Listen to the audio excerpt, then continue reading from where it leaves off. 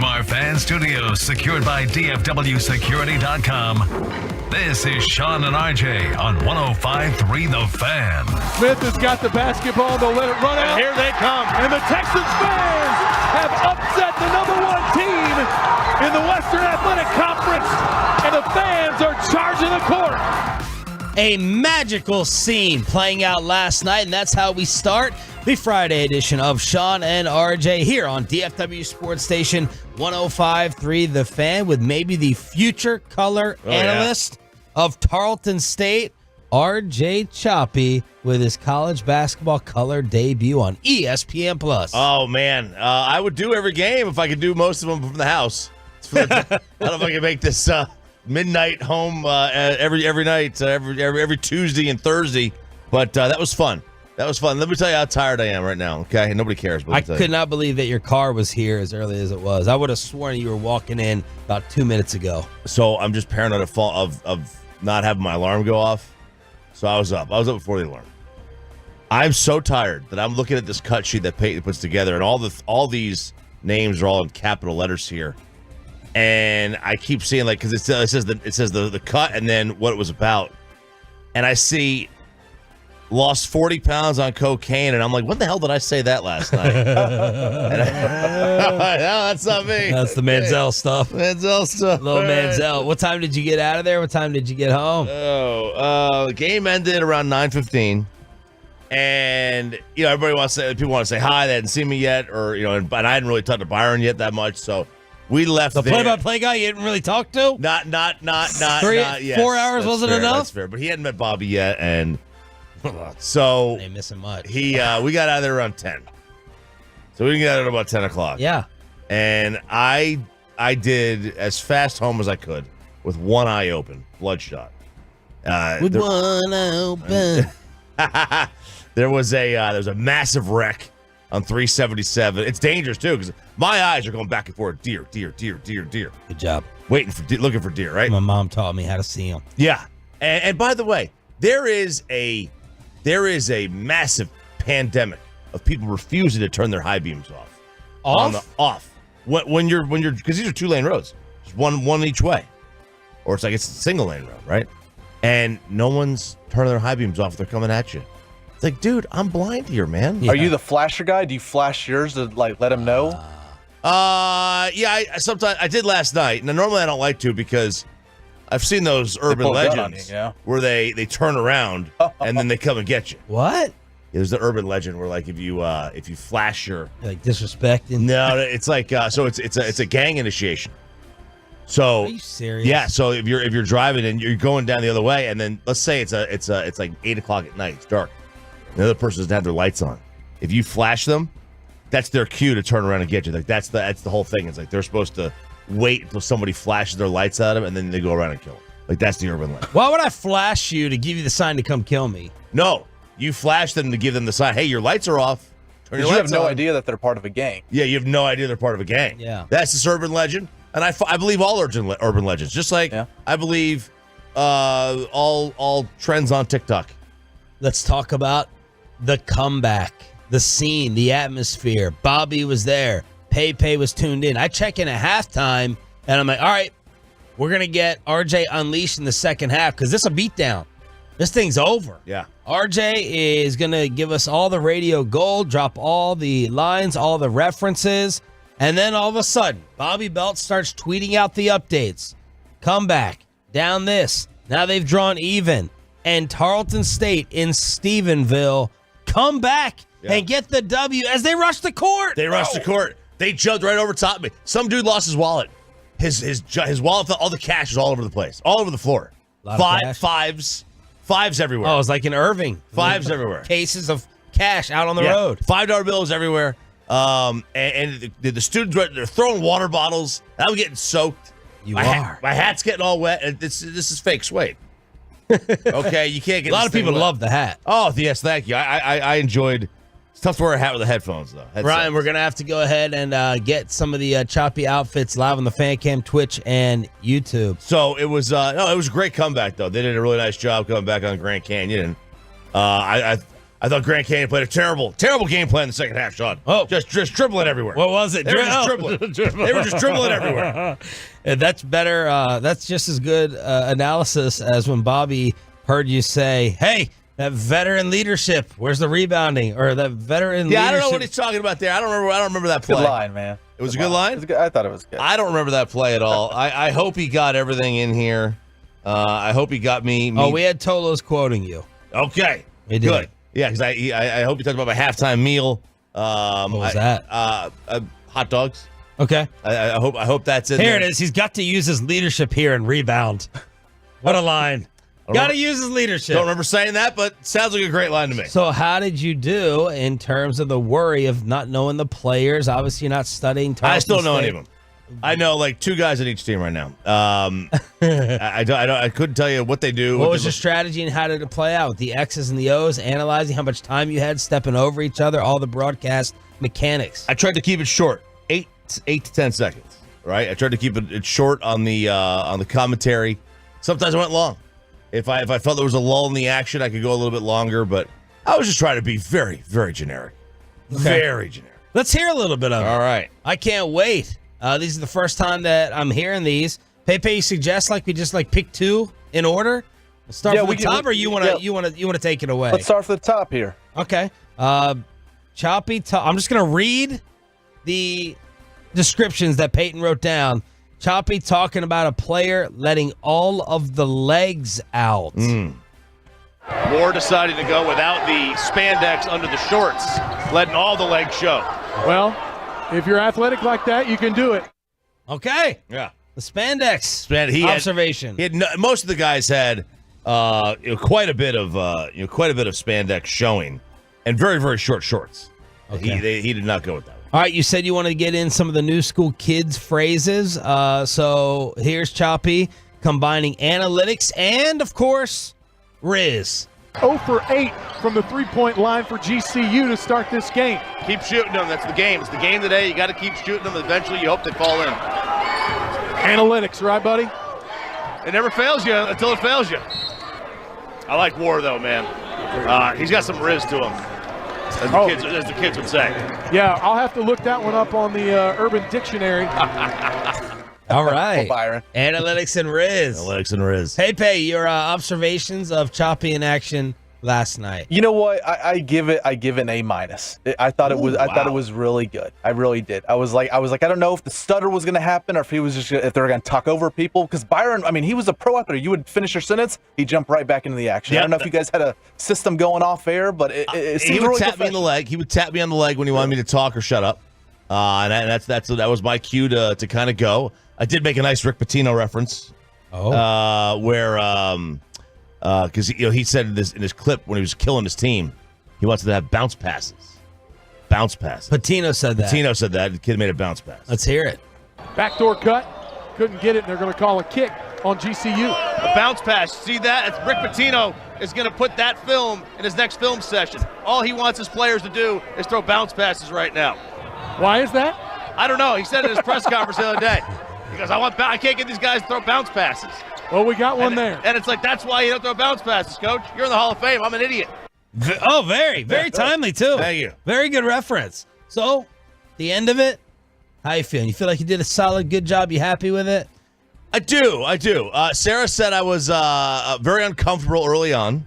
Now, they had headsets on the sideline. They had headsets. Dude, yes. Tarleton State did it big. Yeah, they did. They put Bobby courtside. Yep. Along with your fiance in the Spike Lee seats. They got swag for everybody. They delivered me a gift bag. Yeah. Thank you so much, Tarleton State. And they supplied headsets for y'all for y'all's family to monitor. Headset. It was very cool. First class. They really did. They did. They did it up. It's a very small gym. They're building a new one. They're building a new. Yeah, it looked pretty small. Oh, it's 2,000 people tops. But they're building a new one that's going to seat like 8,000. That should be ready in about another year or so. Right next door. This is their old D2 gym. Okay. Because they were a D2 school until recently. It's cool though, man. Like there's a ton of people that go there or that live down there that are listeners. Like the amount of people that came up and they love the hat.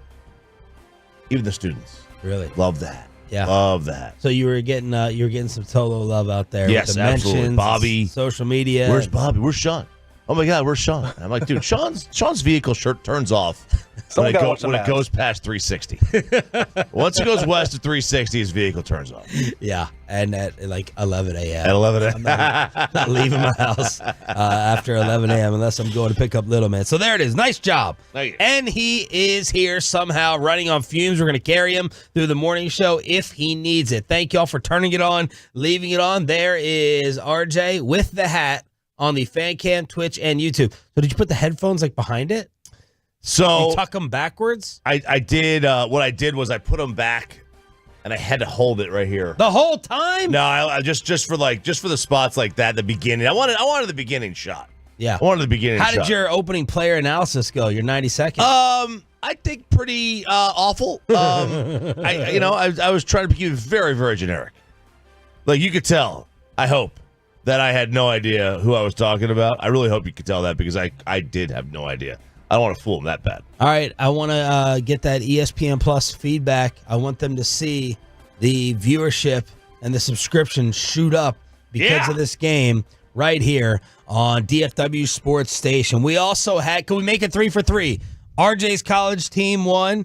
The Dallas Mavericks taking on Devin Booker and Durant, and the Stars were in action as well. A fun game at the AAC. Let's talk about that Mavs W as we just get the Friday edition of Sean and RJ rolling. We got a Dirks Bentley ticket giveaway for you as well. It's all coming up on the Fan. Coming up in the next G-Bag.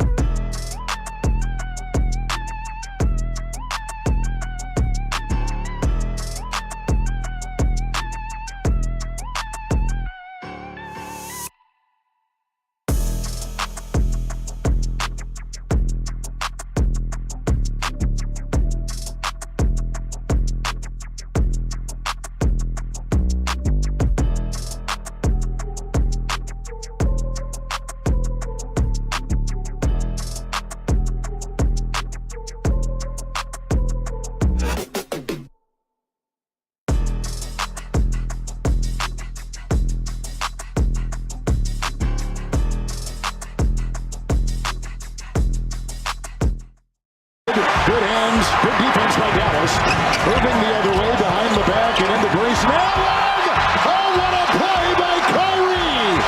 Timeout, Phoenix. That was the call last night on TNT while RJ Choppy was calling college basketball for ESPN+. The Dallas Mavericks were beating the Phoenix Suns to win their 7th straight game. This one took place at the AAC. They win by 10, 123-113. Good morning, Metroplex. Sean, RJ, soon to be Bobby here on DFW Sports Station. Luka scored 41.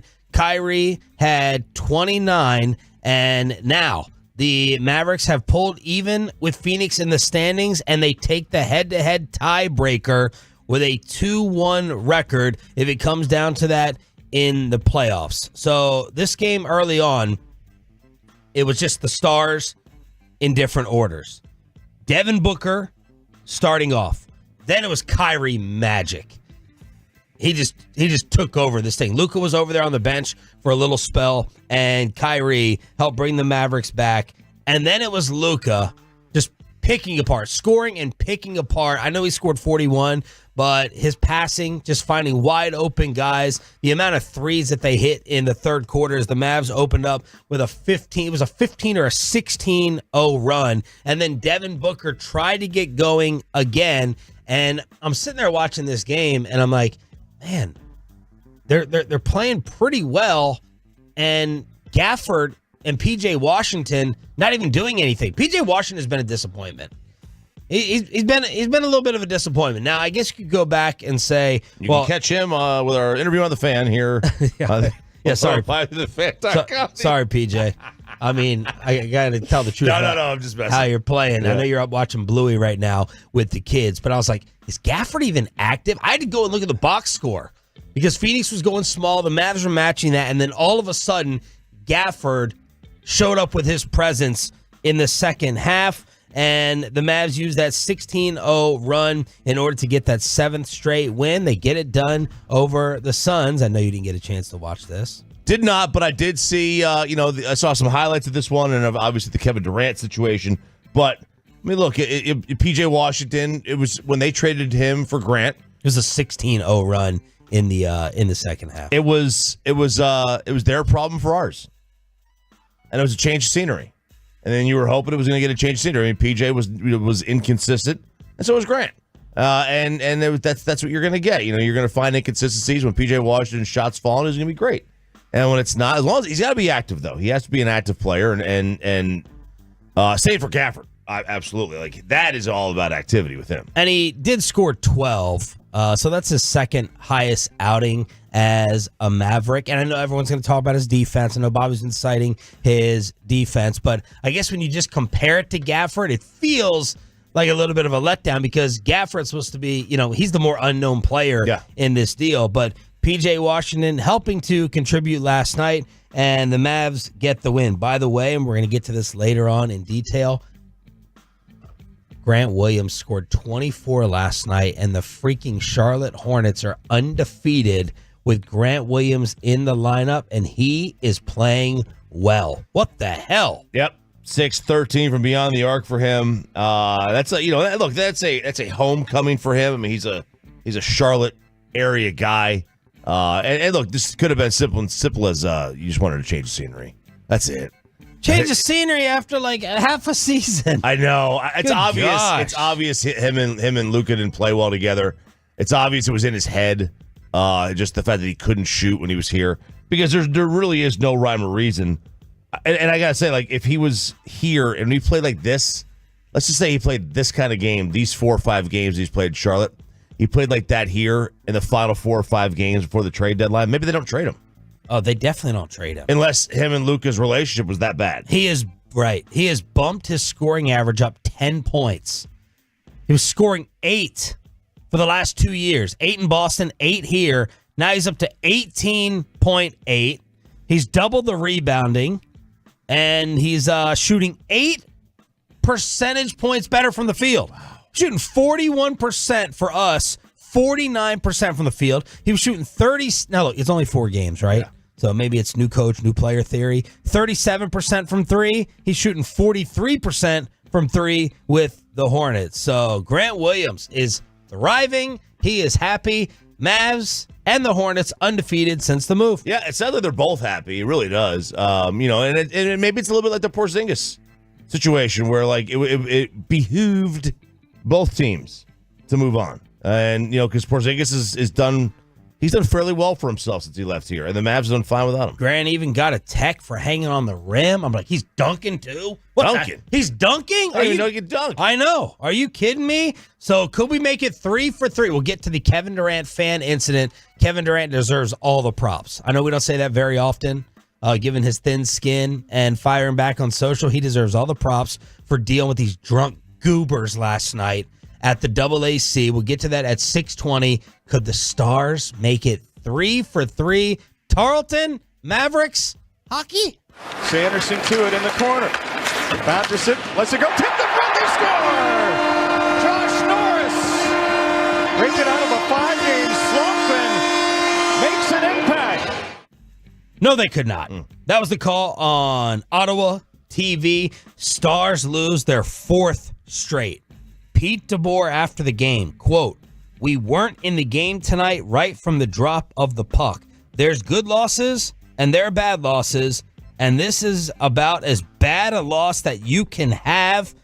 We've got to respond." Stars were flat all night. They finish off the road trip Saturday in Carolina. Pavelski scored his 20th goal of the season, but they're struggling right now. Yeah. And they need some type of little reset. They do, and you look, their offense the last 2 games has been non-existent. 2 goals combined, and it is. Look, that is something that only a coach could really tell. When you're tied after 1, and you say we weren't in this thing from the jump. Yep. All right, you're looking at this at a level that we're just not, because you're seeing that they're just running circles around you, and the score hasn't caught up to the game yet. But it stays tough. Carolina's good. They got to go to Colorado. Winnipeg is a team that was in first place at the Central for a little bit this year, where they tailed off a little bit. The Islanders are above 500. You've got them sandwiched in between Colorado and Winnipeg. Colorado and Carolina. It's a tough stretch, though, that they're going through. When did everyone recover from the AT&T outage yesterday? About noon. I leave the gym, and then it was earlier than that. I would say it's about 11:30, and that's what I noticed. I was like, oh man, I have bars. I have full bars. So that's what about 12 o'clock. I noticed some people said that they had gotten it back online a little bit earlier. And then some people said they weren't poverty with AT&T, which I disagree with. I love AT&T. I've had it forever. But that's, about 11:30. So does Mike Bassick with the commercial Yeah. that he does. Amanda said that on TikTok, Gen Z was freaking out having to use maps. Oh, that was my fear, because I had no idea how to get to Stephenville. I mean, I knew how to get to the area, but I had no idea how to get to the gym on campus. And I was like, could you imagine? I would have busted out my Maps Go. I would have got that little book out, thumbed through it. No, but Gen Z yesterday on TikTok, they were all printing out directions and having to sit there and follow the pages. You go to the 2nd page, the 4th page, the 5th page, and then you sit there. You got an advertisement taking up 1 page, and you throw that to the side. Yep. And they're sitting there having to go back old school, like when we were in college. Man, get that Garmin out. Get that Garmin out. You're sitting there. The boomers were having a field day with their landlines, being able to call everybody. Woo! What a day. Bobby is going to be joining us. Was he drinking last night? You think he's going to be hungover? Was he raging? Was he going nuts courtside? So they did not have hard liquor there. So he just shotgunned a bunch of beers. He did? From what I'm told. Chugged them. Chugged a bunch of beers. He just can't drink a drink, man. He's got to take it like it's a shot. Yes. He's take it like it's a shot. Yeah. Attention. I don't know if he did the Stone Cold 2 at once, just like that. I don't know if that's what he did, but yeah. And look, you had to walk up. Here's the thing. You had to walk upstairs to get alcohol. Upstairs. So that's how dedicated he was to the craft. The Cowboys have sent their hitman for Dak Prescott, and Mozzie Smith on the latest episode of Storage Wars. Next on 105.3 The Fan. Hey, miss anything on Sean and RJ?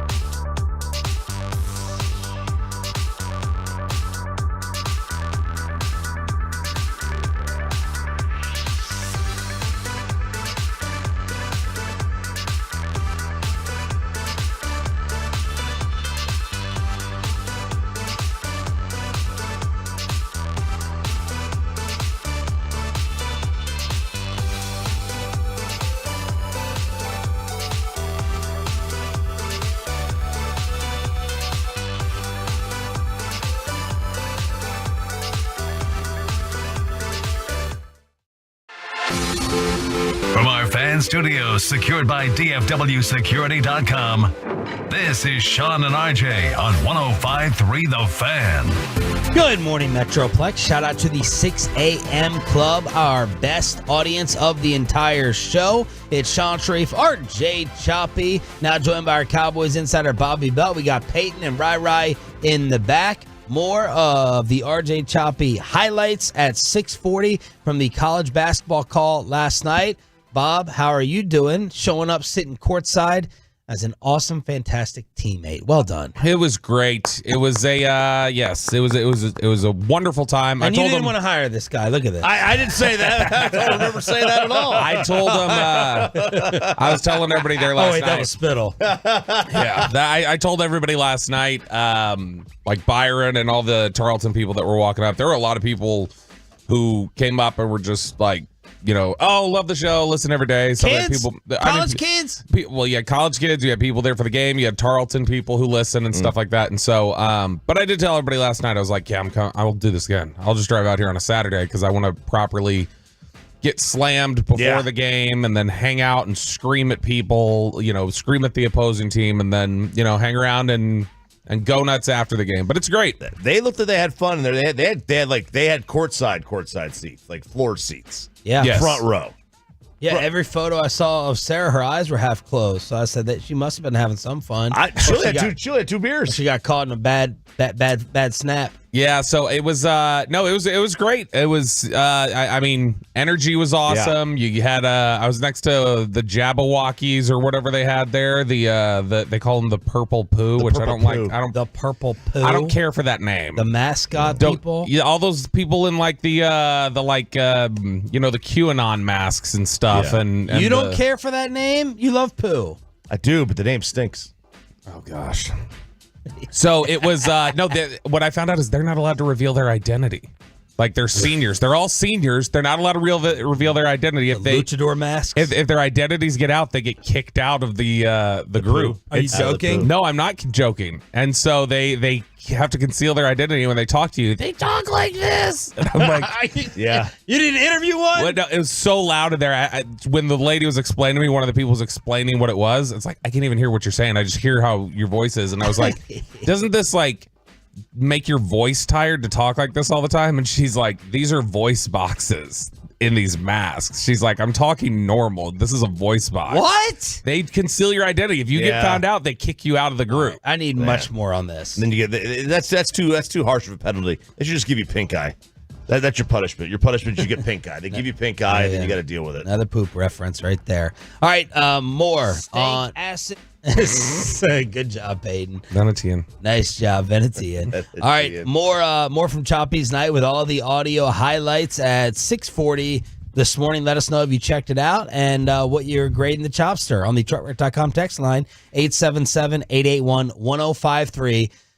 Bobby, the Cowboys sent out their hitman. Actually, Chop, we'll start with you on this.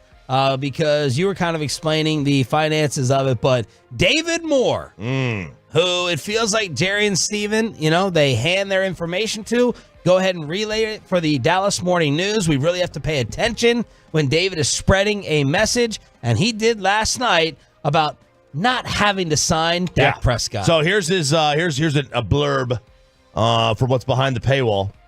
2 voidable years do exist in his contract, and Bobby's talked about that. Mm-hmm. The voidable years that don't have any value. They're nothing to years, yeah. Right. An automatic conversion can turn part of his base salary into a signing bonus, then that's distributed over those 3 seasons. He's scheduled to receive $29 million in base salary. Dallas could choose to put all but $1 million of that and change into a signing bonus, which would lower his cap hit from $59.46 to $40.9 for this upcoming year. So they would save about $20 million-ish off the cap. Now, Florio says that Dak would count for nearly $55 million against the cap in 2025, even if he signs elsewhere. If they do this, it's because of it's like what we had talked about, is that those 2 voidable years, if you don't extend him and are able to massage that, those 2 years, whatever you've spread out on the cap over there, that accelerates and hits your cap that day. So you can't do a 2-year spread out June 1st, all that stuff. Okay. Nope. Florio says, so they embraced the idea suggested by Moore, but then failed to extend him. That's not a deal breaker considering teams often kick the can down the road. That's what Florio writes. Now, Joe Buck's fan website. This is Joe Buck has a fan? Ira Kaufman. He is the Hall of Fame voter. Okay, Tampa. It's his website. He said the Tampa absorbed $35 million in dead money this year following the Tom Brady retirement. And I mean, look, they were still able to make the playoffs, so it's not necessarily crippling. Yeah. But also, real quick, Florio notes that the cap this year is expected to be around $250 million, which is $25 million more than it was this past season. Assuming it's $25 million more again next year, I mean, there's your $50 million. So that's the numbers, the nerdy math of it. If all that goes over your head, especially at 6 o'clock in the morning, just know this. The headline to David Moore's piece is basically Cowboys don't necessarily have to sign Dak to an extension this offseason. And when something like that is written, what do we make of it? Yeah, so and look, this is we don't have to. We control these things. Jerry loves reminding you that it's his sandbox. Loves. I'm not going to fire Jason Garrett on your timeline. Yeah. It's mine. My schedule. My team. My Ring of Honor. It's mine. I get to pick. I get to choose. And even though the quarterback has us bent over a barrel, bent over a barrel. No, we don't have to. We don't technically have to if we don't want to. Yeah, I think in the realm of, commissioned pieces that exist, this one is it's generally playing down the middle, trying to say like, oh, here you got over here, you've got look, this is a reasonable question. In fact, the final line is, you can say the Cowboys must keep Prescott and sign him to an extension. You can land on the other side of the argument. You can kick the can down the road for another season. Whatever side you take, you should acknowledge this is a reasonable, responsible conversation, which that's just the tone coming out of this. Is this as egregious as a couple weeks ago when it's like, here's Blake Bortles and everybody else who's a more successful playoff quarterback. That was than Dak. insulting. Yeah. No, that's not as bad. This one is not as bad as that, but it's just, I think people are viewing it in the totality of, man, there definitely seems to be this push coming in articles of like, look, see, you don't have to. This isn't necessary, which always feels like some sort of cowboy play to negotiate. Say, yeah, it's just it's putting out there, sending out the message that, hey, I know you see this. We don't have to do anything if we don't want to. So don't think you have all the leverage because we don't have to. And that's where they come down. Does Jerry think Dak reads the Dallas Morning News? No, but he probably listens to 105 through the fan when we're going to talk about it. Definitely listens to 105 through the fan, especially from 6 to 10. So I guess the question is, is this negotiation? Is this shot fired? Does Dak listen to it? Does his agent, more importantly, relay it to him, take offense to it, or just roll the eyes and say this does not affect business or our desire to be here whatsoever? Because that's where I always take it personal. Just myself, I'd be like, oh, you want to float that stuff? Like, you're disrespecting me. Screw you. I want to really seriously think about getting out of here. More reasonable people, as Jerry would say, don't let your money get mad. Yo, man, just let me know when the $60 million is on the table so I can sign it. All this other conjecture, all this other BS, that's probably more reality. I think that's probably more likely where Dak and Todd France's agent are, is that they look at it and they go, yeah, all right, you're clearly in a position, you're in a bad negotiating position, and you're trying to do anything you can to create some sort of leverage or weaken our position as best you can, or try and create the illusion that you have options. And the reality is your options are quarterback purgatory or paying us $60 million. And that's what you have to choose between. Because someone gave David all these numbers and conversions and all this stuff and two voidable deals and how it can work and how we can stack the Legos. Oh, yeah, that's for sure. He didn't just all of a sudden, and I'm not taking a shot at David here.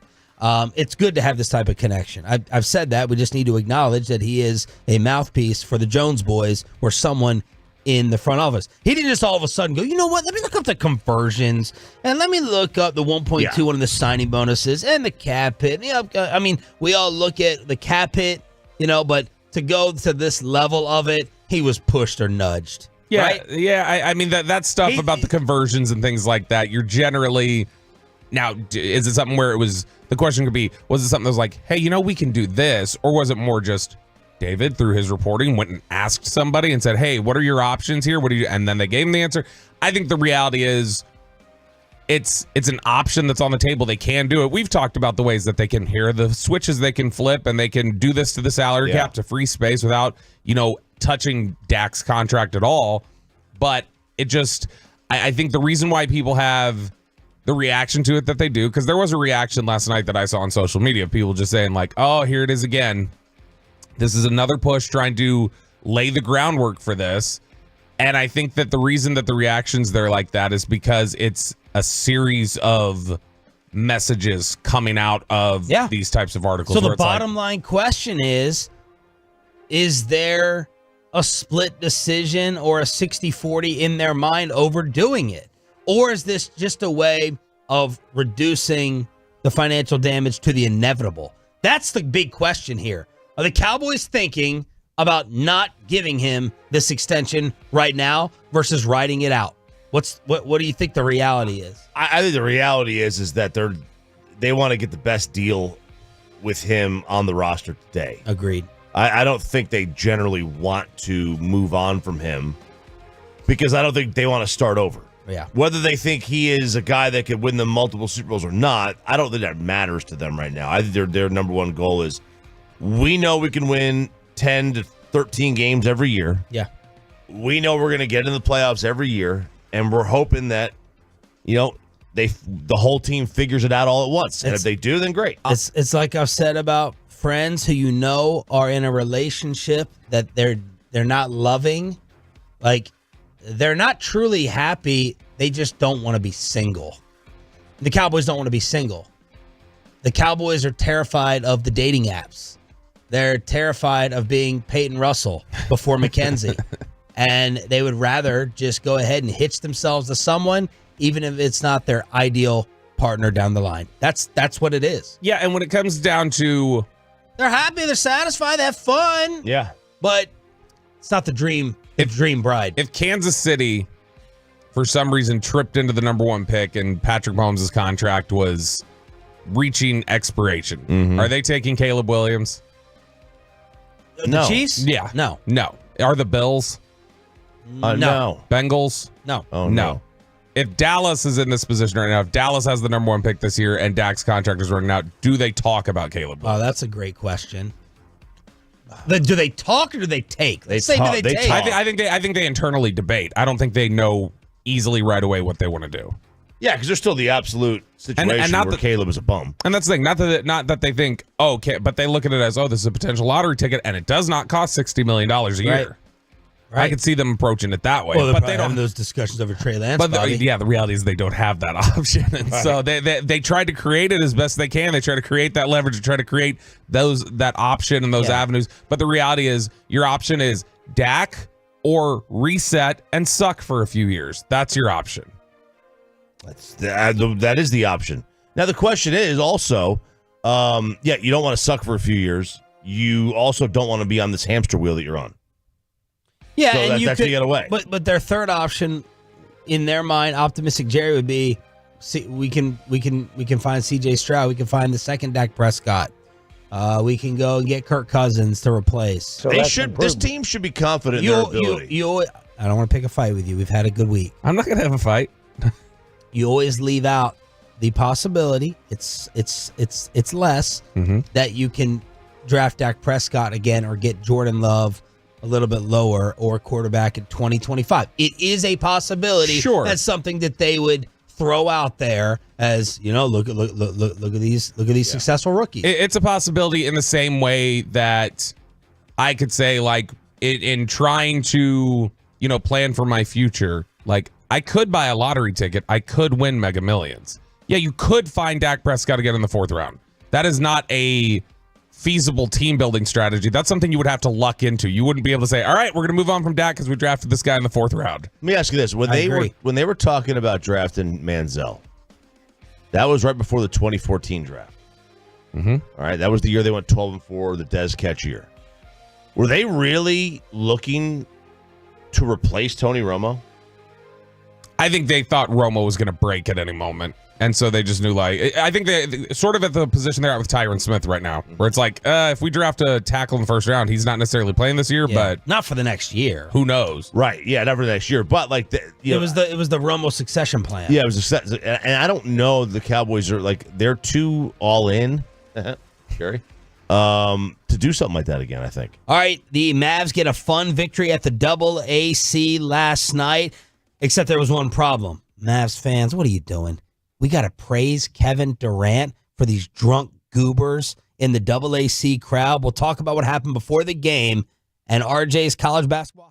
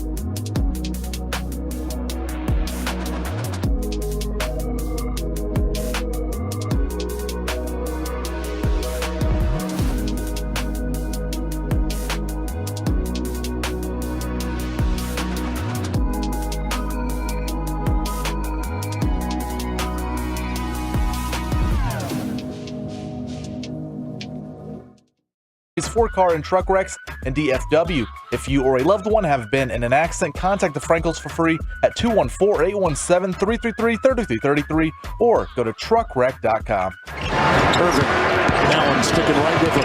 Kyrie, Doncic, open three.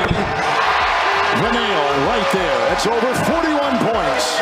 Kevin Harlan with the call on TNT. The Mavs win their 7th straight. They had the tiebreaker over the Suns. They get the 10-point win at the AAC last night. No Bradley Beal again for Phoenix. Good morning, Metroplex. Shout out to the 6 a.m. club. Sean, RJ, and Bobby trying to get you to your weekend as quickly as possible. This was a nice win. Phoenix started off hot. Devin Booker was going crazy, and then Kyrie decided to go ahead and answer. Then Luka took over this game. Gafford with some nice contributions. Durant really never woke up except for pregame, which we'll get to in a second, and the Mavs get the W coming out of the break. Yeah, it's a good victory. I mean, Phoenix says, even though we were talking, I think it was yesterday, we were talking about it, has Phoenix been a disappointment this year and have things, not come together the way you thought? They were 33-22 entering this game, but they had been 14-15 at one point. So, I mean, they've been on a really strong, 19-7 run where they've been playing a lot better. They've been playing at a much higher level. And so picking up a victory like this, especially somebody right next to you in the standings, is going to be significant. And the Mavs they continue to play really, really well out of the All-Star break. And Luka got lucky last night. He didn't get ejected. I know you guys were in Stephenville for the college game. He chunked this basketball at this ref. Did you see it, Peyton? Yeah, was it the one that he was like, no, I didn't mean to do it, and then they teed him up for it? No, it's the other one where he threw the ball at his head. Yeah, of course it's that one. He didn't throw it was a dodgeball. He wasn't throwing multiple balls like he was in the Pro Bowl competition. The second tee is the one that gets you thrown out of the game. He chunks the ball. I mean, there's an overhead view of it that TNT got. And then he freaks out. I thought he freaked out that the ref called a tech.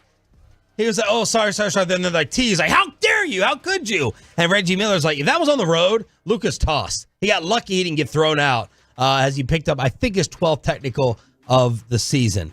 But yesterday, Tim Legler, man, that looked like a really good call from Legler on ESPN when he put the Mavericks as his 4th biggest NBA championship contender, one spot ahead of the Suns. And early in this game, I'm like, ooh, Legler not looking so good with Devin Booker going off. He looks good with the 10-point Mavs victory, and then you were looking at some MVP stuff. Yeah, and this is like some good value bets at BetMGM, which is a partner of BetQL, on in terms of what the best values are for the MVP, and one of them is Jason Tatum at 40-1. But there's Luka at 12-1, and 12-1 doesn't seem like a long shot, but in the NBA, 12-1 is a long shot. Usually it's the favorites, right? But you said Joker was the favorite. By the way, Joker in these new commercials, these hotel commercials, I was hoping for a little bit more. They were just rolling them out last night. Have you guys seen any of them yet? Haven't seen one. Maybe last night was the first one, but Joker is in these new commercials trying to show off some of the personality. And they're okay. They're okay. Joker's minus 130 at BetMGM. So just you got to lay a little bit of money to get something. You got to bet 130 to win 100. SGA is 2-1. And then there's Luka. You can get Luka. I've seen him at 12-1. I've also seen him at 9-1. Dude, I'd throw down $100 on that. Yep. And then Giannis also at 9-1. I've also seen him at 10-12-1. But if you can get that, I mean, think about it this way: like if the Mavericks make a little bit of a run and they get into the top 4, top 3, there's a real opportunity there for him to win the MVP. And the way they're playing right now, first of all, he's eligible. Yes. Yeah. That's key. Yes. Second of all, he's the leading scorer at 34 a night. And he gets more than 8 rebounds and 9 assists a game. Like, if he can find a way to get those averages up to a triple-double and lead the league in scoring, and they wind up getting a top 3 seed, I mean, you might want to put it on them right there. I mean, they're in this 7-game win streak, and I know one of them was a game against the Knicks when the Knicks were completely depleted after making trades and they were shorthanded. But you're talking about a run here where the Mavericks have been beating really good basketball teams. They went on the road against Philadelphia. They go on the road against New York. Well, they didn't have Embiid. I know. I'm just saying they've got these things right here. And then you've got, Oklahoma City, and you win last night against Phoenix. It's this little stretch, and that 3-game stretch there, even without Embiid, even with New York being depleted, that's still a 3-game road trip that you're coming into, and you sweep that. And this is what I think they've intended it to look like this entire time. Like Jason Kidd and them, is that they wanted, all right, let's focus the offense around what we can do with Kyrie and Luka as the main show. Have some guys who can finish at the rim, like Gafford, get some easy buckets, and then play solid team defense. And they're starting to get the defensive side of this. And barring an injury, he only needs to play in 17 more games to qualify. Luka, that's it. They've got, 26 to go. He's only got to play in 17 of them, and he qualifies to meet the, 65-game requirement. Yep. Daniel Gafford on Luka afterwards continues to rave about his new teammate. Quote, "To me, he's the MVP. Seeing the things he does in Kyrie, I'm just amazed.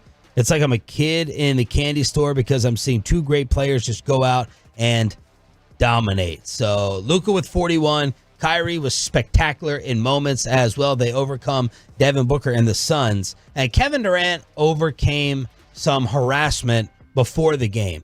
KD and the Suns, they're jogging on out to the court, and it was WFAA who got audio and video of this. This thing blew up.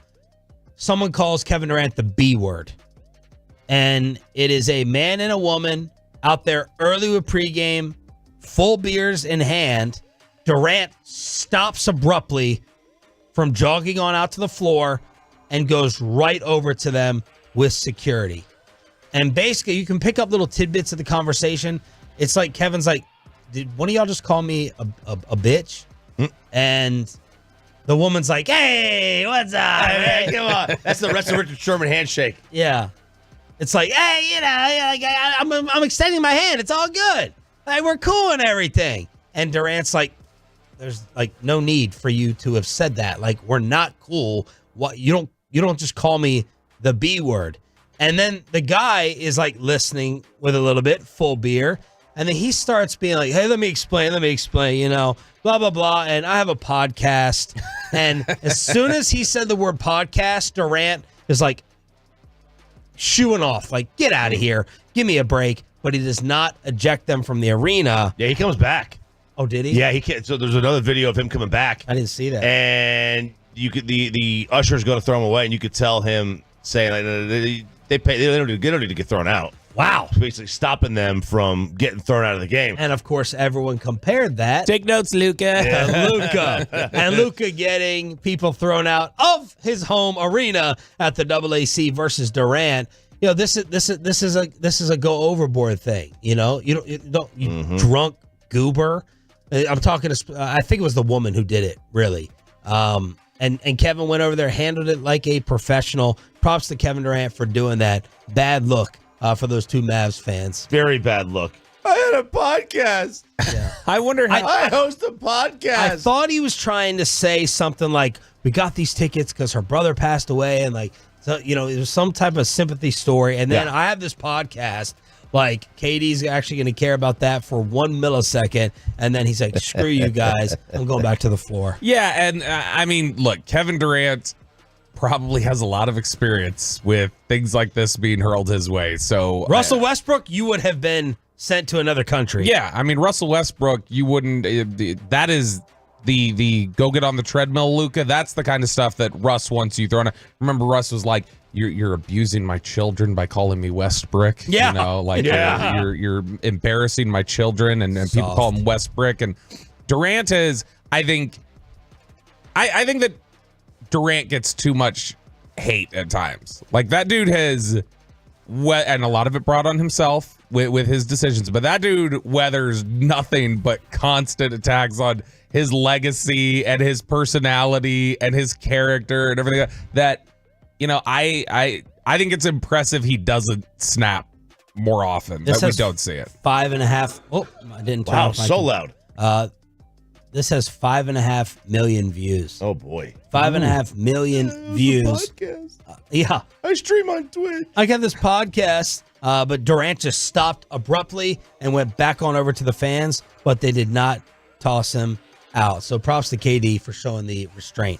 877-881-1053 is the truckrock.com text line. 877-881-1053 to hit us up here on Sean and RJ. Speaking of Luka and his greatness, Allen Iverson did a sit down. And Bobby, did he just kind of take a left turn here? People were asking AI about the best players and who reminds him of himself. Yeah, they're asking him about like guys that remind him of himself, and obviously everybody always jumps to the Ja Morant thing and stuff like that as a comparison. And then he just decided like stop down. He goes, oh, hold on, I need a moment. I got to talk about one guy in particular.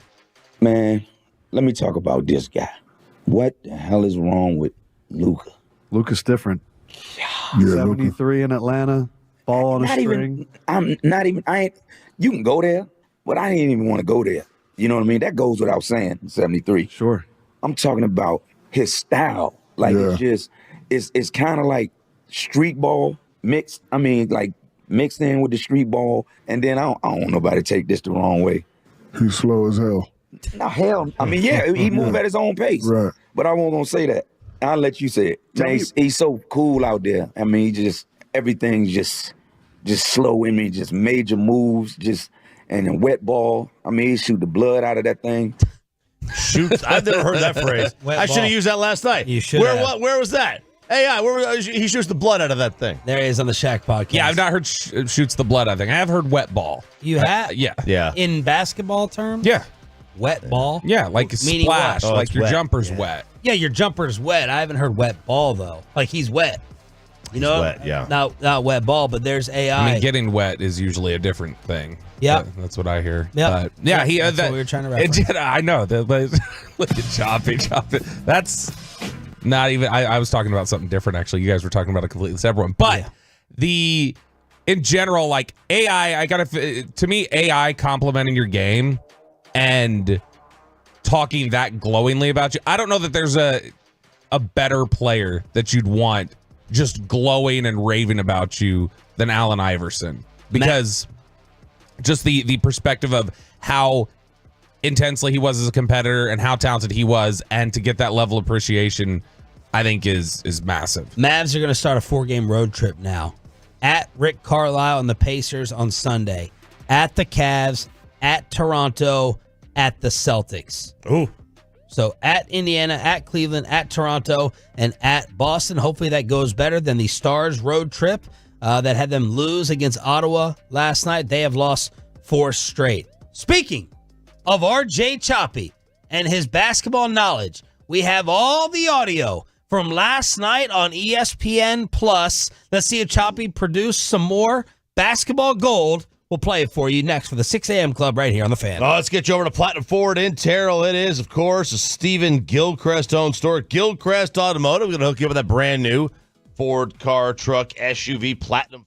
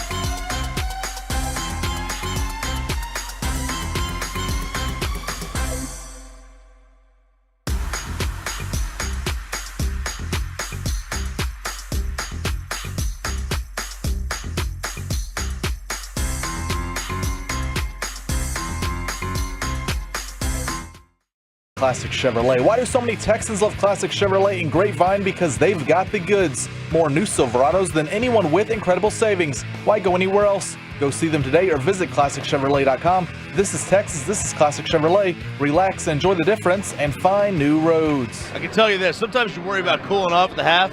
There is no cooling off in here. Yeah, it is warm in this gym. It's old Boston Garden.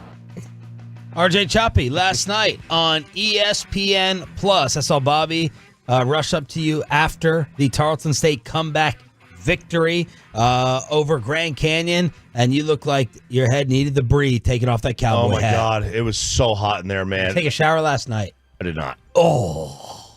We've already established his showering habits and how My poor showering they are. habits are top-notch, sir. It was midnight. Yeah.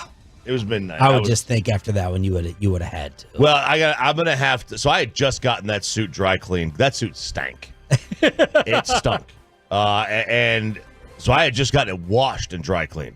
I'm going to take that thing back. That's a March Madness bet payoff for whoever has the worst bracket. Don't wash it or the hat, and we just gotta like breathe up all the essence. Oh, if you lose the tournament, that could be just onions. onions. Oh. Yeah. So it was warm in there with all the fans. All the fans. I mean, they had the AC. We looked. It was at like 72, which is warm. You look. That's warm. Yeah. We looked. 72. 72 is warm. And then you add in all the people, and they're right on top of you.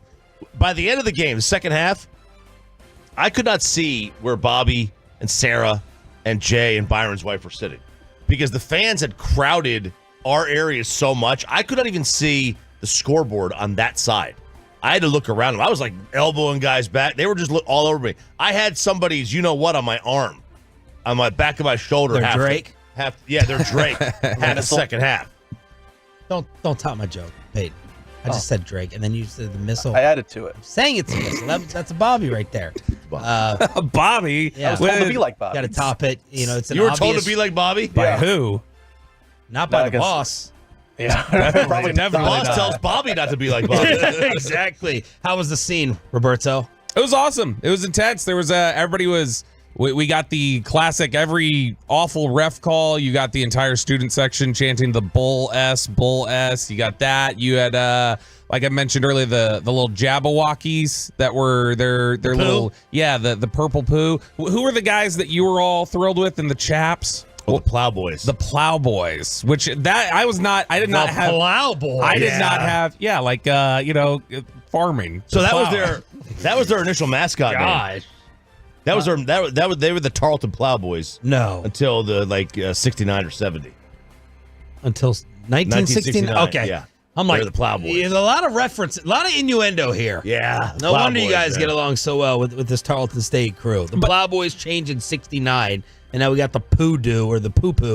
The purple poo. The purple poo. Get it right, the purple poo. Yeah. But no, it was. I mean, the atmosphere was great, and it was when it was like 10 seconds left. We're sitting we're standing up above our chairs, which are the fold-out chairs at courtside, and all of a sudden I just hear stuff scraping, and I'm like, "What is that?" And I look behind, and like the students were just like moving the chairs, like they're like, "We're about to run on the court," and so they were You like, guys got a court rush last night. Yeah, we did. We got the court rush, and so they were moving stuff out of the way. I honestly, 10 minutes left of the game, even 2 minutes left of the game, I did not think Tarleton was going to win this one, and they gutted it out. They did. It was very impressive, and my takeaway was I got to come out here again when I can be here 3 hours early and get hammered. Tailgate. Yep, and then get hammered after the game when they win, because those are the best ones to go to, is when the city is like that intertwined with the program, with the school. Then those victories are Like UNT. way more special. Yeah, they're way more special to that community, and so those are the ones I like to party with. Let's get to the audio. Bobby and Peyton doing a great job of tracking this. Tolos were sending us the quotes throughout the entire night that I was monitoring on Twitter. We know that RJ hates leadership, but here he is talking about it yesterday during the game on ESPN. Inside, Brennan, no good. Follow McLaughlin. He puts it back. And he's got to use his leadership here. You know, when you're down, he's a good rebounder. Take advantage of some size that you might have. And try to get some rebounds. Try to play physical underneath. Runner there for McLaughlin. and he's going to pull the Lopes back to within 2. Back-to-back baskets, using his leadership, using his body, using his skills. He's kind of taken over here in the last minute and a half for them. All right, that's what you tweeted. I saw him at halftime. I was like, the hell are you talking about? I don't know. He's got to use his leadership. And he's like, what do you mean? I was like, when you said he's got to use his leadership, you said it twice. And he's like, I did not. Did I say? What did I say? Like he like just blacked out. I was just throwing words out. I was blacked out. I was throwing words out. Using Man. Using his body. Using his leadership to rebound. Body. Using his leadership, using his body. Yeah, listen. Buzzwords, baby. Buzzwords. Just throw them out there. Nobody knows what you're talking about anyway. Except for Bobby. Yeah. I could say literally, I could say anything, and they, he's an analyst. He knows what he's talking about. All right, we go from leadership to speed. EJ Speed, and how no one would ever accuse RJ or his play-by-play partner Byron of being fast. You know, you mentioned EJ Speed. Is there a last name that would be less fitting for either one of us than Speed? Carry for more. No, there wouldn't be, but for him, it's very adequate. Very fast linebackers. The Lopes with the turnover. Is he this guy linebacker? Linebacker for the Colts. Yeah. He was drafted, I don't know, about 5-6 years ago. Bobby was excited about seeing him out there. No, I mean he started most of the year last year for the Colts on defense. Like he's not a bad player, and so he is a legend to that group over there though, because Tarleton doesn't have a lot of football players. So every time he was walking by the baseline, you'd hear everybody screaming his name out. You were offered a break before halftime. What does this mean? So no, it's I did not have to partake in any halftime activities. So there's only 2 headsets. So he was going to interview some people at halftime. So he was like, you get a much needed break. Oh. Yeah. And Choppy apparently took a little offense. Got a lot to do. We're going to give RJ Choppy a break so he can catch his breath. Oh, man. I do 4.5 hours a day. I don't know that I need to catch my breath just yet. But Don't you also get up at like 3? 4. About your bedtime, isn't it? Pretty much. We're going to see if we can keep you awake with some basketball. I'm here. All right. So you didn't want to go scarf down the hot dogs and get some water. I did not. I didn't need to. I did want to see how Bobby. I hadn't seen Bobby yet at that point. I wanted to see how Bobby was doing. I wanted to see if Sarah was, needed anything. Got to make sure that everybody's taken care of. I felt like the host, even though I was the guest. Oh. I felt like the host. But you're allowed to fire off bits the whole time, and then when he's just like, are you getting a little winded here, Chop? The first half, you got a little offended. I felt like you got your feelings hurt a bit. Like, hey, sir, winded. I talk 4.5 hours every day. What's one half of basketball? Yeah. I am not tired. I can go right through. I'm one of the plow boys. Yes, I'm a plow. I plow right through it. So what ended up being like the biggest surprise for you and the biggest thing that you over-worried about, under-worried about? I over-worried about, breaking the game. It is much easier to break the game down when you get into the game. Would you rather do play-by-play? Yes. Although this felt much like more relaxing because I just react. Play-by-play, you gotta think. It's kind of a lot more like what the role I have here is. Versus when you're out, it's completely different, right? So it's more of a reactionary role. So I enjoyed the color commentary aspect of it, but I feel more comfortable doing play-by-play. A lot of people are loving the outfit. You had the purple tie to go with both teams. You had the hat that was an absolute hit. Corey Majors writing, RJ's definitely going to know when to hold him, when to fold him. Tolo Logan, there's a new sheriff in town, and it's got your action shot just walking across the student section with the water bottle. Listen, I love that shot. I don't usually like any pictures I'm in. That shot right there, it looks like I'm wearing one of those old sheriff trench coats. Yeah. Because the way the suit color with the color of the person's clothes behind me, it looks like it's going down to below my knees. Mm-hmm. I you love look like that. Mayor Johnson. I look like a mayor. Yeah. Look like a mayor. Felt like a total badass. The opening shot that everybody was sharing yesterday, like the one Peyton had shared, I felt like there was nice mood lighting with it. Way too dark. But I felt like it was pre-game introductions. They had shut all the lights off. He looked very Johnny Cash like to me with the cowboy hat. He has the cowboy hat on, and he looks dark and mysterious. They got to get headphones that fit around cowboy hats. All this time we've not done that yet. We thought that you were boys with Mike McCarthy, but here's RJ Choppy last night during the broadcast paying homage to old Jay Jeezy. Bryce Drew doesn't look like a man who's up by 13. No, he doesn't. He's coaching. He's one of those coaches that will coach up 50. You see Dan Hurley do that a lot.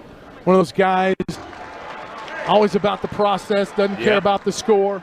The first free throw's up and good. I love the process. I'm a big process guy. You know that. So I was a Jason Garrett fan for so long. Yeah, some love for Garrett. Right, you know there. what? That should be first interview next year with Mike McCarthy. Yeah. We need to. I'm tired of this being unbalanced. Where Mike McCarthy just loves him every interview that we do. We need to balance the playing field a little bit and be like, hey, coach, here's the first thing we want to play for you from the offseason.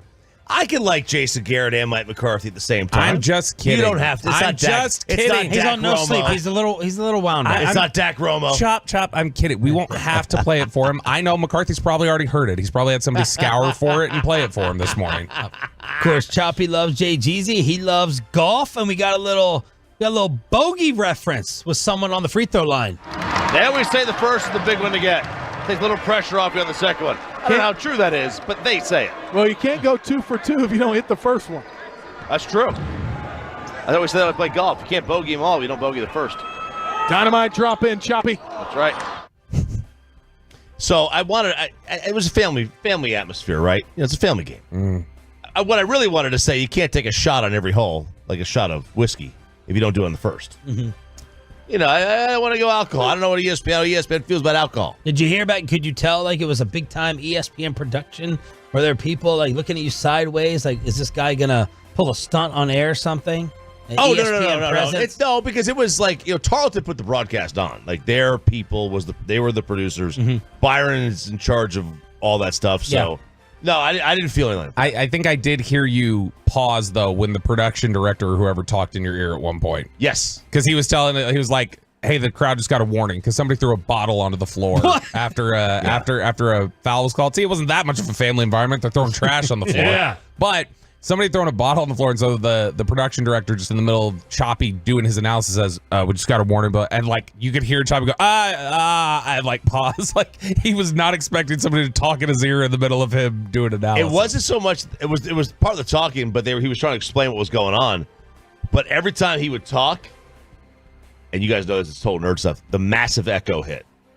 Oh yeah, where you talk and then like you hear it like half a second later. There's your shot. There's your action shot, man, on the fan cam. Caught me on an inhale too. That's a unit, man. The tie flapping in the wind. Flapping, yeah. That tie was a great choice, by the way. $9 on Amazon. Dude, great choice. $9. $9 with a pocket square. Where'd you get the hat?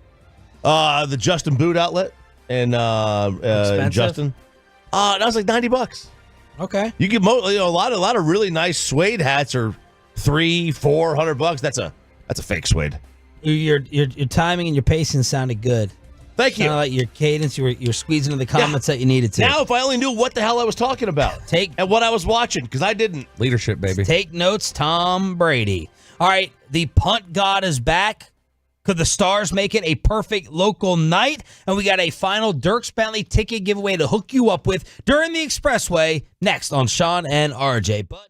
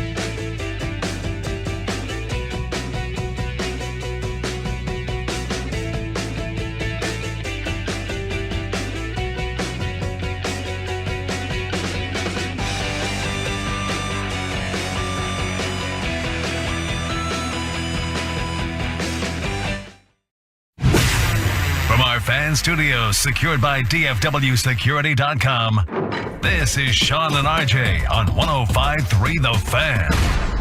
Good morning, Metroplex. Trying to get you to your weekend as quickly as possible. RJ Choppy is trying to keep himself alive. He just went down to the ground here. Hip flexor. Okay. I thought you were getting ready to take a little snooze, a little nap. I thought about it. Well, that couch. You should have taken a nap after the show yesterday instead of going to the gym. And today, I hope you go home and sleep for a little bit. No days off. It's leg day, Sean. You're going to go to the gym after the show? And cardio. Cardio? Just like Jay. What? Just like Jay. Cardio like Jay. I couldn't button my shirt at the neck. I had to use one of those. That sucks. I had to use one of those pregnant lady techniques. I took a little, Sarah's little hair rubber bands, and I put it inside the button and then around the button loop to keep it tight. You did the belt extender for your neck. Yeah, I've let myself go around the belly. Tolo J went to the game with y'all last night. Tolo J did. Yeah, we rode. It was 2-hour drive out there, about an hour and a half back. But yeah, we just had a nice car ride where we talked about the station and our backgrounds and stuff like that. That was the longest. Like I hadn't gotten to know Jay before really this yesterday, and so we had a great talk. He was very particular because he's an HVAC guy, so he was very particular about how hot it was in that arena and how the air conditioning was working. But also Tolo Will stopped me while we were out there. Derek with a basketball team. Cole, who works for Tarleton State. We had a lot of Tolos out there. And thanks Tarleton State, man. Sending me a goodie bag. Dude. Gift bag. What are you wearing? I don't know. What would you call this? Chop? It's a coach's it's a coach's windbreaker. It's like a windbreaker thing, but it's like just a short sleeve thing, but it's nice. Sarah, like when I had taken it out of the bag, Sarah was looking at it and she's like, this is really nice. Yeah. She's like, they gave you all this? Yep. I was like, yep. And so they hooked it up. Yeah, the Just Us Texans and put us on the scoreboard. They did. They threw us up on the scoreboard. Ryan, I don't know if Ryan's got it. I emailed it to him, but I forgot to call his attention to it, so he may not have it. But they threw something up on the scoreboard of a picture of Choppy, a picture of me, and it says Tarleton State welcomes 105.3 The Fan, and then it says hashtag where is Sean, and it had you X'd out. You were X'd out. Man, they loved it. They loved the having us out there. We loved going there. That was fantastic. I'm glad. Seriously going back. I was dreading it. I was nervous. I was like, as the week hit, I was like, why did I commit to this? I am gonna make a fool of myself. And then I realized that's what I do best. Yeah. That's my. What is your thing? That's my thing. I do that best. So let's just embrace it. More audio at 8:20 from Choppy's College Basketball Call on ESPN Plus. David Moore dropping another little hit piece yesterday on Dak Prescott. Yeah, it was not so much a hit piece, but it's a very much like a question of like, well, you don't have to do it. You do have options here if you want to, and that's something people have suggested before.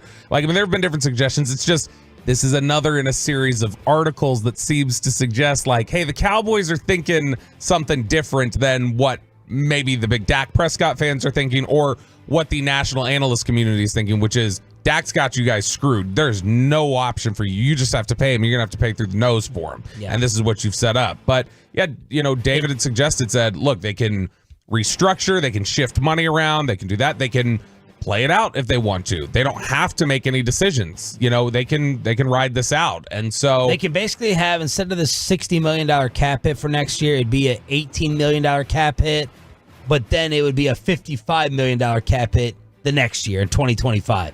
They're just pushing down the road what the huge cap hit would be. Yeah, that's a big cap hit to have to eat. Yeah. And so, yeah. I mean, that's why realistically they do need to get it done. They need to do it. I mean, they don't have to, but it's going to make things really tough on them. And historically, they have not said, hey, we just won't have any money for a couple years. Isn't this the equivalent? I still have the T-shirt of Jerry saying, Zeke who? Zeke who? I mean, yeah. That's what this is. You're in the middle of the drama, the negotiations, and it's Zeke who? Zeke who. And then the shirt that they sell in the Cowboys Pro Shop is Zeke who, and on the other side, that's who. So that was trying to needle, or did end up needling Ezekiel Elliott a little bit, and maybe some of this stuff does the same to Prescott, RJ. It maybe it does. And I wonder though, like, if you're the Cowboys and then next year's salary cap is this year's salary cap is $250, and the following year's is $275. Like how like hindering is it to have a $50 million cap hit on a $275 million salary cap? You know, I know everything goes up incrementally, but you can still make it work. Yeah, I mean, well, you'd have to. So there's a little bit of a variance here. People believe that the cap this year could be between 242 and like 253, and that's an $11 million swing that matters. And so, typically the cap has gone up $10 million a year. Not last year it jumped significantly, but typically it's been about $10 million a year. So I mean that would be an aggressive projection to say 270. Louis Riddick on ESPN with a pretty strong Dak take. I'll tell you the kind of quarterbacks that they fear, and I love Dak Prescott.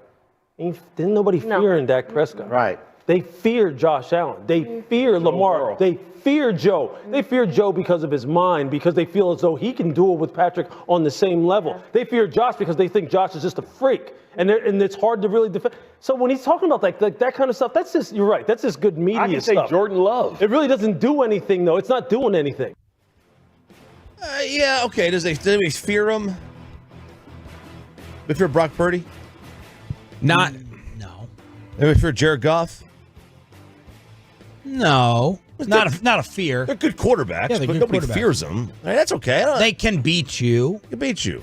You know, like, I mean, honestly, did anybody fear Ben Roethlisberger? In a bathroom. I mean, comparatively speaking to the other guys in his era, Breeze, Brady, Rodgers, Manning. When I think of fear, You know? when I think of you fear somebody, I think you fear traits and how difficult they are. Like you fear Lamar Jackson's running. You fear Josh Allen's arm and his mobility. You fear you fear what Mahomes does. But it's a different style that I don't think it necessarily translates to fear. I think there's a healthy respect though for his game, and teams are. This might be splitting hairs from Louis Riddick. Dude, I mean, the guy's led a top 5 offense for the last half of his career. I mean, that's cumulatively he's led a number 1 offense for 6 years. Yeah, I mean, if you want to use the word fear, I mean, I think we are getting into semantics here. Like, okay, are you scared of him? No, because you could beat him, but he gets rolling. I mean, it's a downhill game. Another quarterback who had the possibility of being a Cowboy, Johnny Manziel, sitting down with Shannon Sharp and saying it was honestly a blessing that did not happen. 16th pick of that draft was Dallas. And I remember the anticipation in Radio City when that pick was coming up, and I had my fingers crossed under that table the entire time. Please, let me go put that star on my helmet. Looking back now, thank God that it didn't happen, because I wouldn't be sitting here today. You said you're glad you didn't go to Dallas because? I think knowing what I was doing in Cleveland, how hard it was for me to party and move and do these kind of things. If you would have put me in a landscape that was my backyard that I knew, I'd been driving from College Station up to Dallas when there wasn't nothing going on in College Station. Right. So it was something I was familiar with. I know who I was hanging around at that point in my life.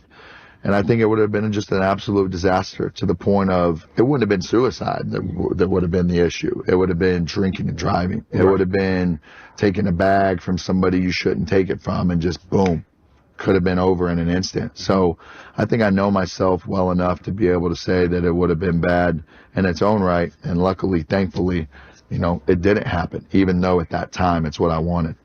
It's a good take. It's a great perspective. Yeah, it's good perspective to have, because it's the truth. I think that's something that the Cowboys had an awareness of is he too close to some of his dangers that he likes here? That was one of the things that when Kelvin Joseph got drafted here, there were a lot of people who said you need to get Kelvin as far away from Louisiana as you can. Yeah. You can't have him over here. So not a border state of Louisiana. No, that is not what you would do. Not a 2-hour drive from Louisiana. And so, but I mean, that's the idea being that you've got to make these guys who need to grow up, you need to make them a little uncomfortable. And these guys who have these problems, you need to move them away from that environment.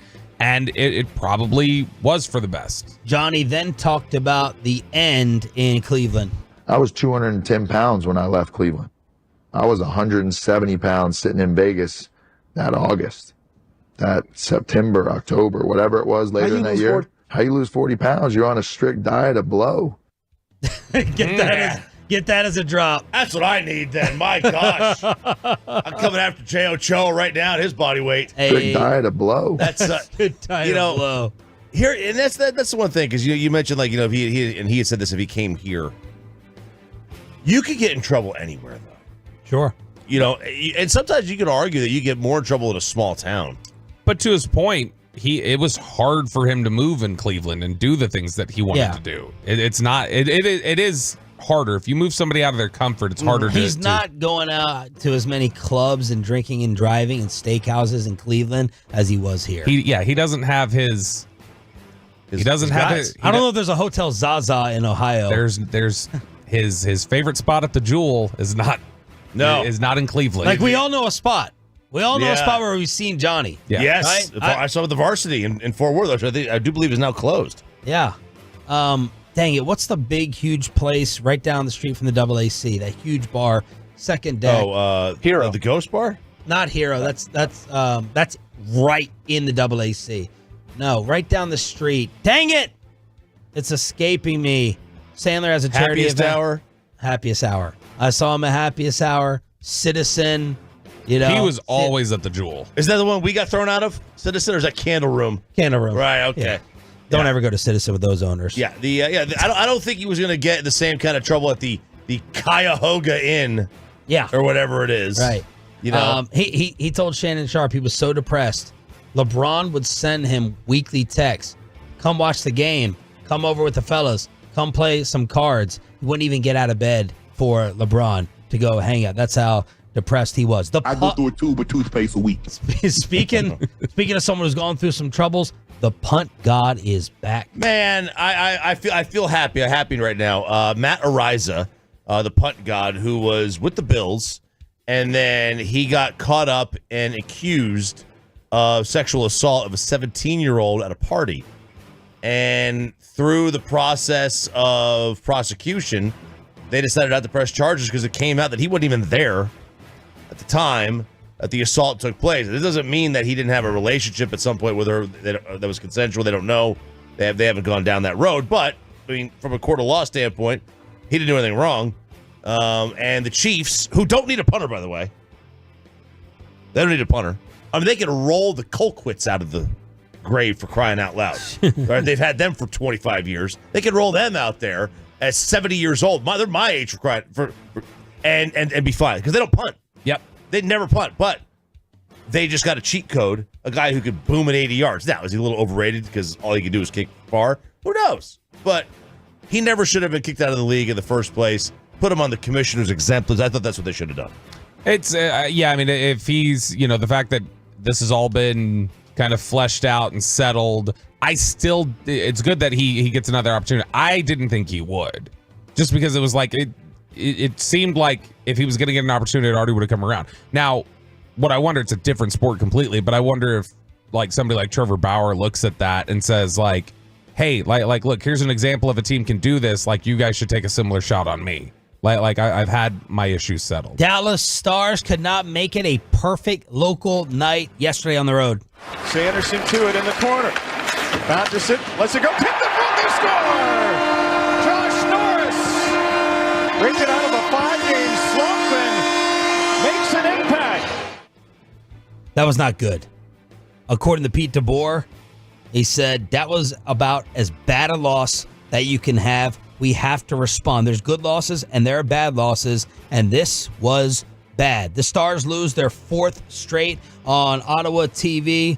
They're flat all night long. They finish off the road trip tomorrow night in Carolina. The positive, Joe Pavelski scored his 20th goal of the season. The 14th time in his career he has reached that mark. Among U.S.-born players, only 3 others have more years with 20-plus goals. So there's a recap of everything you need to know to start your Friday and your weekend here on Sean and RJ. We want to thank you for turning it on, leaving it on. That's what Tolo stands for. And in order to do it, we're going to hook you up with Dirks Bentley tickets and the Cowboys' first-round pick in a real-life episode of Storage Wars. Wait till you hear this story. Expressway, commercial-free after this. And this is getting your food plans ready. My wife always says, all right, what do you...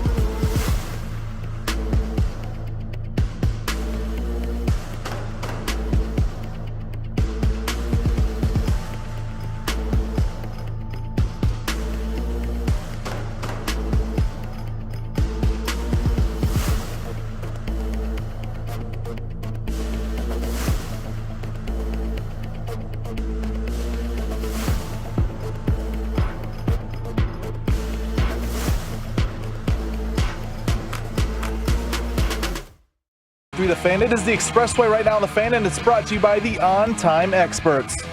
This is the Expressway, which is also commercial-free for the next 35 minutes here on Sean, RJ, and Bobby. Thank y'all for turning it on, leaving it on. And you know what? Just because it's a Friday, y'all have been representing so well for us, especially with the viewership as well on YouTube and Twitch. Peyton, let's do it early. That is right, Tolos. Caller number 10 right now at 877-881-1053 wins a pair of tickets to see Dierks Bentley, Chase Rice, and much more at Dickies Arena in Fort Worth on Friday, June 7th. Get tickets and information now at livenation.com. That's caller number 10 at 877-881-1053. Who sang this song, Peyton? Dierks Bentley. But before them. Before it? Such a good song. I don't know who originally sang it. Tom Petty. Tom Petty. Tom Petty. I was just about to say, Dierks Bentley got a lot of songs, but yeah, this not originally. It's not one. It's not one of them. People, you know what I found is I know a bunch of people, including Kristen, who always mix up Dierks Bentley and Billy Currington. Billy Currington does. Oh gosh, what's the name of that song?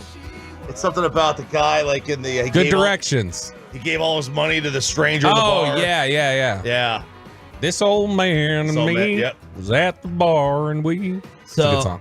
That is a good song. So let's hook up the Tolos. Thank you all for turning it on and leaving it on. No reason to go anywhere else as we are now commercial free for the rest of the hour. So I was pretty fixated on this story yesterday. Did y'all ever watch Storage Wars or any of the other copycats? The old dude with all the that's going to be Kevin Millar when he grows up. He had the Benny. He was loaded. He made all of his money in like supermarkets. Barry made all his money in supermarkets. The guy was hilarious. I loved him. Yeah. And then you had the younger couple, that was doing it. Yes. They were good. I always thought like what a great idea that would be just to go. I want to. How do you find out they're auctioning off a storage unit? Do you put your name in a hat for something? There's like a network, man. So when we were trying to find cheap furniture before I stumbled upon the greatness of Nebraska Furniture, and look, they're not even a sponsor of mine. They're a sponsor of the station. It's just they were so great with the customer service. I'm always giving them the shout outs, especially Ian Anderson, one of our top Tolos, as KNC did their show out there the other day. Tony Pollard's going to go back out there to meet up with the Tolos, by the way. I got word of that the other day. But Amanda was talking to me about estate sales. She's like, I see this on TikTok, right? We can go to a house in Preston Hollow. We can go to a house in Highland Park, and it's just this leftover furniture we can go in and clean up. So I'm like, all right, set it up. I'll go by there and see what it's like. Nope. Not for me. This is a business. Yeah. We show up at this house, and there's like police presence. There's like traffic cops. There's direction being given. There's an order. There's lines. There's security. I'm like, there's been an accident here. Like, we should just go home. And they're like, no, this is for the estate sale. These pickers have become professionals. Yeah. And the word goes out, and lines around the block, cashier set up. It's a big business. Yeah. You go in, everything is tagged. I mean, it is professional. And by the time we got in there, that place had been picked clean. And I'm like, first off, we can't afford any of this stuff. I thought it was going to be like a yard sale. Broke boy behavior. Yeah, I thought it was going to be a yard sale in Preston Hollow or in Highland Park. And I went to two of them, and I'm like, nope, we need to go to Nebraska Furniture Mart because these professionals, they know what they're looking for. Yeah. That's the thing. You got to know what you're looking like. This guy knew that, It's like Amanda loves having yard sales at our house or a garage sale, and she puts it like on Facebook. Marketplace or something. I'm like, don't put our freaking address on Facebook.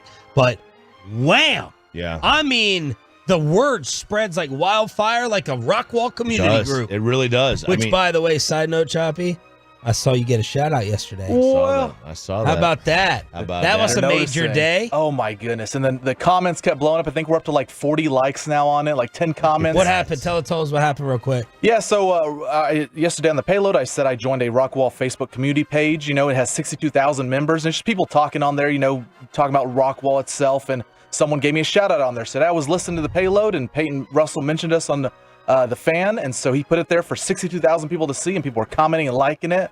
And it was great exposure for us. In your face, Bobby, as you try to get accepted to the Rockwall group just to try... Rockwallian, baby. Rockwallian, just to try to one-up Peyton first. How many people in the I'll get in Flower, there. How many people in the Flower Moundian listen to the Below the Belt? Yeah, that's right. A lot of people in Flower Mound Cares listen to the station. I'll have Flower you Mound know. Cares is So, what it is. And yeah. did the Rockwallian accept you? It's still pending. But it hasn't been rejected yet. So that's what I was talking about. And there's also another show where, like, they set it up like, oh, they listen to the radio. There's like there's a radio signal or station, and then they all swarm. Yeah. Like all the pros, they go. You know, a lot of it is done with TV production. And then like forget about just buying the storage unit and recognizing what you have. How about trying to move that product now? Like, how do you sell? Like, I guess you got to go online and do it all. There's but like, no such thing as a pawn shop anymore. I know. Everything's online. But I try to go get furniture, right? At like these secondhand stores, or you take your old clothes, they shoo you out of there. It's not good enough. Yeah. Oh, they're picky. It's not good enough. It's Very expensive. picky. I went over here where I used to live on technology the other day, and I was like, oh, these little furniture stores here on this back street. Dude, I almost cussed this woman out because she looked down her nose at me because she's like, you guys don't belong in here. Like, these are $8,000 dining room chairs. And I was like, I thought I was going into a place to pick. I thought I was going to get some deals. There's no such thing as going into any of these places, these secondhand stores, and picking. Did you tell her who you were? Trust me. I probably had, I can afford $8,000. I probably had the wrong color skin for her to begin with. Whoa. Yeah, that's why I wanted to tell her, you freaking snot. Not you snot. Sounds about blue hair. She's a blue hair. Sounds about white. Yeah, you essentially would have given her the same treatment they gave Kevin Durant last night. Yeah, what you would have done. Exactly. All right, so the reason we talked about all that, yesterday, someone on TikTok who goes around and kind of rummages through these lockers and bids and buys ones that expire or come up for sale. We think he found Mozzie Smith's storage collection. Check out one of the craziest storage units I've ever purchased. I paid $1,880 for this storage locker. I'm guessing because most people saw this giant gun safe in the front. But what I saw was this cleat in the back, and it's a Michigan Jordan cleat. These are player exclusive cleats. They sell for between $600 and $700. And that was just the tip of the iceberg for this unit. All of the shoes in here are essentially player exclusive Michigan Wolverine Jordan shoes. Cleats, player exclusive, just regular shoes, training shoes. It's just insane. The unit also had about 3 or 4 boxes filled with Mega Block Halo Legos. This is a Louis Vuitton toiletry bag that sells for like $1,000. Here's another Lego set. This is a Michigan playbook, sealed Super Smash Bros. Game, some game-worn Jordan 13 cleats. The player did get drafted in the first round of 2023. There will be a part 2 and 3 to this because part 2 are the crazy shoes that I haven't even shown you yet. And part 3 will be some of the clothes because the clothes are high-end as well. The last will be us finally opening the safe because I have to figure out how to get into that thing. All right, so just to recap the inventory here. Gun safe. Mozzie Smith, by the way, was arrested for possessing an illegally concealed firearm during his senior year. The gun wasn't mine. With the Wolverines. Yeah, that safe is empty. He carries it on him. So. Player exclusive shoes, size 13, Halo Legos, Smash Brothers something, University of Michigan playbook, and Louis Vuitton toiletry bag. Yeah, I think that there's a good chance it's Mozzie. Who else from Michigan was drafted in the first round 2023? No one. No one. No one from Michigan was drafted in the Now, first round 2023. I suppose there's a chance that this was a person who played at Michigan and transferred somewhere else and got drafted out of that school in the first round. Small chance. Suppose it's the case. I can't recall anybody who was, but maybe. Maybe there was. And look, there's a real possibility that there's some cash in that gun safe. Right? I mean, it's a safe. It doesn't have to have just guns. How do you let this happen? Did you forget what was in there? Maybe you just forget to. I don't know how this works. Do you keep paying this like a lease? Yeah, it's on so I used to have a storage unit. Well, I had it for like 2 years. Well, no, when I got divorced, I had nowhere to put my stuff. Yeah, that's where he slept. I mean, it would have been safer than where I slept. I know. Every time I drive by the hotel, I think of you. Wait, which hotel? Oh, never mind. Yeah, which hotel? Yeah. So there's how many different ones did you stay at? I thought I'd just do a one. Yeah, right. Is it the Bassick Hotel in Oxnard? No. Not necessarily. It's kinda not too far away. Not too far away from that one. Not too far away. But yeah, it's like what this is. He's a millionaire. I mean, he slipped his mind. His credit card expired. He didn't renew. That's it. I bet you the credit card expired. You know, the debit card expired. Whatever. They forgot to change the number. Which, sometimes nowadays it'll change automatically. Yeah. If you have some credit cards, but maybe he has an don't. assistant. The assistant forgot to do it. Either way, something expired, and now this guy has Mozzie's goods. Yeah, I want to. I mean, are these shoes really okay? You were just talking to Chicolene about shoes. These player exclusive shoes. Yeah. So like, what do you think the worth is of these different things? This guy said $600 to $700 for the shoes. Game Size worn? 13. How? I mean, I guess you would just want that if you're a Michigan fan or a Cowboy fan. Because what size are you? I think I'm a 12. Oh.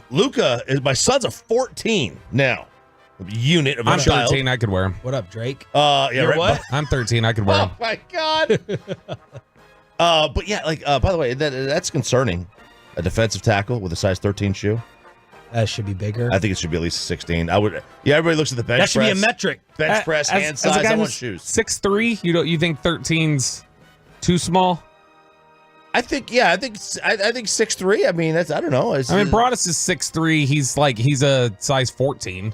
Yeah, so that's right around the same. I'm just saying. He had Peyton Manning 8th in his draft board. Just always gonna come back to that. That's all I got. I've got nothing else. No, this is he's squeaky clean. No, I mean, look, I would guess this is just the function of he messy young player who remember when we hear about Wyatt Johnston when he came up last year and he's 19 years old and they're like, hey, we're gonna have him live with a veteran and this person's gonna teach him kind of how to be a pro and how to essentially pay bills and live your life and things like that.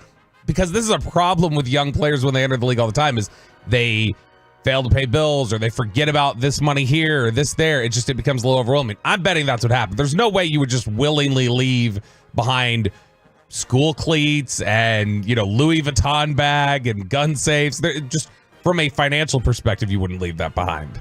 What type of guy have you seen or heard Mozzie to be in terms of just like sharpness, personality? What can you gather from him talking in the locker room? He's a big kid. That's kind of the sense that I've gotten is that he's, happy-go-lucky type of guy. I mean, he had his struggles last year, obviously, and I think that naturally kind of can wear you down a little bit. And so I think by the end of the year, he was a little more quiet by the end of the year, but he wasn't allowed, like when Tyler Smith came on the scene, Tyler Smith was out front talking to the media almost every day. Instant when hit, he was in the locker room. Mozzie would talk, but Mozzie was not out there talking and as comfortable all the time. But he is a big kid, smiling, happy all the time. He not anybody that I would ever think would have any sort of issues. All right, so I'm looking forward to part 2 of this. This guy teased me on TikTok. Yeah, I'll be checking this out on TikTok to see what's in the safe. I gotta say, I wonder will he ever actually officially announce that it is Mozzie? I mean, he kind of did. Well, I know. Yeah, maybe you're right. He did. But officially. Yeah, I mean, it would be similar to like this storage was owned by a host in Dallas who went to his first strip club in Manville, New Jersey. That's right. Like it's like, well, that could have been somebody else, but probably not. And we have our own local player coming in studio with us at 9 o'clock this morning. Jalen Mills, DeSoto alum, also went to LSU, played for the Eagles for several years, the New England Patriots. He is he's 8 years in the league now, and he is a free agent this offseason, but he's back in Dallas and doing work with defensive backs around the city, high schoolers and stuff like that. So we can talk to him about the Eagles, Belichick, obviously the Cowboys. Are we going to ask him about the CeeDee Lamb gif? The famous one of when he caught the touchdown to end the game in New England. Was that on him? And then he waved in his face. That was CeeDee. He was waving at Mills? Yeah, that was who they were face to face with. Don't get that as a highlight. Do not. For 9. Get that. Don't Get that. Don't Super do Bowl that as, champion Jalen Mills, by the way. don't do that as the intro. So Jalen Mills in studio at 9 o'clock. It's Friday. We already hooked you up with the Dirks Bentley tickets. It's the Expressway. Let's clean up everything else with the junk drawer. Did you know that Benjamin Franklin invented the junk drawer? Junkin! I will start with Bobby Belt, who probably has to be the worst driver at the station. Wrong. Chop and I were walking out the other day, and here's old Bobby leaving the garage, and normally he stops, puts the windows down, says something smart. Instead, you got your damn horn back. Yeah, it was not. The Good Explorer gosh. horn always worked, and that one's obnoxious, and I know it reverberates in the garage. And so I did that to Carter Freeman the other day when I was leaving, and I had my window rolled down when I did it, and it startled him, and he was already in a bad mood, and he threw a Gatorade bottle through my window, and then he said, "F you, Bobby, go to hell." Oh, no. And That said is Carter. it with every bit of sincerity in his soul when he said it to me, too. Yeah. But yeah, I did get my horn fixed. Tolo Mike helped me out at Ice Auto in Carrollton, or actually it's in Addison technically, but yeah, hooked it up, fixed the horn for me. I know you recommended him. Eric's recommended him. He's the man. And Huge Tolo. Yeah, he hooked it up, and Only one that could fix my Jeep in town. I did ask him. I was like, "Is it possible I did burn the horn out from just pressing it too many times?" He's like, "You could say that." He's like, "But honestly, car horns are one of those things that like they can burn out in a year, or they can burn out in 40 years. Like you have no idea." Y'all, this guy acted like he got a flat tire replaced, that he could not drive around Yeah. without his stupid horn. That's how much of a necessity he acted like this was. Did you see J. Ochoa's tweet this morning? That I'm a great driver. Really? It's easy for him to tweet that when you were holding him hostage in the car. No. He tweeted it after. He tweeted it after. There's he's clear and free. He doesn't have to blink Morse How code many at you times guys have anymore. you used it like since? It's like you're out there like Once since. I don't honk. Here's the thing, like when you're leaving here, like when I'm leaving here and I'm going over here, the way people try to merge into your lane and do other things like that, where it's like, hey, you gotta see You're me. talking about turning right out of the station? No, I'm talking about like getting up here where you're trying to get onto 35, like 75 onto 35 or whatever else. Like right there when it merges over, you get all these people who are trying to pour into the lane, and it's like they don't see. It's like, dude, you gotta hold up. Like I use the horn there once a day. At the stoplight here?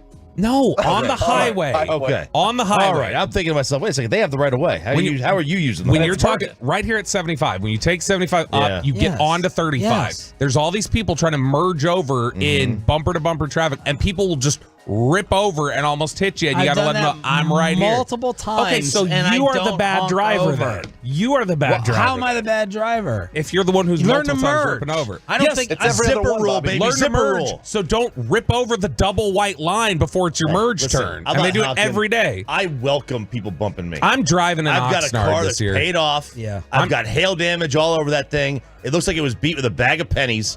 I don't care. Hit me. I'm driving an Oxnard this year. It's going to be me, and y'all are going to ride, and you're going to see that I am a fantastic driver. Better than Choppy. It's impossible. You Much belong better in than New York. Choppy. You sound like a New York driver. You really do. So I'm driving in Oxnard. This is settled. Bobby got his horn back. All right. In case I've been waiting to talk about this story, but I wanted to save it for a Friday. In case you're doing a little getaway, doing a little Airbnb, as RJ Choppy has the hidden cameras to look out for at the place you may be staying at tonight and this weekend. Yeah, so this is an interesting thing, because I always wondered, like, first of all, is it legal? And they say it's not.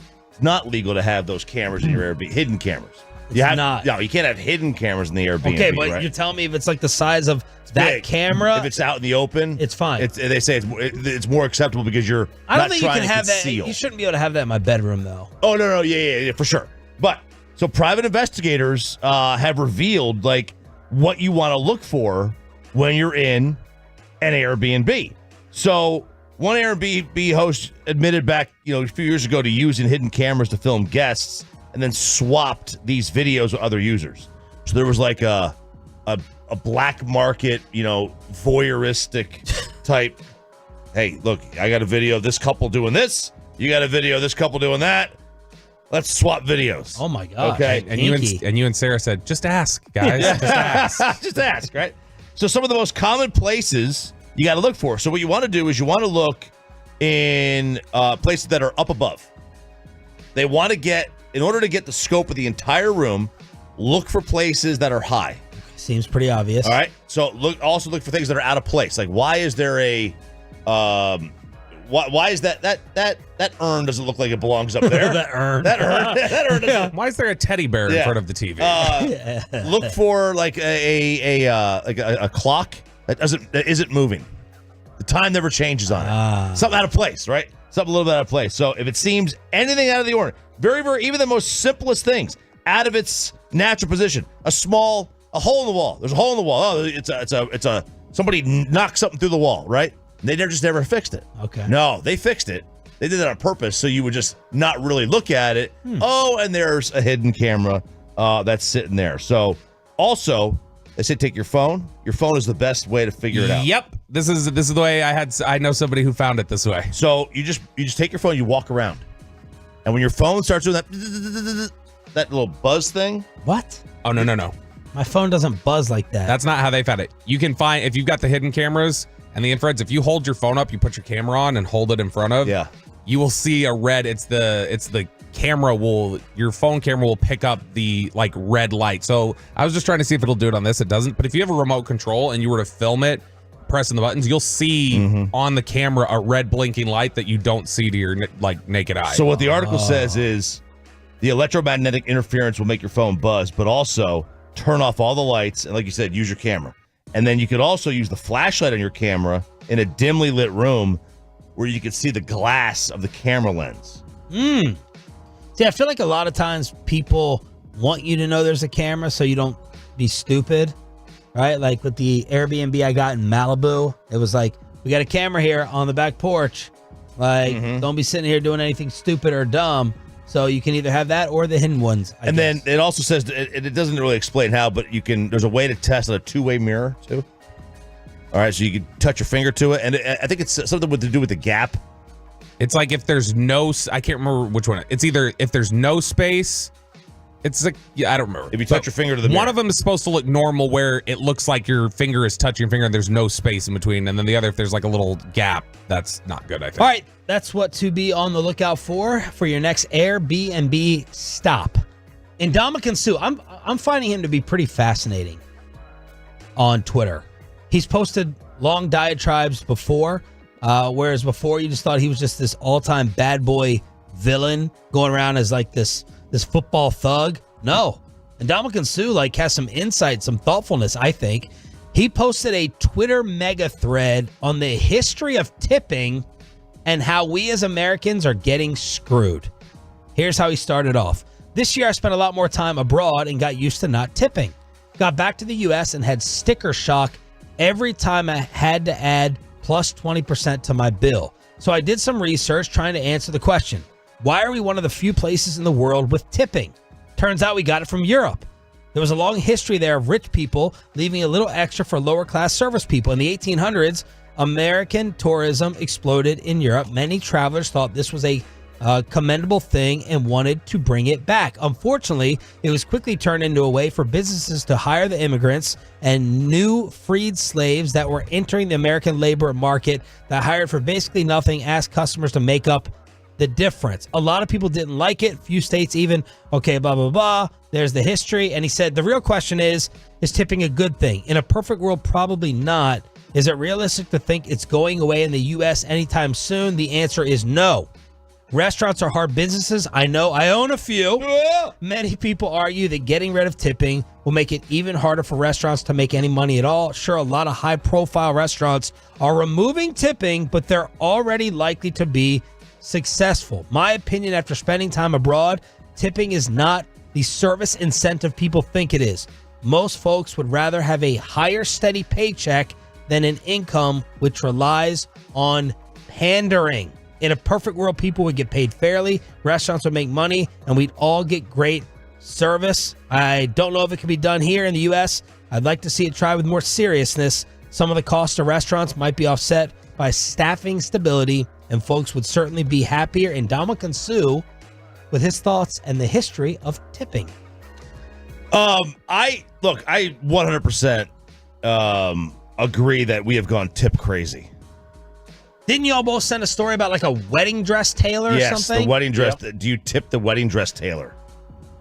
Like when someone alters your wedding dress? Yeah. The answer is no, right? Oh, the answer is definitely yes. Oh. I think so. Really? I would assume. I think we did. So if you go and get fitted for your suit, you're tipping the person at Men's Warehouse? I think so because I didn't. Like I think to me it's like no different. Men's Warehouse actually sucks, so I definitely wasn't going to tip them. Yeah, Men's Warehouse might they're not be a sponsor for me. A chain. Whatever this one here is off of Lemon.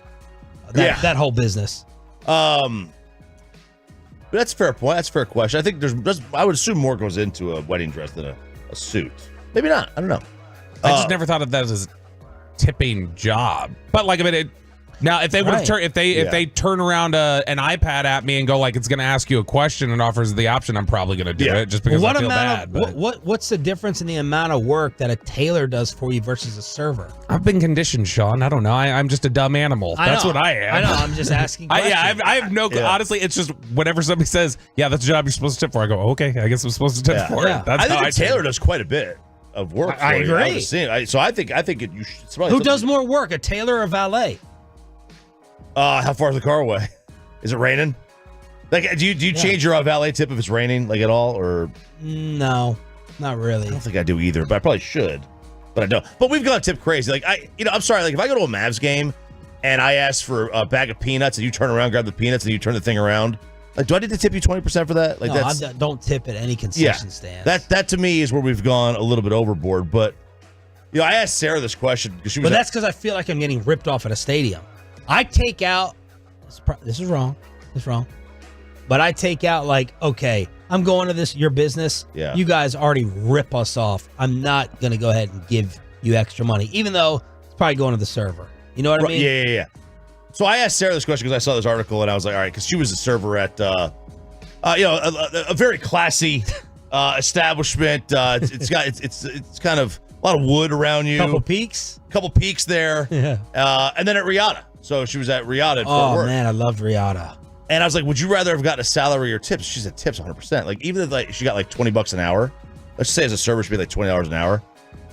If you get a table that orders a couple of steaks, and let's say you have a six top, you're making way more than, and let's say they're there for 2 hours, you're making way more than $40 off that table in tips, and that goes for all the tables you have. So like, what if you're ugly?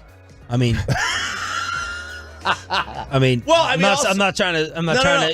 You have a thank you. Semi-attractive fiance. Yes. I'm not trying to be insulted, but I'm not trying to be creepy. What if you're ugly? You ain't making as much. So let's be real. If you're a server at, you're in a steakhouse. Yeah, now I'm going down the rabbit hole. If you're a Twin Peaks server and you're ugly, you're gonna make less than someone hot. If Peyton's a server, he's not making very much money. Not if it's at Twin Peaks. Wow. What's the male equivalent of that? LeBear. Yeah. Yes. Twin Stones. LeBear. Twin Stones. Franks and beans. But no, I mean like, if you're not making, are you refilling the water as much as if you are? Like, will the customer service go down? Yes. I think the customer service will go down. And that's, I'm fine paying for a tip as long as you just give me good customer service. There's a show called Adam Ruins Everything. It's hosted by a guy named Adam Conover, and he'd like tackle subjects like this. And one of them they did on tipping and like the establishment of tipping. And one of the things they talked about there was that they said there have been several studies that have said the quality of service generally doesn't impact the tip amount. Like the people generally have in their idea what they tip, what they're going to do, and they're committed to that regardless of how you serve them. Yep. I agree with that. Anti-tip culture people, they're the worst. Anti-tip culture? I hate, the biggest problem I have with this is want a handout. $40 million. I own several restaurants, and then he's talking about getting sticker shock for tipping because he got so used to not doing it. Why are other countries not doing this? Because other countries don't care. They don't work ethic. They take August off. Other countries? Dude, Europe, they're the don't worst, have man. work ethic? They're the worst. We're Americans. We're better than everybody else. They take summers off. All right? This whole work, I'm a big work-life balance guy. They're too much. They're too much. You're just talking about Italians. Everybody over there, man. Everyone? Look how thin they are. Because all they do is walk. They walk everywhere. That's a lot of work. It is a lot of work. But it's just, I don't know. They don't care. Oh, I'm on Europe time. You 3-hour lunch? That's fine. Take your time refilling my water. I got nowhere to be. I got no work ethic. I don't have to be back at work. We're Americans. We got to be someplace. Damn it. Yeah. I don't know. I wonder. You keep your tips. I'm going to keep tipping. I'm going to over-tip. I don't even believe in tipping. I believe in over-tipping. Yeah. Be like Bobby. Me too. Yeah, I tip way over at the valet. All right. How much do you tip? You tip over $5? Every time I give a $20 bill. Yeah. God. Why? I don't know. $20? I feel $20? I don't know. I feel cheap doing this. Like I feel like I don't know. I just like, here you go. What's your standard? I go at least 10 for valet. Whoa! I have some guy that's done valet before in Frisco, and he says 20 is usually the standard there. $20? What's up, cheap asses? The standard? Can you don't do that. 20? $20 no. For valet? For valet, especially if I can see the car. Yeah. That should be the rule. It's 5 or 10. If I can see the car, it's 5. If I see you take both feet off the ground at the same time, getting your knees up, that's $10. Other than that, $20? Do you throw them their $1, Sean, as you're putting your top hat and monocle on and taking your cane? No, as the you greatest thing they ever did was do it on the phone app. Because yes, that is great. Because they know, like, if you don't have cash, I never have cash. So I always feel terrible, but now you just do it on the app and you tip. On the app. Bam. The best thing that Valet ever did was Venmo. It was the best thing for him. Yes. Put your QR code there. Let me take care of it. I think this is the worst insult I've ever had. I think this guy's talking to me for the 214. I don't think dumb guy, good voice has been to other countries. I think he's talking about me. Oh. I'm a dumb, good voice guy. Wow. Damn. That could be any of us. You've been to Mexico. I've been to Mexico. And you're going on your honeymoon. To Europe, yes. We don't know when. There you go. That ever happens. I've never been out of the country, so I'm the only one who that would legitimately apply to. You definitely don't have a good voice, though. You're a dumb good voice I have a guy. great voice. Yeah, the worst voice on the show. I think that's pretty universal. Okay, Marlboro Lights. Why don't you just chill? What do you think, Pepe? Worst voice? You think you have a better voice than Bobby? No, I like Bobby's voice. Wow. All those Love of the Stars, man. He does such a great job introing, outroing stuff. What is going on? You hear me? Yeah. All right, let's get to the Mavs and their 7-game winning streak. And why is Grant Williams dominating as soon as he left here? That's next on 105.3 The Fan. But you better have that security.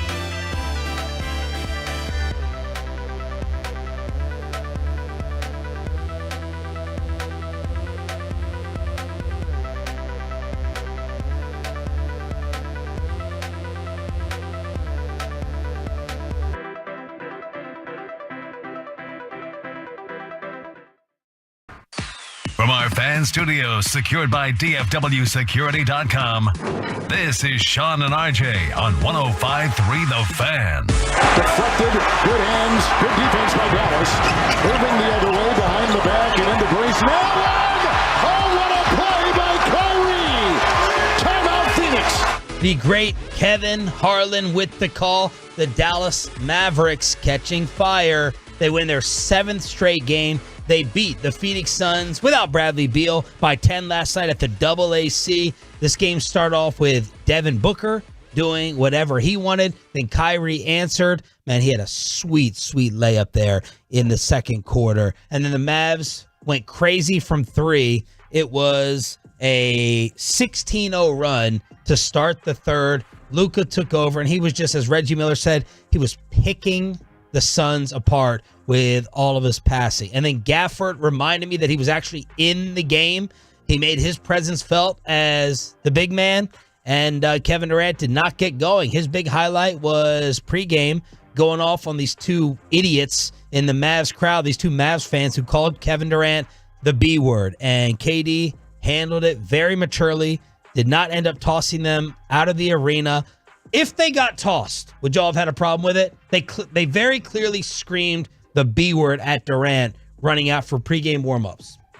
Yeah, that's not right. I wouldn't have tossed that. I wouldn't have tossed for that. I tossed for like racial slurs and I would have throwing things at people. I would have been fine with them being tossed for that. No, like I think it's different if it's a packed house and you're like in the 10th row, but like it was just so intimate. There was no one else around them. They were there so early. Got to support the team. Got to get their heads. You throw out like if you can't. That's toss worthy. If it was constantly belligerent, maybe. But like, to me, it was like it's not right, and Kevin Durant handled it the right way. But to me, it's also like they weren't in the right. They were idiots. But I also don't think that's enough to like toss them out of a game. I got a podcast. But I mean, I don't know. I like if they should have been tossed out of the game, I should have been tossed out of the first quarter last night. We'll get to that at 8:20. First half, then of quarters of college. Yeah, half, Chubby, whatever. I cannot just look at you do that with your legs and just not envision Especially like smoke and steam coming out and the fog after you said you didn't shower last night, sweating in that gym, and you're wearing some that. Ryan, do not zoom in on that. He is airing out messy. with some really, really high shorts. Pepe Le Pew. Oh, God. Coming off Get of this. him. I bought some 5s the other day. What is that? 5-inch shorts. Some 5s, that's what they call it? Yeah, like so that the length 5-inch inseam on the inside, 5-inch. Yeah, you really got to get the short. That's what the kids wear last night at the game. You're Hoochie daddies. 44. You're 44. It's the Hoochie Daddies, man. Hoochie Daddy shorts, man. Yeah. Last night I could tell when you took off that hat after the Tarleton State win, I could tell you were hot. I could tell burning up.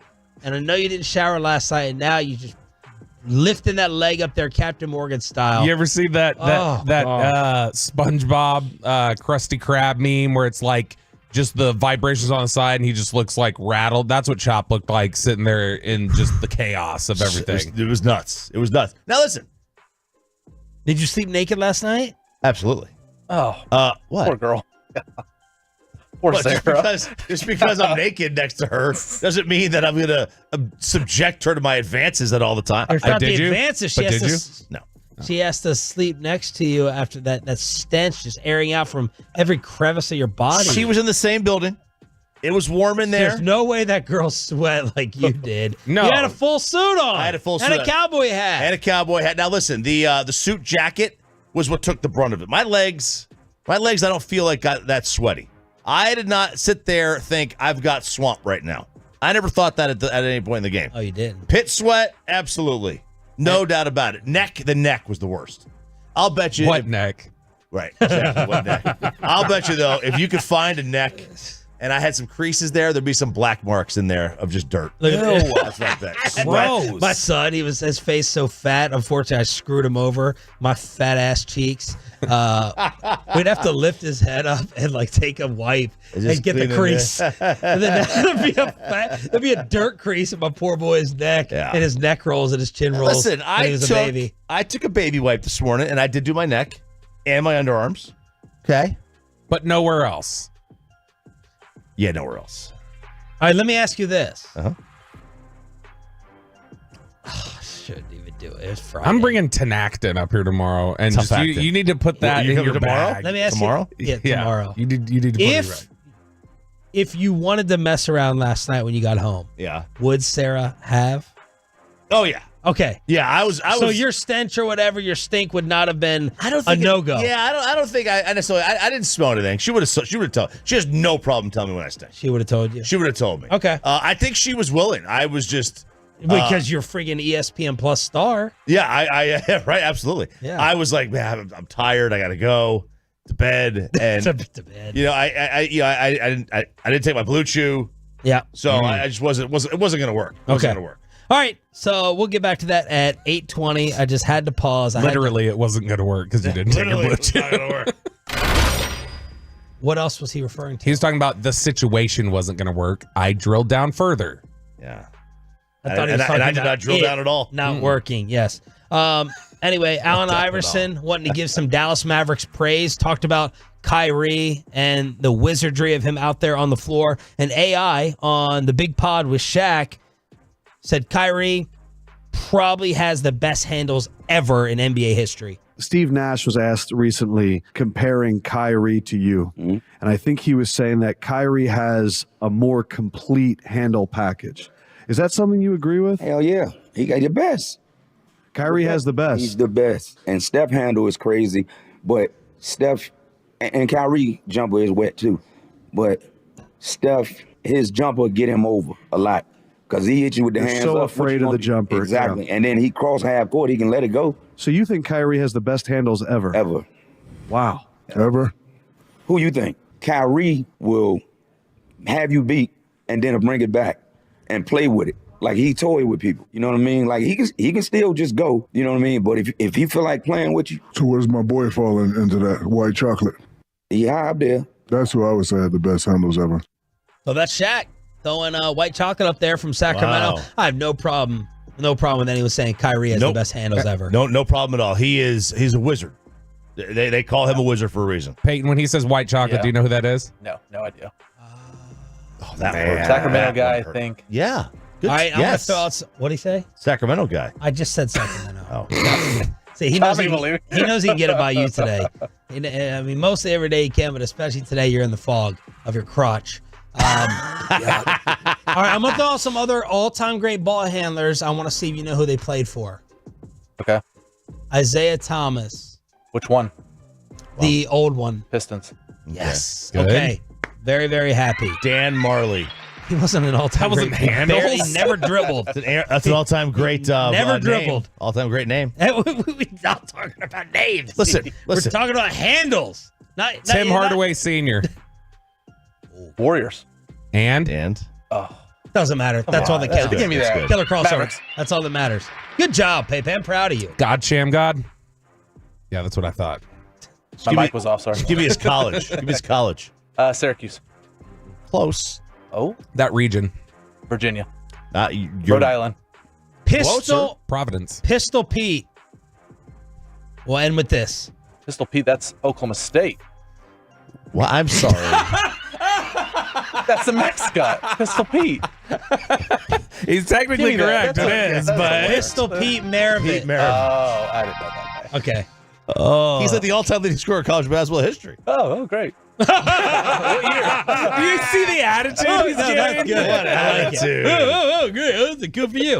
All right. Why is Grant Williams? Yo, need this on the chartwright.com text line. Let's see how many people blame Luka and Jason Kidd. Why is Grant Williams playing like this in Charlotte?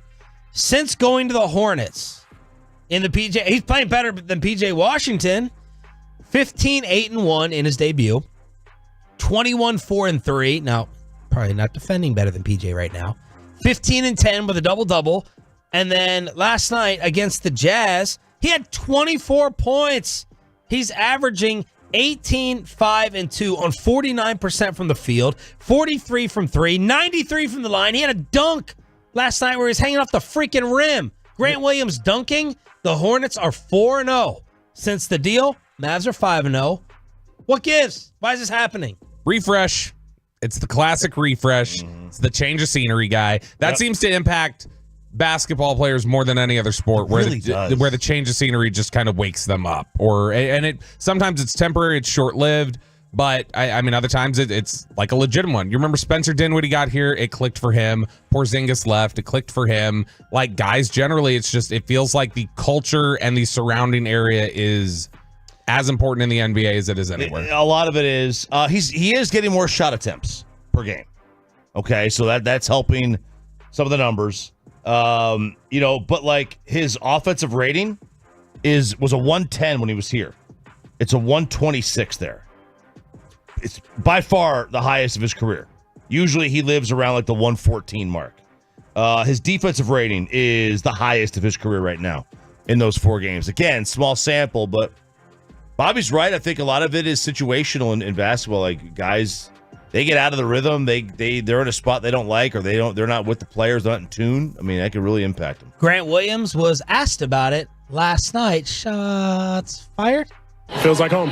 It's one of those things that, you feel believed in, you feel loved, and you're just trying to do your best to help the team and help the city. Wow. Still believed in, you feel loved. It feels like home. Yeah. It's I don't think you need to have seller's remorse here. He probably would not be doing this here. So doesn't look like the 8th best player anymore, Chop. Grant Williams proving you wrong. He's no longer the 8th best player on a team. Here he was. And I don't think it ever would have turned around here. I think it was just, it was quick. Because you even said this morning, it was like, this usually doesn't happen after 9 weeks. But it did. By the way, it changes scenery after half a season. Yeah. Coop pointed this out to us earlier, like when we had him on right after the Grant Williams trade. He said, if it was right at the beginning, things would be great. And like, it's easy to forget what Grant Williams did at the beginning of the season. He had 17 points, 15, 25, 18. Like the first 4 or 5 games of the season, he was playing really well. And people were like, oh, this is great. He's going to be good. And then it just went downhill from there. So maybe he's just getting his little 4-game burst out, and then it'll be done. All right, so the Mavs getting it done again last night over the Suns. They now own the tiebreaker. They've won 7 straight, and they are the 6th seed in the West. Okay, they're only a game back of the Pelicans. Pelicans 8-2 in their last 10. They've won 4 in a row. The bad news is, if you overtake the Pelicans, you'd be getting Denver right now in a 5-4 matchup. Denver's the 4. Minnesota's the 1. Oklahoma City is the 2. The Clippers are the 3. We all feel like you would rather face Minnesota and the Thunder versus the Clippers or the Nuggets. Yes. Okay. So just think of this. Like, we talked college basketball today because we were there at the game last night. Well, so much of success in the tournament is not what region you're in.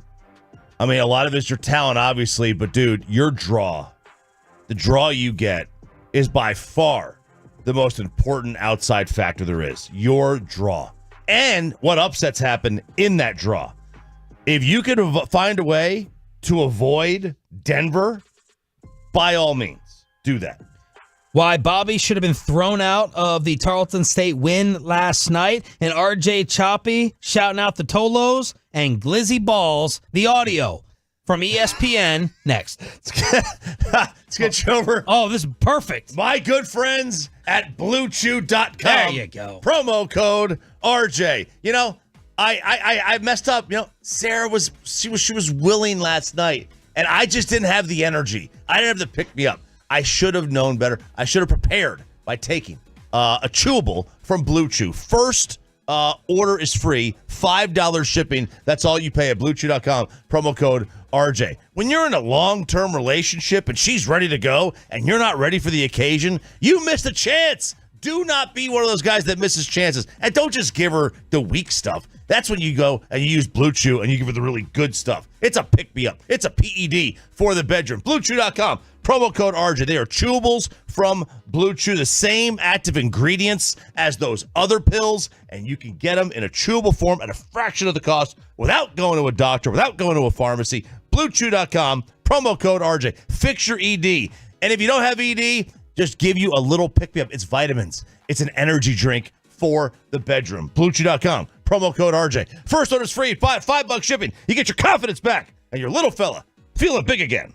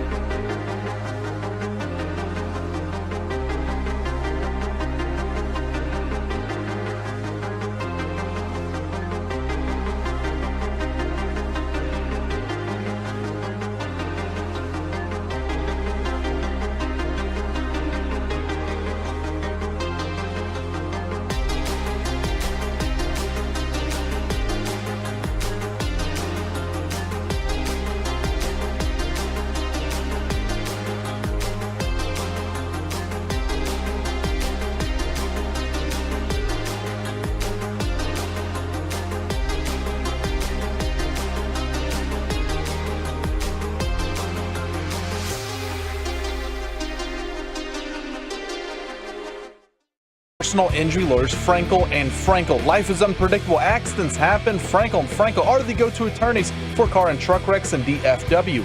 If you or a loved one have been in an accident, contact the Frankels for free at 214-817-333-3333 or go to truckwreck.com. Smith has got the basketball. They'll let it run out. And here they come. And the Texans fans have upset the #1 team in the Western Athletic Conference. And the fans are charging the court. I do not think you could have scripted a more storybook game or ending. RJ Choppy as the color analyst on ESPN Plus last night for Tarleton State's comeback against Grand Canyon. Tarleton, the underdog, down big at half, coming back and storming the court as well. Storming the court, and they jumped right over the scores table. A lot of them did. Right next to me. And some co-ed was like, I'm so sorry. And we're like trying to wrap up. I'm like, I don't care. It's fine with me. But yeah, they're jumping up on the table. It was quite the night. It's quite the night. And the WAC has tweeted all of us 2 hours ago, the Western Athletic Conference. You are welcome back anytime. RJ Choppy, Bobby Belt, especially at your Texas neighbors, Abilene Christian, Stephen F. Austin, Tarleton State, UT Arlington, and UTRGV. Hashtag Tolo from the WAC. Yeah, now the WAC, I think, is now based in Arlington. Wow. Look at that, though. Yeah. The WAC knows. The WAC knows. It's far from WAC. Yeah, I did that. Yeah, I'm going to let it slide because you guys are really tired. Bobby was the ultimate teammate last night, even risking ejection of getting tossed out of the arena, which we'll get to right after some other RJ Choppy highlights or lowlights that Bobby and Peyton combined for while checking out this game. Where would you like to start, Choppy? I'm going to give you the order here of 1 through 4 there at the bottom. Oh, okay. You know what?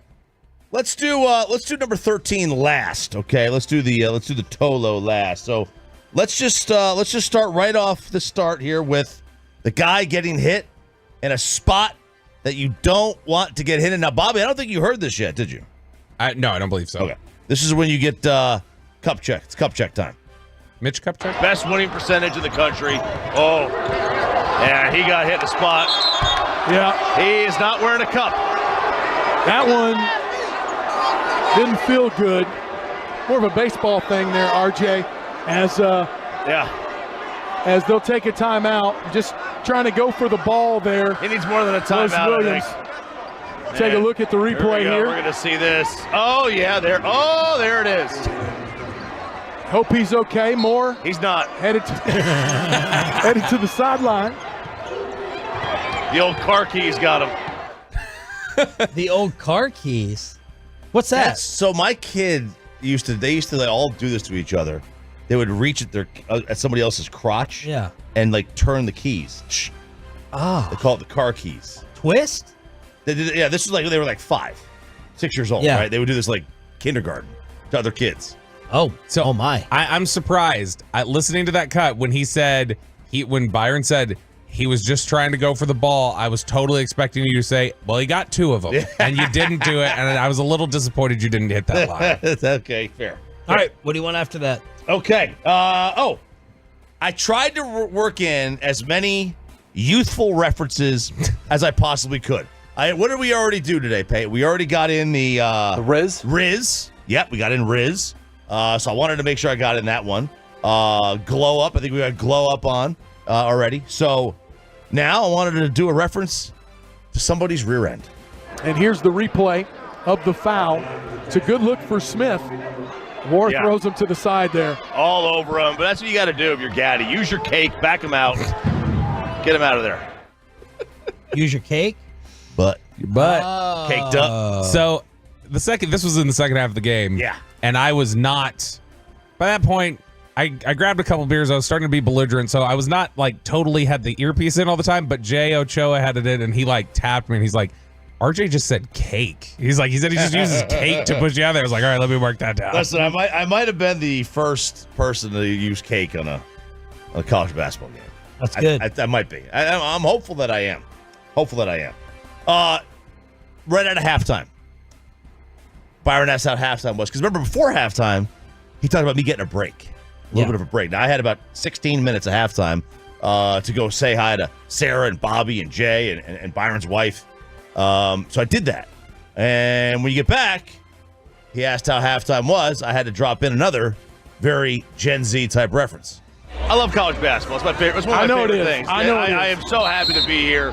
I really appreciate the opportunity to come out here and call this game with you. But I was able to get a drink of water. Had a glizzy at halftime, so that was good. Glizzy, a hot dog for those of you that don't know. A dirty water dog. Dirty water dog.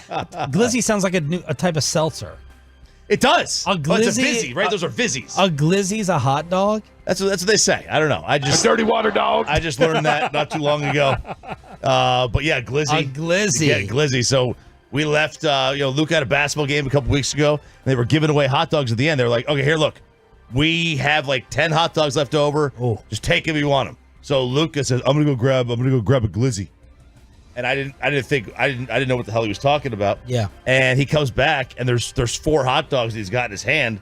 And I'm like, what's this? He goes, I got me 4 glizzies. Glizzies. You just learned glizzy? I would have thought. Why is it glizzy though? It's what it's been. It started in. I think it started in DC. I think is where this like started out. The 202. I mean, people. So it initially started. It meant it was short for Glock. That's what I was worried about. And then it has transitioned to mean a hot dog. Okay. But that's what it's referred to now. When you say glizzy, you mean hot dog. And then finally, it was your play-by-play guy, Byron Anderson, who had to shout out to Tolos. Yeah, we were trying to work in Tolo at some point during this game, and he said, I got this one. Oh, okay. Let's go for it. And if you were in this game at one point, it was a 15-point game.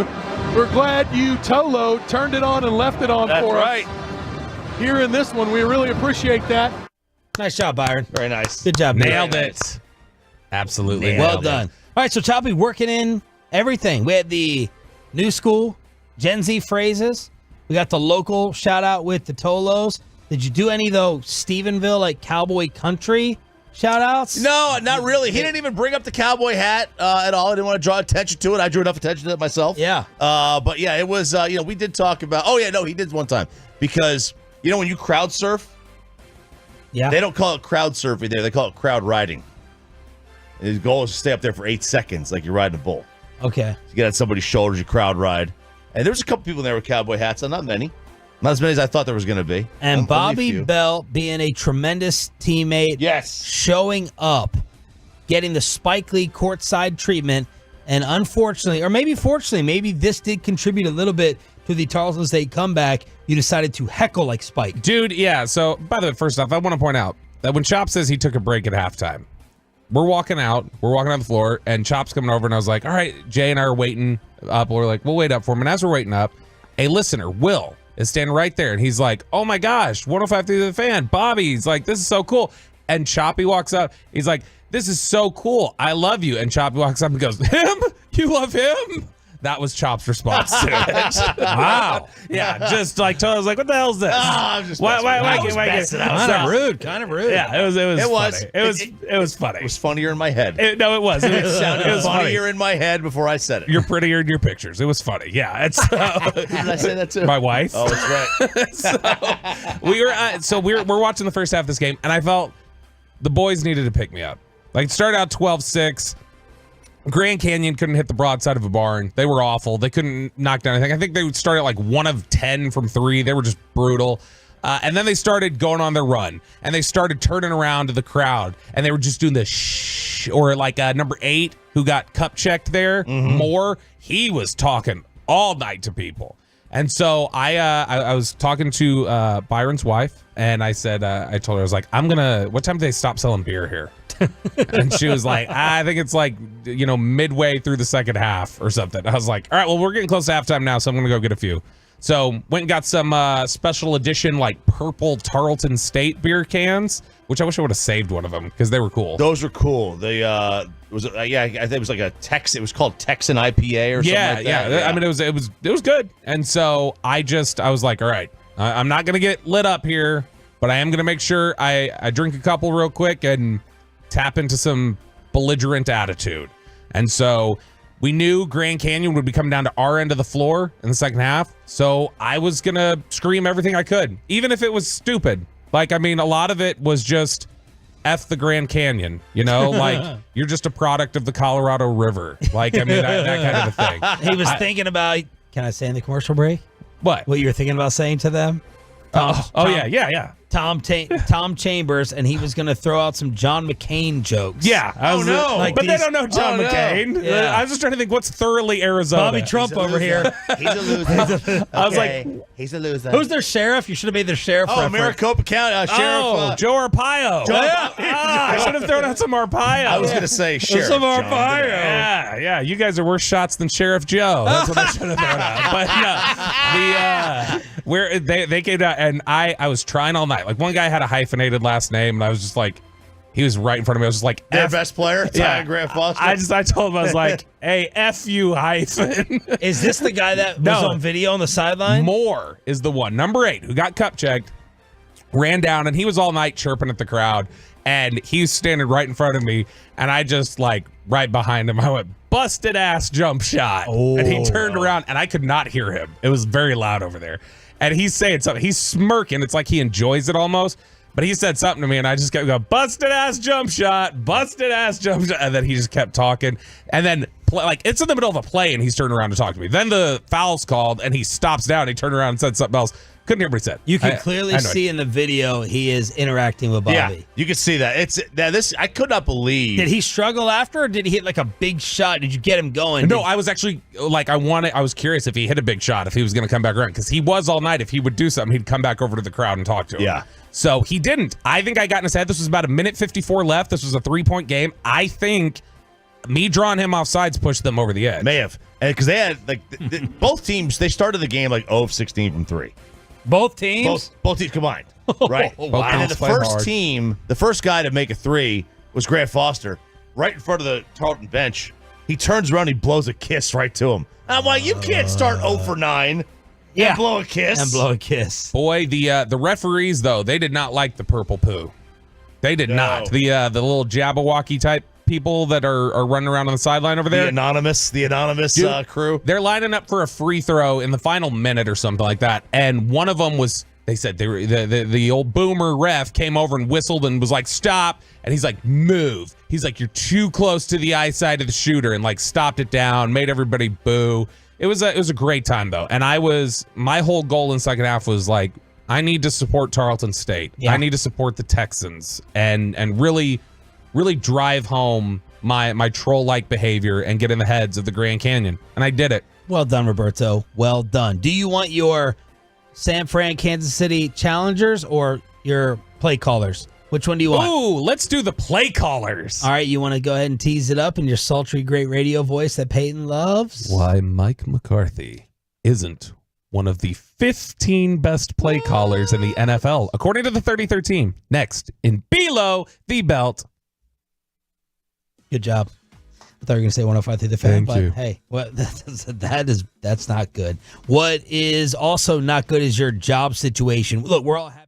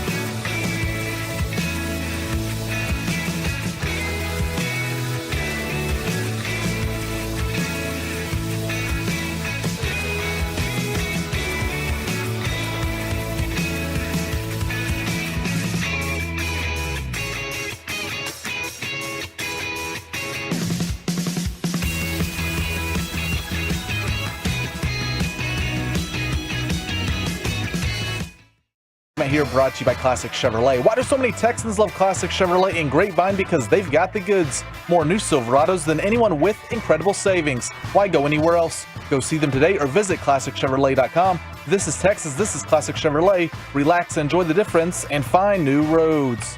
The great Bobby Belt. You ruined the morning show. Don't make me take off my belt. Don't make me take off my belt. We're not. Oh, baby. Oh, baby. Oh, baby. We have a new ranking that will tick off all the Mike McCarthy lovers. Oh, More on baby. that in just a second. Below the belt. What's the oh baby from? It was Bonte Hill being super depressed after the 49ers lost. He went, oh, baby. All the overnight dances. All the overnight dancers. San Fran mornings. Oh, baby. Below the Belt is brought to you by Johnson Fitness and Wellness Home Fitness Equipment Stores. Okay, so there is a new ranking out from the 33rd team. I don't think the 33rd team likes Mike McCarthy very much. No. Because remember last year, Mike Zimmer used to work for him. It was Ross Tucker's ranking of head coaches on the 33rd team where he put McCarthy like 23rd behind Arthur Smith. I think like three of the guys. I'm prepared today. I'm ready to defend Mike. I've not liked. Yeah. I didn't. I hated his comment about we got a championship culture here. Not necessarily loving some of his tone at the press conferences when he's on with us on Fridays. That's been cool. Fantastic radio. Thank you for that, Coach. But not too thrilled. Not too thrilled with the Cowboys in general right now. but I have come armed and prepared to defend McCarthy. All right, let's hear it. Now, before we get started, I'd just like to get both of you on the record, since we're going to dive into what the 33rd team has to say about these two things. Number one, where generally would you rank Mike McCarthy as a play caller across the NFL? And two, would you rank Mike McCarthy ahead of Kellen Moore? He's been more successful in his career than Kellen Moore, so sure. Okay, and where would you rank him generally across the league? Oh gosh, I mean, just throw a number, top whatever. This is a study. This is a deep dive study. I would think he's easily a top half, just off the top of my head, because they win a lot of games. But I don't know, 10, 12. Okay, like that. Sean, ahead of Kellen Moore. That's very tough for me. I'm trying to think about it because I do side with you, Bobby, when it comes to the argument last year, the first 5 games. I'm not giving Mike a ton of credit for admitting that was a mistake. Mm-hmm. I'm not, I agree with it philosophically. I do give him credit for changing back. What was different about Dak Prescott last year? That's what I have to try to figure out and answer when it comes to giving McCarthy credit. Dak finished second in the MVP. When they made the decision to let Dak use his legs more, whoever came up with that was a humongous difference maker. Was Dak just regressing back to his turnover mean? That he was not a big time turnover guy. Jake Ferguson got involved. Brandon Cooks eventually got going. I have a hard time picking between McCarthy and Kellen, to be honest. In terms of play caller throughout the league, I'll just go through the divisions that I'm looking at. He's behind McDaniel, behind Shanahan, behind McVay, behind Reed. I'd probably put him in, off the top of my head, like a 9 to 10 range. Behind the floor, probably. Boy, man, you're smirking. You nailed basically the top 5 with people that you just named. Let's see where Mike McCarthy falls down. Number 1 on this list, Kyle Shanahan of the San Francisco 49ers. 4 of the top 5 are all San Francisco people, or from that Shanahan-McVay tree, because it's Kyle Shanahan number 1, Sean McVay number 2. You get right in the middle, Andy Reid at number 3. Then it's Mike McDaniel at 4, Matt LaFleur at 5. This is where things might get a little interesting and where Choppy might push back a little bit. Number 6, Sean Payton, the Denver Broncos. He has as one of the essentially the number 1 coordinator or number 1 play caller outside of the cluster that we all talk about as like the geniuses right now. It's right there, Sean Payton at number 6, even though you think they have the same resume. I don't think they have the same resume. I know they have the same resume. Like, factually, they do have the same resume. I have no problem with that, by the way. I would take Sean Payton's offensive mind over McCarthy's. Well, I'm not going to disagree with that, okay? But here's the thing. They both won with an elite Hall of Fame quarterback. Yep. They both underachieved with an elite Hall of Fame quarterback. But only one of them has had remote success with somebody else. Well, Sean Payton has had washed Russell Wilson. Matt McCarthy has had in his prime Dak Prescott, number 1. Number 2... Who many would think is, I mean, there are people in the league now. We don't think that, but a lot of people think that he is overrated or whatever. Yeah, but no one thinks that Russell is better than Dak over the last 2 years. Nope, you're right. And Sean Payton chose and wanted Taysom Hill. I don't think it's a full-time starting answer. It was never going to be. He was paying him to be a gadget player. I don't think he was like, you're our next quarterback. Yeah, correct me if I'm wrong. A weapon. Sean Payton's franchise quarterback never turned on him. Let's make that clear. Aaron Rodgers tried to tell the world that Mike McCarthy was outdated and that, he was done with him. I would also like to look at the offensive numbers. I'd be willing to bet that the offensive numbers that Payton and Brees put up were definitely, no doubt, better than McCarthy and Rodgers. That's off the top of my head, a guess. I'm sure you're right. I'm talking about as an offensive mind now. Yeah, I would probably want to adjust for weather. A dome versus Green Bay. True. On the flip side of that, and I'll assume it's way better. The offensive numbers are way better. For Peyton did go 7-9 3 straight years with Drew Brees. Yep, that's true. That's a knock for him. But that was an all-time, franchise worst defense. Terrible. With Rob Ryan. I'm talking about offensive mind. So, I mean, those defenses were horrific. Yeah, I mean, the offense was pretty consistent. And look, I mean, they're probably resume-wise pretty close. Let's see if they're pretty close in the rankings. Number 7, Kevin O'Connell, Minnesota Vikings. Number 8. How are you going to put him that high? I'm a fan of Kevin O'Connell. I like right here him. it says Kevin O'Connell came to the Minnesota Vikings as a Sean McVay disciple, run the ball, use tight formations, throw on play action, all the tenets. The Vikings interior offensive line situation never let O'Connell be what he wants to the degree he wants to be. Running the ball and staying ahead of the sticks is hard with a line that can't get movement. Yet O'Connell found ways to make this offense hum. Every player in the passing offense is used to perfection. Well, that's how they describe it. So running the ball and bringing everybody into the box in a tight formation is a good thing. Well, running the ball, that's my secret weapon here in a second. But last year, now, Cousins hurt, no Jefferson.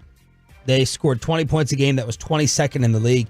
They were 5th in passing yards, 29th in rushing yards. But, yeah, if you want to raise a stink that Kevin O'Connell's above Mike McCarthy, I would not fight you whatsoever. He said, to me, he hadn't done enough. He hadn't done anything yet. I mean, how are you going to put him ahead of Zach Taylor?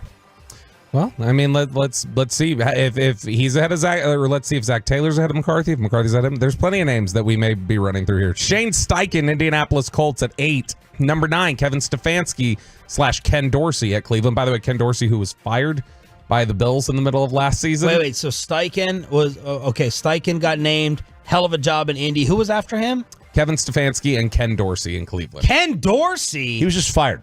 He was just fired because he couldn't make Josh Allen work. Who came up with this from the 33rd team? Derek Klassen.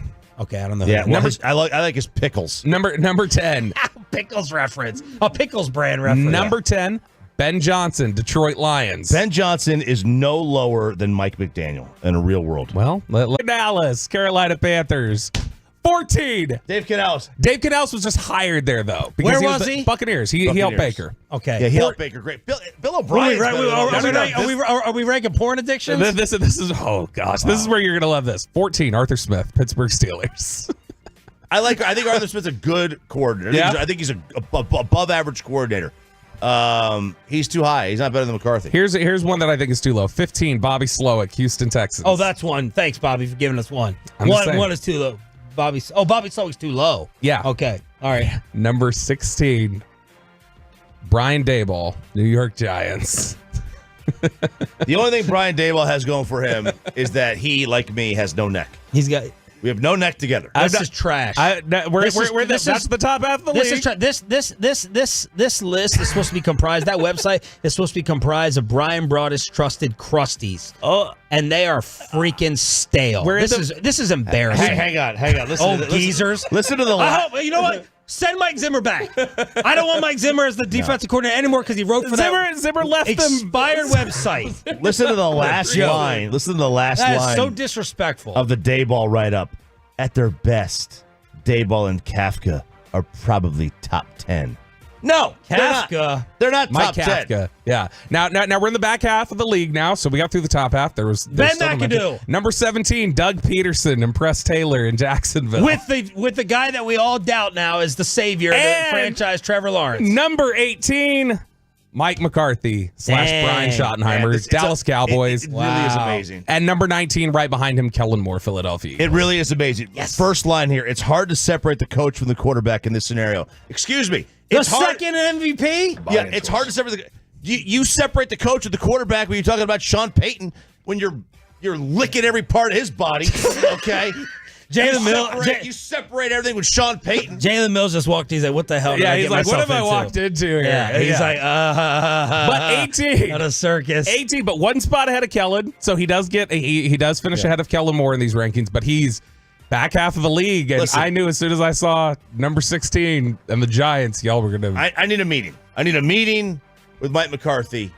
I am offering my PR services.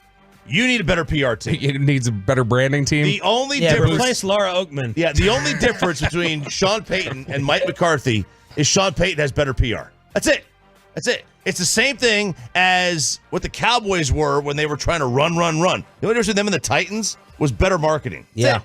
And that's the same thing here with Sean Payton. Man. He is not 12 spots better than Mike McCarthy. Mike McCarthy always he's a product of the quarterback. I'm fine with where Peyton was, man. Some of those other names, that's bad. That's disgraceful. I knew you know y'all it is. I knew y'all would love the list. Man, below the belt. We should have gone with your other topic. Below the belt on a Friday here on DFW Sports Station. All right. We got a former Philadelphia Eagles Super Bowl champ from the Eagles, New England Patriots, and DeSoto's very own Jalen Mills in studio on the Fan Cam and Twitch. Next on Sean and RJ. Let's get you over to A number 1 air. That's right, boys and girls.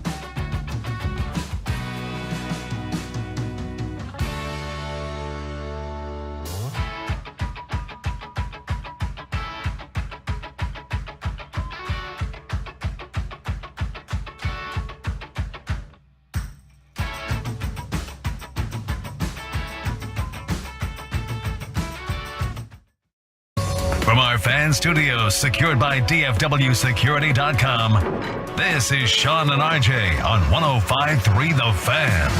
49ers facing a third down and 7. Picked off by Jalen Mills. Mills stays in bounds. He's inside the 10 to the end zone. Touchdown. And we have that guy in studio. Final hour, fist pump time live on the Fan Cam, Twitch, and YouTube. So a couple years ago, we had Manny Sanders in here. Okay. And when Manny Sanders left, I said, okay, he's got a future in media. We had Gerard Mayo on a few years ago while he was prepping a Super Bowl commercial. And we were like, hey, man, this guy, there's a future there. I feel like we could have the same thing based upon our commercial break discussion with Jalen Mills, the Soto's very own, the Green Goblin. I have a problem with that. I'll get to in a second. Philadelphia Eagles Super Bowl champ, and of course, New England Patriot. Welcome in studio, man. Thank you for joining us. Thank y'all for having me. What made you want to do this? Kind of reached out to Bobby, man, and well, I actually followed him because I seen you guys. You know how the Twitter feed is, you know. Kind of seeing what you guys were doing, high energy. You know, you guys talking some good stuff on here, and he actually reached out to me, said that he seen I was trying to do some stuff in the community in Dallas. Okay. And wanted to talk some ball as well, and invited me onto the show. So talk about your DeSoto ties. This is your DFW ties. Yeah. So I'm actually I went to Lancaster High School throughout junior high, and then I transferred to DeSoto my junior year. Just better exposure, better school. Ended up committing to LSU from there, and I think just being from the southern part of Dallas, and being able to relate to those kids, is kind of why I really want to give back. Who was the best player? Doesn't have to be someone that we ended up knowing. Mm-hmm. Who was the best player and team you faced in high school? Man, best player. I kind of like when we're doing local radio when people bring up names that like you wouldn't know nationally, and they're a local legend. Yeah. But someone that could have gone on and was big time, like someone who killed y'all, gave you the business, or matched up evenly with you, being a pro yourself. Yeah. Did And you the play team. Kyler, or are you too older? No, I didn't play Kyler. I think we just kind of had a schedule. Yeah, we missed them. Man. There had to be someone who jumped out that was awesome. Samples, the receiver. We played them the second round of the playoffs. I probably hadn't given up a pass over like 12 yards all season. We played him in the second round of the playoffs. He was the first guy who took me up top for like 35 yards. Who is Samples? Rashad Samples. He played at Skyline. I think his dad is coaching now at Duncanville. That's Reginald Samples' son. That was he coaches at Duncanville. Rashad's actually a coach. I think he's at SMU now. He's at SMU. I think he's the receiver coach, offensive coordinator, man. Okay. Yeah, Rashad is known as like ace recruiter for colleges. He's known as like top notch. Yeah. You didn't give a pass over 12 yards. When did your recruiting really start to kick off? Once I committed to LSU. So I was a 2-star. I was like under the radar type of guy, and my high school coach who went from Lancaster High School to DeSoto with me, he was actually my DB coach, my mentor now to this day. I kind of told him, man, I want to go to LSU. Wasn't on their radar or nothing. And he was just like, they have this 5-star camp every year in July to where they bring in all their commits. They bring in all the 5 stars from all around the country.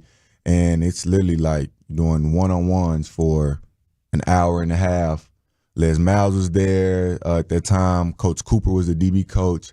John Chavis was the defensive coordinator, and they're just watching these guys go after it. And it's 2 sessions. The first session I missed. I didn't miss. I didn't do that well, So you see guys getting offers and they're committing on the spot in the first session, and we drove 6 hours, man. I'm like, damn, I'm down.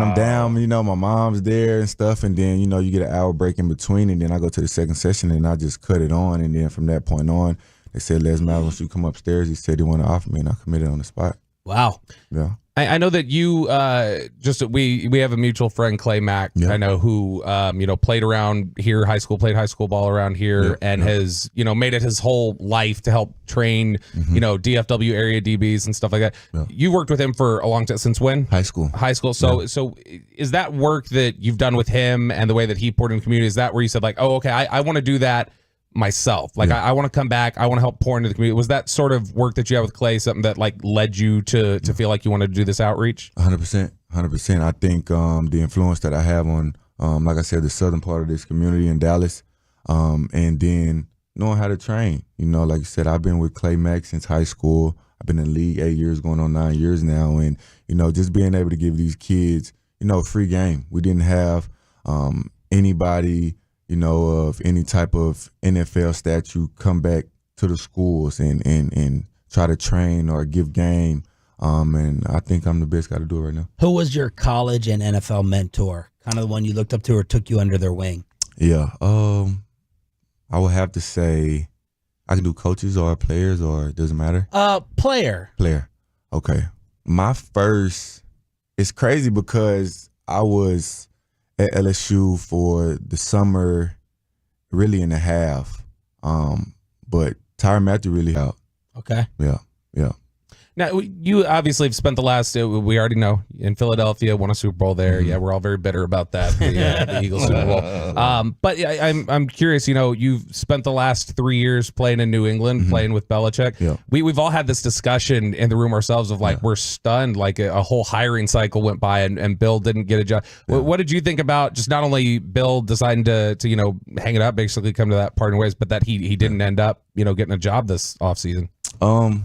I was stunned. I really was. You're talking about a guy who's, you know, going to go down probably as the greatest coach ever, you know, a defensive-minded coach. I mean, we were just talking about how complex offenses are and defenses are as well. So it's a chess match at all times. So I was very stunned. Do you think he really calls it Instaface and he does, Snap Book? He really does, bro. He has no idea what's going on in the media. He really does. So he's not faking. He's that boomer. He comes in our meeting and he's like, "Hey guys, we're not going snap face and Insta chat in this locker room." He really does, bro. I'm not joking. Jalen Mills in studio here on the Fan. So I obviously, because he's the GOAT, I wanted him here. Okay. Even though we have the head coach on every Friday, because I wanted someone to come in here and crack heads, and I just want to ask you a bunch of Belichick questions because he is the GOAT. Yeah. So football knowledge-wise, is he really that much smarter and sharper than everyone else teaching the game? Yeah, I think it's more with him. Situational football, we go over it every single day. 2 minute, 4 minute. If it's Sunday, 11 o'clock before the game, he's out there, "Hey guys, the wind is blowing this way." So if you're at corner or you're at safety and they're throwing a go ball, the ball's going to drop inside of the numbers. Yeah. If you're on the other sideline, it's gonna travel farther. So you know once you see that ball in the air, you have to run a little harder. You might have to jump a little higher. It's like he knows the little bitty nuances throughout the game. Yeah. And like I said, situational football, we literally did 2 minute or 4 minute almost every single day. Now the knock, Yeah. there's two knocks on him. Mm-hmm. One, from the media perspective, he has to have personnel control, bad drafts. Yeah. But the other thing that I want to ask you about as a player is that he's just, you know, he's an ass. Yeah. And you can't, you know, Jay Glazer and some people we talked to at the Super Bowl said you can't do this with today's young player. That you can't have guys miserable playing for you. That, you know, it's a dictatorship and this hard-handed rule doesn't play today. What do you say to that? For one, if you can't take hard coaching, you're soft. For one, you know, when you're talking about today's players, you got these COVID kids coming out of college. They had these extra years. Coaches can't talk to them. And then you come into a situation where you're playing for the Patriots and it's Bill Belichick. At the end of the day, he's won a lot a certain type of way. Yeah. You know, and you can't do nothing but respect it, you know. Do you agree, though, that the new player, Brandon Cook, Stephon Gilmore, told this to our afternoon show, the new player is harder to coach? Yeah. And, you've been in nine years. Yeah. But the new kids coming in, you got to treat with some kid gloves? I think so. Some of these guys are a little different. Like I said, 8 years, going on 9. Sorry. Yeah, it's okay. You see these young guys come in this locker room and, you know, they might make a mistake and coach is yelling at them, and it's either you getting an attitude or you getting a shell. And now us as veteran guys, you got to tell them, "Hey, man, you made a mistake. Coach is coaching you up." It's not don't listen to how he's saying it. Listen to what he's saying. Yeah. See what I'm saying? Yeah. They're listening to the yelling. Man, he yelling at me, man. I'm a grown man. Yeah, we're all grown men. But at the end of the day, his job is also dependent on your job. How good you do is going to depend on if he can feed his family as well. Do you think, like, sorry, Chop, the Patriot way, the culture is like kind of an outdated thing in New England versus other places in the league? When Bill was under Bill's watch. Yeah, I think it's different cultures. You build different cultures, and every team has a different culture, and I think that culture was built there for a certain reason. And going there, getting drafted there, being a free agent and going there, you have to know what you're getting yourself into. You know, the culture here in Dallas is different than New England. The culture in New York is different than the one in Philly. You know, so I think it's just more about embracing it more than trying to say, I don't like this or I don't like that. It's just, it's hard work. So the players, you think they're more sensitive, or the spot they're the most sensitive? Would you say it's in that film room day after a loss? Maybe is that where it hits the most for them? Definitely. I think and I've been through it. You have a bad game, and as soon as you get to the locker room, the media's like, they're on you. Mm-hmm. You don't want to talk to them. You just want to get out of that locker room as fast as possible and go to your family. But at the end of the day, you guys have a job, and we have a job, and you got to talk to the media when you're having a bad day just as much as you want to talk to them when you have a good day. When I have 2 picks and a touchdown, hell yeah, I want to talk to you guys. But if I've had a bad game, well, at the end of the day, I have to be a man about it and talk to you guys as well. What's the most misunderstood thing about Belichick? Or the biggest surprise when you tell people? He actually is a cool guy. Actually, outside of football, I've heard he could dress. Like he dressed. I heard outside. Like if he wants to dress up, he can dress. I don't know if that's true or not. Have you seen pictures? He got a couple. He got a couple suits. He's an older guy now. Like don't get me wrong. He got a couple sharp suits. But I think outside of football, like when we cross those white lines, it's business. It is what you see on TV. That's Belichick. But outside of that, like he'll joke here and there. So he's a pretty cool dude. You guys have you were with the Patriots last 3 years, twice played the Cowboys, specifically this past year played them with the new offense and stuff like that. Mm-hmm. When you guys were game planning for them, like what's the book on the Cowboys offense? Like when you guys were planning for them, what is the thing of like, man, they do this really well, this is how we got to approach them? How did you guys look at Dallas's offense this year when you guys were game planning for them? You have to start fast versus that Dallas offense on defense. If you let them go up 7 points, 10 points, 14 points, then you're going to be in trouble. I mean, you guys know how the stadium is in there. The fucking blowhorn. Oh, Sorry. I got in game mode. I'm visualizing. That's good. You get the blowhorns and the fire shooting out of the stuff, and it's going crazy in there, and it's going to be hard to catch back up because that defense, they're making turnovers now. Now they want to play pass and defense. Michael Parsons, and you had Bland and Diggs, and Gilly was there. They're creating turnovers. So the biggest thing was on defense, man. We need to get a 3-and-out this first possession and do not let them drive the field and score a touchdown. Are there obvious differences preparing for a Kellen Moore offense versus a Mike McCarthy offense? Kellen Moore, he doesn't care if it's 28-7 with 5 minutes left in the fourth quarter. He's going straight to the end zone again. McCarthy was kind of more like 28-7, 4 minutes left, game's over, get a ball to the running back in the game, which is a smart idea. Get your players healthy to the next week.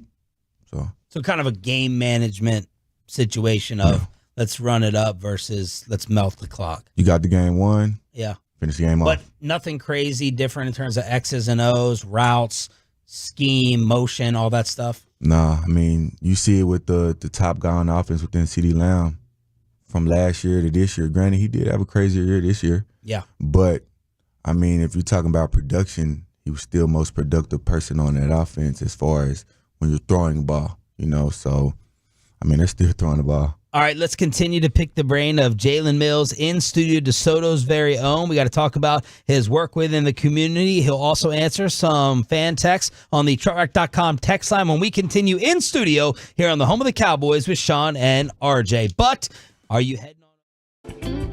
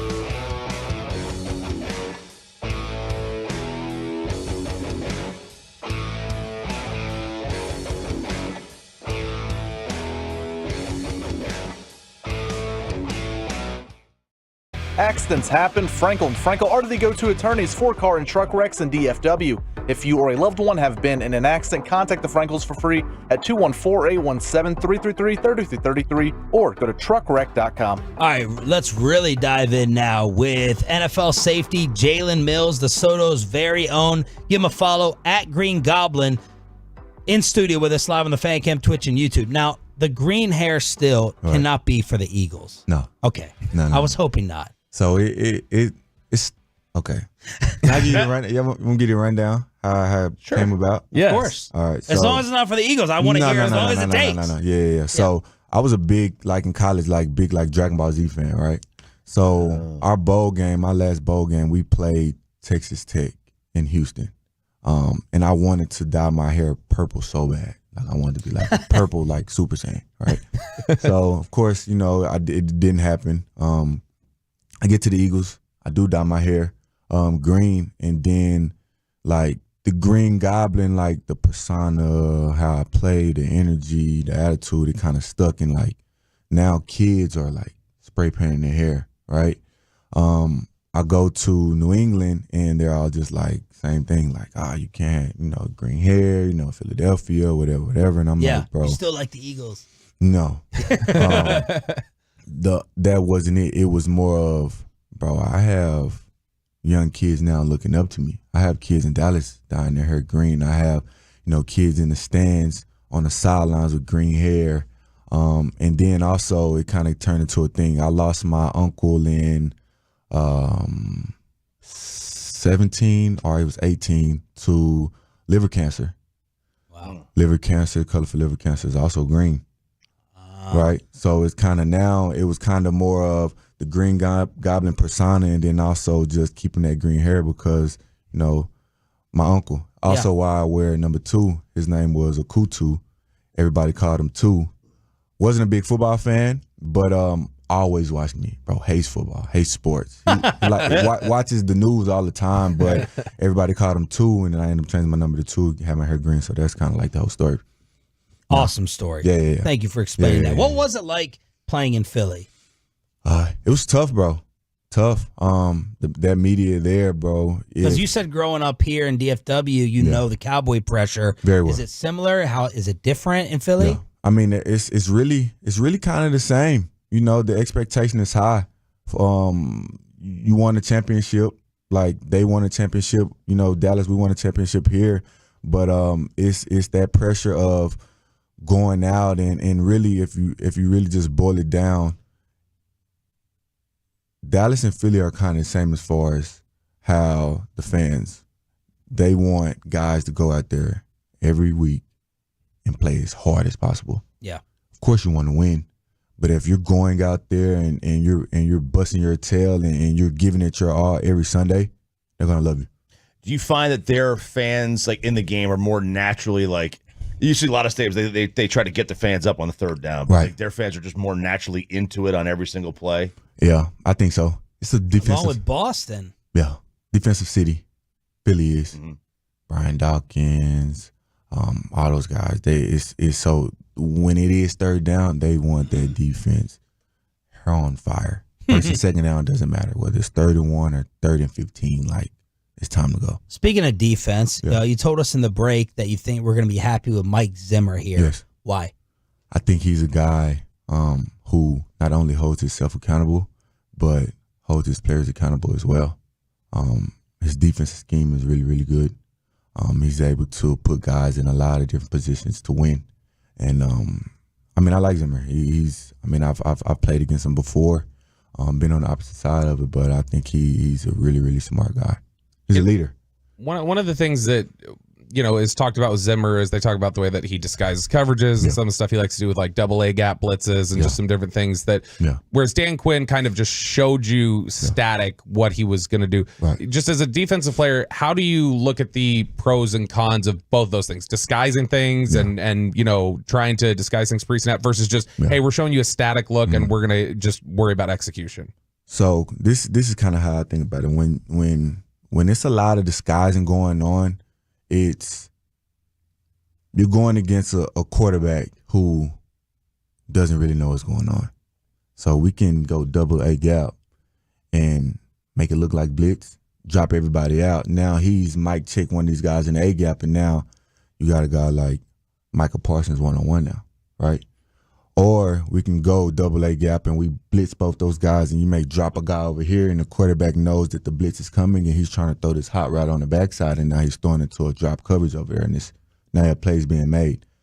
But there are guys where I've played a Tom Brady or Aaron Rodgers, and sometimes those disguises, they'll get your head bust because they know the game. They've seen it so much to where you do have to just line up, and it's like, hey, it's mano a mano. It's one-on-one. My corner's one-on-one. My safety's one-on-one. It's tight end. All of my D linemen, we're all one-on-one. Somebody's going to get, of course, double team, but now it's our guys are better than your guys. And it comes down to that sometimes. The 3rd and 5 play to win the game, and it's all man-to-man, and you know it and we know it. So I think it's kind of it's an up-and-down situation with it, but disguising definitely helps now with defensive scheme for sure. As a defensive player, Jalen Mills in studio here on Sean, RJ, and Bobby, is it almost a fact that you should have motion on your offense? Yeah. It's more difficult for you to defend? Yeah, I think so. We were just kind of talking about it, motioning from starting the formation into the boundary and motioning it back to the field rather than just lining up your 3-by-1 formation to the field. And then now the defense can dictate and they can get to their checks and here and there quick. Rather than if you have a motion, and you might have a defense who can't communicate that good. Or you might have a defense that, now a big play has happened and they have to go to the sideline. They was like, Coach, well, they did this and this and this. Like, we didn't see that motion before. Yeah. Or we was talking about San Fran, what we call is build the formation. They may come out in a 3-by-1 bunch. And now they motion the guy over here, and they really want to get to a 2-by-2 formation, but they gave you a 3-by-1 bunch, and they know that you're going to check something to that 3-by-1 bunch. Now it's motion over here 2-by-2, and they know when you get to this 2-by-2 formation and to this boundary, you're going to call a certain call. Now they got you. This is a question we got from the 817. It's one that we ask Mike McCarthy and other people, but it's good to ask somebody outside the building too. When you're game planning for Dak, what do you look at and say, this is what he does really well? Like, this is what we have to be most cautious with Dak specifically. And you can't say throw an interception in a big spot. Stop it. Exactly. I would say just lining up stagnant, like how we just kind of saying, just lining up, playing defense, man-to-man, press corner on the backside, safety down.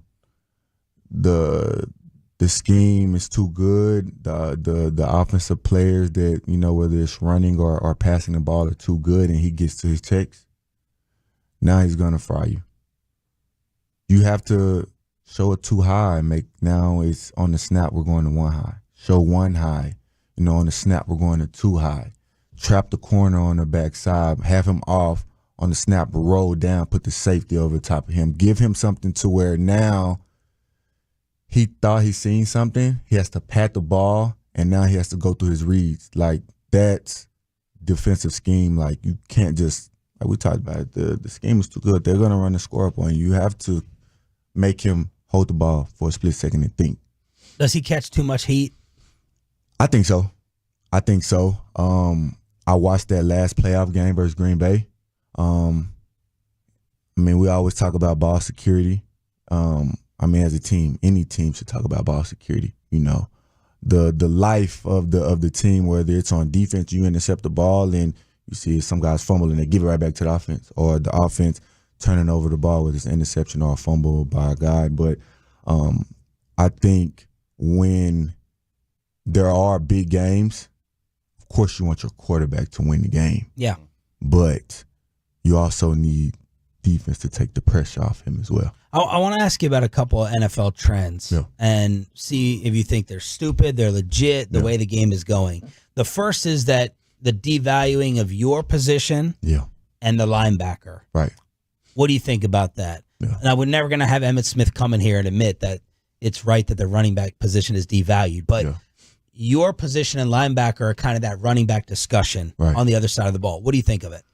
I, for one, and this could be a biased opinion. Probably.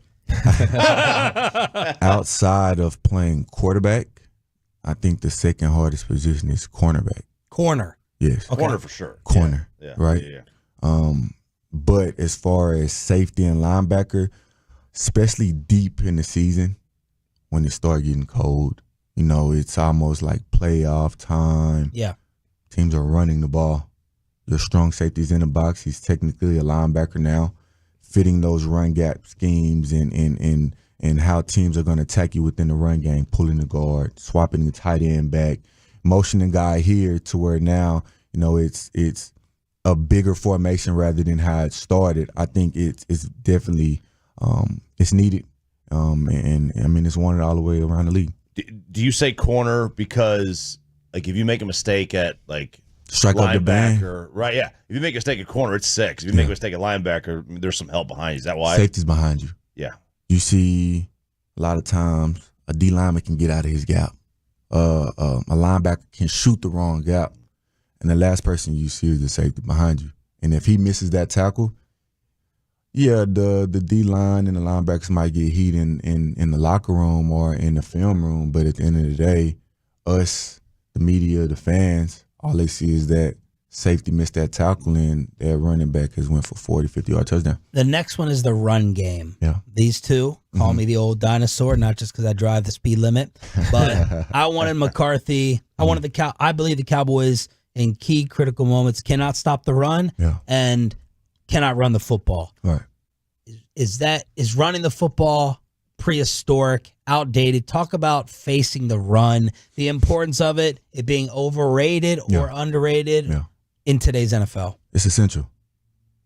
I mean, how many quarterbacks have we seen just go out there and throw 60 passes a game?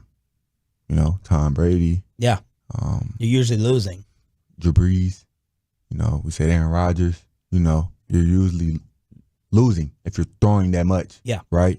So when you're talking about running the game, I mean, we just seen San Fran in the Super Bowl, right? That's how they got there. Baltimore was almost there running the ball. Right before the Kansas City game, Lamar Jackson had, 100 rushing yards and 2 touchdowns? Yeah. You see what I'm saying? So I think that's how they beat Houston. That's when you're able to physically run the ball and impose your will on a team and they know, hey, this is a run formation. They're running the ball and they're still getting 3, 4, 5 yards a pop. And as a defense, we know they're running the ball and we're sitting there and we're smashing them in the mouth and it's tackle for loss or it's a gain of no or it's a gain of 1 or a gain of 2. Take that run shit.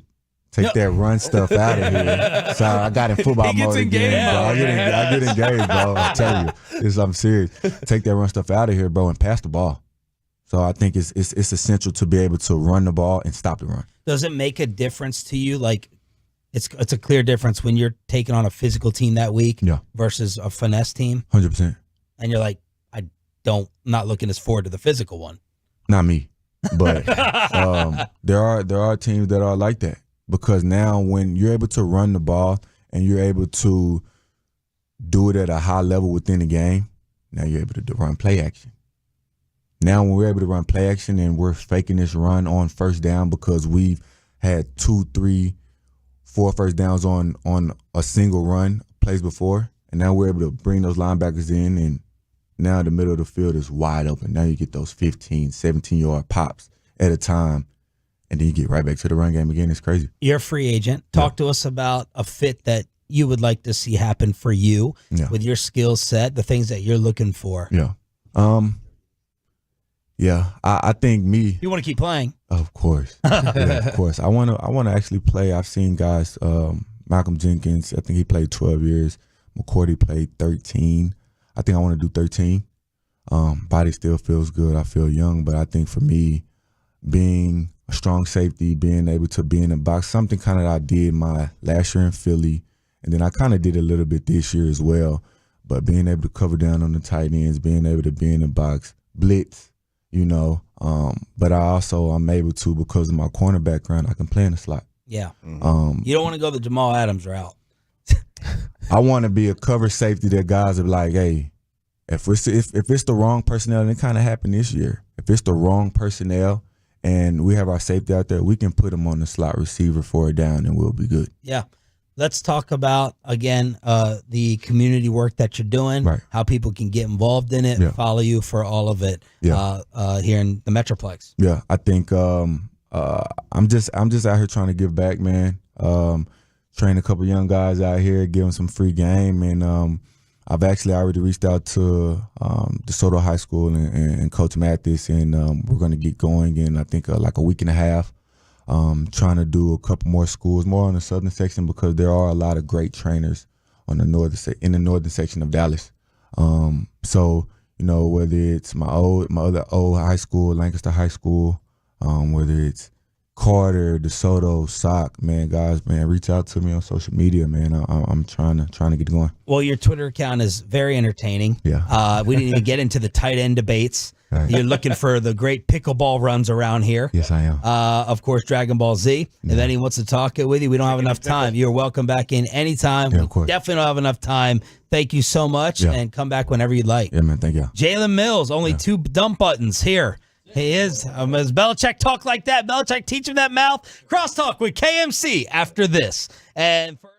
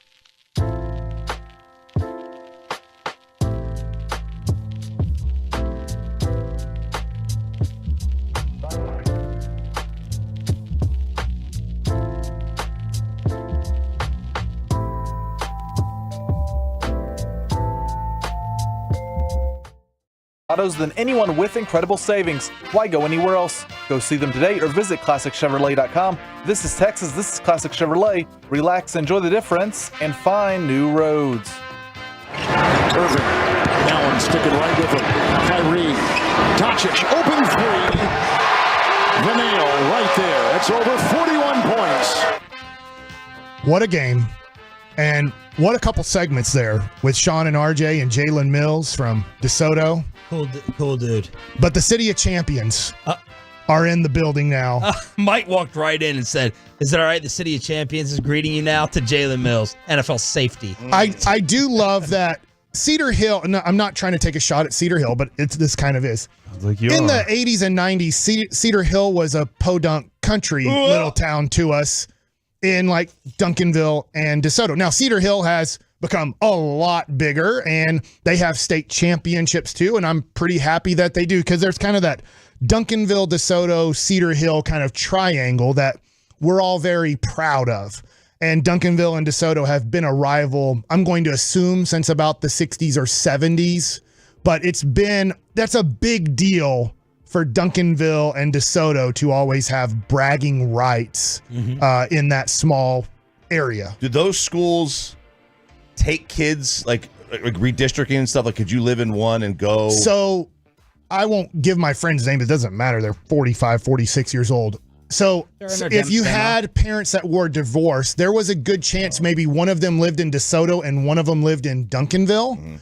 So if you were a good baseball player, you said, all right, I take my parents' address in Duncanville. If you were an average baseball player, you said, well, I'm not going to make Duncanville's team, or I'm not going to play. I will go to DeSoto and be a good player there because I can't play at Duncanville. There's too much competition. And I'm not trying to take a shot at people, but that's just how it was. So one of my best man in my wedding, one of his parents lived in DeSoto. One of them lived in Duncanville. He went to DeSoto for middle school and junior high. When he got to 9th grade, he went to Duncanville. He was drafted out of high school. He got a scholarship to Texas A&M, played 3 years at Texas A&M, and Steve Scarborough made it to AAA with the Milwaukee Brewers, but did not make it to the major league. So that's kind of stuff would happen. There would be opposites where people would be at Duncanville and transfer to DeSoto because they lost their job because a kid from DeSoto transferred to Duncanville to be at a better baseball program. So, speaking of which, Jamie Moyer, that was fantastic yesterday. He was like Jalen Mills, but talking baseball, though. Just the inside of it. That was good. Very good. I want another. It was a compliment hour for Jamie, not you, Corey. It's like I was part of the damn show, Sean. Corey, since you're part of this show today, F yeah. What are you excited about coming up on the show today? Well, I think I might have just added something, this Tim Duncan quote about playing against Jokic. And he was like, I played him after I was me and before he was him. And I just love that line. Yeah. So we might get into that a little bit of that today. But we do have Masterpiece of the Week coming up at 1:30 today. I'm excited about that. To your point, my dad got to face Hank Aaron, but he said, I didn't get to face Hank Aaron. Yeah. He faced him on the Milwaukee Brewers, and he said he had to cheat for fastball. So if you knew he was cheating for a fastball, you could throw him a slider, and he just didn't have the same bat speed in 1976 that he probably did from like 54 to like 72-ish, you know? Should we break down the Rangers lineup for today's Cactus League game? Oh, baby. As the order is very interesting, Mike. Okay. It is very interesting. I'm excited to hear about that during the KNC Masterpiece. Now, the highlight, Sean, was of the Mavericks ending the game with Kyrie passing to Luka for a top-of-the-key three to shut the door. They're not coming back. This game is over. What do you think right now? It's one game after the All-Star break against a playoff contender in the West. What do you think of these Mavs right now? Maybe your championship proclamation isn't. No, I'm not going to go that far. They're top 5 team in the league. Tim Legler said 4, that they're the 4th most dangerous championship threat. Look, they're fun. I mean, I'm intrigued if they take on what? Kevin just sounds like he's like waiting for a fight to break out, but he's the one that's kind of egging it on. He's like, oh! If they take on Minnesota or OKC, I will not be booking vacation for right after that series is done. They're fun. They're intriguing. I love Gafford Lively. I know Hardaway's not playing well right now. Luka is going to do whatever he wants any given night. We saw Kyrie in the second half. Hopefully, P.J. Washington can play like Grant Williams one day. Hopes and dreams that can happen. Yeah. They're fun, and right now they look very, very dangerous. If they play OKC, it's in the bag. It's in the bag. Why? You can't win a series with a guy from Canada as your top player. Oh. Just can't do well, it. didn't Steve Nash do winning at times? No, not really. As a matter of fact, did he win? Yeah. As a matter of fact, he never won it all. He didn't win it all, and he never made it to the NBA Finals. But he did win in the first round a lot. More than Dak. Okay. So see, that's what we're talking about. Dak Canadian, Mike. No reason. Dak Canadian. when Dak got a first round bye, that's a playoff win. Didn't you see David Moore with the hit piece for Jerry, the henchman, say they don't have to re-sign him? Did you see that story yesterday? Yeah, right. Wasn't Steve Western Canada? That's totally different Canada. Okay. Totally different Canada. How many provinces can you name? I don't know, all of them. Go. No way. He's a beast. Newfoundland, Prince Edward Island, Nova Scotia, Quebec, Ottawa. That's a city. Help him. Right. Ontario, Manitoba, Toronto. Saskatchewan. Look at that. Let's see. You've got Alberta, British Columbia. You got the Northwest Territories. See, AT&T. Nunavut is another one. AT&T Nunavut. knocking out all I have Gen no Z's idea maps. if any of Do you that Didn't think? affect him. All right, Bobby, you have fun with this type of stuff. Sure. Do you think Canadians Oh, gosh. my God. I'm probably not That- the one to hit with this that question. when they traveled from, let's say, I don't know, Europe, Sweden. and they got to North America, and they kind of hit the upper part of North America. Like, God, this is cold, and it's cold almost all the Yeah, time. They landed there in July. Do you Let's think? be fair. Yeah. Do you think that they were too lazy to go, hey, let's travel south and see if there's warmer climates in this region that we haven't discovered yet? Same thing as here. They 100% settled Texas in October. Right. Yeah. 0% chance they settled Texas in July. Right. Yeah, I don't know. Maybe it was just after all that travel, and then if it's freezing, like you may just feel like you don't have the energy to move. You may have just been stuck there. It was just like, let's camp out, and I guess we'll just settle here. Can you imagine this? I know my grandmother, who has long passed away, they moved from Connecticut in I think, late 40s, early 50s, They approximately. didn't know how old she was either. No, well, she was the 9th child and just born like at home, in the early 1900s. It wasn't like they kept great birth certificates back then, even in the United States of America. So she got here, and for the first, I believe, 2 years they lived in Oak Cliff, they didn't have air conditioning. Can you imagine living here? Since you said they moved in like October, the people who started settling here, can you imagine having a house in the 1950s, or just, having that house now? Our house was built in 1910 or 1911. I can't imagine living here for about 3 months of the year without an air conditioner. You smell like Choppy after his game last night and no shower. I smell great. A Cowboy. Did it go great? Who won? Tarleton won. Yeah, they won by what, 2, 3? Rushed the floor. They rushed the floor. Comeback win. So was that a major upset? It was a pretty big upset. Grand Canyon's a team that's like, they're probably they were a bubble team going into last night. I think they're off the bubble now, but they're still going to win the conference, so it doesn't matter. But they had a chance, even if they won out and lost in the conference championship game. There was a chance they could still make the tournament. I don't think that's the case anymore. I want to play for you guys, for you, Mike, a basketball observation from Choppy. We had some of his clips and calls. Oh, no. Which one's this? This is about rebounding. Oh, you got to be a leader. Inside, Brennan, no good. Follow McLaughlin. He puts it back. And he's got to use his leadership here. When you're down, he's a good rebounder. Take advantage of some size that you might have. And try to get some rebounds. Try to play physical underneath. Runner there for McLaughlin, and he's going to pull the Lopes back to within 2. Back-to-back baskets, using his leadership, using his body, using his skills. He's kind of taken over here in the last minute and a half for them. So the next time you complain about the Mavs rebounding, Look for It's about leadership. Help you out. I'll help Get you your out. Donis okay? Haslam in Hang on. here. I'll help you out. This was 4 minutes into the game. I knew none of the players. I knew none of what they did. They were trying to take. I had no idea what was going on. I'm just like, you know what? Let me come up with the most idiotic, generic statement I could possibly make, and that's what you get. I thought I made some very salient points. Salient? Yes. Points. I think you made leadership points. He got out at halftime. I was like, what were you talking about with the leadership thing? He's like, what are you talking about? I said, you said leadership, and that's why they rebounded. He's like, I didn't say that. I don't remember saying leadership one time in the first half. What are you talking about? He like totally blacked out. Good job. I'm assuming, Bobby, you watched and recorded? No, I was right there. I was courtside. courtside. Look at his outfit. How do you know what he said? Because they gave us earpieces that we could I monitor. had the cowboy hat on and everything. Look at him. Look at that.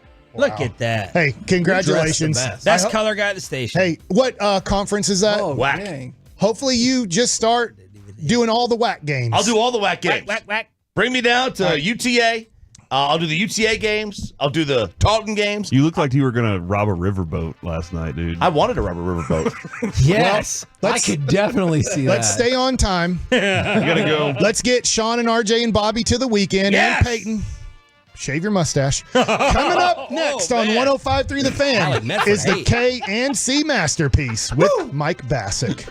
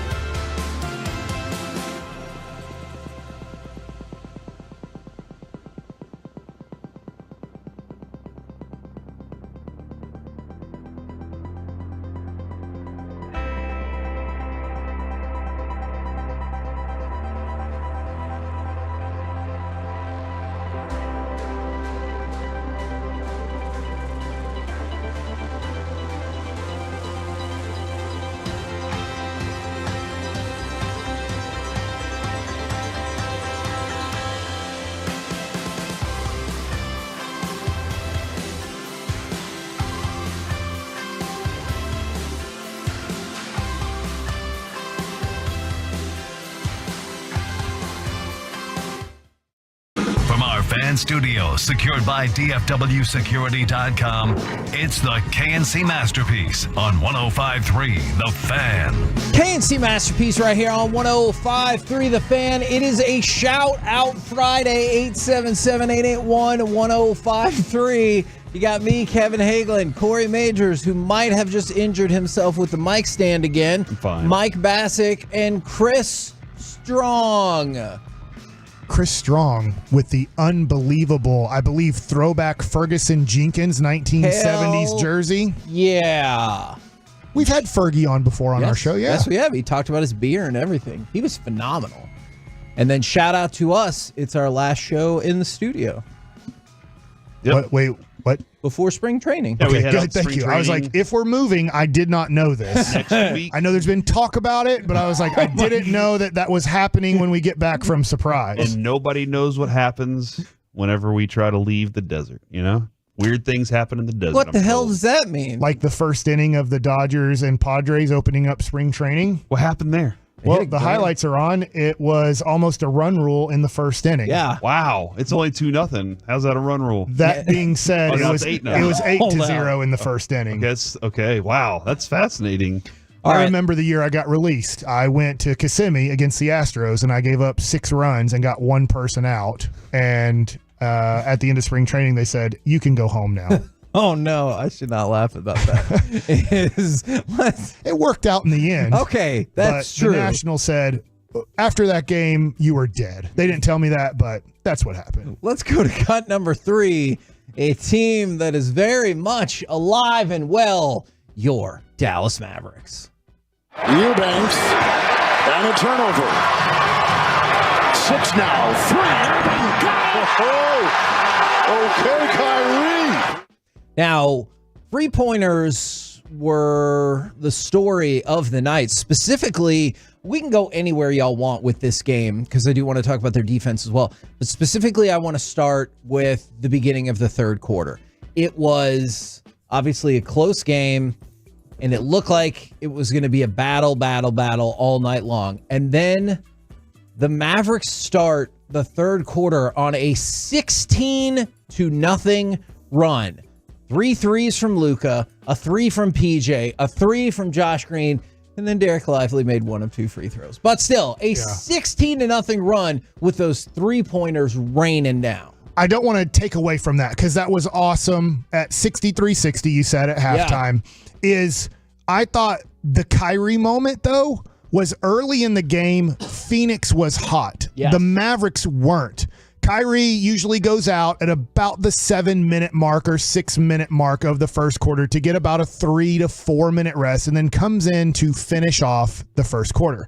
Well, I thought his finish off of the first quarter was just as important when he got hot and got the game back to a 33-32 game at the end of the first. This was such a fun game to watch, and I'll be honest, I did not watch it live because I was at my son's baseball game. So I was following the score, and then I was able to follow the last 5 minutes of the game live and then went back and watched the game. And that was, I'm not saying that was a playoff game, but that's what I remember regular season basketball being like when Dirk was in his prime, that when two good competitive teams are playing for something, seeding in the playoffs. That's what I'm used to two teams playing like. And I thought Kyrie and the rest of the Mavericks, but I thought Kyrie had some very big moments, including that end of the first quarter run too. You briefly took the lead. I know it's 1 point, but you briefly took the lead in a quarter that for probably the last half of it, maybe the last 7 minutes, you were in a 6, 8, 10 point deficit. And it felt like, is this where we're going to be working from all night? Like, are you going to have to make the run to make it a 1-possession game? And all of a sudden, bam, presto, changeo. By the end of the first quarter, it's a 1-possession game. Yeah, Kyrie was your offense to start that game. Yes. And 13, I want to say in the first quarter. And I mean, like, he's just a wizard, dude. Like the things that he can do. Well, and I say wizard because he looks like Magic sometimes. And again, not Orlando Magic or Magic Johnson. It's just, I'm going to have to come up with a new word. You are. He's a mage, if you will. I don't know what that is. But yeah, it doesn't sound good. This is, well, a mage is kind of, anyway. This is the stat. I thought you were my core dog. Kevin, this is the stat that I was like, of course. Including 5 consecutive three-pointers coming out of half, the Mavericks recorded 19 three-pointers. The third top most games of such instances in the league this season, 11. Dallas has a 10-1 record when the team records 19 or more three-pointers. And in my mind, it's like, of course they do. Yeah. When you hit 19 threes. Who has a bad record if you make 19 threes in a game? But can I tell you this, and this is something that is encouraging. I don't know if you ever go back and like retroactively do this after the fact, or if you think this is a giant waste of time, is Phoenix shot really well from distance as well. Sometimes almost every stat, Kevin, Phoenix beat the Mavericks in last night, except for they turned the ball over 6 more times than the Mavs, and they had 1 less block shot. Okay. Now, sometimes I'll go back and look and be like, all right, you won by 10, but you shot 45% from 3, and the other team shot 30% from 3. Mm-hmm. So if that how often are you going to shoot 45%? Exactly. Also? And if it equalizes it out at all, but they were pretty competitive. Like I realize you said 19 3-pointers for the Mavs, but I know the Suns were dealing from distance as well. So I was really excited about how well they looked, how well Kyrie looked, how good the defense in the second half looked. A lot of positive things out of this game. And did you hear, what do you take of Jason Kidd talking about Luka and Kyrie, and he's like talking about this streak, and this is the longest that feels like I think it is the longest they've played together. Their record is phenomenal when they're on the court together this year. Yeah, and Jason Kidd's like, I think it's kind of proof that when that these two can coexist and these two can play together. I think it's very scary. I tweeted this out this morning. This has to be very scary for other teams. I know it's just one game, but if you are Oklahoma City, Minnesota, Denver's the champs. I'm not saying they're scared. I'm not saying those other 2 teams are scared. Or the LA Clippers, who have beat the Mavericks without this group, but they have beat Luka in 7 games. I'm not saying other people didn't contribute in those series, but Luka was averaging 40 in those 14 games. And it took them 7 to beat them. Yeah. And so now Luka has 2 real centers. I know, I always do this. I'm sorry. But thank God we never have to watch Dwight Powell play another meaningful minute of basketball on this team, because you have 2 real NBA centers now on your team. And then you have another star on your team. Then you have these really good role players. I still consider them role players, but you have these good role players that can do different things. And so you can throw in different looks with PJ Washington and Josh Green and Derek Jones Jr. And if he comes back, Dante Exum and Tim Hardaway Jr. Hopefully you'll see on the road trip. Right. And Tim Hardaway Jr. is in a cold streak. He does this. He'll get hot again. I don't know when he will, but he will get hot again. And you have Hardy, who could play some sort of weird role in the playoffs where he comes off the bench one game and has 18 points. And you're like, wow, that came out of nowhere. So this has to be scary for other teams, the defense, that you're not going to get clean looks. I know they called it a foul, but when Booker went to the hole and Daniel Gafford they called the foul, they reviewed it, they kept it a foul, but it was like, no. You're going to be put on your butt, and we still might get the block shot and move. And then there was another one where Gafford knocked it into the 3rd row, and Derek Lively can do those things.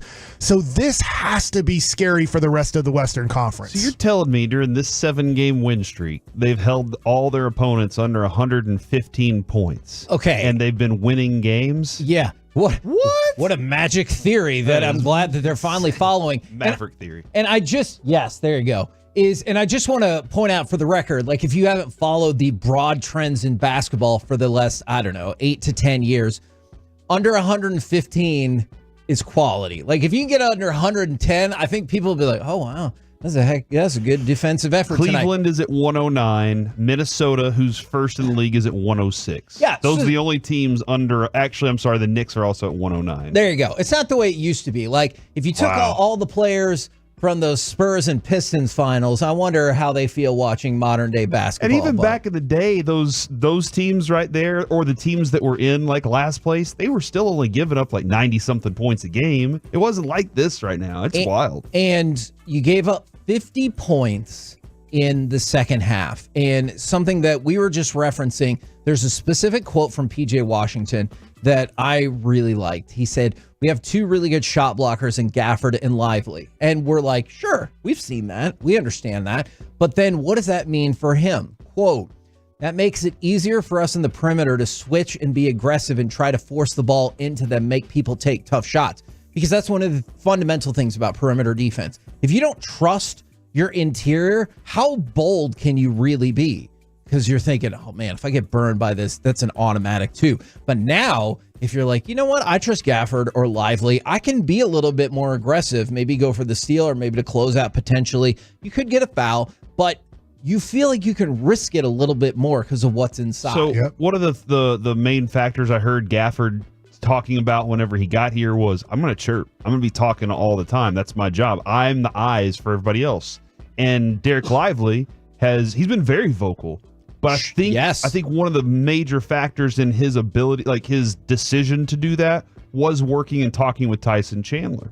And when we go back and watch that year, Tyson Chandler was the voice on that team. He was telling everybody where he was, where other guys were, so that, like you're saying, the guys on the perimeter know where their footwork needs to be to press a guy to him. So, I'm funneling you to my guy. You think you're getting past me right now. I'm keeping you from going the direction you want to go so I can send you to somebody that's going to make the shot more difficult on you. It's great communication between the centers and the guys on the perimeter right now. And again, like you just said, the trust that guy's not going to get an easy bucket and make them look bad is even better. That's 4 games. Yeah.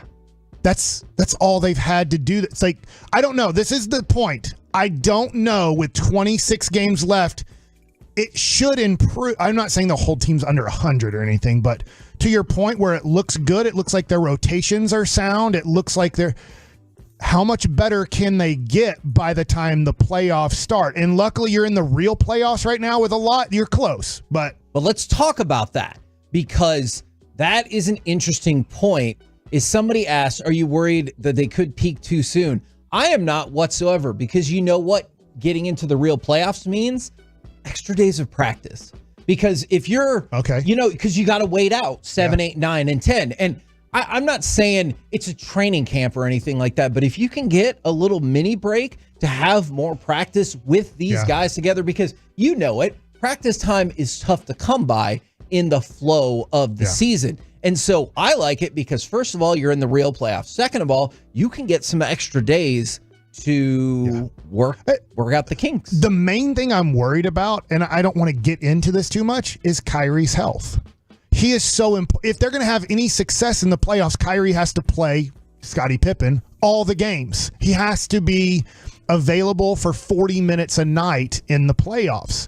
And that's probably, if you're the other team, Oklahoma City, Minnesota, Denver, LA Clippers. That's probably one of your first round matchups. Most likely, the 4 teams I just named is going to be a team you play in the first round. Most likely. They probably look at it and go, let's see if Kyrie's actually healthy when the playoffs start. Just like if you're playing the Clippers, I'm still like, let's see if Kawhi Leonard is actually healthy when the playoffs start, or Paul George. And then that's the thing about Phoenix last night. You could say, if you're a Phoenix fan, I'm sure you're not listening to us right now, but you'd say, well, okay, you beat us. We didn't have Bradley Beal. I don't know. What's the percentage you can put on Bradley Beal's going to come back healthy and be a contributor for you when it matters most? Because they lack depth. That team does lack depth. So when Bradley Beal is out, it hurts them quite a bit. They tried to help out that depth at the trade deadline, getting Royce O'Neal. And I'm sorry, I'm forgetting the other player they got. But I look at that team and I go, I think the Mavs, if you played them in a 7-game series, it would be a tough series with Kevin Durant and Devin Booker. I get it. I think the Mavs would beat them in a 7-game series if you're healthy. Mike, what is your tolerance level for me giving you some of the business this morning? We'll give him the business. Okay, sure, I'll take it. What is the biggest argument you and I have ever had on air? That I don't listen enough? Okay, fair enough. I think that's more of a complaint than an argument. Yes. Okay. I think you agree with that. The topic? Yes. One was Henry Ruggs, because that's when you threw your That's fair. headphones off. In the basketball space. That was still It more was of the a most miscommunication. nonsensical but gigantic argument we got into. Crap. Jokic? Multiple people have texted me this morning and hit me up on social media and said, you have to bring this up to Mike. Alexei Pokashevsky from the Oklahoma City Thunder was waived this morning. I will tell you, pick him up. That was like 2 years ago that we had like a super intense argument, and multiple people hit me up this morning. It's like, bro, this has got to be on the run sheet, right? And I'm like, it's not. I didn't even know about it until I saw it this morning, and I was like, well, he sucks. And then Josh Green was starting for the victorious Mavericks yesterday, so I'm going to take that as a dub. Take it. I was wrong, but luckily Oklahoma City was. They intentionally traded up one. They didn't trade up one spot. We have to get ahead of Dallas. Because they thought Poku was going to go to Dallas if he was available. So they traded up one spot earlier, took him, and it's unfortunate for him. I don't think he's going to make it in the NBA. I'll be honest. Yeah. But he does have time. If that makes sense. Like he's 22, I think, years old, if I have it right. Might be 23. He has time over the next 2 or 3 years. He's 22. Go to a crap team. Go to Washington. Go to, I don't know, name a crap team and try to get minutes and see if you can figure out how to play in this league, because it didn't work out. I thought he had the talent and ability to do it. He doesn't. It is a shout out Friday for the 903. Happy early birthday to my gorgeous girlfriend, Brandy. Ready to celebrate with you tomorrow at the ball fields. And then, Corey, I love this one specifically for you. Can I get a birthday shout out? My birthday was yesterday, but I don't want to say it because Corey would yell at me and talk about all the shout out rules. What's their name? Appreciate. Oh man, I don't think they put their name. Yeah, because right like Brandy, here. her situation, that's tomorrow. So I mean, we'll hit us up tomorrow for Brandy. Man, I like that you've become like the ruler of the logistics to these shout outs. For that person who's like, hey, my birthday was yesterday, would love to give you the shout out, but we need your name. Happy birthday to you. And your social security number. No, not that. Oh. We're the KNC That's masterpiece right here on 105.3 The Fan. Coming up next, the Rangers' new fundamental focus for 2024. Let's talk about it next right here on The Fan.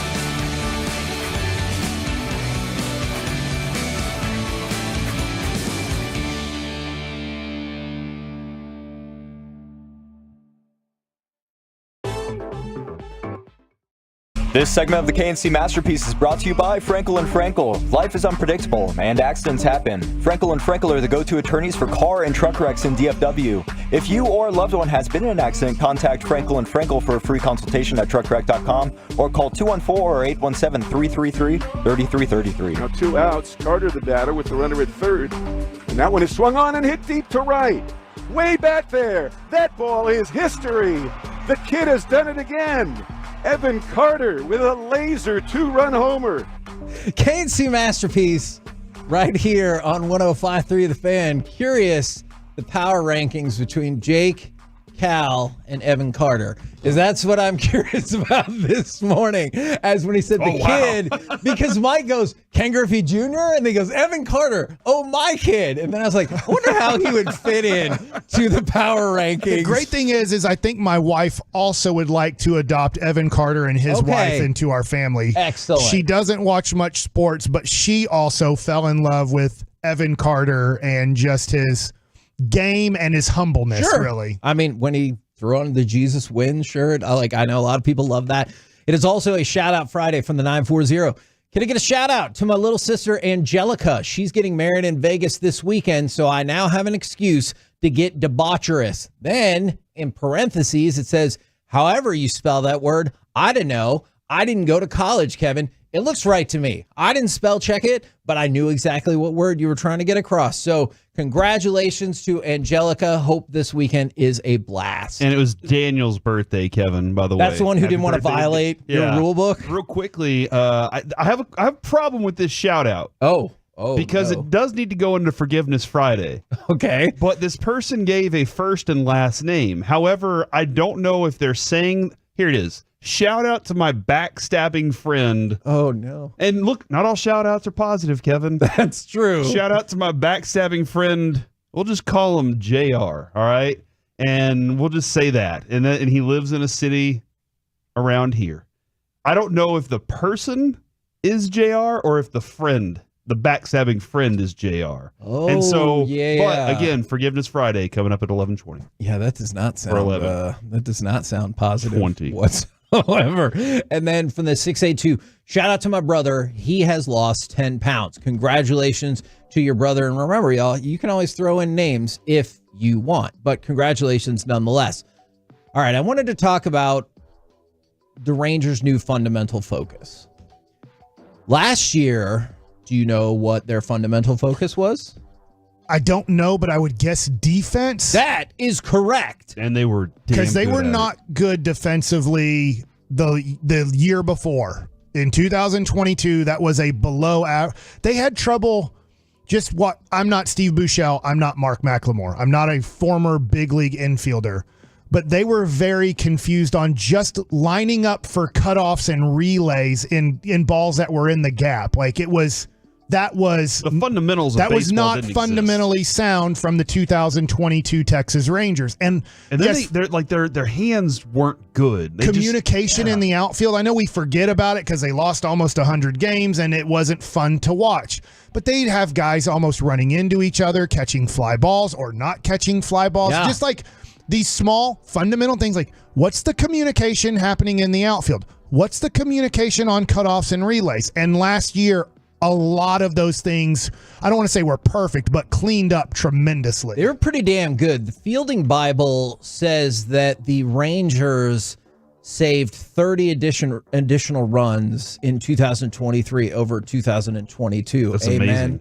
And ended up as a top 5 team in defensive runs saved. So fundamental focus achieved. Hooray, hooray, hooray.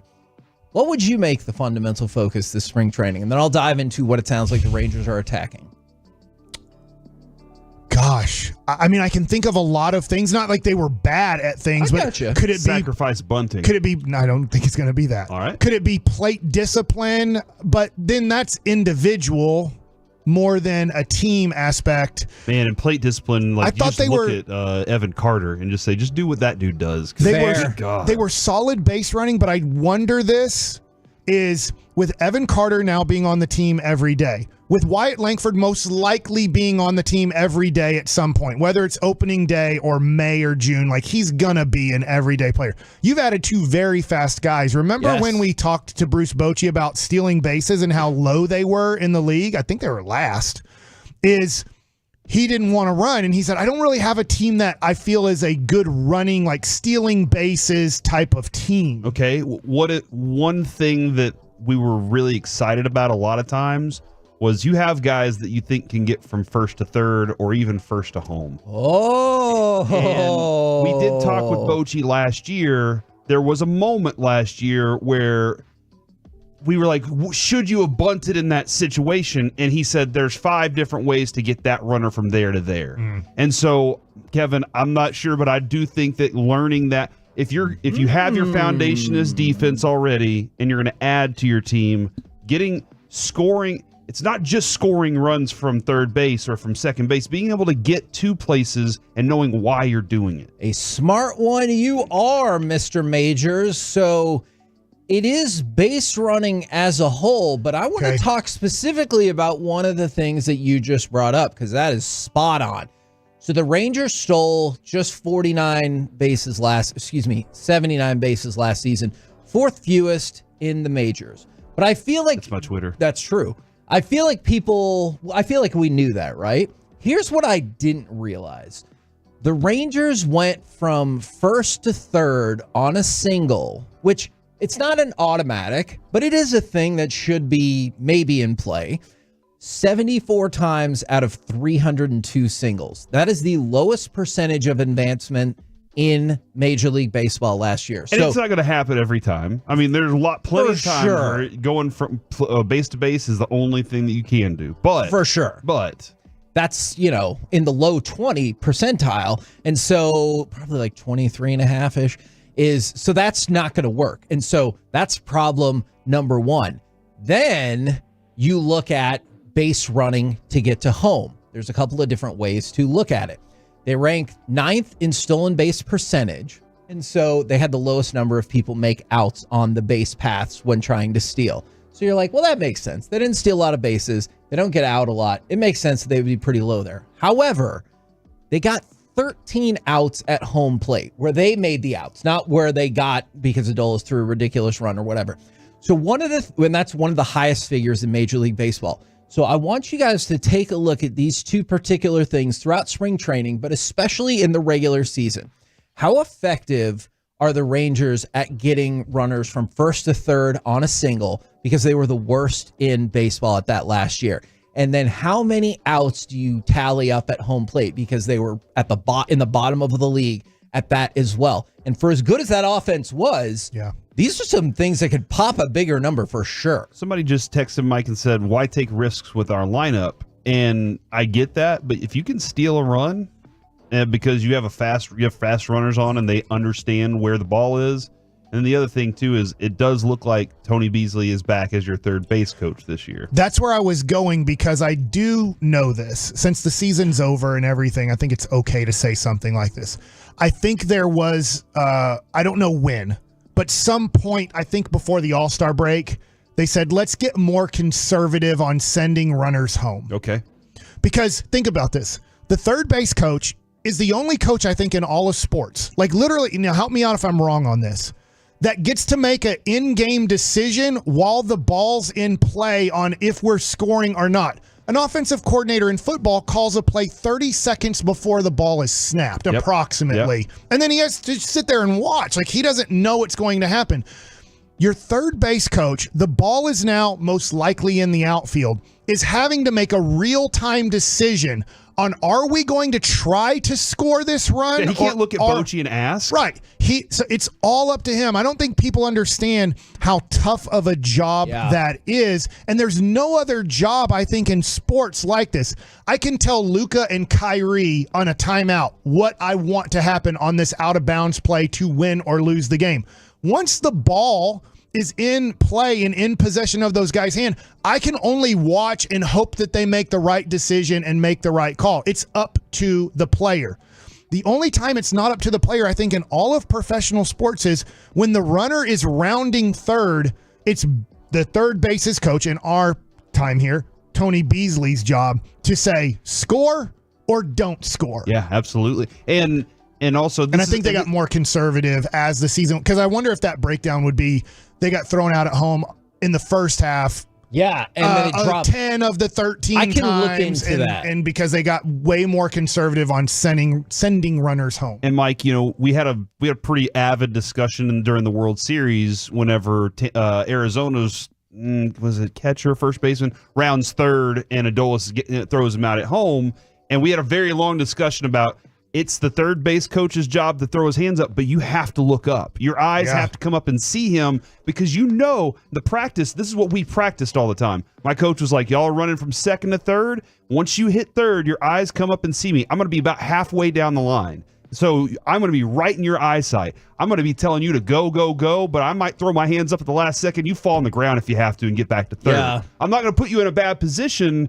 where you're going to get out at third, but I'm not going to get you out at home if it's not necessary. So that was the thing that we practiced, and that's where Beasley, he has to have a scouting report on all the outfielders in the outfield, kind of know where the wind is, know how fast his guys are, how deep it. There's a lot of work that goes into calling what Mike just said, a real-time scoring play. Let me put this in your mind that Tony Beasley has to know. Who's on deck? Where are we at in the lineup? Where are we at in the game? Who's on the mound? Who's the relief pitcher possibly coming in to face the guy on deck? Is my guy on deck hot right now? Is he 5 for his last 11? Is he 0 for his last 11? So all of these things Tony Beasley has to know before the ball is hit on what we're doing and how aggressive I am going to be. That is one of the first base coach. I'm going to tell you this. It's one of the easiest jobs in the world. Being the first base coach is one of the easiest jobs in the world. Oh, Mitch, go on down and see me here. And being the third base coach is one of the toughest jobs in the world. And I do think this. Remember, Tony Beasley did not, as far as I know, was not a player for Bruce Bochy at any point, was not a coach for Bruce Bochy at any point. He was a coach with Bannister. He was a coach with Woody. Now, remember, Woody was super aggressive. Yes, he didn't have was. a lineup to hit doubles and home runs. So he just said, screw it. Let's steal as much as we can. 2 outs and the ball goes to the outfield. We're sending the runner home every time. If they make a good throw, he's out. I don't believe we're going to get another hit. I don't believe after that hit, we're going to get another hit. So send him home and let's see how aggressive we can be. So I think that's where Beasley and Bochy have now also better communication on what Bochy would like from his lineup from this team. You saw defense be their big focus and how well they did with an improvement year over year. Now watch this. Watch the advancement potentially from first to third. Watch the progression going around third. And then remember this. Adolis Garcia and Marcus Semien can both steal 20-plus bags. I know you didn't. I know you didn't see that last year. Where we talked about how fast Evan Carter is, among other players. But Marcus Semien and Adolis Garcia have shown with this team they can steal bases if you want. Janko can run. Tavares can run. Langford can run. All your outfielders can fly. Your slow players. Josh Young is slow. Nate Lowe is slow. Jonah Heim is slow. Corey Seager, you don't ever want him trying to because you know that he has. Remember, he hit a double early in the year against, I believe it was the Royals, and pulled his hamstring. So you don't want him, and now he has the sports hernia surgery that he's going to be coming back from at some point. You don't want him ever really striding a whole bunch for extra bases. So, but you do have half of your guys in your lineup, if not a few more, that you feel like these guys can be really good base runners. Ezekiel Duran, Josh Smith, too. So it should be fun to see what these Rangers do on the bases, because think about how much Bochy improved the defense in a spring training throughout a season. Oh, my gosh. How much better can they get at being a base running team in his second year as manager? We're the KNC Masterpiece right here on 105.3 The Fan. It is a shout-out Friday from the 561. You're going to love this one. Just returned from an epic Disney vacation in Orlando. Shout out to the Rangers fans repping Rangers tees at all 4 Disney parks. And I rock mine and fist pump with several fans along the way. That is awesome. Coming up next, also awesome, Baseball Nuggets with Mike Bassett. Corey, I want and I need that starting lineup because Bruce Bochy says Wyatt Langford ain't doing this next. Hello, this is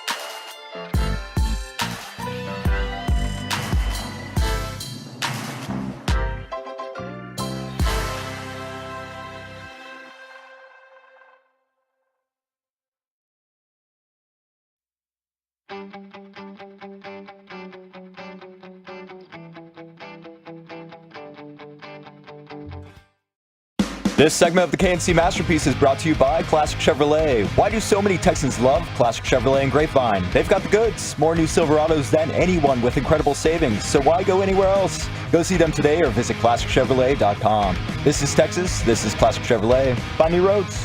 KNC Masterpiece back here on 105 through the Fan. Remember, starting on Monday, our show and the G-Bag Nation will be live at spring training in Surprise. With that in mind, it is time for Baseball Nuggets with Mike Bassick. Can you imagine if you were a business right now, as spring training is starting, and you sponsored Baseball Nuggets? Like from the number one. Good idea. If you're a man 25 to 54, we've now proven that people do listen to us. So then you could sponsor Baseball Nuggets from a guy who used to play for the Rangers for 3 whole games. And, you know. Is that the flex right there? Yeah. Who's a guy who used to play for the Rangers. His dad played for the Rangers. Yeah. He is Texas Rangers baseball. Oh, Okay. I mean, I think that people might go eat your food. Yeah. Or buy your car. I don't know. I'm just throwing out things that people like, Or put wear on their your radio. shorts. Yeah. All right. So, Corey. Make sure the nighttime stuff works. You know what I'm saying? Yeah. I need my tees. All right. I need the Texas Rangers lineup for the first day of spring training games. They're going to play multiple games, but today they're only playing one. This is it. Today is the day. This is the one game they play in spring training, and then they move on. They are playing the Royals because it makes sense. Well, they're a long way away. No, they're housed together. Oh. Do you want the lineup first or the starting pitcher? Well, I would like the lineup because I do know the starting pitcher. I literally don't know. I don't know the lineup. Hitting first. Uh-huh. And I agree with somebody on Twitter that said they think that he demanded this, Marcus Semien.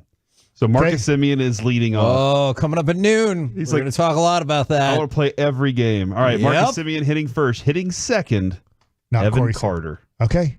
This makes sense. I like this. Hitting third, Here we go. Wyatt Langford. Oh, my God. It's happening. We met him. We did. We met him in Waxahachie, Worth Collectibles. Man, that was awesome. And he's batting third now. I have an autograph. He's already card moved from up him. in the draft. He was drafted 4th. He's batting 3rd. Well, that's a good point. Yeah, he hasn't even stepped foot on a pro field. He's batting 3rd. In your face, Tigers. Didn't they take Max Clark? Am I right about that? Yes. To be fair, he's a high school kid, Yeah, right? So And he'll be playing, I'm sorry, Evan Carter will be in right field. 9. He's 9. Yeah, that's right field. Langford will be playing in left field. That's 7. So that's where they will be. Either one of them will be opposite corner outfielders. Nate Lowe will be hitting 3rd. Tavares is hitting 5th. What? I'm You 4th. mean 4th? 4th. I was like, hold on. 4th. I'm sorry. At 3, which is first That's going to be a tough ball to get by if 2 guys are swinging at the same time.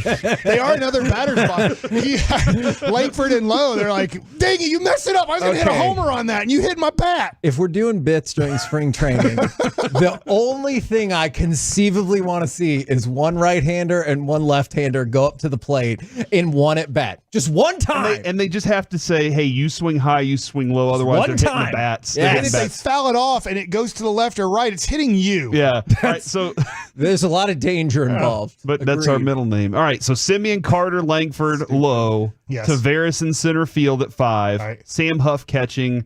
Patrick Duffy leg hitting 7, playing third base. Better than Danny Duffy. That would be interesting. Ezekiel Duran is DHing. Okay. And Josh Smith is playing some shortstop, All right. it looks like. Batting 9th. Ezekiel batting 9th. Duran makes a lot of sense because this is somebody that you would want to see a lot of in spring training. I don't know this. I mean, I haven't checked MLB Network, and I don't know if it gets blacked out because it's a Ranger game.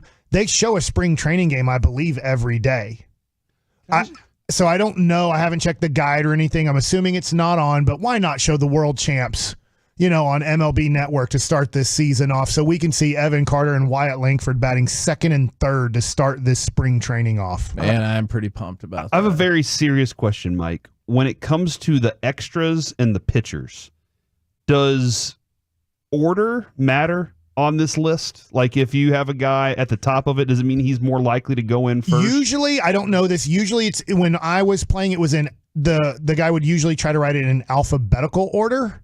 This is not an alphabetical Okay, order. so like if you had your right-handed guy, usually if you're not going to play in spring training, they're not writing down 68 names on a lineup card. So Okay. they will only write down the guys on a lineup card. If they're reserves, they're going to play in this game. All right, so Foscue is your first right-handed hitter on the list, and then Harris is your first left-handed hitter. They will probably come into the game in the 4th or 5th inning. Your first left-handed pitcher on the list behind Dane Dunning is Cody Bradford. That makes sense. He will pitch today. Like if there's a big spring training for him too. There's just in cases. Unfortunately, I was a just in case. So if you saw the last name Case, you knew the first name was Justin on that, and that always stunk because you're only there in case something went wrong. And then Jack Leiter's the first right-handed pitcher listed there. So he'll pitch. And I presume most likely. Like he needs work. They need to see him. They need to see if he's working out. There's, I think, a small possibility. I don't think that he would make the team as a relief pitcher or a starter.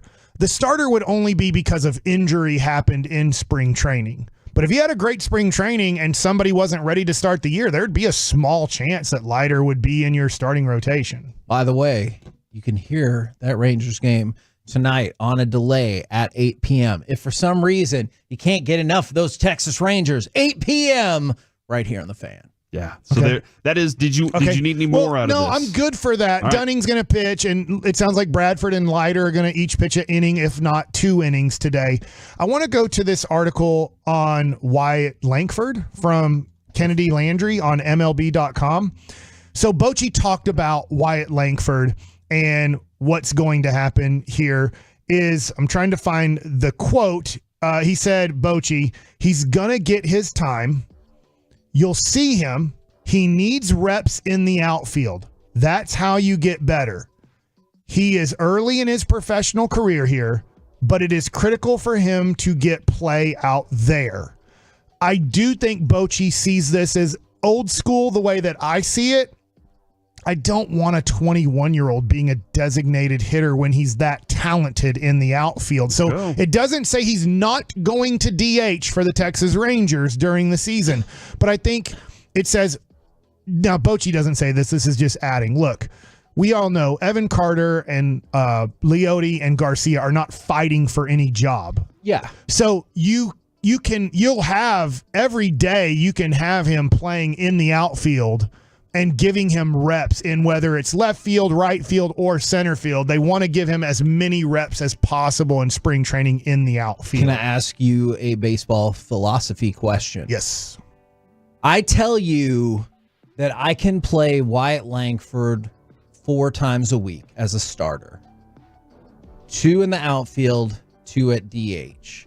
I'm not crazy about that. So that's not good enough. That's what I wanted to know is like, if I could say I could play him 4 times a week, you'd prefer, hey, let's bounce down to the minors where you can outfield it up every single day. The only thing that's weird, and I have been told by somebody that they're not going to concern themselves with this.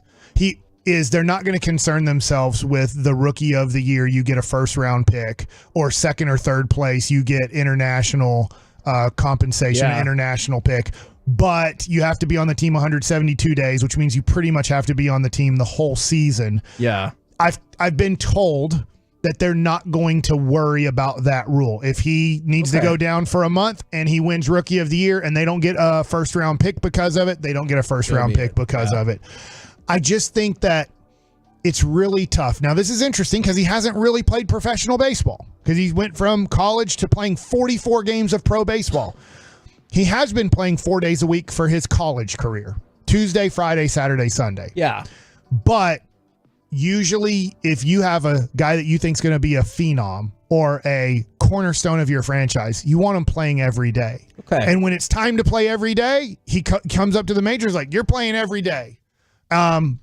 I'm against it. I'm not telling you that the Rangers would totally be against it, but I was just curious. curious. I don't know. I have not asked them, are you okay with him playing 4 out of 7 games? Because that's the path to starting to breaking camp on the team that I see. Yeah. I think 1 game a week in left, 1 game a week in center, 2 games a week in DH. Like just in my mind, that's how I think it would work. So I appreciate your point of view. I do know this. Bobby Witt Jr., I don't know if he's playing today. I assume he is because it's at home. Bobby Witt Jr., one of the reasons I heard he got off to a slow start, and this makes sense, he started his major league career at third base. He had played shortstop at Colleyville Heritage. He had played shortstop in his minor league career, but because they had a good defensive shortstop, they played him at a position that he was not comfortable at. So now he's trying to learn third base while being in the major leagues for the first time and learn how to hit major league pitching. You ask Wyatt Langford, I need you to play multiple outfield positions, and I need you to DH some, and I need you to hit major league pitching when you've only pretty much faced college pitching in your life. Good college pitching. The SEC is good college pitching, but it's not major league pitching. So sometimes you do certain things and then you regret it. And one of the best things that happened, I know this sounds bad, I'm not saying they hope this, but when the Royals got their shortstop hurt, I believe he blew out his knee in the first 6 weeks of the year. It did facilitate. It moved Bobby Witt Jr. back to his comfortable position, and he stayed there ever since. I'm not saying that would happen with Wyatt, but I just wonder if you're putting on him, today you're in right, tomorrow you're DHing, tomorrow's a day off, tomorrow's in right field, tomorrow's a day off, tomorrow's DH. That's a lot to put on his plate and for him to be successful. And look, you're going to have stretches of hitting bad no matter what. You can play him in center field or wherever every day. He's still going to have struggles. Everybody does at some point. And you're going to have to figure out, how do I get over this lack of confidence, not hitting the ball well? But if I throw on his plate, you're going to play all 3 outfield positions on random days. That could be a lot to put on him. We're the KNC Masterpiece right here on 105 through the Fan. Coming up next, after another big win, what contender tier are the Mavs in? And my nonsensical question of the day, when will we see another quadruple double? All of it coming up next right here on the Fan.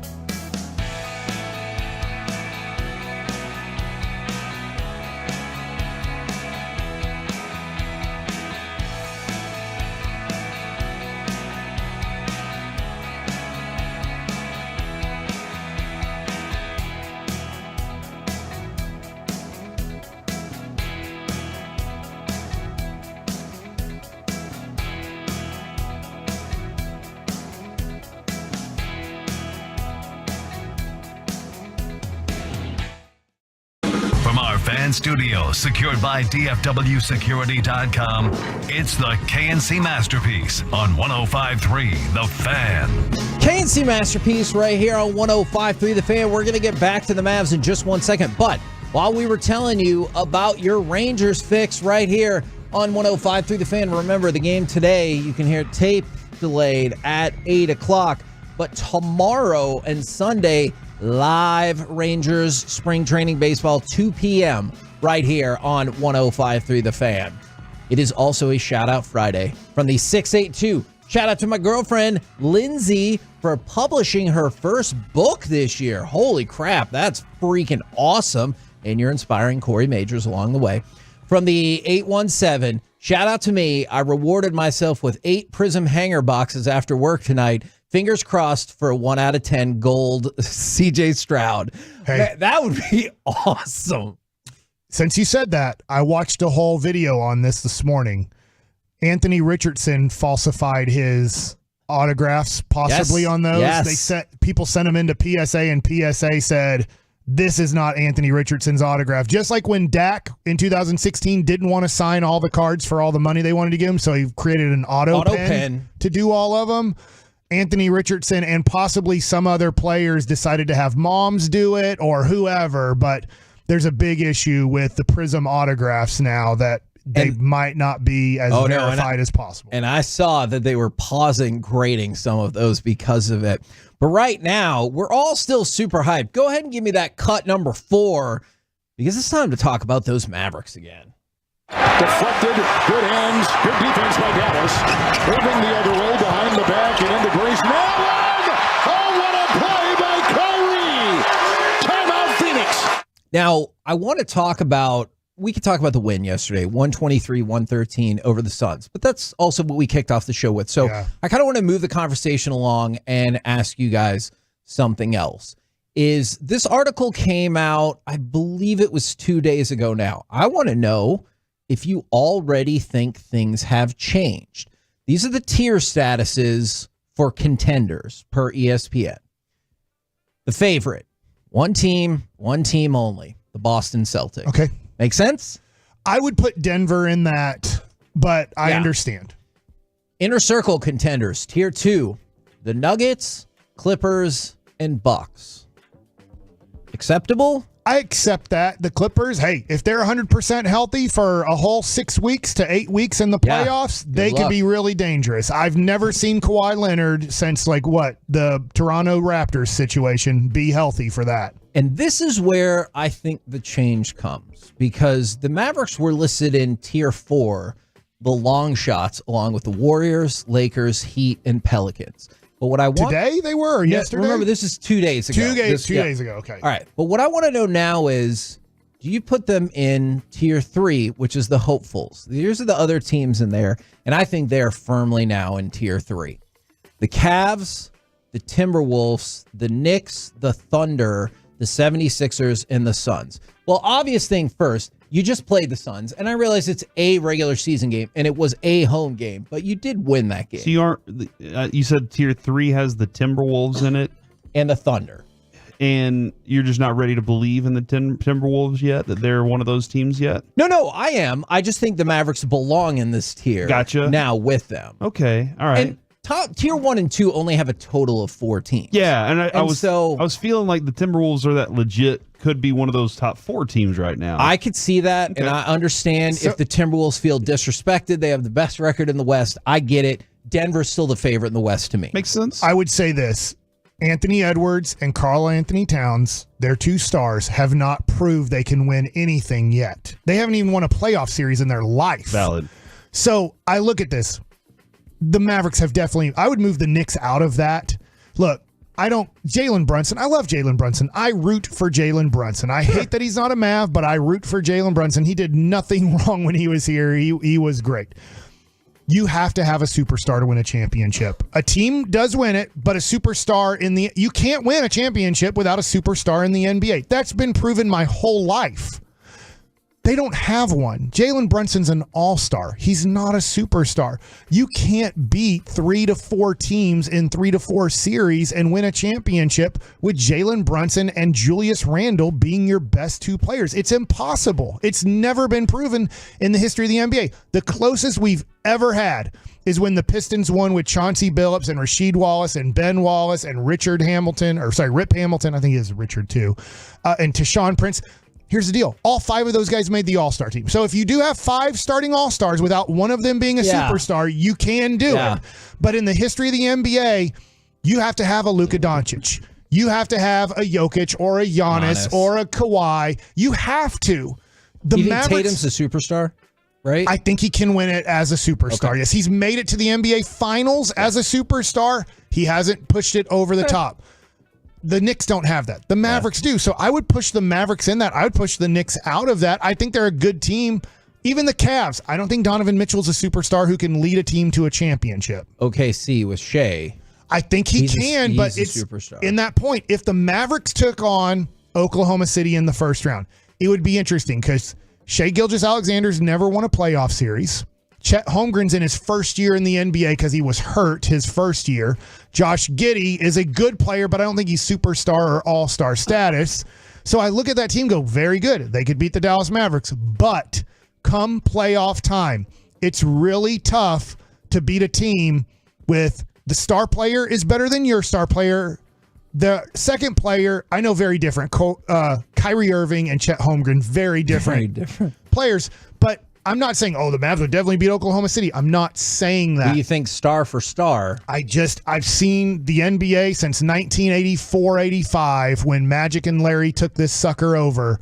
And every time it seems like if a guy is way better as the star over your guy, and I'm not saying Luka's way better than Shea, but it's tough. It's really tough in the playoffs because even the Clippers had a tough time beating out this 21-year-old Luka Doncic because he kept putting up 40-point triple-doubles in the playoffs. Yeah, and I mean, to add to that, though, like if you have the X factor in coaching and you have a guy that knows, hey, man, I have these things, I'm playing these chess pieces, game by game.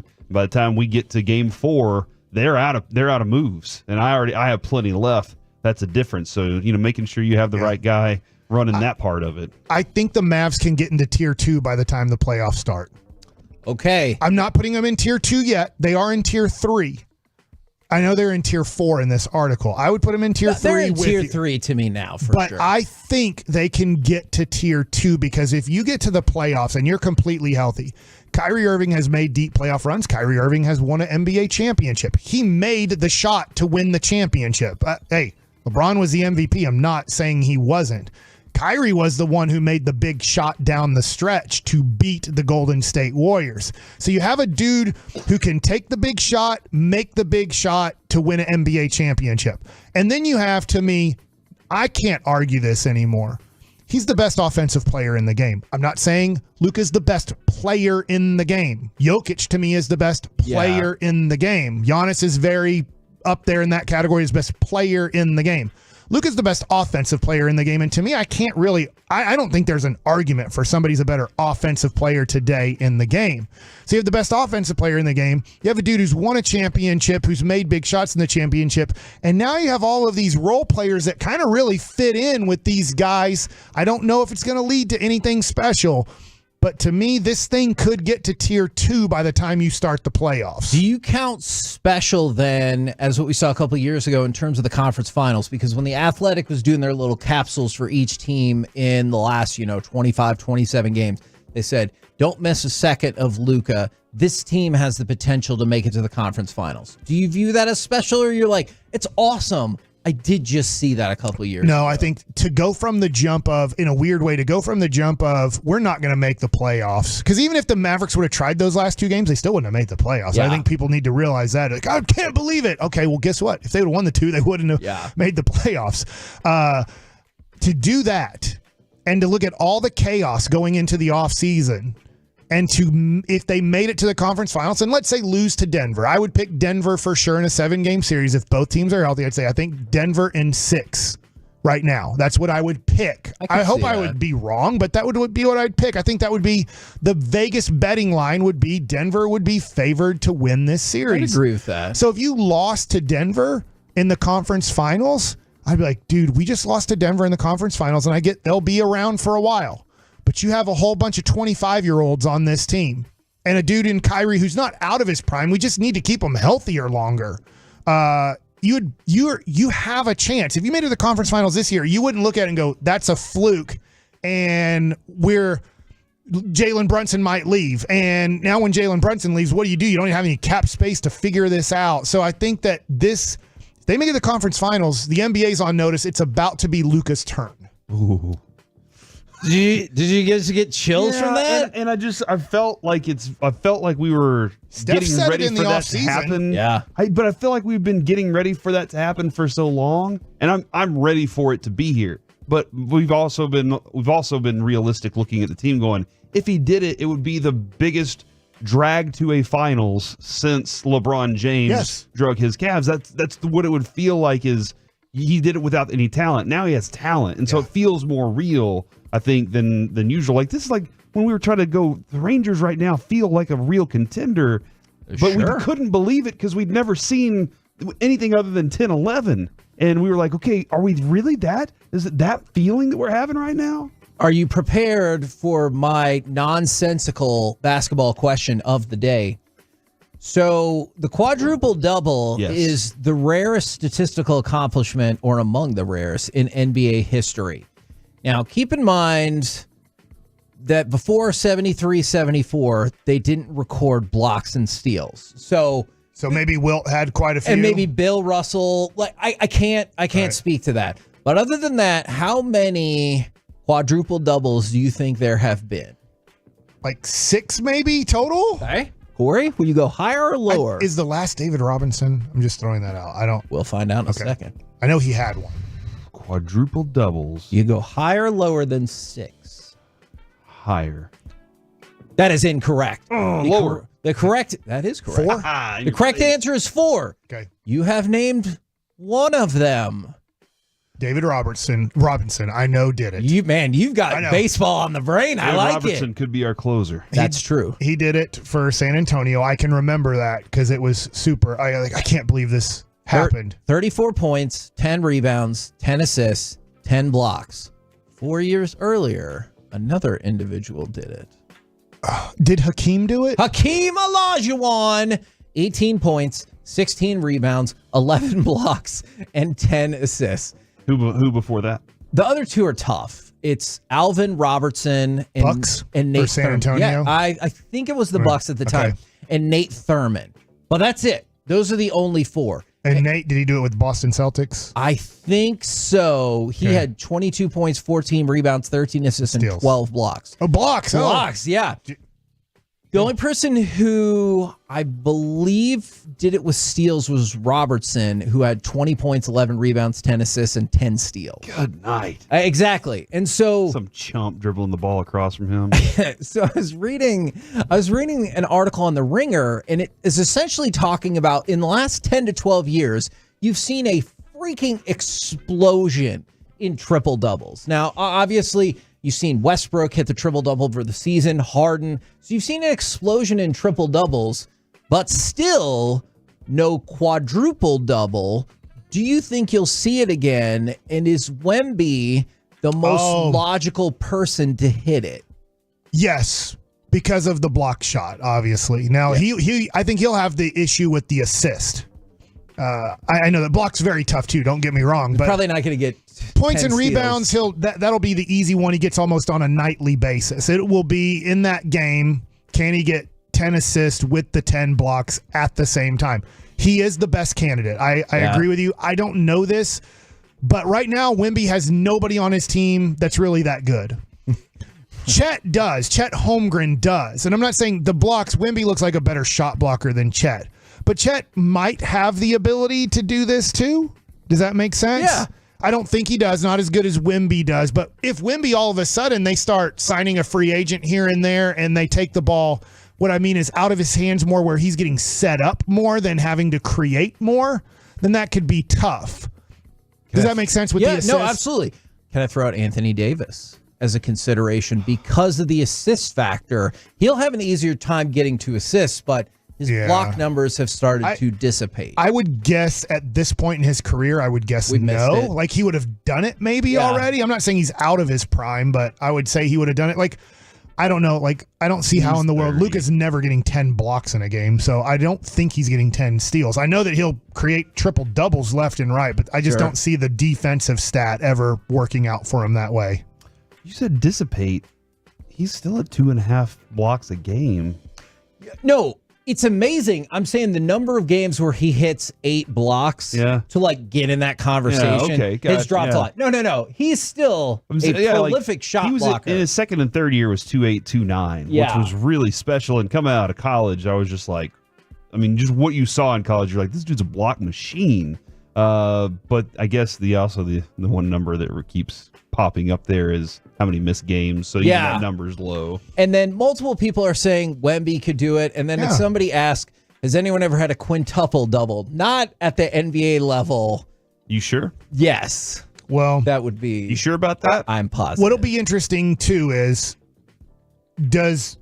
we talked about this before the trade deadline when we were kind of fed up a little bit with the Mavs and basketball.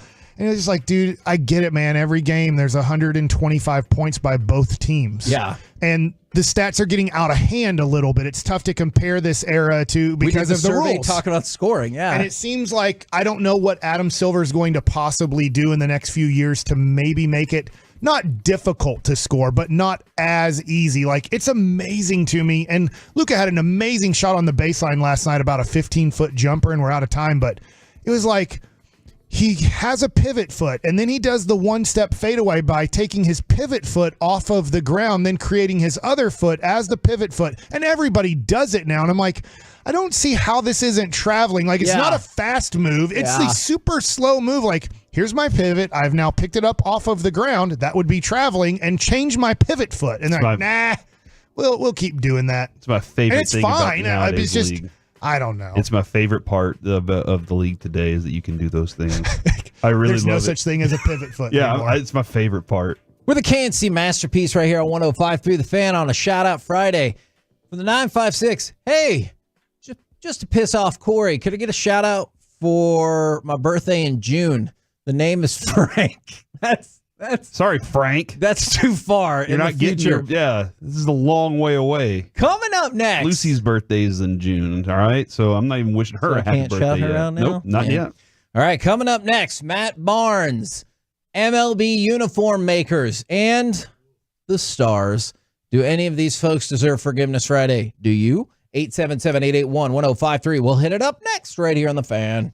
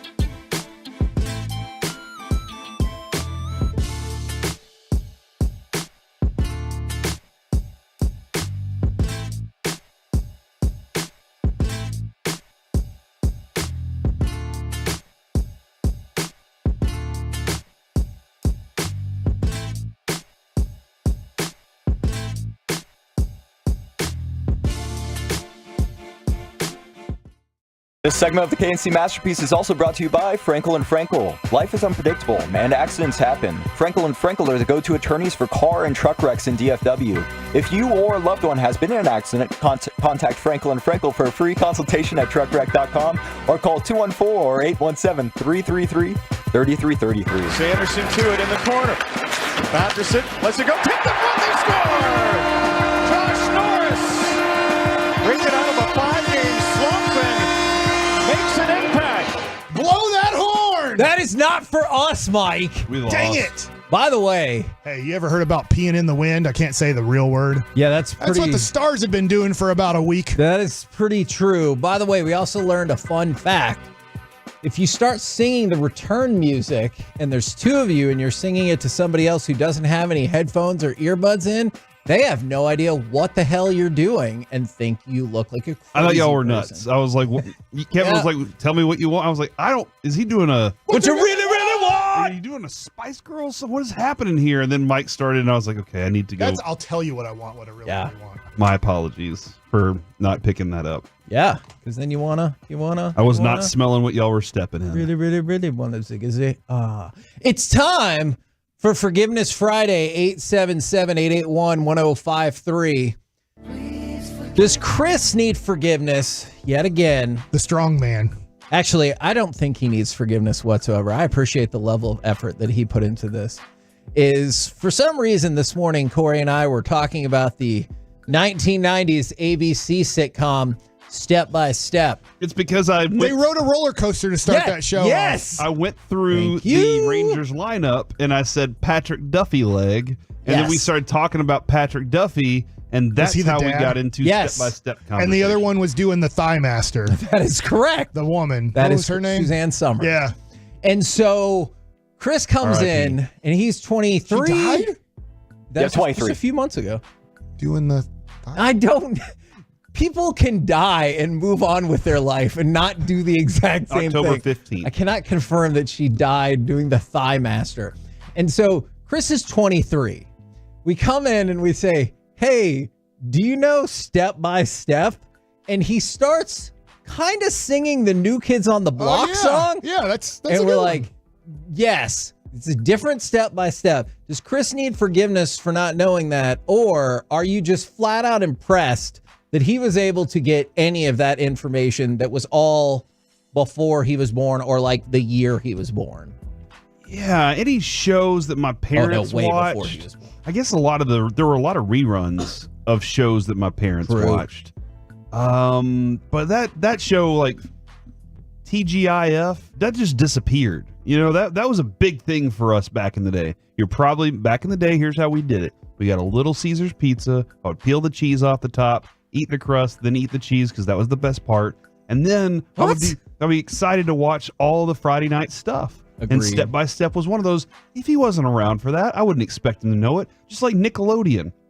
Kevin, how many kids like Alec and Chris Strong's age, and I say kids in that way, they're like, man, all that was my favorite Nickelodeon show. And they're like, that was kind of last on my, like, that was when I was leaving Nickelodeon, you know? So it is a different thing for us. From the 210, definitely impressed. He pulled out NKOTB for New Kids on the, for Step by Step. Yeah, that is very fair. Ask him about Perfect Strangers from the 214. Chris, do you know anything about the sitcom Perfect Strangers? Absolutely not. I've never even, like, sometimes it's on the tip of my tongue. Like, that one I've just never heard of. Kevin, don't be ridiculous. That had like a white guy with Balky like... Bartokamus, I believe. And the other guy had curly brown hair, black hair. Yes. Larry. Okay, Balky and Larry, yeah. You get it. Yeah. All right. The other guy was tall, skinny, right? And had a weird accent. And you wore a vest. I don't know if you're allowed to say he had a weird accent anymore. But I don't know what accent it was. It was I'm something sorry. It was a that great Mike was not accent. familiar with. Yeah. Is what he's saying. Yeah. Okay, there you I'm go. not sure where it came from. Russian? Russian accent? I think it was some sort of Eastern European country. I'm not positive, though. From the 903, I need forgiveness. I cussed out my mail lady yesterday for putting a wrong piece of mail in my box. I was having a bad day, and I should have just walked it over to my neighbor's box. I'm very sorry, mail lady. And that's tough because you don't know when you're going to come across your mail person again. You might see them all the time, or they might come at unpredictable times, and you're like, I don't know. Yeah, when you mark that. if you get neighbors' mail, yes, or I if think you people use our address. They get court notices and stuff like that. Yeah. Oh, no. I don't know how my address is kind of popular with this, but I feel like once every 3 months there's some random like you did something wrong and it's another person's name. And I think they're just using random addresses. I feel like you're still going to get caught. If you are a criminal in some way, shape, or form, and you're using random addresses to send the notice to go to court. Yeah. Do you get away with that? Is that like, couldn't find me, gave them the wrong address? I don't know. I don't know. I don't know if that flies all of the way. I kind of do want to do that with bills now. Just be Okay, like, but hey, like send if my you bills there. Okay, but if you Suckers. submit the address and they can track that down, they're going to be like, well, you gave us the false address on purpose. How are they going to find me though? You know what I mean? Like they're going to the address over and over. They're like, well, I guess we'll never have to. We'll I'm never willing be to able find this wager guy. they can, reach out into the vast expanse that is the internet. You're not a hard person to find. They're just Okay. going to camp out down You're here right. North I am Central pretty famous, Expressway. Well, I guess they don't look it up. You just say, well, this is my address. And they're like, all right, send it to this address. I don't know. What about the new, like you move in our house? And is it illegal for me to open, even though it's my address? The people, it is illegal, yes. Because it it's doesn't have your- my name on it, but it does have my address. The people that lived in the house before, we still get mail from them for them occasionally. Yeah. And they've moved, I think they're in Farmersville or something. But that being said, Farmersville? Isn't that where they make like sausage links or something? Isn't that like at the grocery store? Johnsonville brats. Oh, I think there's other. I think there's other. I have no idea. I think Johnsonville and I think one of their competitors might be Farmersville.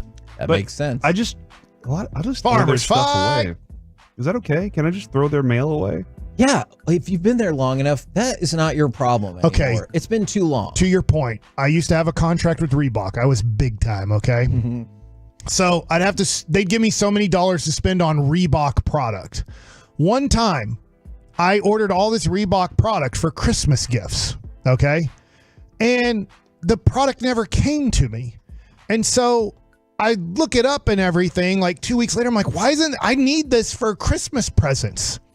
So then I look it up and it was like 3 weeks ago or 2 weeks ago, it was sent to like 2 streets from me, but to back then it was 1126. I'll just give, that was the number of our house, not the, I won't give the street, but November 26th. it went to like 1126 Joe Street. I'm making up a name, but so we drive over there. It's just literally like 2 or 3 blocks away. And we're like, hey, is there any possibility you got a big order of Reebok, like jerseys and shoes and everything? And they're like, we did. And we're like, well, that was ours. Did you have it? Do you have, like, oh, like we wear it and we gave it to friends that wear that size shoe and everything. opened your they stuff. just opened it. They thought it was some, I don't know how they thought we won the Reebok award.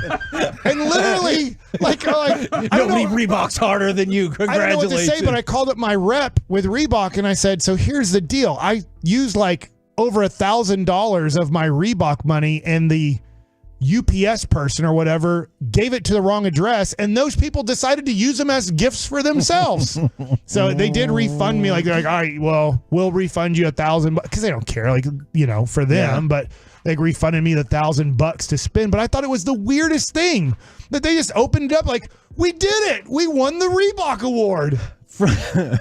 From the 817, y'all need Forgiveness Friday.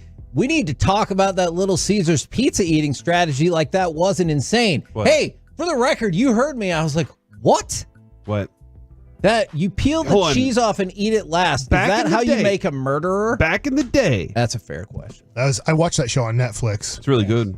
Yeah, Really but then good. they made another one showing how those documentary people left out all of these things, because I thought Steve Avery was innocent Yeah, I did watching too. that. And then you watch this other one, You're they're like, like, oh. why did they leave out all of these things? They're like, oh, he might have killed that person. Wow, he was had the same name as a pitcher. That was my favorite picture. That was my dog. In 9th grade, we named Avery. I almost named him Glavin. So then when I played with Mike Glavin, Tom Glavin's brother, I told him about it. Then I later played with Tom Glavin and told him, do you know when I was going into 9th grade, I had a choice of naming our dog, and I went with Avery over Glavin. I almost had a dog named after your family. I don't know what to do with I see any no of need that. to go back to the Little Caesars topic. Okay, now. from the 817, why do you guys in the morning show give the young guys grief about knowing stuff that was in our childhood? Why should they know this? They You guys, crush Peyton over and over and over. The poor kid about not knowing like Magnum PI, But stuff look, like that. Okay, did you know that a TV contract prevented Tom Selleck from being Indiana Jones? I did. That's because they hate Peyton and Peyton hates them. Chris, do you feel that way with us, or do you think we're just like giving you some good old fashioned ribbon? I'm a big fan of trivia, so I just think of it as a little game of trivia, get through my shift. He's like, this is my opportunity to add to the portfolio. That's all he's thinking. I Man, like it. See, in his regular life with his friends and his girlfriend, he's like, oh yeah, I work with a bunch of old people. This is what they told me about step by step today. Oh yeah, they told me about this old thing. I actually am pretty intrigued by that idea. That's like what you guys talk about. Hey, I know we played the highlight and we were supposed to talk about it and we got sidetracked by a whole bunch of things. I might have a bold idea for that in just a second. But the Dallas Stars, hey, let's get it together. Ottawa sucks and you got worked by them last night. That is their 4th loss in a row. And again, I go back to those first 2 against the Oilers and the Bruins. I realize those are overtime and shootout losses.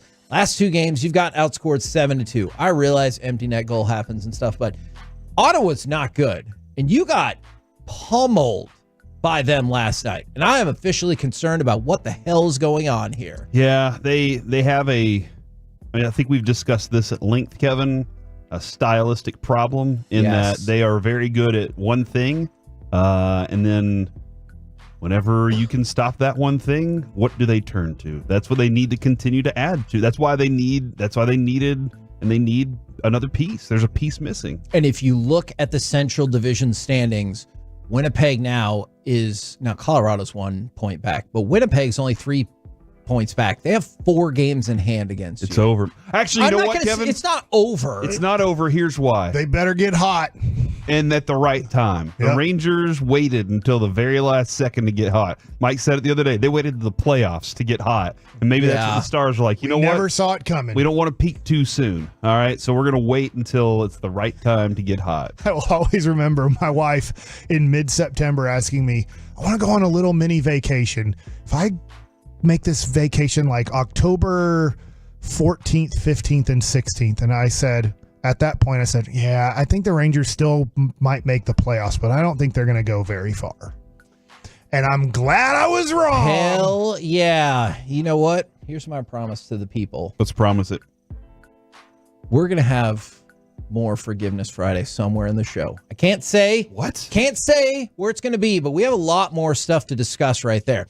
Coming up next. Tell me about it. It's time for Gridiron Gravy. You're going to like this one, Mike. For the 5-time champs. Shut up. Does Jay Ferguson represent the mentality you want the 5-time champion Cowboys to have? We'll do it next right here on The Fan. Hello, this is...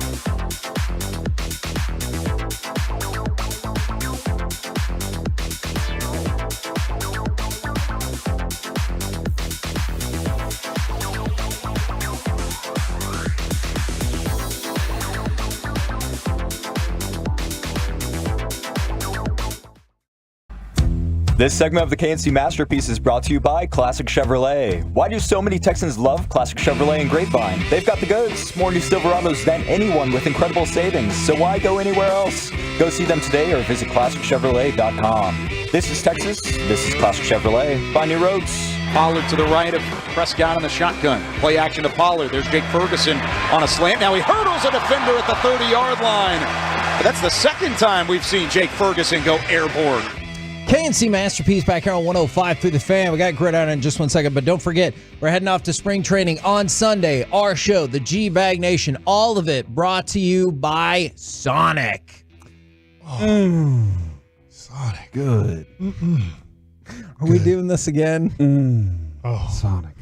They do have good stuff. Their stuff is so good. Their tots, crispy. So last year, the line was good, and You know what's Mike and Corey made it their own. What's really funny about that is I learned that wasn't the tagline. Oh, it wasn't? No, the salesperson, they were like, "Hey, what's some copy here?" And they Oh. wrote Sonic, good. Oh my gosh. And so we just carried it ran with over. Whenever Kevin would say Sonic, we'd say, good. If it was only that, that'd be fine. It gets preposterously loud and weird along the way. Do which the Tolos and Twolos want us to continue that? Let us know. I bet they do. Right now, time to go around the entire NFL and dip into some gridiron gravy. Dip. 5-time Super Bowl champion Dallas Cowboys. You know what, Chris? I'm very conflicted because at times I feel like you fit in perfectly with this show. And then at other times I think, is that really what we need? Is another one of these. But yes, that's part of fitting in perfectly with this show. I guess you are right. Is the Cowboys did hire Christian Garcia as a defensive quality control coach, if you wanted to put that down on your ledger. But I wanted to go with Jake Ferguson. Let's go to cut number 9 right here. This is him talking about the Packers loss, and you'll hear a specific line in here that, forget going all in. Is this the mentality you want the Cowboys to have? You know, it's tough to say. I think for me, it's also the NFL. 32 of the best players in the world are playing one sport against each other. But at the same time, I always like to think, we're the Dallas Cowboys. Every team that's going to play us is going to bring their all every single time. We're not going to get anybody's, we don't have to play that hard against them. They're bringing their all against us. And it's a kill or be killed mentality. We just got to kill them first. Kill or be killed mentality. We just have to kill them first. It's a word. All right, let's start with that. The word, they're not trying to actually kill them. But the mentality of take them out, before they hit them, before they hit you. You don't want them to have the upper hand, the upper advantage on you. And you want to be the aggressor in those situations. That is the Ferg mentality. Like Kevin, when we talked to him at Peace-a-thon, he was like telling us that. And we were like, interesting. And then like in the game, you see it and you're like, whoa, he is that dude. He will attack. He catches a ball and he doesn't look for non-contact. If there's somebody in his way, he'll put him down or jump over him. Okay, so you can call me out as a hater if you'd like. Kevin, I'm going to throw this out as a statement by me. The Cowboys over the last 3 years are easily intimidated. I agree. Okay. I think something has to change with the Dallas Cowboys. I'm not saying that leads them to the championship. Obviously, I don't think the San Francisco 49ers are easily intimidated, and they didn't win the championship the last 3 years. But I think if you intimidate the Cowboys in that first quarter, the Cowboys will quit is too strong of a word, but they don't want to play against teams that are intimidating them early in the game. The bully mentality makes the Cowboys want to go to the next Sunday. They're like, I don't want to play. Cowboys are fake tough. There are a couple players I think that are really tough. And I think Dak is tough as hell. I really do. I think that Ferguson is tough as hell. I think Zach Martin's tough as hell. But to be the bully, it's a little bit different. And the Cowboys are fake bullies when it comes to, they talk a lot and then they turn around real quickly and run. Kevin, there is some information. I agree with that. There's some information I think that you might know and or have already, but is happening right now in real time around the NFL. Okay. They have made their announcement on the salary cap.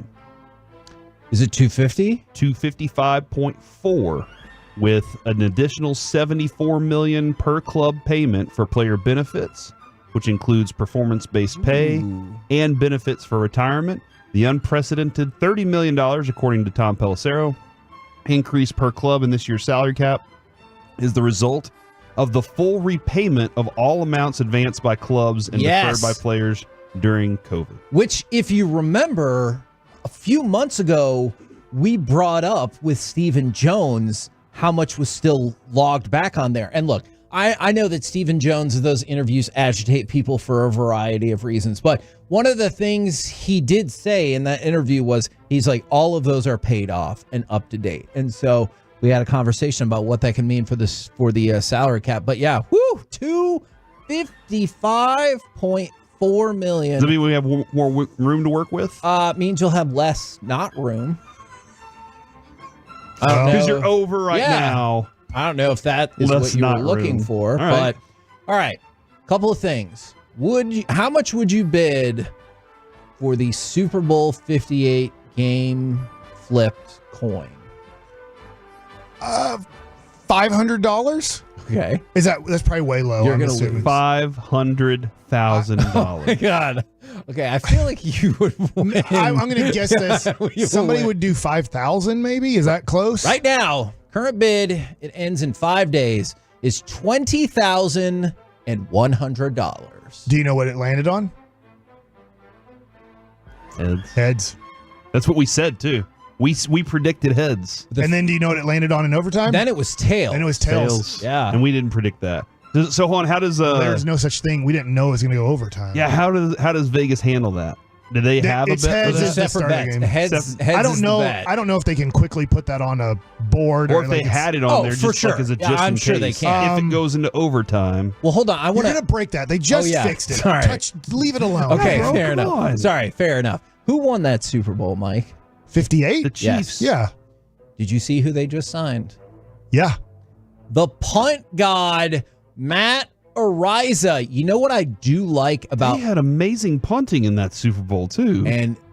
But their punter is going to be an unrestricted Well, it was free amazing agent. punting because he kicked it like 38 yards and it hit a San Francisco 49ers blocker in the heel, and they recovered it, and the next play was a touchdown to take a 13-10 lead. So that's going to be an issue because I don't know if this guy can only punt it 38 yards to hit guys blocking. And the thing I like in a lot of these stories is it says wrongfully accused punter now signs with the Chiefs, which is a level of accountability that, they went through, whether it was video, the ring camera, or the testimony itself, and showed that Ariza was not there at this party at the time that any of this stuff was taking place. So I do appreciate the fact that it says wrongfully accused. But Matt Ariza, he was taken in the draft, and that doesn't happen all the time for a punter. So I'm interested to see his story just because it's been a terrible run for him ever since he was drafted,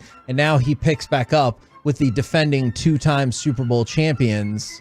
I'm really interested to see how it goes. If he obviously stays out of trouble, they just got a great bargain. You got arguably the guy who, I'm not going to say he's the best punter because there's also how you angle the ball. There's other things, and he kicks it the furthest, but you do have the strongest punter leg-wise in the game, and I don't know.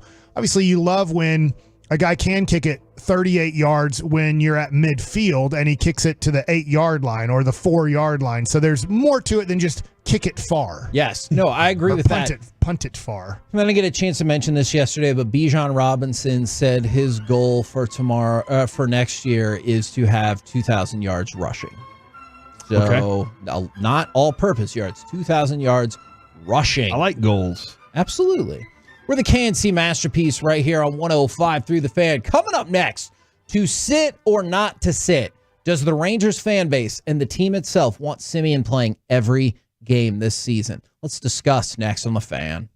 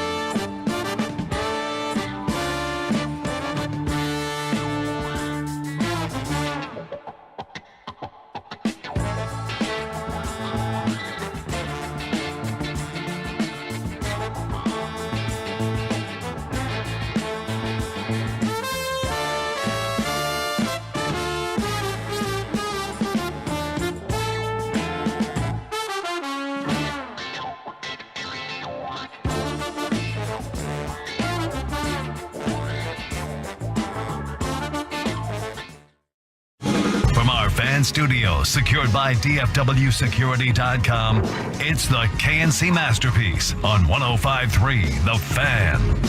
KNC Masterpiece right here on 105.3 The Fan. I want to talk about Marcus Simeon. But real quick, I want to talk about something else. And you can tell me Sonic. yes. Ugh. Is this... I really want people's feedback here. Am I just like overreacting? It's not a big deal whatsoever. Get over it. Move on with your life. Oh, no. I know what this is about. Look, and I want to know. You talked about the salary cap, and Pelissero had it. Rappaport has it. Is $255.4 million. Huge jump. I think it's going up $30 million, give or take, from last season. And one of the first tweets that I saw on my timeline was Micah Parsons quote tweeted it with 4 money stack emojis. And I get it. Everybody wants to get paid. Like, I'm not taking that away from him at all. But I just think, man, like you're trolling or not trolling. You're on social media that much and that hard in your free time. And then you see this and you're like, yay, I want to get paid, instead of, man, who can we get to make this team better? Is that ridiculous, overreacting? No, I don't think it's ridiculous, but I would say I think it's a little overreacting. I think he's just a little immature and can't read a room. Okay. So that's what I would say. Like, not that I would say this to him. I don't want to get fired as his agent. He's about to get like $200 million. But agreed. I would just go, gosh, he's just not good at reading the room and where Cowboy fans are at right now, where the national media covering the Cowboys are at right now. He doesn't get it. Like, Dak gets it, right? Dak's about to get $300 million in the next couple months. Like, I do think he's going to get close to a 5-year, $300 million contract. He's not going to tweet out or social media or do an interview. Dak stayed away from all interviews after that game. After the game, he was professional. He did his interviews, and he's like, I'm not talking again until we show up to Oxnard. And what is usually his approach whenever asked about contracts? I'm going to let my agent. I'm going to pay my agent for a reason. You know, I'm going to let him take care of all that. I'm going to focus on football. Yeah, and so, but Micah just doesn't. Still gets destroyed. Dak still gets destroyed. Like, no matter what, he's going to take the brunt of it. But he just is quiet about it, right? He's not going to address it. He's just going to whatever we say, whatever they say. He's just going to. I'm not dealing with that. Micah now is going to take heat, and what is Micah going to do? Create a podcast about it for an hour and 45 minutes. So like that's a bunch of hating ass haters. That's what he does, and that's who he is, and it's fine. He's a great football player. He's an individually great football player, but understanding the room, reading the room, being a leader, being a great teammate, he's not the worst, but he's just not good at that, and maybe he can grow into that. He doesn't understand it at all. He's a young man who doesn't read the room well in this situation. Now, this sounds weird to ask this because he made $2.4 million last year. Compared to the other guys in the category that he was in, let's say he was second tier defensive end edge rusher guy. Would you say he was second tier or third? Second. Okay. Was he criminally underpaid at $2.4 million? Oh, sure. And that's compared to what those guys and that's are the making. nature of a rookie contract. Absolutely. I'm with you, dude. Like, that's not the first thing I want to see from my dude who is out there not winning playoff games. Like, I don't want to be like, dude, I get paid to lose. You know, man, look at this. I'm about to get so much money to lose in the first round. I don't want that. I want more of I got to go. And maybe he was just saying, hey, that's a lot of money for the league. I mean, if you go back and look at history, Kevin, I think it was $34 million in 1994 was the first salary cap. 34. Football's doing okay. And so maybe he's just going, yeah, we got this is amazing comparatively. I don't know, but my first thought was, I don't want you there. I want you focused on winning, man. Another random thing. Shohei just got $700 million. Football makes a lot more money than baseball. If there was the situation that you had in baseball, the rules of baseball were the financial rules of football. How much money do you think Kansas City would have to pay Patrick Mahomes to keep him in Kansas City? Because there's real free agency. Would it be $1 billion? Would it be 10 for $1 billion? See, that's a great question because initially in my brain I thought 10 for $800 million. So I don't think that's a crazy take at all. I mean, they make. I don't know the exact numbers. I'd have to go look it up, but they make about $5 to $7 billion more in a year. Yeah. Than Major League Baseball does. And I would just think that if it was a free open market, I'm not saying he would leave Kansas City, but they might be like, dude, to wrap you up to make sure you never hit the market and you're our guy, here's 10 for $1 billion, 100% guaranteed, because all Major League Baseball contracts are 100% guaranteed. Now, you ready to switch to the Rangers? Let's talk some Rangers baseball. Let's go to cut number 7. And this gentleman is who we need to talk about. Raises the hands about chin high in the windup, and the pitch is swung on and blasted to deep left field. That is way back. That ball is history. Marcus Semien hits a leadoff homer on the very first pitch he sees. Marcus Semien to play all of the games or to not play all of the games. And we already got a text with people saying, hey, I think maybe part of the slump he ran into is because he played every single day. And listen to this from Bochy. If he's beat up or banged up and needs a day, it's beneficial. But if he feels great and is good to go, I get it. You're not going to feel great all the time, though. And that's the thing is, I do think Marcus Semien is, oh my gosh, freaking tough as hell. He wants, and I appreciate and love the fact that he wants to go out there every single day for his team. But sometimes I wonder, are you too tough for your own good? How many seasons do you think he's played 162? I know he's healthy for most of his career. I will guess 3. Kevin? Last year and 2 other years. Any guess? Yeah, 3 sounds okay. All right. Y'all are dead on. 3. Okay. In 2022, he played 161.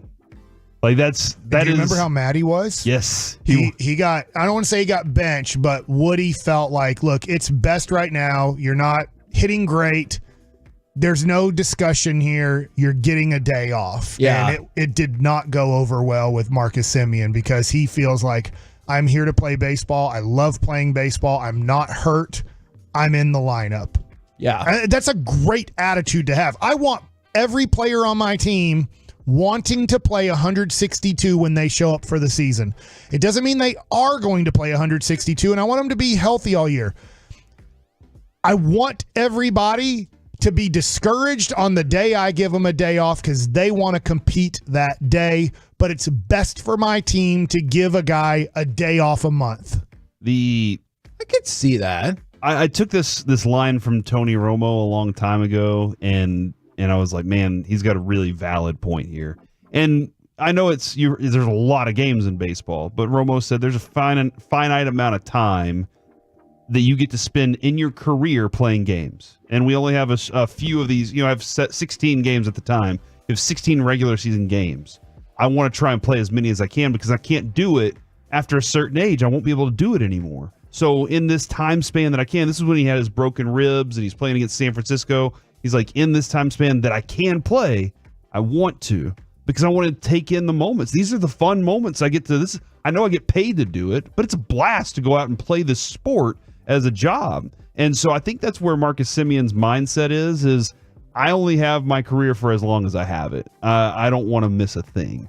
Because that at the end he will be saying, I still miss you, baby, and I don't want to miss a thing. But he does. I think that's where it's less about, hey, I'm tougher than you guys, and more about, I just don't want to miss out on any of these opportunities. And he is a great example to younger players about what it takes to keep your body in shape for that.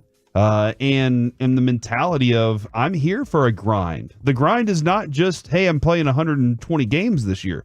The grind is 162, and I get stuff out of that. I get good things out of being there for it all. And I like this from Bochy because it seems like he understands that. And he said, we're all in this game to play. Some guys just don't want to sit. I've had a lot of those players. There's been quite a few battles with those players that I've had over my career. You take them out and they're not happy. And so I am curious what that happy balance is. Like you said, You want to play every single day. Marcus Simeon wants to play every single day. Is there a happy medium when they're like, hey, if you play 154 games, that's the whole season? Like Buster Posey played, I guess 148 to 140 for most of his career for Bochy, and I'm betting he's like, hey, I know you want to be out there, but your legs need some rest occasionally. I think that, I guess as the manager, you go in and go, that's a great goal to have, and I'm with you on that goal. But we get to June 24th. I'm making up a date, and it's a Sunday day game. We just had an 11-inning game. I know there's not like long extra inning games anymore, but you're struggling. You know, I know your knees beat up a little bit. You know, we have an off day on Monday. Let's take this Sunday off. Doesn't this make sense? You're beat up. Your knee's bugging you. You get 2 days of rest, and we'll see on Tuesday. I want you in my lineup. I want you starting the series against the Houston Astros. There's no way I don't want you in that Houston Astros series every game. But would it be best right now to sit out this game against Oakland and give you a little bit more rest, 2 days versus just the 1 day? And I think that's the discussion they'll have to have during the season. But I don't know. I don't dislike Simeon wanting to play all the games. No, not at all, not at all. And it was crazy. I know Corey brought up the stat, and I was like, well, I want to look at this. He's played 162 games 3 times. All right, so we take out 2020 because that was the shortened year. 60? He played 53? 54. Oh no! But what happened? Take a look at this. In the fair. Actually, it's funny that you say that. He missed more games that season than in the last 5 full seasons combined. In the last 5 162 game seasons, he has missed a total of 4 games. Yeah, it's nuts, man. That is crazy because I realize it's 162. But what have we said the threshold probably is for you played the whole season? Like 145, 148? Like in my mind, if you're at that level, you played the whole season. When we think of here for the grind, this guy, Ranger player, who's the first guy you think of that's like not a current guy? Oh. Who's the first person you think of that's I think you think of hardworking guys like David Murphy, Rusty Greer would be one you would think of. A higher level guy. Just a little bit higher level. Beltray? Michael Young. Okay, that's a good one. Sorry, I went 0 for 3 there. In 2002, he had 156. The next year, 160, 160, 159, 162, 156. You have to have, I mean, and throughout his career, Kevin, until he was traded, he played 150 some odd games for the Rangers every year. His almost 156, 155 every year at least. But there were years where he's playing 162. That's the mentality of, yeah, that's what I do. I show up for these things. So, Kevin, I agree with you, and I agree with Bochy. If it is a hindrance to him, and he is, and he needs a day, then I'll gladly give that dude the day. But if he doesn't want to, I'm not going to ask him to. I'm just going to say I'm going to let this guy ride this out, and he'll see where it goes from there. No matter what the ebb of the wave looks like. Yeah, I think so. He's my team leader too. You know, I got to trust him. Now that does go to what we discussed the other day with Randy Johnson. What did Lou Piniella tell Randy Johnson? He said, "I just need you to be honest with me. All I need is you tell me the truth. That way I can manage around it. You know, I can deal with it. But if you're telling me that you're fine and you're not, that's when we have a problem." It is a shout out Friday from the 469. Can I get a birthday shout out to my beautiful wife, Katie? Happy birthday indeed. Happy birthday to you. And then from the 214, this takes a turn along the way. Shout out to my fiance. She got a brand new car yesterday, but I accidentally hit the side of the car on the way out. What? I feel so bad about it. I hit the side of it by mistake. Fix it. Yes. The situation and the car, right? I mean, I feel like fixing the car is the first thing to fix the situation. But yes, you got to do something. You get out there right now. You buff it as well as you can. Paint over it. If you get one of those little pins, if it's just a little scratch. I've never buffed my car, like with the wax and everything. Yeah. Do you do this? Do you buff your car? So is it Tommy Terrifics in my, or is it there's a place out in my neighborhood. Wax sealer. Like, yeah, somebody else might, like when you say I'll pay $60 for a really detailed car wash. Yes. But I'm not waxing my car or buffing it and all that. Never waxed my car. I've never put turtle wax on there. I've always just washed it and let it ride. I've absolutely buffed and waxed my car numerous times, but that's because I worked at a car wash. You worked at a car wash. You know how to do it. Do you like doing it? It's kind of fun sometimes. I like mowing. Yeah, absolutely. Grass, not mowing a car. I will say, like, when I have detailed the car before, like before long trips, because I don't like to drive in a car that's dirty, you know, like on a long trip. So I've detailed the car before, and Kevin, that is a satisfying feeling. Absolutely. Looking through your windows, and you're like, man, those are crystal clear right now, and everything, no dust anywhere. I want to ask this question, but I know the answer is no. If you have a shout out for a birthday next Friday, you need to just text in next Friday. We'll be on air. All right. We're on air at least through next Friday. It's a good point. After that, we're the KNC masterpiece right here. Went out there and they shut down the world. That is a good point. I will say this again and again when we get out there. I have apologized to Evan Grant numerous times because we were there in 2020. I went to shake his hand. We were saying goodbye, and he was like, did an elbow, and he goes, COVID, you know? And I thought that he was a germaphobe. And I was like, relax, dude. And then within like a week and a half, I was like, you know what? My bad on that. You're definitely right, and I was definitely wrong. And then after like 4 months, you're like, whatever. Right? Yeah. You know what? You're probably not. You said, I'm coming into work. Yeah, every day. We're the KNC masterpiece right here on 105.3 The Fan. Coming up next, the combo platter. Today, we're talking about cards. Give us a sports opinion, and then what is your favorite playing card game? 877-881-1053. Did you say Ace of Base? Ace of Spades, the best card. Okay. This could be tough. My favorite playing card is the Ace of or the reverse Ace of Base. What did they sing? The draw four. Baby. It's like something like that at the end. I just want your number. Another baby. There you go. Thank you. So if you're also looking for that segment where I'm going to melt down, this could be it. Next, right here on The Fan.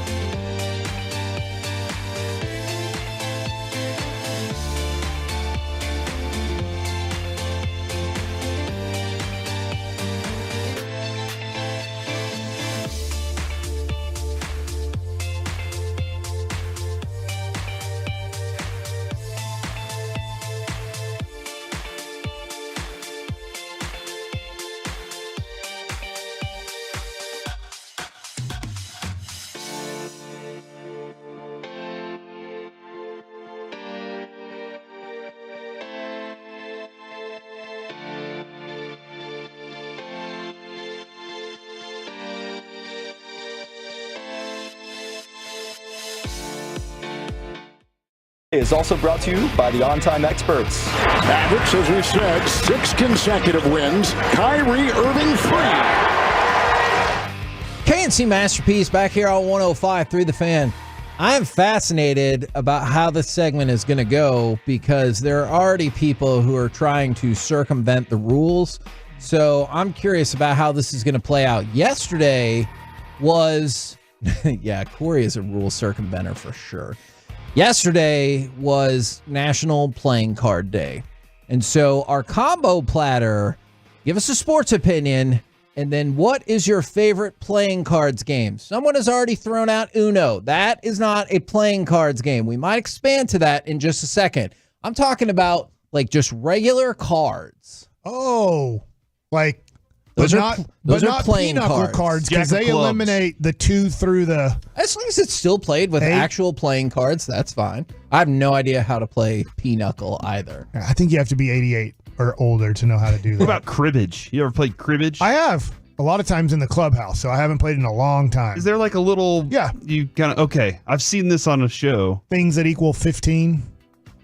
Yeah, I've I never know that played sounds cribbage. like a Jeopardy category, but yeah, I forget a little bit how to play it, but it's pretty easy to remember. Dude, this is tough because I really feel like we grew up in an era where we were playing cards, some form of card game a lot. Yeah. And I don't know if my kids play as much because my grandparents, when I stayed the night with them, it was all sorts of card games. Solitaire, if you're like by yourself. They were like, hey, I'm tired of playing with you solitaire, here. though? Let me show you how to play this game so I don't have to talk to you for a little while. Now, this one is interesting. I had not even considered this, but now I feel like this is always going to be the answer.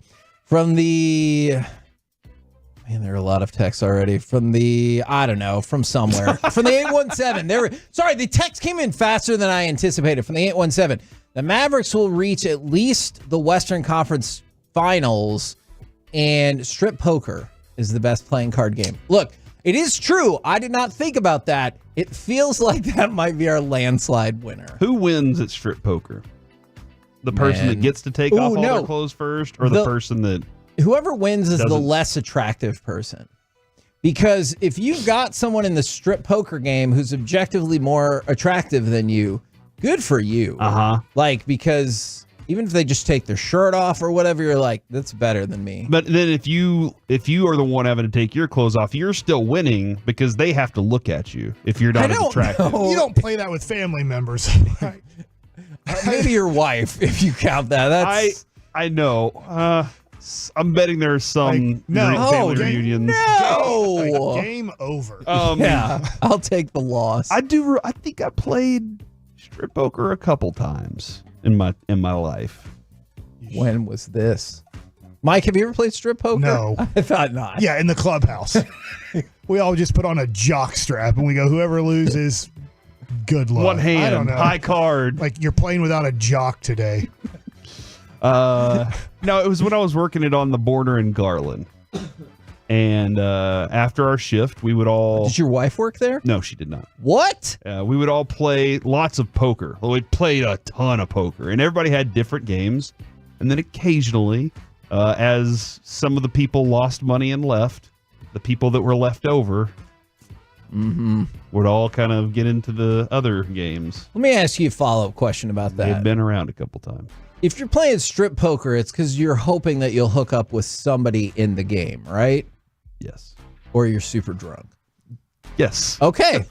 From the 903, Seager will win the MVP this season, and Spades is the best playing card game. Spades is a blast. And I think Mike can attest to this. If you play with somebody that knows how to play, you're good. If you play with somebody that doesn't know how to play, you're getting ticked off. Yeah. But if you're playing with somebody who thinks they know how to play, and then you learn the hard reality in the midst of the game that they do not. And you're like, why do you keep going nil? I don't understand why you went blind nil. It makes no sense. They're like, because we need points. No, we're ahead. We're doing fine. We're behind by 23. You don't need to go blind nil every time. You have 2 aces. How in the world am I supposed to cover your 2 aces?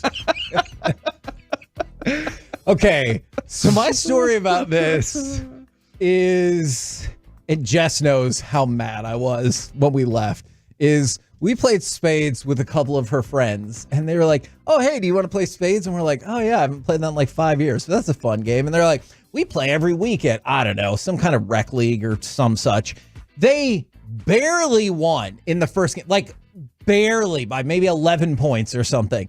And they're like, yeah, we play every week, so we kind of have an advantage. And I'm like, what the hell are you talking about? We haven't played this game in 5 years, and you just barely eked by us. And then we played again, and we lost again, and I was so pissed. Were you mad at Jess? No, I was just mad at the situation because I just wanted to win and be like, oh, wow, we don't play in a league every week, but we still won. But we didn't. But you didn't, so you couldn't do I just that. had to sit there and take it. Was that at your house or their house? It was at their house. So on the drive home, was it real quiet? Just kind of sitting there. Oh no, it was not quiet. I was pissed. Absolutely, I was pissed. All right. Do you have a sports opinion in a playing card game that you enjoy? What? This is really interesting. We need a ruling on this. Does a playing card game count if you're making a tower by balancing the cards? Because man, if it does, dude. How tall, how much of a tower have you built? 4th level. Wow, that's impressive. And then I don't know how to do it. I would get about 3. You make triangles first? Yes. I would get about 3. And Kevin, about this size, about the size of a bread box. But then I would start expanding wide. I was like, I got to build a bigger base. And that's where I always screwed up. That was fun. Yes. I don't think it's a game. I think it's a test. And also, the worst kind of people are the people who come by and they're like, and then they get punched in the face. Yes. Their mom's like, why did you punch your Yes. sister? And you're like, because she was being an idiot. oh no, that from the 817. He did that to his sister. Yes, for sure. Mavericks get a championship with Luka and Kyrie in the next 3 years. And their favorite game with playing cards is Texas Hold'em. And then they added a bonus thing. I've never understood how solitaire works. Now, Chris, you just shook your head yes to that. Do you or do you not understand how solitaire works? Genuinely, I have no idea. Every time I watch someone play it online, I just kind of freak out. Okay, I can easily show you. It's the easiest game. It really is an easy, fun game to play. So I will. Are you colorblind? No. Okay, that helps out. You just have that audio. I don't know why. That's a great point. Mike loudly asking you. We're going to get George W. Bush on or something to talk baseball. The first question he's going to fire off is, are you colorblind? I don't know the color blindness rules. Uh-huh. What does that mean? I don't know. What are you colorblind? Because colorblind people can see some colors. Right. Can they see red? There's like one color in their RGB that they don't do very well with, and that usually is the bigger problem. Like, can you imagine? But you could still play. You just have to know the shapes of hearts and diamonds and clubs and spades. Can you imagine, though, not like driving and not being able to see the color of a stoplight or a green light? I think I actually heard Skin talk about that once, and he said you just look at the placement of, he used to work here, but not anymore. You can still reference him, Corey, is you just look at the placement of the light, and you'd see it move. Nobody could see my face, Kevin. Oh, yeah, that's a good point. Corey looked horrified that I mentioned somebody who used to work here. All right. We've got a whole bunch of... You got a meeting after the show. That's crap. Friday, dummy. From the 817, FC Dallas wins the West, and Spoons is their favorite playing Never card played game. Spoons. I think you do it on your leg. Right? I like it. I think that's a different... Yes, I believe with you a can. washing board? Yes, I believe you're talking about the components that are starting a jug band, but I believe they're talking about a different thing right there, and not the card game of Spoons. All right. My sports opinion is that the Rangers will find one new pitcher out of spring training. Yes. One new pitcher will be the guy that we look at and go, wow, we did not know that guy was about to be a legit starter. And we're going to have a really good confidence in it by the time we get rolling. I'm excited about that. I have a problem here, Kevin. I love Uno. All right? I love Uno. And there is nothing more fun than slamming down a draw 4 and good luck. I'm changing the color of the cards too, like all that. I love that. I also love War. War is an absolute blast. It's an easy game, but there is no game. Those games will end relationships. Like Texas Hold'em. Texas Hold'em is the most fun. If I could have a card night every Wednesday, I would. Because I just love sitting down and having the strategy of it, bidding and playing. Like when we were in California, we played, and I knocked out Dawson a couple times. That was a really proud moment because I could see him trying to read me and everything, and I was like, I got you, dude. I know what I'm. And then he kind of tried to buy back in, and I was like, oh crap, we're in trouble here. But it was a lot of fun. I love Texas Hold'em. That game is a blast. War, it is very simplistic, but War and Uno at times we'll start to expand this out a little bit. If you want to throw an old maid Uno, like I see some other people putting some stuff, that will make me disproportionately angry. I think I'm just overly competitive. But the one I hate is I have one card and you have 15, and I'm like, dude, it's over. Yeah, like, just let it. I'm at be Uno, over. and then they slam them all down. You're like, holy crap, what's happening right now? Or the person who's waiting, and the second any fiber of that card touches, and you had 2 cards, they're like, Uno!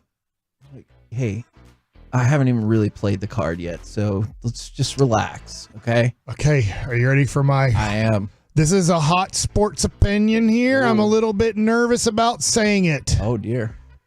I'm wondering about the 41-point almost triple-double last night.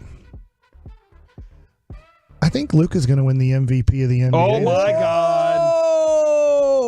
Can he do that? Like, he's 4th, 5th in voting right now? There's not a strong candidate right now. How dare you?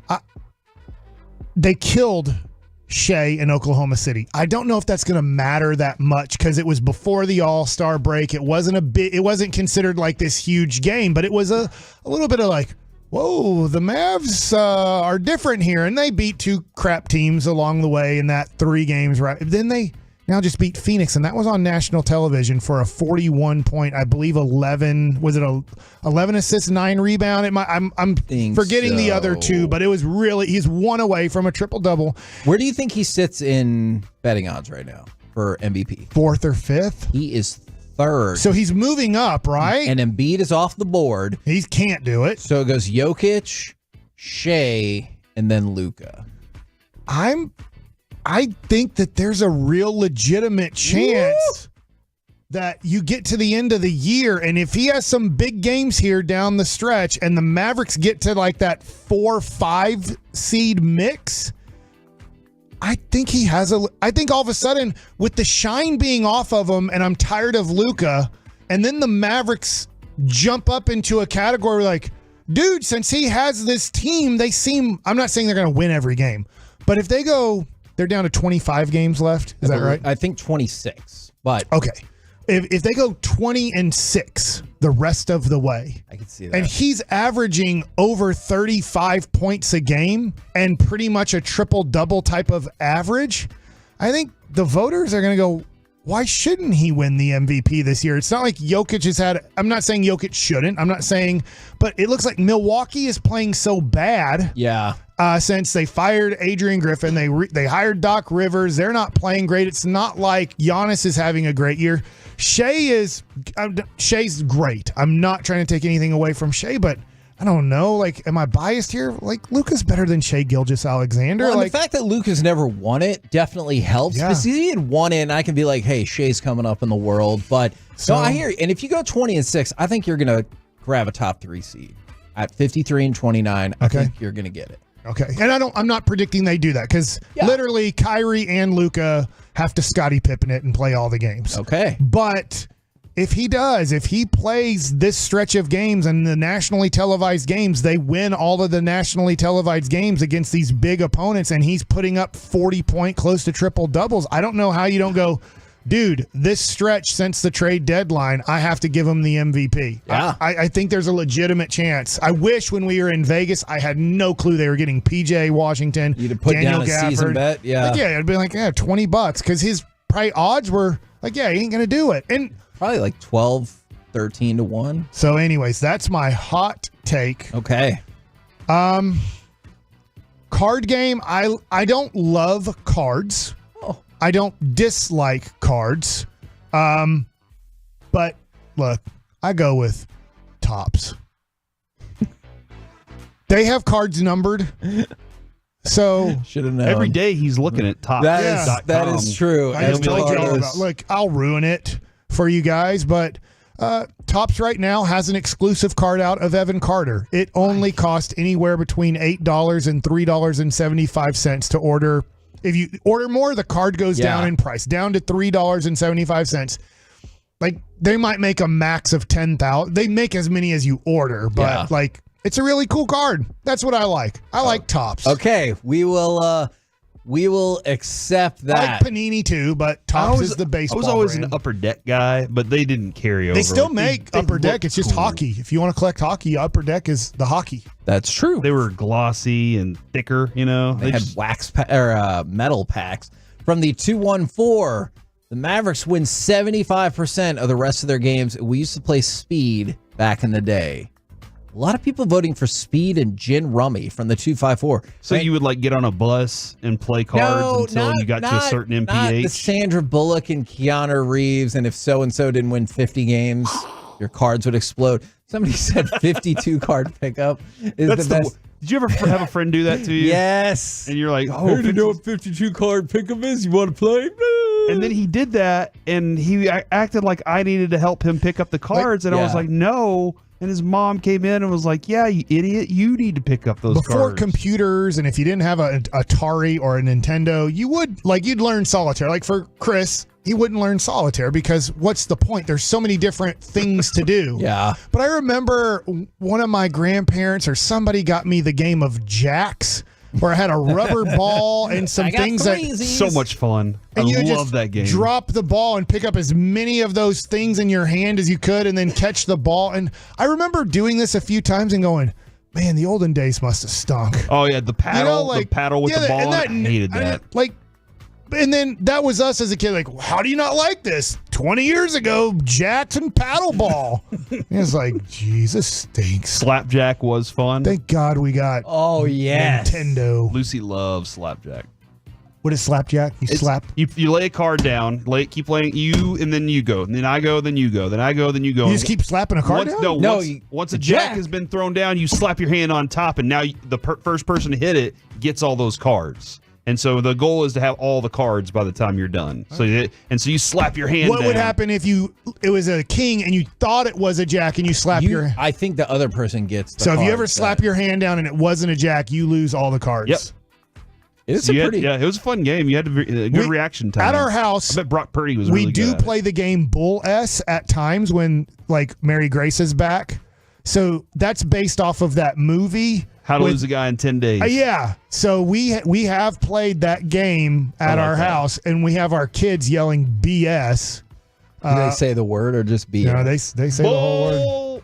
Because if you're like, I have 4 3s or whatever, and then whoever says BS, but if you do have it, then they have to take all the cards. If you get caught on your BS, you have to take all the cards. That's kind of fun for a while. Yeah. My grandma was the queen of Skip-Bo. And she had these little boards made for it and everything. I don't know if I mean, I know the game you're talking about. I don't know if I ever knew how to play that game. She would beat our butts at that game. Chris, do you have a sports opinion in playing card game? Yeah, for my sports opinion, the NHL trade deadline is March 8th. And especially after last night, I think we need the top 4 defensemen. And I hope that we get rid of Ty Dellandrea. Sorry. Ooh. Tolo already said my favorite sports card game, and it is No Limit Hold'em. Okay. Ooh. We need to bring him to Las Vegas Hold'em's next fun, time. dude. We're the KNC Masterpiece right here on 105.3 The Fan right now. How'd you like some Mike Likes It? Well, I hope so. Yeah. That's me. Yeah. Well, Okay. we'll see. So here's my first Mike Likes It. And it's just based off of baseball and spring training yesterday, and MLB Network is bats. So they've been showing this pencil bat on television quite a bit. You told me, Corey, that Adolis Garcia was using this pencil bat in batting practice? Yeah, there's some videos of him from it's one of our Tolos, and it's Michael Beer, and it's a friend of Alec Medford, a co-student with him. So this is one of these things where they're custom, so they don't make these for the public, so you can't really sell them, if that makes sense. Now, I don't know, like maybe Louisville Slugger in their next metal bat is going to have a pencil bat. Yeah. I don't know. I don't know if Louisville Slugger makes that bat. It could be a different company that's making this custom pencil bat. I ask you this. There's always that time, a weekend, where like, use whatever crazy bat you want to use. And then you see in the home run derby all these unbelievably cool bats. Yeah. Do you think baseball should do that more? Like, yes, instead of it just being black or brown or, you know. So I absolutely think they should. Should they have a day for it, or well, I think they do right now. Okay. But I think he used the pencil bat. I believe Philadelphia, was it Alex Baum? I think they were showing was using that bat when they played at the not Connie Mack World Series. What's the little one where the little kids play at? The Little League World Series. Little League World Series. But where's that in Pennsylvania? Right? Why am I drawing a blank in the city? Whatever. Shut up, Mike. So, anyways. I don't. Here's the deal with bats.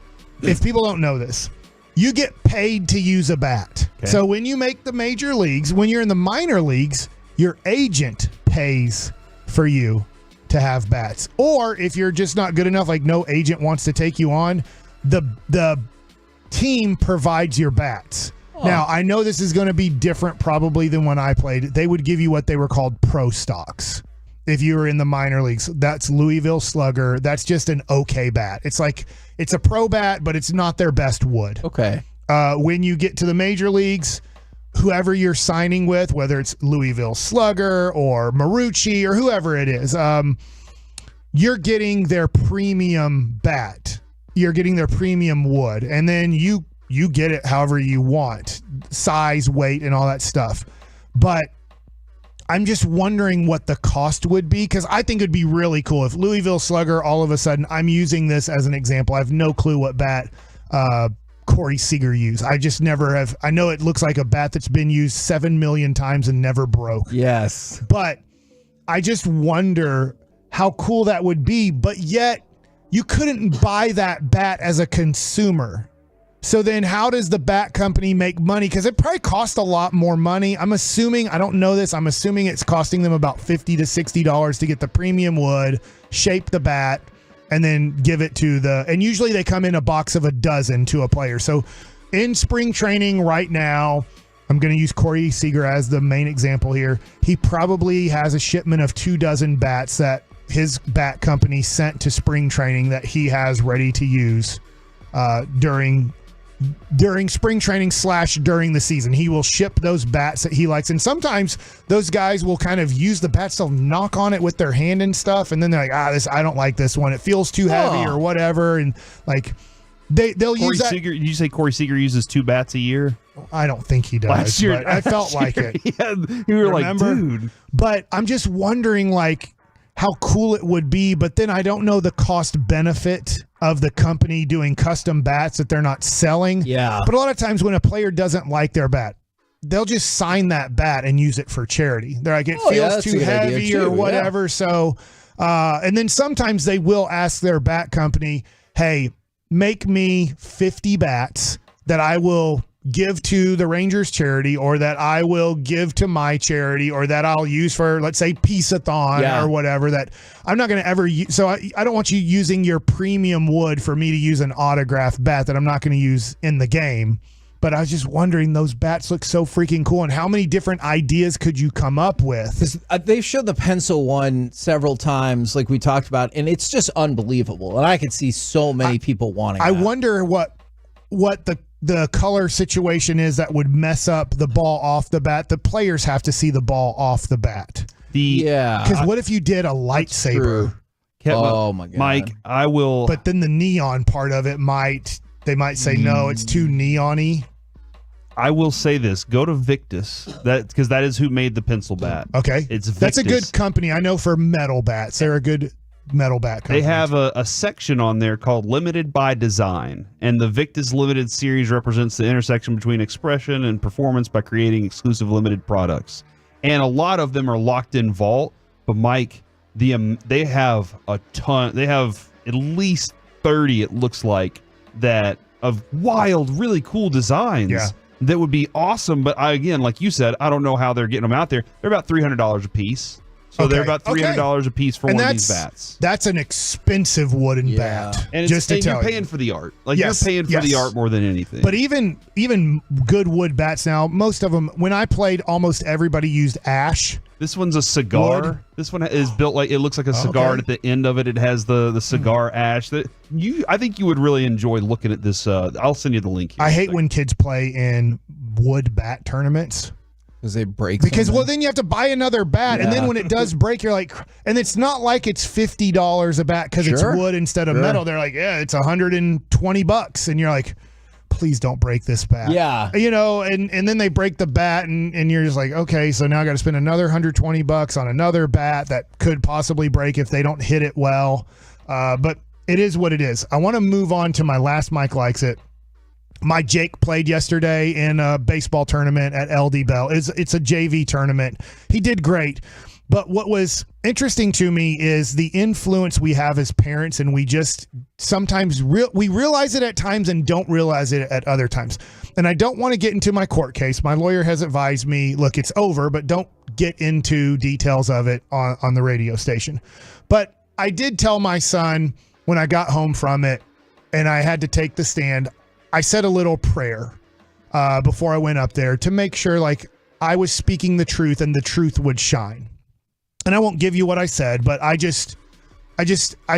told him specifically what I said, and I believe that the truth came out, the truth shined, and that happened.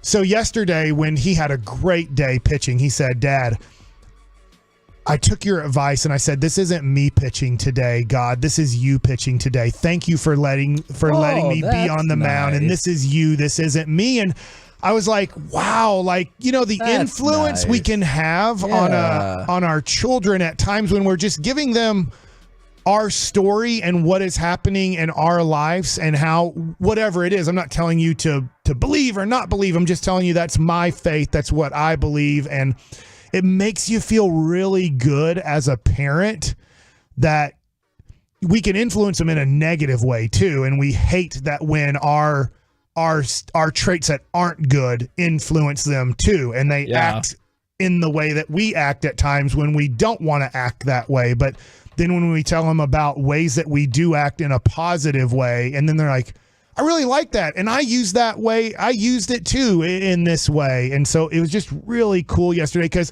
would I love for him to make the major leagues and win 1 million games as a pitcher or get 100 home runs every year? Yeah, that would be awesome. But I'm not going to love him any more or love him any less. Yeah. I know how much he loves baseball. My dad said yesterday, watching him play, he said, I wouldn't think that's your son. I would think that's Pete Rose's son, how much fun he's having and how much he's talking and yelling and screaming and running on and off the field. He looks like it's heaven on earth for him. And honestly, it was heaven on earth for me. Like when I was at Duncanville, heaven on earth felt like playing on a baseball field.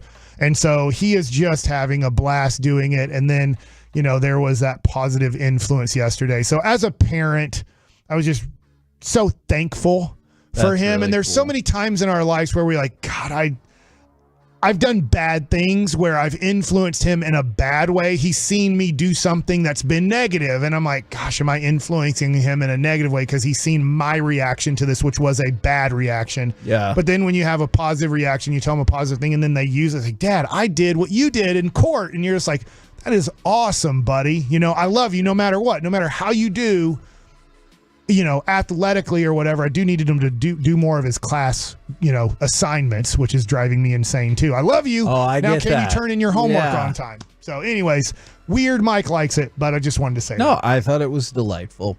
We're the KNC Masterpiece right here on 105.3 The Fan. Coming up next, it's time for the C Block starring Corey Majors. You know what? We're going to get into, I have a really interesting hitting philosophy question for Mike and the meal your family made growing up that you don't make enough now. Next.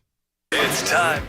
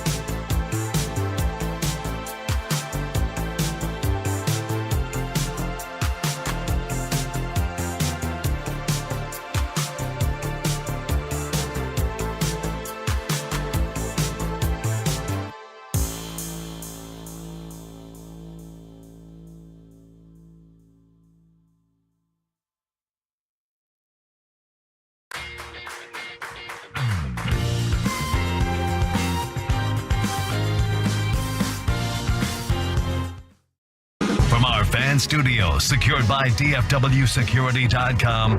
It's the KNC Masterpiece on 105.3 The Fan. KNC Masterpiece right here on 105.3 The Fan on a shout-out Friday from the 214. Shout out to my wife, Nancy, for being 3 months into her diagnosis with, I think it's Guillain-Barré syndrome. You remember that's Guillain-Barré? Yeah, what Travis Frederick had. And Mark Schlereth.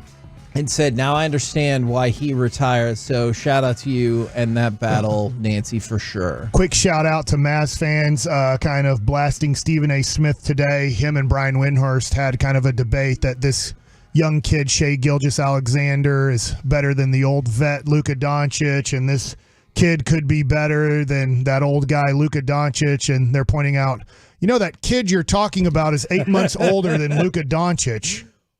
Whoops.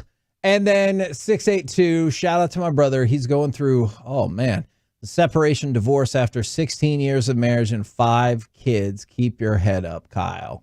Ooh. Best of luck to you. Absolutely, man. Sounds like you got a great friend on your side, so absolutely. Reach out to that dude as much as you can. And that's his brother. Yeah, absolutely. All right, now it's time for the C Block starring Corey Majors. Thank you very much, Kevin. I'm going to require a lot from Mike in this in just a moment, because, Mike, I did ask for a vote from the Twitter, or X, if you will. By the way, X. I haven't changed it yet, but I'm starting to. My brain's starting to want to say X. Yeah, I've decided I'm just going to keep saying Twitter, but Elon Musk said he is going to do X-Mail. So will you take X-Mail over Gmail? We'll see. No, because it just feels like a bunch of dongs popping up in your inbox, right? Really? Are you saying that because there are a lot of bots on Twitter right now? Yeah, and because you call it X-Mail. That feels that's true. Cool. I mean, I was AOL forever. In fact, I'm having a major issue since I've gone back to Apple, because my Apple connected email is my AOL, and I can't figure out how to get it to Gmail. So that they can say, you've got mail. I did love that. Okay. And yes, go ahead and text in the meal your parents made that you don't make enough for your family or whatever. But Mike, we're discussing this morning the approach, and with Wyatt Langford, this is where my focus really comes in, because Wyatt Langford, I have no clue how he goes up to the plate and does anything. And neither does Tim Hires, who is the hitting coach of the Texas Rangers, who obviously did a phenomenal job because they won the damn World Series. I don't know if he looked at Evan Carter and was like, Evan, I need you to do this. Or if he goes, Evan, go up there and let's watch how you do things. And then Evan Carter's like, hey, I keep the strike zone really small, and here's how it works. And I wonder if Tim Hires is looking at as working with Wyatt Langford, and he's like, hey, on your approach, I'm just going to, like I always say about Mike Maddox, I'm just going to let him go out there, and until he screws it up, I'm not really going to mess with him that much. But you broke down hitting to me in a way that blew my mind. And obviously, it's higher level because you're thinking of it from a pitcher's perspective too. But it started with, when I get up to the plate, my strike zone is the size of a fist, basically. From a hitter's perspective. Yeah, from a hitter's perspective, my strike zone is small. And for every ball, the strike zone gets smaller. For every strike, I start to expand it a little bit out, up, and down. And I just wanted, if you wouldn't mind kind of helping explain that a little bit more, because the way that I see, when I watch Evan Carter hit now, right, I'm watching his strike zone expand as the count goes on, but he still forces pitchers to pitch to where he wants because how patient he is. Specifically, I'd say Evan Carter keeps his zone small. He seems to not have a problem. And Kevin, you did point this out. I don't know if he's going to change this or not through time. He seems to not mind taking strike three, too, because he's like, I wasn't probably looking for that pitch, or I wasn't going to hit it hard. I'll just walk back to the dugout because he threw a good pitch, and I still wasn't going to swing at that, which then means he rarely chases, because you feel like as a pitcher, I'll just take pitcher's perspective now, is that if I can get ahead in the count, that's why that first pitch is so important to throw strike one, because now, like Jamie Moyer was talking about, maybe I can expand a little off the plate because I just hit, let's say, the last third of the outside corner. Well, now that hitter in his mind is going, okay, is he going to repeat that? Maybe I should look for that. And then the pitcher, in the mind game of expansion and contraction of your zones and what you're looking for, you're going to try to expand and see if he'll expand even more with you. I was having a good time sitting with my father yesterday, and he was talking about Fergie Jenkins, how when you're great, also the umpire might give you a little bit of leeway. Yeah. So I throw the ball in the corner. Now I throw the ball 2 inches off, and I'm Ferguson Jenkins or I'm Greg Maddux, and they're like, strike 2, and it just, well, sometimes it matters who you are on how the umpire calls balls and strikes. But with Wyatt Langford, now back to the original point, is I think as a hitting coach, and then I think you've pointed this out with Mike Maddux, is you kind of let the guy do what they do. Yeah. And then from there, you work on the success or the failure from there. If there's a lot of success, you're just like, I just watch him hit. I don't know. He just, every time he goes up there, he's hitting the ball hard. He's hitting home runs. There's not really much to do here except just make sure he gets in his work and feels confident and comfortable at the plate. And I'm giving him the scouting report. This is what this pitcher likes to do. But if there's failure, I'm just going to use now Ezekiel Duran as the season went along last year, and he started expanded his zone from the get. He would swing at things that he shouldn't have been. So now you start having to try to change an approach at the plate. What are you looking, that you start asking him more questions. Hey, Ezekiel or Wyatt, after a while, what are you looking for on the first pitch? Are you just looking for fastballs? Are you looking for zones? Some guys are different. They're just looking for, I want a fastball in this area. And some guys, I don't mind if it's a fastball or a breaking ball. I just want it in this area. Yeah. I think that hitting coach probably has a decent idea of what his answer will be when you ask that question. Probably so, yeah. Because he's watching his film and breaking them down because because in his mind, he's not going to tell him. I think this is, as a coach, I try to do this even with kids. I don't want to tell him what the answer is before I want to know what he thinks the answer is. Right. And he might get it right. I'm like, good, we're on the same page. But if we're on a different page, I'm like, ooh, okay. Then I might say, as an adult to an adult, oh, I see it different. When I'm watching you, this is what it looks like to me. But your mind, your thought process isn't what I'm seeing you do. Yeah. And that was when you explained that a little bit, and you used Piazza as a really good example back then during the run to the World Series. And that's where I kind of came up with the other part of this question is, does Tim Hires just have an overall philosophy and everybody kind of falls into that? Well, then you take individual players and obviously they're different. Adolis, he was going way out of the zone on a lot of times. Especially after you got hit by that pitch. Yeah. And then all of a sudden, he finds the right pitch and sends it.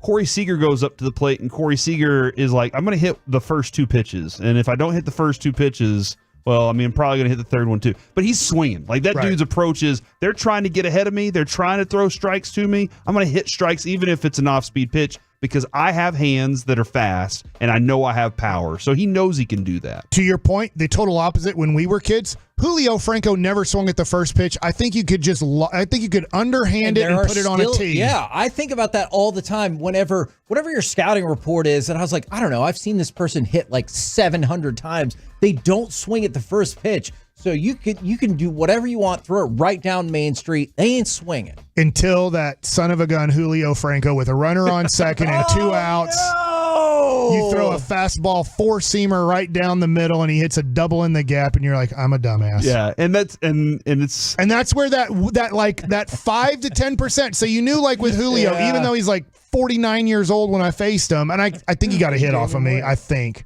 is you knew the scouting report was he's going to take the first pitch almost every time nobody is on base or the runner is on first base. But if there's a runner in scoring position, there's a small percentage chance, like 10%, that he'll swing at the first pitch. And it would be like if you threw it down the middle, he's going to swing because there's an RBI opportunity. And so he'll be a little bit more aggressive, but still very patient. And those guys like Julio Franco, maybe Evan Carter, they could care less if they get to 2 strikes. They still feel confident and comfortable even in a count where they're not in a favorable count. A Beltray, yeah, for sure. And that's where it came to as I was watching the playoff run, thanks to what I learned from Mike, I was watching it differently. And I was happier knowing that I was watching and trying to understand pitch sequencing from the pitcher's perspective, but also why did he not swing at that? Why did he swing at that? He was expecting certain things. So that made it a lot of fun. So this year, if you're Tolo out there and you just kind of look at it the batter's perspective, the Evan Carters, the Jonah Heims, not all of them do it exactly the same. Some of them take a risk here and there, but the Evan Carter patience starts with he's giving you a very small space to give him a strike to start the count. And then from there, he'll either expand it or even make it tighter for you. And now as a pitcher, you're struggling trying to get this kid out and you're trying to learn more about him and he's not giving you much. So to your point, just watching, kids don't have an approach. There's swing at strikes, don't swing at balls. Like, exactly. And it gets more defined the higher level up you get. But I watch lefties pitch in high school, and I didn't realize what an advantage I have until I'm a dad watching in the stands.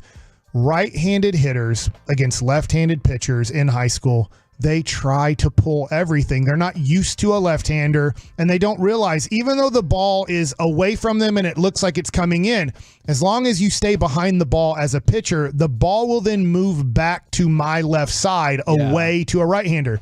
It's almost impossible to pull that pitch. But every hitter, you see them yank that front shoulder out and then try to pull that pitch. And it's like, you can't do it. You got to think. And this is a basic approach for a high school kid. If you're facing a left-handed pitcher, you got to think I'm hitting the ball like a hard line drive at the second baseman. If you think that, you have a chance to hit his two-seam fastball or his fastball away.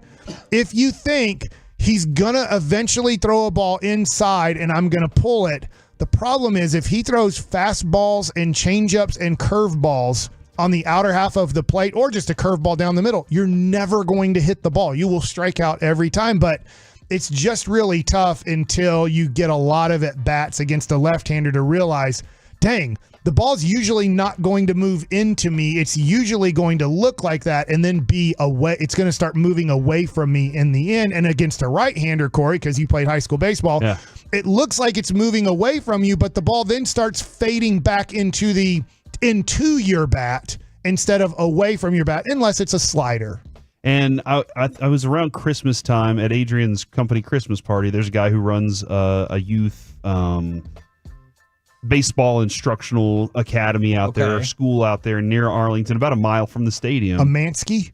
I'm gonna have to go Tom? back. Amansky? I don't know. I'll have to give you the trash can. She's gonna like it too. He and I were hanging out and talking, and that's all he could talk about was how the way that the Rangers approached during the plate, the way that they approached their at bats. And how those are the things he's trying to teach his kids. And it takes time to grow to learn that level. But he also said as he listens, he loves the show. And he was like, Mike gives great knowledge every single day when he starts talking baseball. To a hitting coach, they're going to have almost all of them. Almost all are going to have the same basic approach, even in the major leagues, right?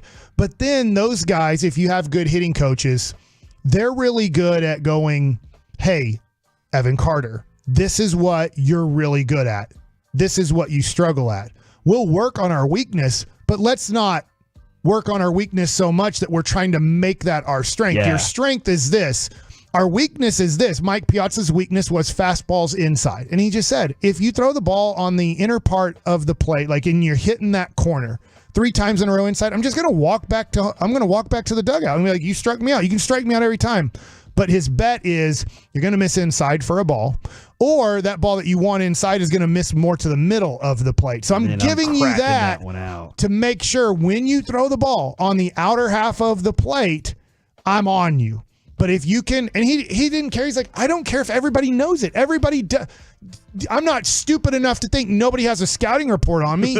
I know what the scouting report is on me. I just got to be consistent. I just got to make sure that when you miss, I'm taking it anyways. When you miss, it's inside. 1-0, advantage me. Yeah. When you miss in the middle, I'm crushing. But if you can hit that kind of a third or a fourth of the plate on that inner half, Mike Piazza's like, I'm going to lose. Yeah. But I'm betting you can't in this at bat, you're going to miss middle or you're going to try to go away, and that's where I want the ball. Kevin, last night I made chili dogs. Now, growing up, every 2 weeks or so we would have chili dogs, and then obviously make a Frito pie at the end. So that's a different story. But last night, I asked Lucy, I said, hey, Lucy, do you want chili dogs for dinner? Adrian does not like chili dogs. She was gone. She was doing some work last night. So I was like, I got dinner for the kids. Lucy was like, yes. I said, Lucy, have you ever had chili dogs? She said, no, what is it? And I was like, she already said yes, she wanted it. But then she also said, no, I don't know what it is, but what is it? And I told her, and she goes, that sounds fun. I said, okay. I told Carter, I said, I'm making chili dogs tonight. And he said, yes. And I was like, awesome. And I told Avery, and he said, can you make me a salad? He ended up having to work. So he never even ate at home. He ended up going to work at his business.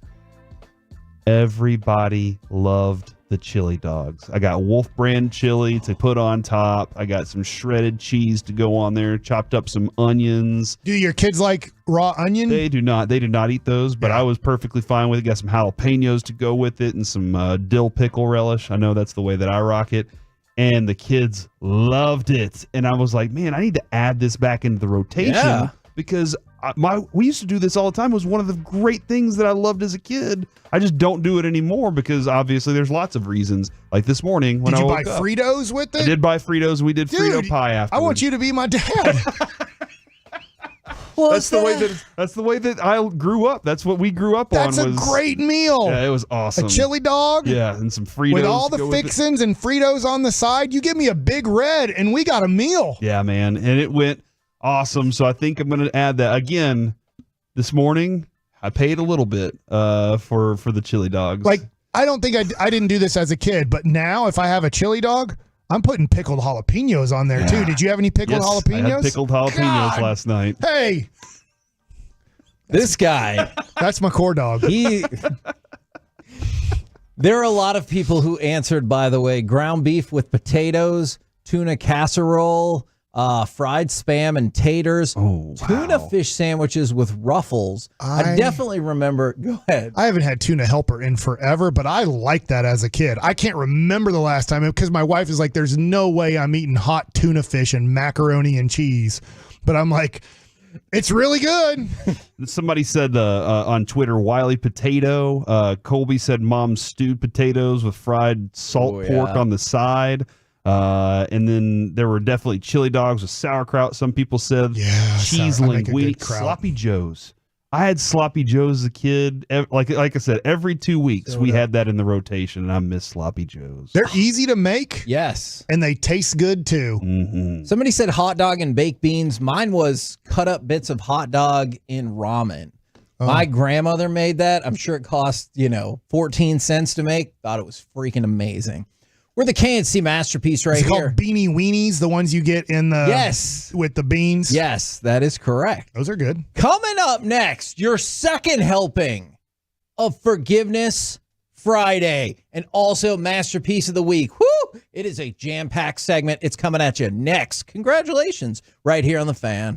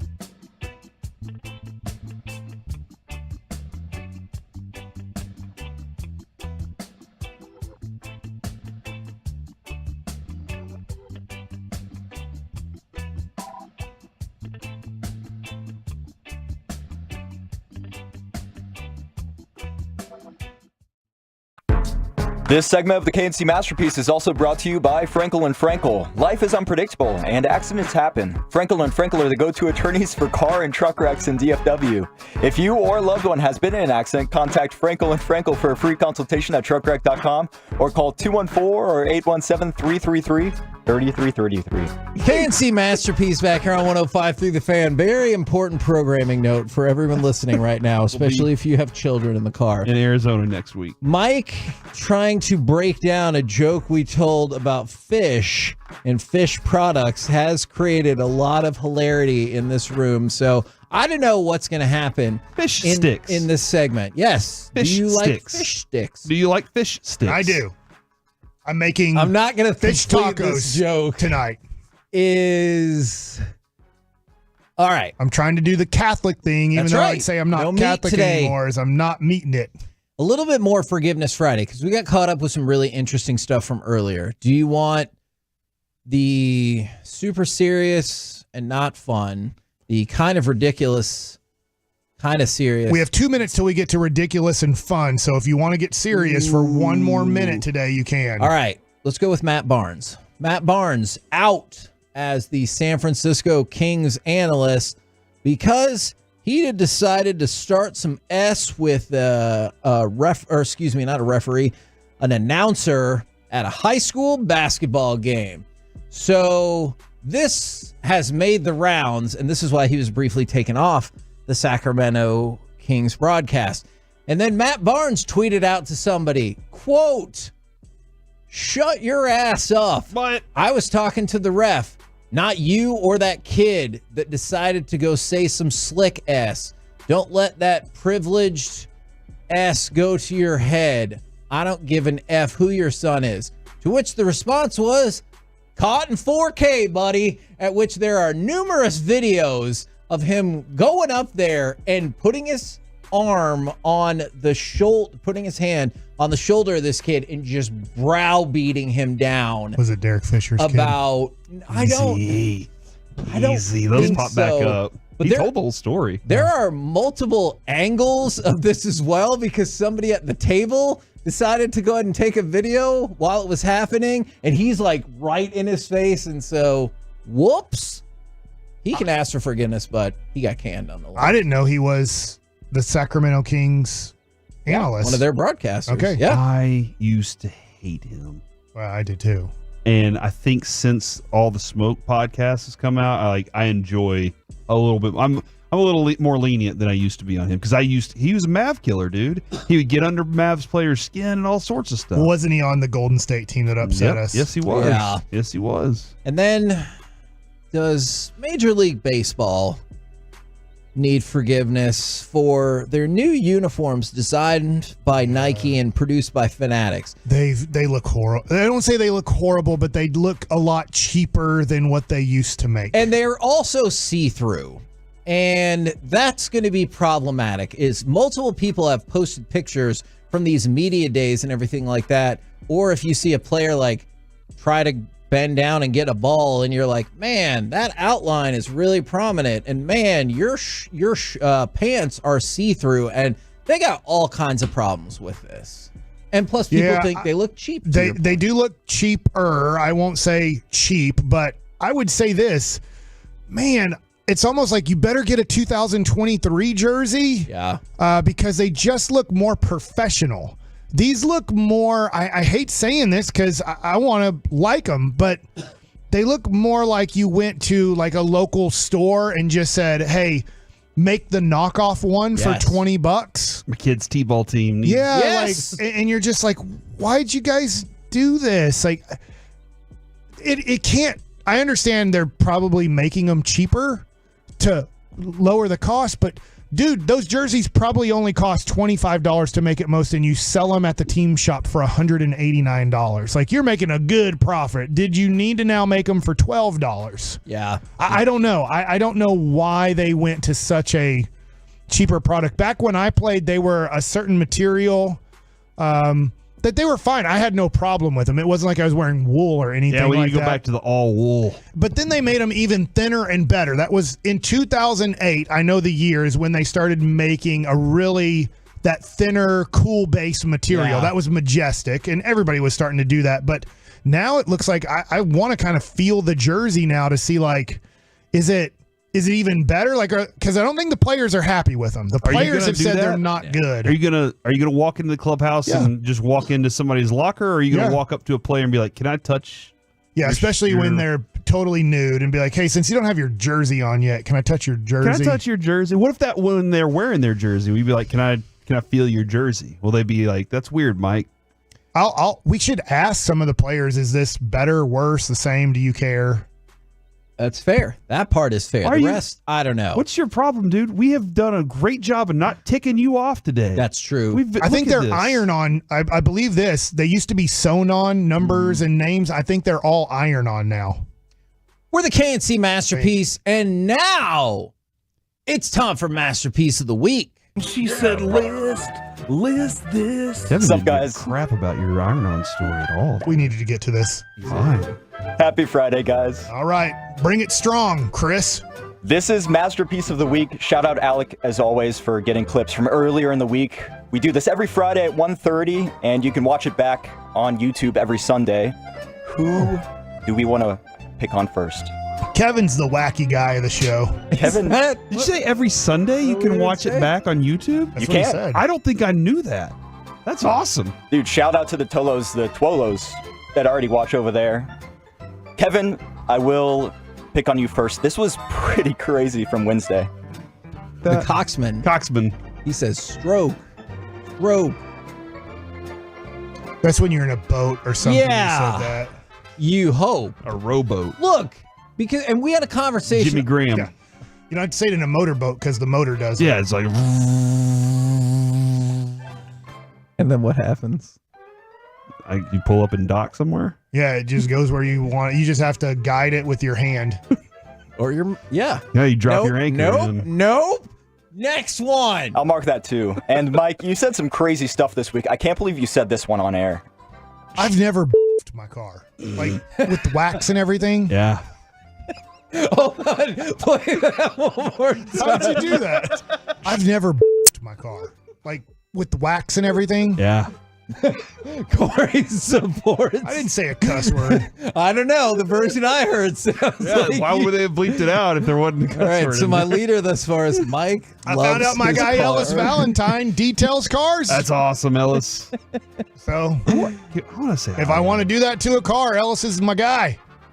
Did you know when I was at the video store, I worked with a person who wanted to know what it would be like if he, let's just say, got romantically entangled with the tailpipe? Yeah, that guy needs to go to therapy. It did. He was also like 18, and it just didn't go super well. Mike, you also invented a new magazine this week. I don't know. He did a whole National Geography thing on Montana. I got it really close. You did. You did. I got it really close. E and Ick is close. Corey, Right? I'm swapping over to you here. Oh. There's a long history of our listeners knowing the street value of drugs. That's true. That is a fact. You should not be embarrassed by that, because when we asked for, well, y'all asked for opinions about the price of crack. Like, my God, there were so many responses. We would be like the episode of Always Sunny in Philadelphia. If three of us were in the car in Surprise, Arizona, and we found a crack dealer, we would have, if they said it's $5 or $5,000, we'd be like, give us the crack. I don't know. I have no clue. The first thing I'd do is call in to the station, go on air and say, hey, how much is it? And just wait for the fan text. And to then respond. you're like, you're jipping me off, man. I got a lot of people here telling me how much it is. I don't think you're supposed to say that word anymore. Oh, sorry. Sorry, I didn't know. I apologize for saying a word I didn't know is it a bad word? I think it's just the way you said it. Oh. It's all good, We Mike. can definitely bleep part of it. Okay. It sounds Oh, like true. something It'll else. sound even worse. Okay. Mike, this is a crazy prompt for the truckwreck.com text line. All right. We got to go to break. Text in how much crack cost on the street. And you know what's crazy? Multiple people were like, all right, if we're doing this is, I was like, no. We did it, But though. did people give valid answers? Oh, for Because sure. were We they learned. similar? Were like they have to be right. They're all around the same price. Yeah. Yeah, there were a lot of people that had accurate prices. I feel pretty confident that if I need to go out there All in right, the streets. my next question. People that have smoked crack, can you tell the difference between good crack and bad crack? Like after it's done, are you like, oh man, that wasn't as good. They did something This one wrong has a to really it. good oaky flavor. Yeah, It's more spicy on the front notes. Yeah, too much sugar in this one. I don't know. From the 214, where will y'all be set up during your program from spring training and surprise? We're usually up the hotel in room. the booth. Yeah, we're up where the radio and TV broadcast would happen. But if you're going to be out there, let us know because we can definitely like hang out and come see and stuff like that. Back to you. True. I'll stick with Mike here. Mike, you know a lot about female anatomy. They have eggs inside of them, and they have cycles that we don't have. I don't think. Man, now I really wanted to know what Corey's follow-up question was because he was on the ball. They have all for their that eggs, is follow-up what I question. said. They have all of them went for at birth. That was something Isn't that that we amazing? learned. That is crazy. Can you imagine if you carried all of your thing, Okay. if you had, because there's millions, right? And No, not eggs. There's actually a lot less than that. Is when we were doing an egg transfer, I thought it was going to be, I don't know what I thought, but they had like this tiny little tube, like even smaller than a straw. And then they were like putting things in there. I don't know what I thought it was going to be, but it was amazing the precision in which I thought did they'd be like softball size things, you know? Yeah, Like, how did they they're carry not. that in their stomach? Corey would have accidentally videoed it when he was talking about his wife's birth. No, it wasn't a video, but it was pictures. I guess giving birth. You weren't there for your wife's birth. That would have been weird. That would be weird. So oh my gosh! Stop! I'm sure Stop! there's Whatever you're gonna say, there's don't a relationship say it. out there Don't say somewhere, it. right? Don't there's say a few relationships out there somewhere. Probably. I mean, he was on Friends with Tom Selleck and, Yeah. and Monica. He was Dad's best friend. Probably. Hey, if you're at the birth of somebody, don't eventually date that person. That should be a rule. What if it's love, Kevin? You can't stop love, bro. Yeah, you can. Speaking of love, maybe the first lovers were these two right here.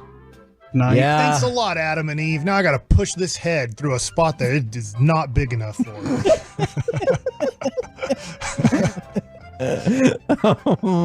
Yeah, that was the punishment for taking the apple. I got just the pain that fruit. goes- We don't know if it's I have apple or some not. Eve questions. Give it. Where is she now? What? What's she doing? What's she up to now? Well, God knows. Uh-huh.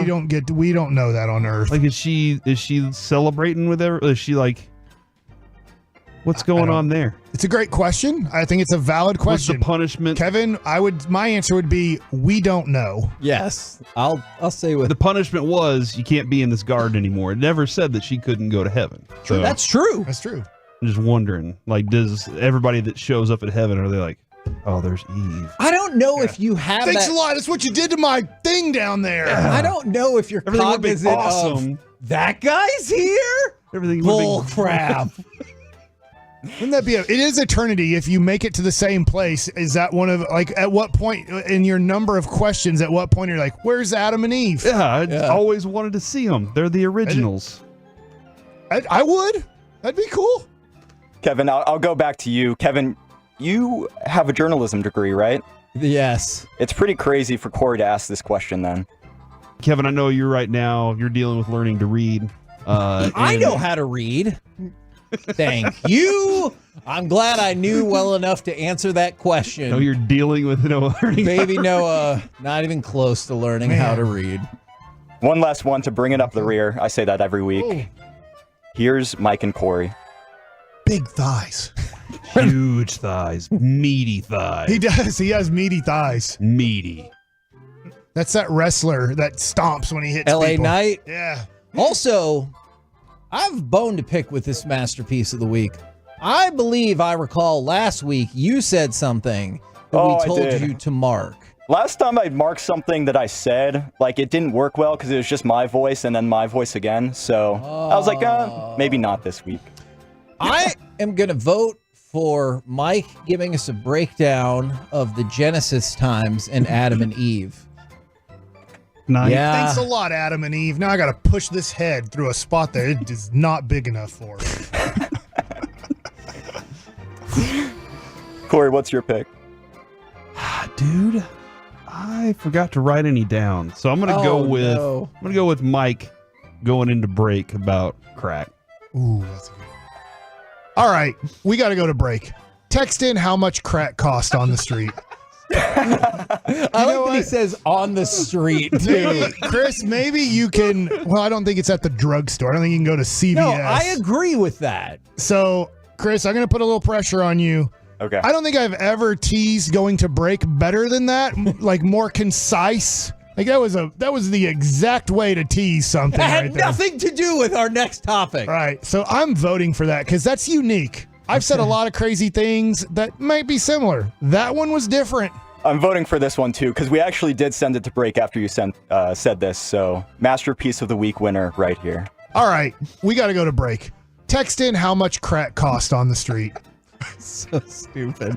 And there you we go. just hit commercial. Ladies Chris, and gentlemen. you deserve a lot of credit for that. Yes, he does. That's right. He nailed awesome. You're good at this job now. It was like, jump for joy. Coming up next, we will chit-chat with those fellas from the G-Bag Nation right here on 105.3 The Fan. Buying, selling, and refinancing is a daily headline and conversation. Get the latest up-to-date information on the market with your questions to help your decision on the Texas lending.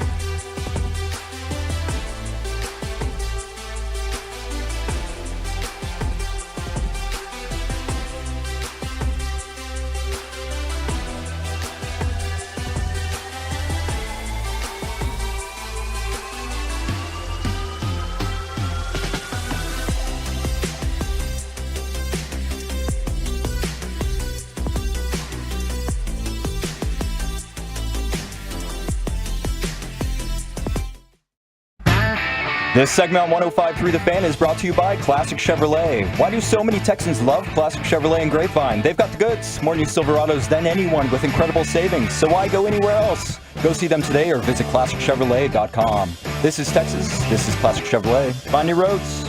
K&C Masterpiece back here on 105.3 The Fan. We got a lot of great suggestions today for the program. One of them was, can y'all have a full segment each week where you ask funny Bible questions to each other, like when Corey just said, what's Eve up to right now? Just always kind of wondered, was she letting the club? And another question or another suggestion, we have a halftime and let people ask us questions about the segments that have already happened or give us suggestions for the rest of the show. And I think that is a great idea.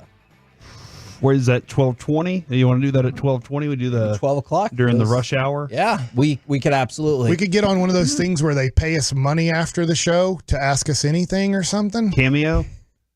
I don't know. People do like my buddy does a New stuff. York Knicks post-game show on YouTube, and people pay money to make sure that their thing is on YouTube, and then he answers their question. Other people are asking questions for free, and he doesn't answer them. He waits till somebody gives him like $4, and then he answers the question. That's awesome.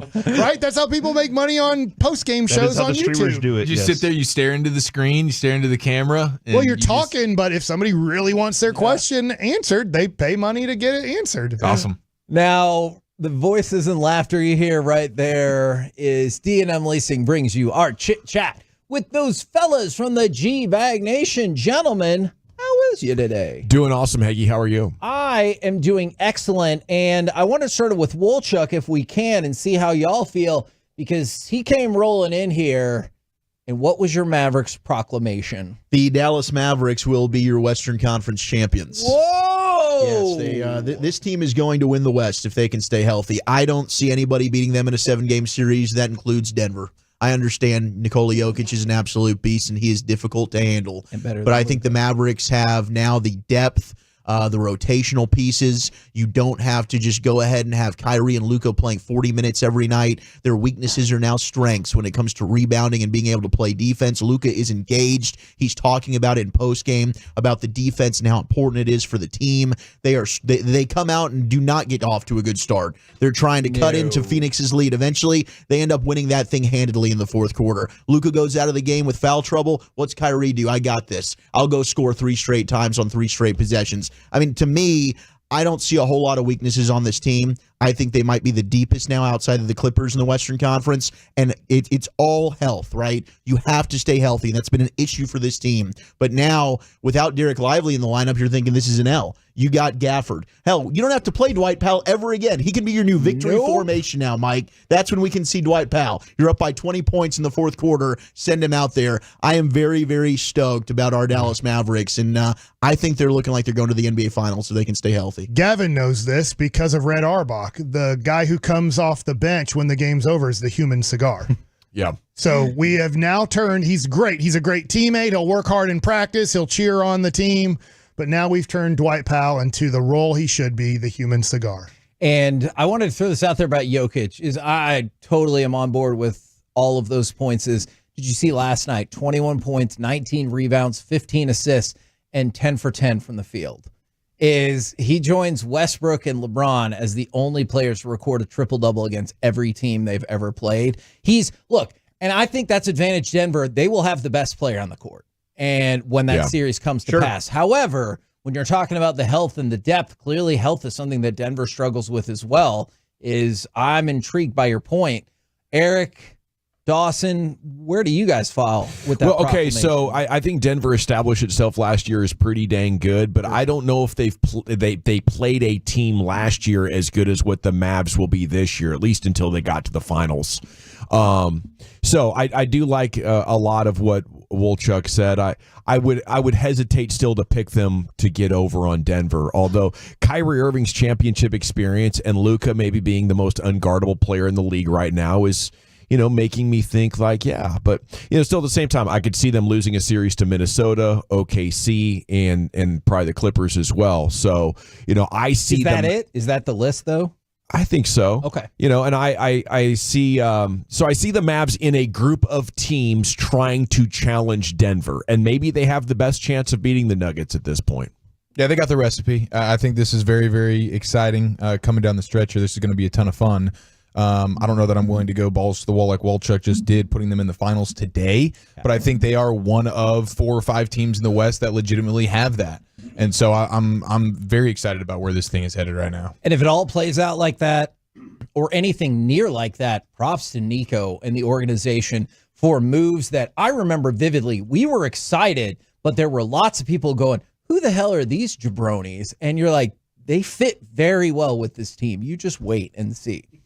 What do you guys got coming up on the program today? Pure Gold, as always, we are going to have Tim Cato of The Athletic on at 4 o'clock for his thoughts on where the Mavs now sit in the pecking order.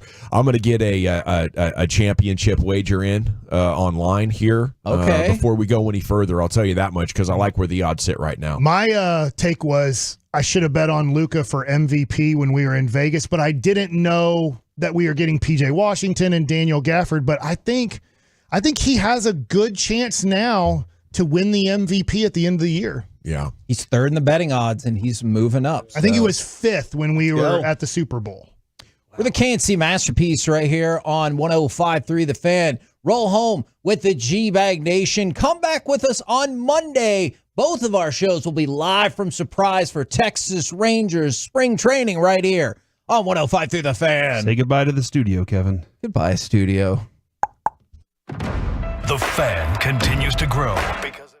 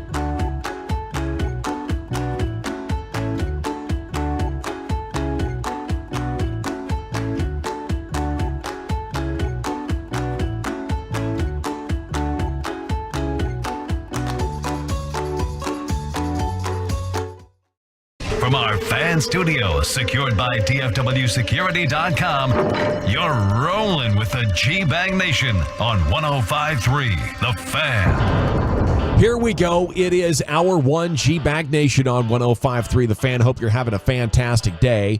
Welcome in on your home of the Rangers, man. We'll be tracking the game and giving full reports throughout the afternoon as they are about to get it underway, the first spring training game of 2024. General at your service at ease. Brian is out one more day. He'll return on Monday.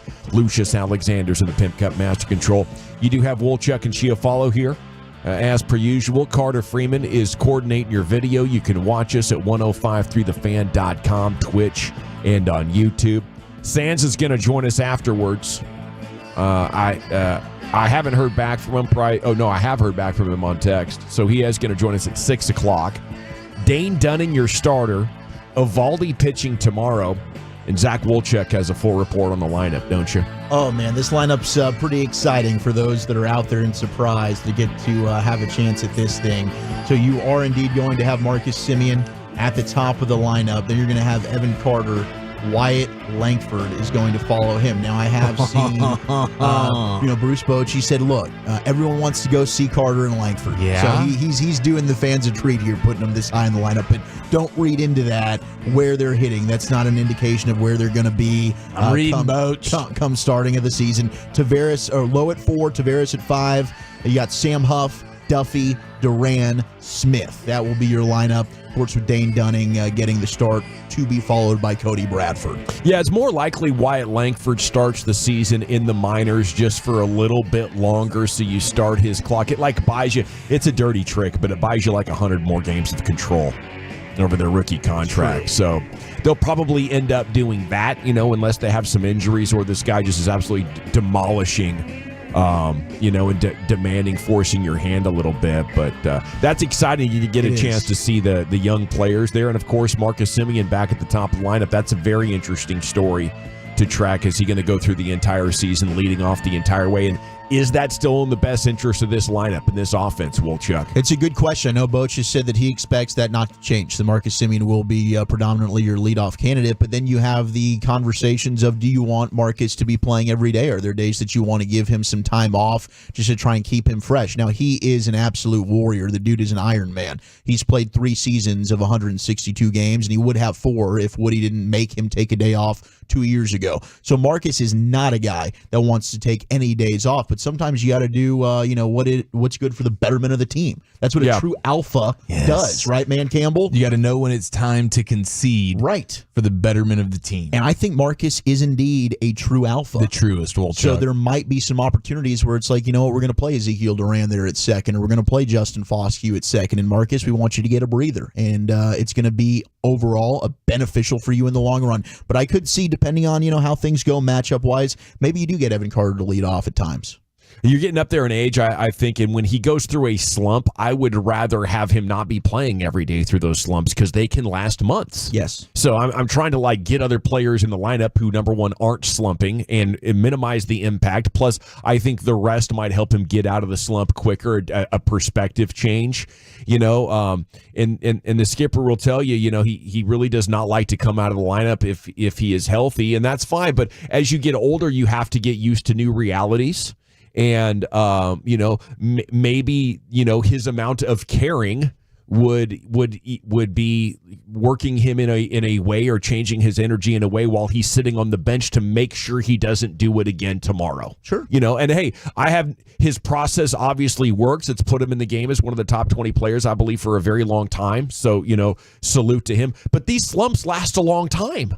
Maybe, just maybe, the answer isn't just leave him in there. Yeah, and I think you saw that in the postseason, right? I mean, he kind of got figured out a little bit in the playoffs. The postseason wasn't exactly what we were hoping for from Marcus Semien. Certainly in the final clinching game, he made his presence known with a big home run. But overall, you got to wonder, was there a little bit of fatigue with all the plate appearances, all the wear and tear throughout not only 162 games, but then the playoffs as well? If he had have taken a game off here and there, would that have helped him a little bit? But it is a day to celebrate, and hopefully before too long, we're going to get some highlights. The ball maybe jumping out of the yard, Let's Go Rangers chants in the background. It's all going to be a part of our show next week. as we'll be broadcasting from the press box, which is a mere 40 feet from the home plate at Surprise Stadium. We'll have the windows open. You will hear the birds chirping. You will hear the leaf blowers buzzing. Yes. And you will hear the Rangers fans adorning their favorite players like never before. Even surprise. You'll probably hear that World Series championship flag waving in the wind, Absolutely. as a matter of fact. Yes. Okay. The next step of putting the league on notice went down for the Mavs last night as the defense wasn't quite as good as I'd hoped, but the offense was overwhelming once again. A decisive 16-0 run to open up the second half, put them in the lead. They win at 123-113. The 469 asking, are the Mavs the team nobody wants to face? If the playoffs started now with them in the 6th seed, they would be. But by the time we get there, they could be a 4-3 seed, and they would just have home court advantage and be considered one of the favorites. Usually, that team that nobody wants to face is one of those lower seeds that caught hot, or has matchup problems for you. But I think by the time we get there, there's enough room left in this season that the Mavs are going to track down a lot of these teams and end up even with home court advantage in the first round.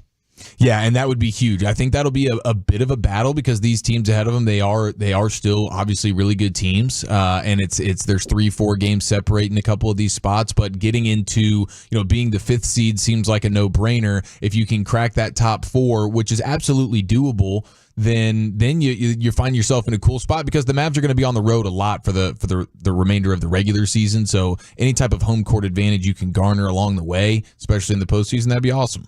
If you missed crosstalk, though, Wolchuk's calling trip to the finals. He was convinced last night. Were you drinking at all? No, no boozing at all last night.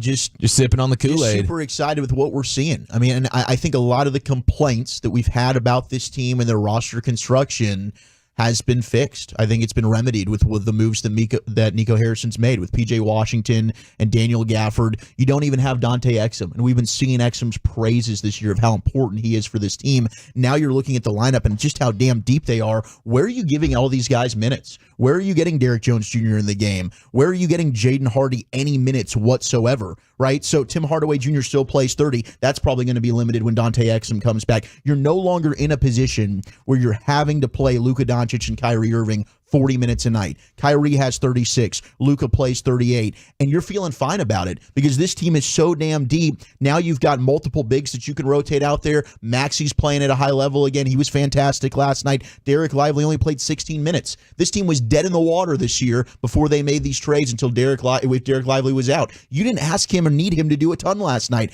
What Gafford's able to do with his rim presence, the stuff that he had on Devin Booker. I mean, to me, this is the best Mavs team since the last time they went to the finals and won it in 2011. I think they can beat anybody in the West. I'm not fearful of Minnesota. I'm not fearful of Oklahoma City. I am of Denver. I respect Denver a lot. And I think if you have a healthy Kawhi Leonard, the Clippers are a team to be reckoned with as well. But we know what Luka does against the Clippers. He shows up and shows out. And you have Luka Doncic and Kyrie Irving.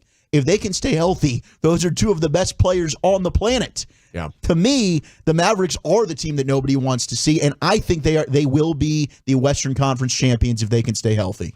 Are you as fired up as Wolchuk at 877-881-1053? I think a lot of people are way more optimistic than they thought they would be just a couple of weeks ago. I think it's amazing that they make this trade and they get this winning streak going because the winning streak can be so contagious and it breeds confidence, but it also creates a vibe around the team that is addicting, and these guys are going to fight to try to keep this thing going. And obviously it gets a lot of buy-in now. Like whatever coach is asking him to do, whatever leadership is saying, try this, try that, it's all spelling victory. They're winning in a variety of ways. Last night they were able to win in transition. I think they get 16 turnovers from Phoenix, 29 points off of that. They're not getting out-rebounded anymore. They can win in the paint. Obviously, they can dominate on the perimeter. So at 877-881-1053, there's a lot to love about this basketball team. I don't think there's a significant weakness to exploit. No, I don't think there is either. I think the rebounding, I thought it was interesting from Iztok Franco, who noted despite playing big, Mavs struggled on the defensive glass in the first half. And he wrote about Gafford in his initial deadline piece about how he's a great offensive rebounder, but Gafford isn't quite the same defensive rebounder as he is offensive rebounder. And so you saw some signs of that. And so this is obviously getting super nitpicky and trying to parse through championship level, things of like what might hinder you. But I thought that was interesting there because the naked eye wasn't really seeing that. We were getting home when it was about halftime or whatever, so you didn't get to see that, but that was one of the things. But otherwise, you overcome an immediate deficit. I mean, your offense allows you to never be out of a game. Mm-hmm. That is for sure. And then the versatility of being able to go small. You start the game big with Lively, and it's like, okay, he's doing some things. Then all of a sudden, they want to go a little bit smaller. The Suns do, and they're great with the small ball. I mean, their small ball lineup is as good as anybody's, and so the Mavs are like, okay, we can do that now. Here's a PJ Washington for you, coupled with a Maxi Kleba. Now we can go ahead and clamp you down, and offensively, we're not going to skip a beat here. So I think that is something that is huge, is now just the lineups that you can play with. If you want to go big, we got you. If you want to go small, we got you. So the versatility, it's a beautiful problem. You're mentioning guys' names that can't see the lineup. That's fine, because when you go on a championship run, everything shrinks. Right. But they have enough depth here to where any given matchup, I think they got the formula. And Luka is digging the big lineup. I mean, with him, Kyrie, Washington, Gafford, and Maxey. That was a lineup he liked a lot. And when it comes to Luka and Kyrie on the floor together, they're outscoring teams by 12 points per 100 possessions, according to Tim Cato's latest article today, and we'll have him on at 4:00. But these guys are unguardable, even if you're double teaming them, they'll get a good shot up. Yes. Now you're putting them in space. The shot making last night was on both sides, like Devin Booker. Unbelievable. He's putting on a show. But Luka was the man, and Kyrie was also the man, and it was just tough shot after tough shot. You're looking around like, you don't stop that. Like, everybody's just kind of stagnant, and Luka's, okay, no problem. I was seeing, I think Nick Angstad put out, buddy who was on with us just the other day, he put out the most efficient play offensively for the Mavericks this year has been the Luka ISO. Yeah, that's crazy when you get a player. That's stunning. Yeah. It could be anything. It's not the Luka, Derek Lively pick and roll or whatever. It is just Luka ISO is that, and we know what Kyrie's capable of in the same way. And they were putting on a show last night, and I believe Dirk was in the building. He was, and Luka was like, "I'm going to go get 41 for you." A lot of championship teams have that in common, that the most efficient play in the entire league is their best player going ISO. So you got two of those guys. You got two of those dudes. And I mean, you look at Boston, they've been the number one offense in the league. I think since the trade, the Mavericks have been putting up similar offensive production. They're challenging them for the best offense in the NBA. Quick update from Surprise. Dane Dunning, 1-2-3 against Kansas City, a ground out, a fly out, and a line out for your World Series defending champion Texas Rangers. Here come the champs, baby. 214, love that Woolie's fired up, but no one cares about basketball. Rangers are starting. Salute to you, 214. We got you covered, don't worry. Okay, barring a major injury, the Mavs will go all the way to the finals. They made the Suns look pedestrian in the second quarter. 206, dang it, Wolchuk got me fired up. Let's get some Club Mavs to carry us into the weekend. That would be fun. Maybe we can get that going. And what you drinking, what you thinking coming up at 5:20. It is Friday. Hope you're having a great time. When the trade went down, I was surprised. When we got Gafford, I thought that was a steal, says 254. Yeah, that paint presence is just, it's even greater than I anticipated. Okay, so that's what's going on with the basketball team. DallasCowboys.com has an article up about Chris Jones, and I loved the read. I think Jones is going to need a multi-year deal at this age, and I think the Cowboys are willing to throw money at one-year situations. That's as much as I can believe is realistic at all. The Saints are restructuring quarterback Derek Carr's contract, expected to give them around $23 million in space. Stars fell again, 4-1 to Ottawa. This is 4 in a row. The road has not been kind to our Dallas Stars. The only good news is maybe they'll be motivated to do something more at the trade deadline here, but they are off tonight. They're at Carolina tomorrow. Yeah, they need to bring in another defenseman. We've been talking about that, but also they just seemed flat. I mean, they got worse as the game went on yesterday. Otter did not play well, gets pulled in the second period.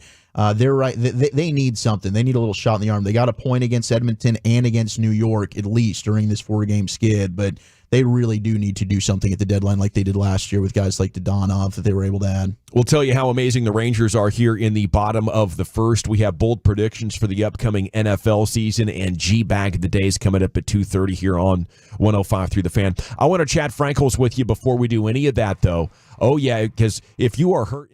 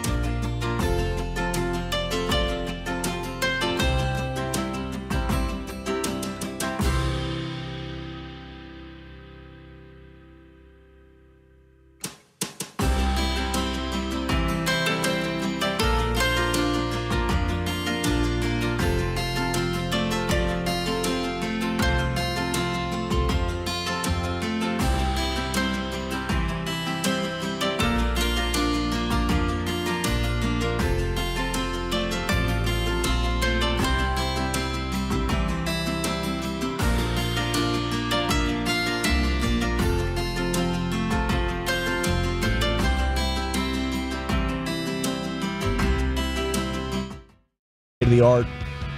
Rangers went down with one hit, just one base runner there in that bottom of the first. Marcus Semien drew a walk to lead off, and then you had a ground out from Evan Carter. Wyatt Langford flies out to right field, and then Nathaniel Lowe with a ground out.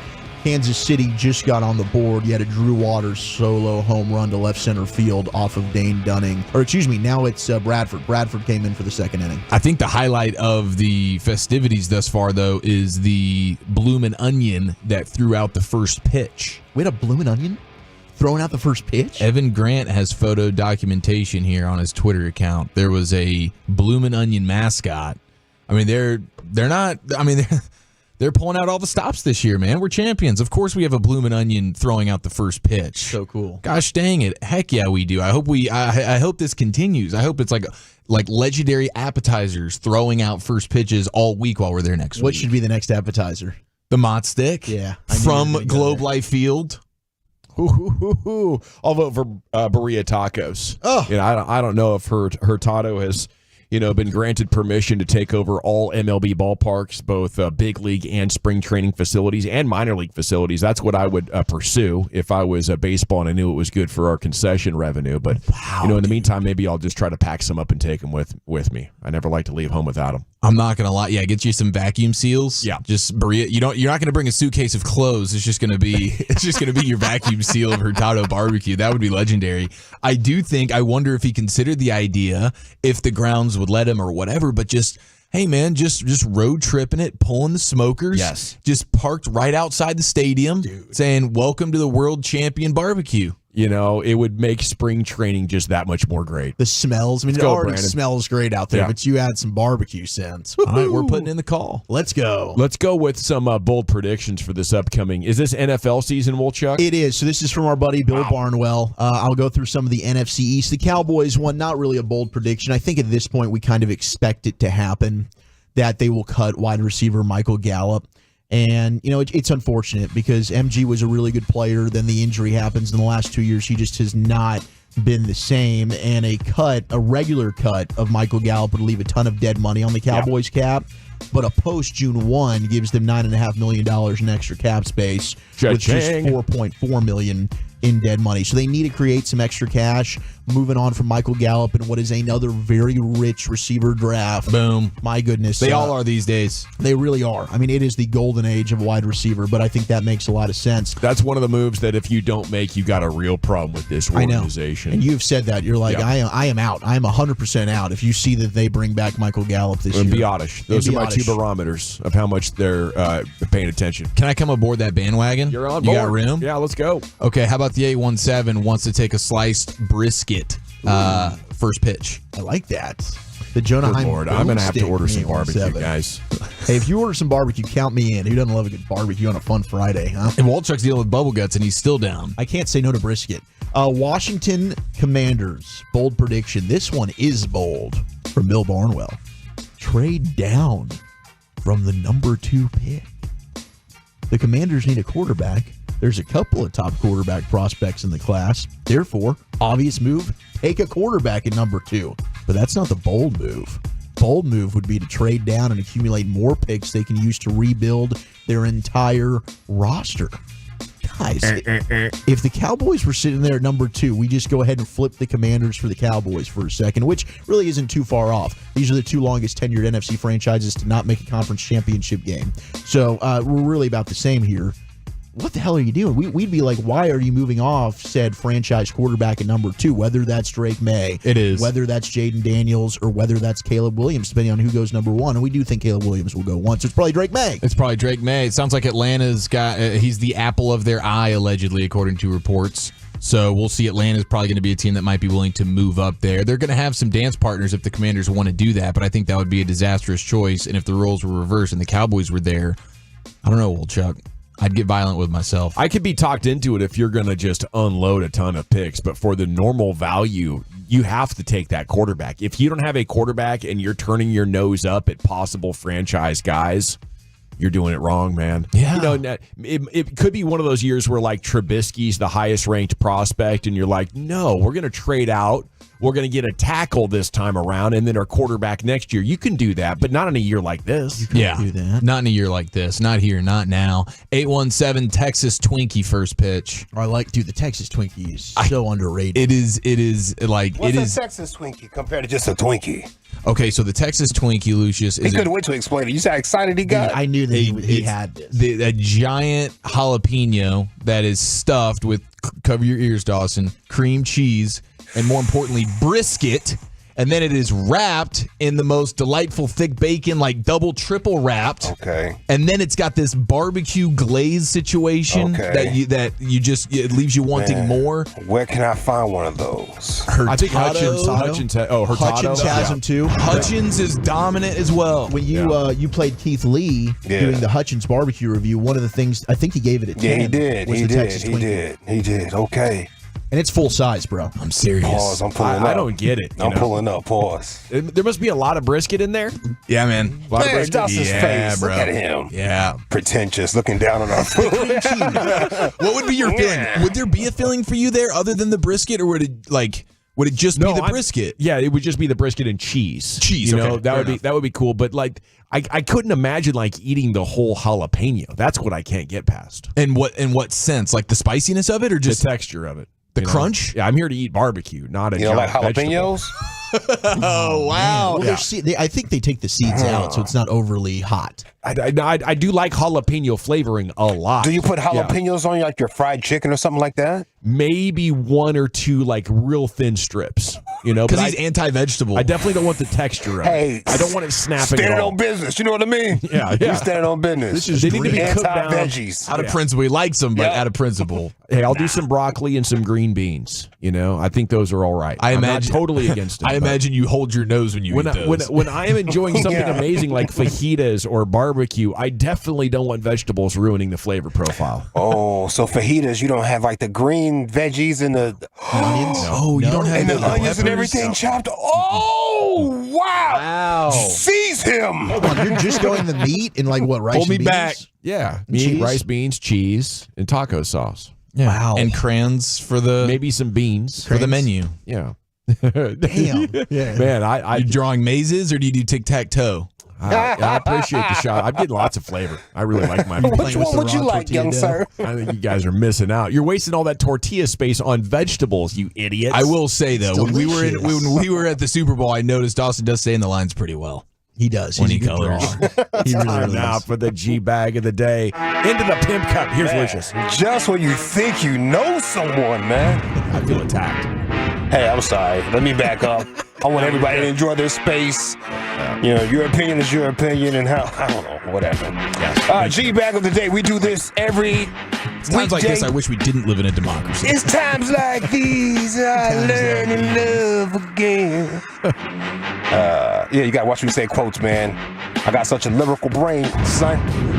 Lyrical miracle. I'll get into a song real fast if you just drop a few bars on me. Don't do it to me like that, all right? Don't do me like that.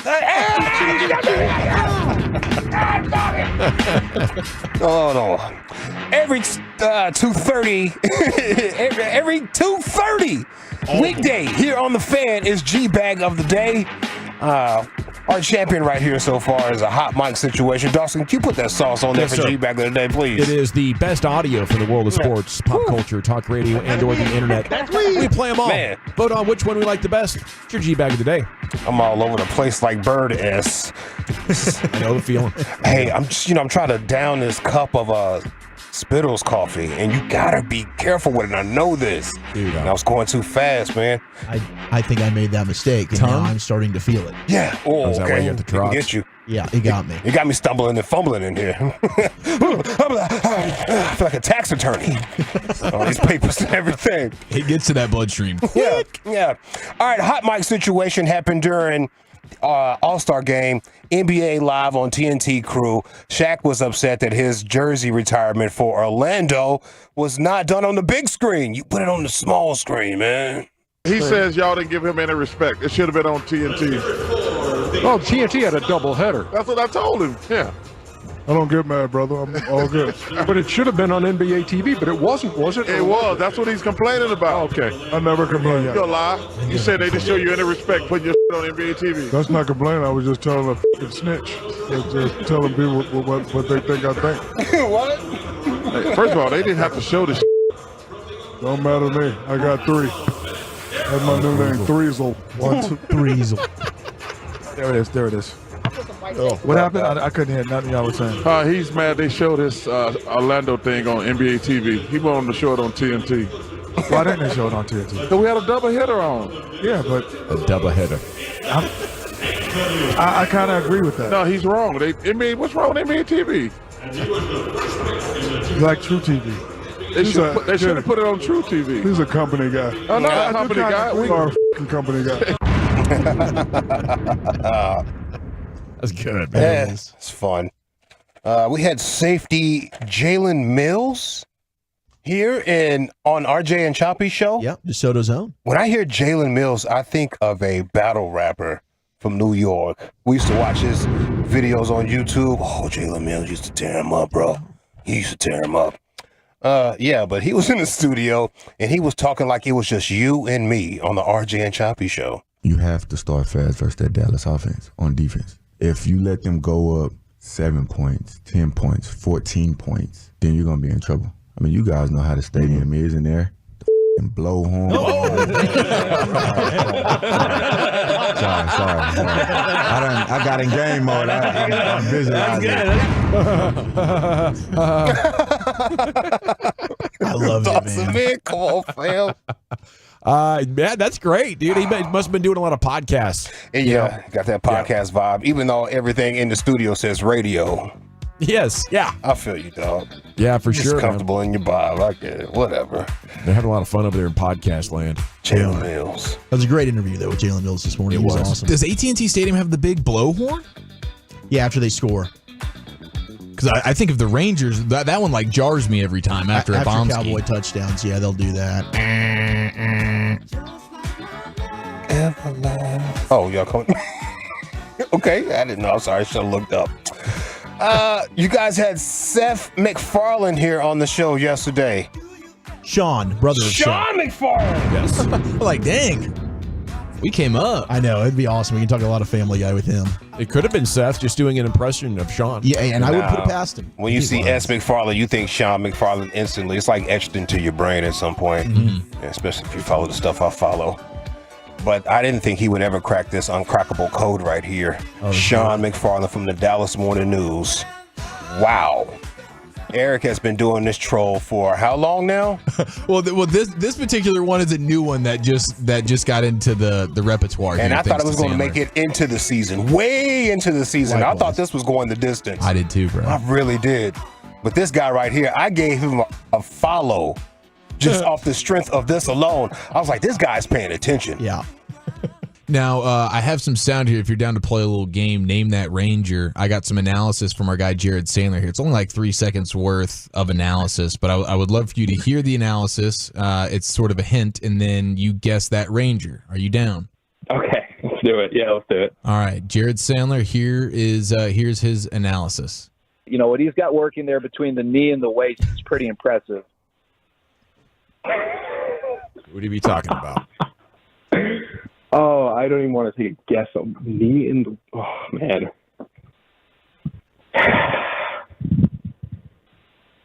I'm going to... You know what? Just because there's been a lot of chatter on Twitter about how strong Wyatt Langford's quads look, I'm going to say Wyatt Langford. No way! Let's go, Sean! Sean MacFarlane! That's amazing. It really was, man. Right off the cuff. Wow! He kind of knows his Rangers. Yeah, he's paying attention, dude. Let's see what else we got right here. Let's go to St. Louis with an NHL referee. He had to explain a penalty after the replay. And the St. Louis crowd was not a fan of it, but I love how he explained it. He put it out there playing, hey, guess what? If he hits it with his stick above his head, you're not going to like it, but the call on the ice was correct. No goal. No, that's some good description there from Garrett Rank. Hey, man, you're not going to like this. You're not going to like this, but that call was right. Go after yourself. I love how the play-by-play guys, as soon as the ref starts talking, they just shut up. Almost everybody watching sports knows if you're watching football or NBA or NHL now, if the ref starts talking, you got to be quiet. Had to explain that to Abby a couple of times. She was a little slow on the learning curve. Okay. Gotcha. I would just put that on your plate. Well, you got to learn eventually. Keep talking over the ref while 8 to 10 years from now. You want to have more patience than I did. Okay, at a particular time in the fourth quarter on a challenge.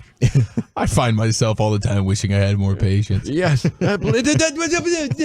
Okay. Sorry. No, didn't mean to scare you. Yeah, I just needed to hear these. That was literally words. the only 5 seconds that I needed silence. Dad, when are we going shopping again? Again? Dad. We time to vote, Lucius? Yes, sir. Okay, is it Shaq offended that they didn't put him on TNT? Is it safety Jalen Mills? He got real comfortable on RJ and Choppy. Sean McFarland knew who Sands was describing, or the NHL referee in St. Louis. Knew you weren't going to like it. Wow. I'm going to go with our guy Sean McFarland last night. Chief, how about you? Yeah, even though I think I broke a record for the amount of times the word analysis was used in like a 20-second time period, I'm still going to vote for our guy Sean. That was awesome. Lucius? Man, I'm just looking up this stuff about Jay Mills, the rapper. Harlem, New York. Dude, you got to look at this stuff. Is he still doing it? I don't know what he does right now. Probably writes songs for other people at this point, but they used to go around to different boroughs with a camera and just try to find the best rapper and battle them in the street for money. Yeah. Oh, it was drugs on television. Like, I had to watch it. That is bad. Oh, It was still unscripted, right? Yeah, they would just go up there and just battle the best guy. With those aggressive bars where everybody's in their face, spitting at each other and everything. Mm-hmm. Yeah. You're like, oh, they're going to fight any second. I'm going with the hot mic situation, TNT. Alrighty. And Wilchuk? I'll go with Seth MacFarlane's brother, Sean. All right. By a score 3-1 then. And your new G-Bag of the Day champion, it's our new Rangers expert. He joined us last night on the show. We'll see him next week in Surprise, Arizona, where we're gonna be reporting on the Rangers World Series spring training with you here in the nation. It's time now for Krusty's Corner. Who has that broadcast responsibility today? Well, Brian sent this over to us, so I assumed this is what he wants to do for Krusty's Corner, ranking every offensive play caller entering 2024. Where's McCarthy? That's next. Coming up Monday morning on Sean and RJ, best and worst of the weekend during the Expressway. And let's see if the Mavs stayed hot and the Stars could stop the bleeding. Hump Day! It's not Hump Day, Kevin Hagelin. It's a Monday on The Fan. Hi, it's Eric Thomason, owner of Blue Nail Roofing. You've been hearing a lot about free roof inspections.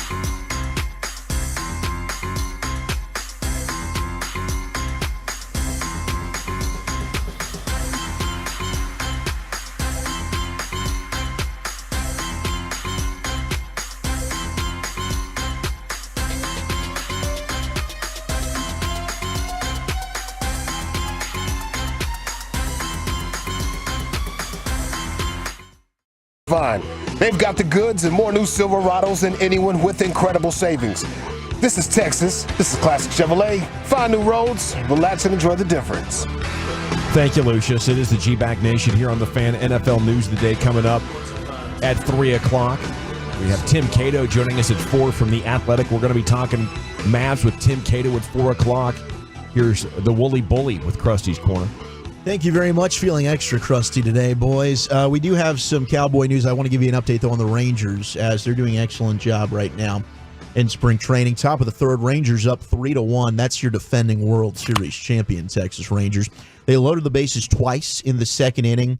4 walks, a single, a wild pitch for them. You had Matt Duffy get an RBI single that allowed Leody Taveras to score. The wild pitch, Matt Duffy moved to third. Sam Huff was able to score, and then Evan Carter had a sac fly in which Matt Duffy scored on. So now that's 3-1 Rangers over the Royals. Dane Dunning was done after just an inning of work. Scoreless frame, 1-2-3. Cody Bradford in pitching now. He's gone 1 2/3, 1 run on 2 hits with a K. So we'll keep you updated on that. Of course, the re-air of this game will be at 8 p.m. tonight on your home of the World Series champion Texas Rangers, 105.3 The Fan, as baseball is back. And oh, how glorious it is.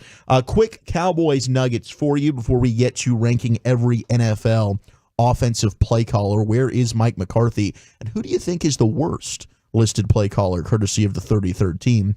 But we did get news that Mike McCarthy and Mike Zimmer will be participating in prospect interviews at the Combine virtually from the team facility. They won't be traveling to Indianapolis. Defense is considered to be today where offense was at this stage in last year's offseason. So there's work to do, according to Michael Gelkin. So I guess they're going to be putting more focus and implementation on the defense. Of course, last year you had McCarthy taking over, so they were kind of changing things offensively from Kellen Moore. Now you've got Mike Zimmer taking over for Dan Quinn, so they're focusing on getting the defense installed. So neither of those coaches will be going to the Combine. I know not all head coaches do. Sean McVay, I don't think, has gone to the Combine since 2020, and the Rams have done an excellent job of drafting in the middle round. So, I mean, I don't want that to necessarily fall into the lazy McCarthy narrative that I know some people have given, and maybe that is true. I don't know. But they'll be involved. They just won't be boots on the ground there in Indianapolis. As long as Will McClay's there, I personally don't care. Yeah, this is kind of the new wave of coaches doing this, so I think we'll see plenty more head coaches' names that are involved in not going to the Combine. So makes total sense, yeah. Yeah, and I think Brian Schottenheimer, our buddy Nick Harris, said Brian Schottenheimer and a couple of other assistants will be going to Indy. So the Cowboys will have... what you want to do is you want to lay all the groundwork and have options, and then bring the coaches in and be like, okay, of all these scout-approved players, which ones do you like? You don't want them getting pet cats and trying to drive home a narrative from their feeble coaching minds. You know, in scouting land at this point in the process, we'll check. Because we saw that happen several times with Rod Marinelli. Heck, I think Tristan Hill was one of those whom they took in the second round, and that didn't work out. So I'm sure this will be fine, but that's your update on what's going to happen in next week's NFL Scouting Combine. So we go to the 33rd team. Krusty, Brian Broaddus sent this over. Of course, Brian will be back on Monday. He's been enjoying the week off. Did jump on the draft show yesterday if you want to check that out. But the 33rd team ranked every NFL offensive play caller heading into 2024. If you had to pick like who's probably the worst one, does any jump to mind for you? If not, I'll just tell you. Well, Matt Canada's not involved anymore because he got fired during the season from the Steelers. He's been a nice punching bag, but I would like to play some level of game with this because I feel like we could narrow it down pretty quickly. And the unfair thing would be the 33rd team does put a lot of the new coordinators that will be doing it for the first time. So there's not information out there on them, so we don't know. So just by default, they're putting them towards the back. But there's like 2 names for sure that you guys would know and be like, yeah, that guy stinks. Well, if it's over the last 10 years, definitely Jason Garrett. But I'm thinking New York Jets, right? We got to go Jets. Oh, yeah, Nathaniel Hackett is at 31. So at 32 is Dan Pitcher from the Cincinnati Bengals. And again, it's because the resume at this point is short. He's only been with the Bengals since 2016. He served as an offensive assistant and quarterbacks coach. He's never called plays. But you're predicting that he's going to be worse than Nathaniel Hackett? Right. I'd still give him the benefit of the doubt because I think Pitcher probably going to be good. I mean, I think Zach Taylor's done a good job there with that offense when it comes to picking who's going to be calling plays. I'd make Pitcher probably well ahead of Nathaniel Hackett, who is at 31. It's hard to be worse than that, but it sounds like he's in the wrong sport to me, Wolchuk. Yeah, well, pitcher. The other guy is Luke Getsy, who's gone from the Bears to the Raiders. Yeah, the Raiders, man. They don't know how to pick him. Maybe he gets it figured out, but that was not a hire that anybody was like, oh, good for them. I know he was their default choice too, because Cliff Kingsbury gave them the Heisman, went to Washington instead. Because they really had the deal done with Cliff, and then Cliff bailed, and so they're like, well, crap, what do we do now? And they bring in Luke Getsy, and we know the amazing endorsement he's gotten. I was wondering where Shane Waldron would be, because that our guy Jackson Smith in Jigba, he really did not have anything nice to say about Waldron. That's right. And now he's replaced Getsy in Chicago. Yes. Because Getsy has been the nightmare play caller for the Bears for these last couple of years. Now he somehow parlays that into another play calling gig with the Raiders. It shows their level of incompetence. And I would feel bad for Justin Fields even more so if he ends up getting traded to the Raiders and he's got to go back with that guy, Luke Getsy. That would be hilarious. Honestly, that's got to be sad. That'd be heartbreaking. I think we should cross the Raiders off our list. There's no way Justin Fields would go play for him again. I don't think Getsy would want Fields. That just didn't seem to work. I would agree. Okay, what was the other thing that you were... Just where would Shane Waldron be? Yeah, I view Waldron as a top upper half of the league kind of offensive guy. He's very fringe. They've got him listed at 20 right now with the Bears, which is 2 spots behind Mike McCarthy. Mike McCarthy and Brian Schottenheimer are at 18, according to the 33rd team, where it comes to ranking every NFL offensive play caller. They say it's hard to separate the coach from the quarterback in this scenario. So much of what makes the Cowboys offense go is Dak's careful pre-snap control, setting protections, anticipating hot answers, and checking out of certain looks. The foundation of the Cowboys offense is always having an answer.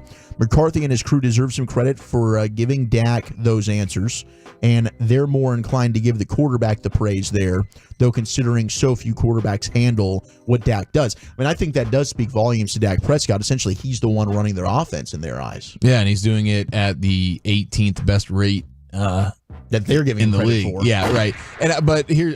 they have Ben Johnson at, 10? They have Ben Johnson at 10. Kellen Moore, by the way, is at 19 with the Eagles, right behind Mike McCarthy. Okay, good, because he should not be ahead of McCarthy. But having Ben Johnson at 10 is enough to be like, okay, how much of this list can I really even take seriously? Right. Ben Johnson's at 10. Another guy that we liked a lot this year was Bobby Slowick of the Houston Texans. They had him at 15. But your top 5 were, I think most people in just different orders would put these guys. But Kyle Shanahan 1, Sean McSex 2, Andy Reid 3, Mike McDaniel 4 with the Dolphins, and Matt LaFleur at 5 with the Packers. Yeah. And they still are giving a lot of love to Sean Payton. He was number 6 with the Broncos, even though we didn't really see that translate last year with that offense. But maybe another year, he gets a new quarterback. Maybe you start to see the Sean Payton that we saw in New Orleans. Very fair, I think, to have Mike McCarthy anywhere in that middle third of the league. Somewhere in there, he and Shotty. NFL News of the Daytime is coming up next. How much NFL fodder is percolating right now, Wolchuk? We got some fodder, man. We got a lot of cap news. Some guys are being cut due to cap casualties. Spags talking about his play call in the Super Bowl, and Barkley is eyeing the Lone Star State. Talk about that next.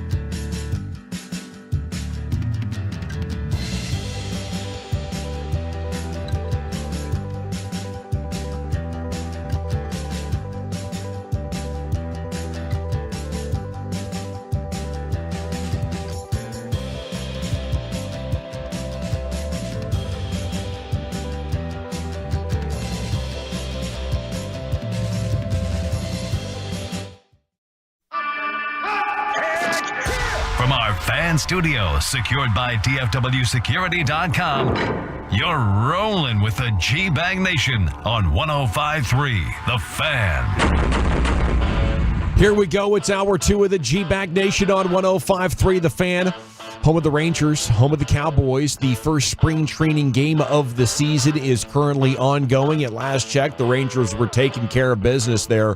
Wolchuk, what's the latest? 3-1, top of the 4th inning right now. Danny Duffy on the mound, the lefty for your Texas Rangers, as Cody Bradford's day is done after 2 innings of work. What did we get from Carter and Langford? They still in the game? I believe Justin Foscue has come in for Marcus Semien. Carter and Langford, it looks like, are still in the game. Blaine Krim is in at first base for Nathaniel Lowe. But, yeah, we still got Carter and Langford out there. Leading the league in Duffys today in surprise. Yeah, no Matt Duffy playing for the Rangers. Tyler Duffy playing for the Royals. Danny Duffy warming up in the bullpen for Texas, potentially out there now. He is out there now, yeah. A lot of Duffys. A lot of Duffys. Can never have too many. Here's Wolchuk with your NFL news of the day. Thank you. From Duffy's to salary cap space. You can't have enough of that either, can you? Well, the NFL has the cap rise $30.6 million to a record $255.4 per team. That is a stunning 13.6% increase over last year's cap, and a sign that the league is entering a new phase of exploding revenue. This is crazy. It is by far the largest jump it has taken from one year to the next since the salary cap was introduced in 1994. Absolutely unbelievable what has happened here. So this is great news, especially for a Cowboys team that was under the cap. They need to free up about $20 million. Here you go. Here's $30 million more dollars, and really I'd say at least $12 million more dollars than you were expected to get. Yeah, I think it's now only like $8 million that they are over. So pretty easy to maneuver that. That is for sure. And teams are already starting to do it. I know the Dolphins are releasing guys at a rapid rate. Everybody trying to get under, but an extra $12 million that you didn't account for is pretty nice for all these teams. I bet that 100%. makes one or two extra guys maybe get tagged. Could be. And I'm sure Dak Prescott, CeeDee Lamb, Micah Parsons, I'm sure those guys are pretty pumped right now as well, seeing this balloon. And a lot of this has to do with money that they sacrificed during the COVID year and then the new TV deals as well. I know CA was talking about that for years. Like, eventually you're going to need a boom in the cap. Finally, for the first time, we are seeing a boom in the cap. Okay, so it's 255 or whatever? Yes, it will be at $255.4 million. How much does that change the outlook for the Cowboys? I mean, it helps them a lot. I mean, we talked about restructuring some guys, and you could end up freeing up as much as $40 million. Now, that's $12 million you don't have to create. So that could essentially, if you want to go ahead and do all the same moves, you can get up to damn near $60 million in cap space. But I also could see them now, maybe they don't go ahead and restructure some certain veteran contracts. I saw, like, Xavier Howard is expected to be released for the Dolphins at the start of the league year. Now, one of the over-the-cap guys, Jason, said that the Dolphins are an example of why when you kind of tweak some of these veteran deals, it can hurt you. So they went from owing around $25 million from 22 to the 22 to 23 season to now $37.5 million. Dead money this year would have been at $1.3 million instead of the $23 million they're about to have to deal with because they went ahead and fiddled with his contract last offseason to create cap space. Right, you kind of push your problems away a little bit. And that's the nature of the beast. When you're going all in, the Dolphins clearly did. They stacked up that roster as best they could. You would think that's the time to do it if you got the quarterback on the rookie contract, if you believe in Tua like they clearly did, and I believe still do.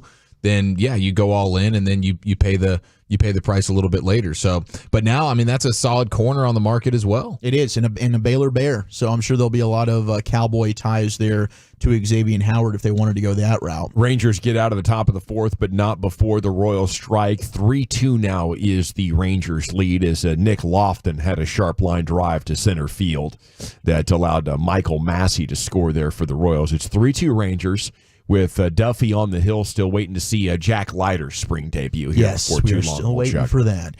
They are also, the Dolphins are releasing Emmanuel Ogbah. That's going to create about $13.7 million in cap space. There are some rumorooskies regarding the NFL draft right now. Apparently, we've talked about left tackle Jordan Morgan out of Arizona before. Very intriguing prospect, projected to go in the first round, probably right around the Cowboys' range. Speaking with some agents, it seems as though the Cardinals, the Cowboys, the Packers, and the Titans are the four teams that have been most interested early in this process in left tackle Jordan Morgan. So that's a name to be monitoring as we get closer and closer to April's draft. Eric hinted at this earlier, but the Falcons are apparently very interested in Drake May. He is the apple of their eye. They could be interested in moving up from number 8, maybe to number 2 with the Washington Commanders if they want to get off of that pick to go and take Drake May. And then we've got the Bengals. Some rumorooskies that they love Georgia tight end Brock Bowers, would consider moving up to get him if he slides at all. And when you think about a possible trio of, let's say you tag T. Higgins, you still have Jamar Chase, and you bring in Brock Bowers, who is one of the most freakish tight end prospects we've seen probably since Kyle Pitts. My gosh, that is an embarrassment of riches, assuming Joe Burrow can stay healthy. That is a serious threat in the AFC. Man, that's trying to build the Avenger offense, kind of like what the San Francisco 49ers got right there. I still look at the Bengals, and every time I see them, I think about Joe Burrow being pressured and needing offensive line help. So, but I mean, Brock Bowers he's amazing. So he is. They did that. They passed on Penei Sewell for Jamar Chase. It's clearly ultimately worked out for them. They've been to a Super Bowl, but at some point you feel like they've got to iron out that stinking offensive line for Burrow. It's crazy because he's one of the few quarterbacks that can handle the pressure and still make big plays downfield. And he doesn't mind the hits. Burrow is one of the toughest guys when it comes to absorbing contact and letting throws go and still being good. But he's injury prone. You have to at this point. You have to. You can't let Burrow get injured out of the league. He's I think the only guy that can challenge Mahomes at this point. Yeah, I think he absolutely is. He's the only guy that we've seen really be able to go toe-to-toe in those clutch fourth quarter moments where he's looking up and he's like, okay, Mahomes, I see you. I can go and do this as well. We need Burrow to stay healthy because I know we had the Allen Mahomes. Is that the Brady Manning of this era? No. It's Burrow and Mahomes. We just need Joe Burrow to do his part and stay healthy and stay on the field. Yeah, and I think C.J. Stroud's going to be throwing his name in that Maybe C.J. Stroud absolutely could. People asking if they can watch the game, not that I'm aware of. We will have the radio call on tonight for you at 8 o'clock. Little tape delay for you, but we're going to take care of you Rangers fans into the night. You'll get the Ranger vibes that you want. Don't you worry. We'll be updating you. Now, Caleb Williams has been given the Pat Mahomes comp. And he was actually asked about that by reporters, courtesy of CBS. Here was Caleb Williams' response to that Patrick Mahomes hype. Caleb, Adam Schefter recently just had Tom House, legendary QB guru, on his podcast, and he said that he thinks you're the second coming of Patrick Mahomes. When you hear that, just how do you process a statement like that? It's pretty cool, I'd say, just because everybody watches Patrick and sees all the cool things he can do. And I always said, even in high school, that I don't think there's anything, obviously it's special, but I don't think there's anything that I can't do that he's doing out there. So, I think it's really cool, like I said. And I had comparisons of a bunch of other people, so to have Patrick is pretty cool. Lincoln Riley, his head coach in college, said, listen, there's some physical comparisons, like no question. Both great athletes. Both have really elite arms. Guys that can throw from all types of different platforms. Can really do anything from a throwing perspective that you can imagine. But Pat has had a lot more experience, and Caleb up to this point. I mean, Pat played a lot of ball in college. Pat didn't miss his senior year in high school. And obviously he went into a great situation there in Kansas City, and then he has just done a phenomenal job. Caleb certainly has some of the same physical tools, which is exciting, but certainly he's got to continue to climb like a guy to get to that level. That's ridiculous. There's going to be a big process there. So Lincoln Riley's trying to temper expectations. Like, yeah, you can see this. There's physical traits, no doubt, but these are certainly not the same guys, and trying to compare anybody to Patrick Mahomes is probably extremely unfair. Yeah, and I think Lincoln Riley knows Caleb Williams. Some guys you need to speak that confidence into. Other guys, like Caleb Williams hears that and he's like, yeah, I think that's pretty cool. Like he's not shying away from those things. Lincoln Riley probably knows, hey, he's a guy that we kind of need to harness a little bit, you know, from the confidence standpoint. I think that's a great point. So I think that's a little bit interesting, because I don't know that Lincoln Riley would do that for another guy whose temperament maybe is a little bit different. But yeah, I think you see all the makings. You study these guys. You can tell us better than anything. There's rare talent there. There absolutely is. But I get, maybe a little bit of hesitancy when it comes to the mental makeup, the leadership traits, other things that go into the intangibles. But just physical skill set, he is an absolute freak show that you don't see guys be able to make plays like, other than what we've seen from Patrick Mahomes. If you're going to be a number one overall pick, I'm interested in, like, stylistically, what is your game most similar to amongst the GOATs? Are you more of an Elway, a Mahomes? Are you a Peyton Manning style GOAT? What kind of GOAT are we talking here? Yeah.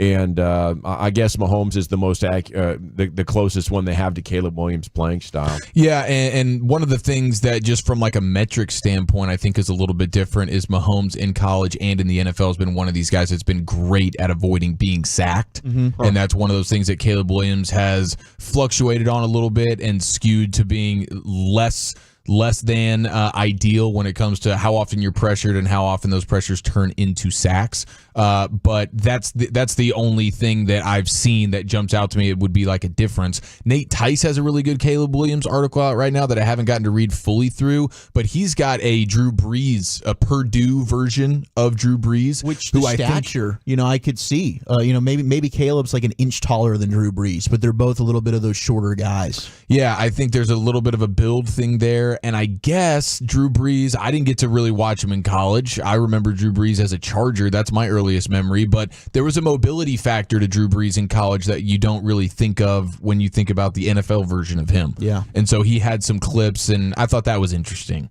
The ESPN Pro comp for some of these guys, they're going Caleb Williams. His comp would be actually Aaron Rodgers, which is interesting there.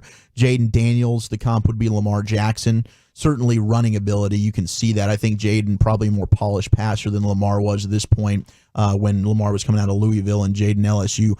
Drake May's comp, Justin Herbert. And you do see like a cross of Herbert and Josh Allen when you watch Drake May play. So I could see that. Some of the receivers, they're going Marvin Harrison Jr.'s comp, A.J. Green, Malik Neighbors, Stephon Diggs. Okay, wait. We need to slow this down a little bit. How do you feel about these comps? I like these because Marvin Harrison Jr., tall, skinny. A.J. Green, tall, skinny, right? So, like, I can see similarities here. Malik Neighbors, Stephon Diggs. Malik Neighbors is a monster after the catch. He's a physical guy that's going to want to run through you. I can see that with Stephon Diggs. Rome Odunze and Jamar Chase, honestly, yeah, I could see that as well. Kind of cerebral technicians, great route runners, just find a way to get open, can high point the football, make big plays down the field. I like those comps for those receivers, actually. I think all three are going to be absolute studs in the National Football League. I mean, what Daniel Jeremiah is talking about, like, regardless if you just move off of positional value and of course quarterbacks are going to get the bump up, he's like, I think the three best players in this draft are probably those top three receivers that you just mentioned. And that's tough to argue. That really, really is. I was loving, Peter Schrager, who has been doing a celebratory tour since I think he's predicted the last 4 Super Bowls correctly.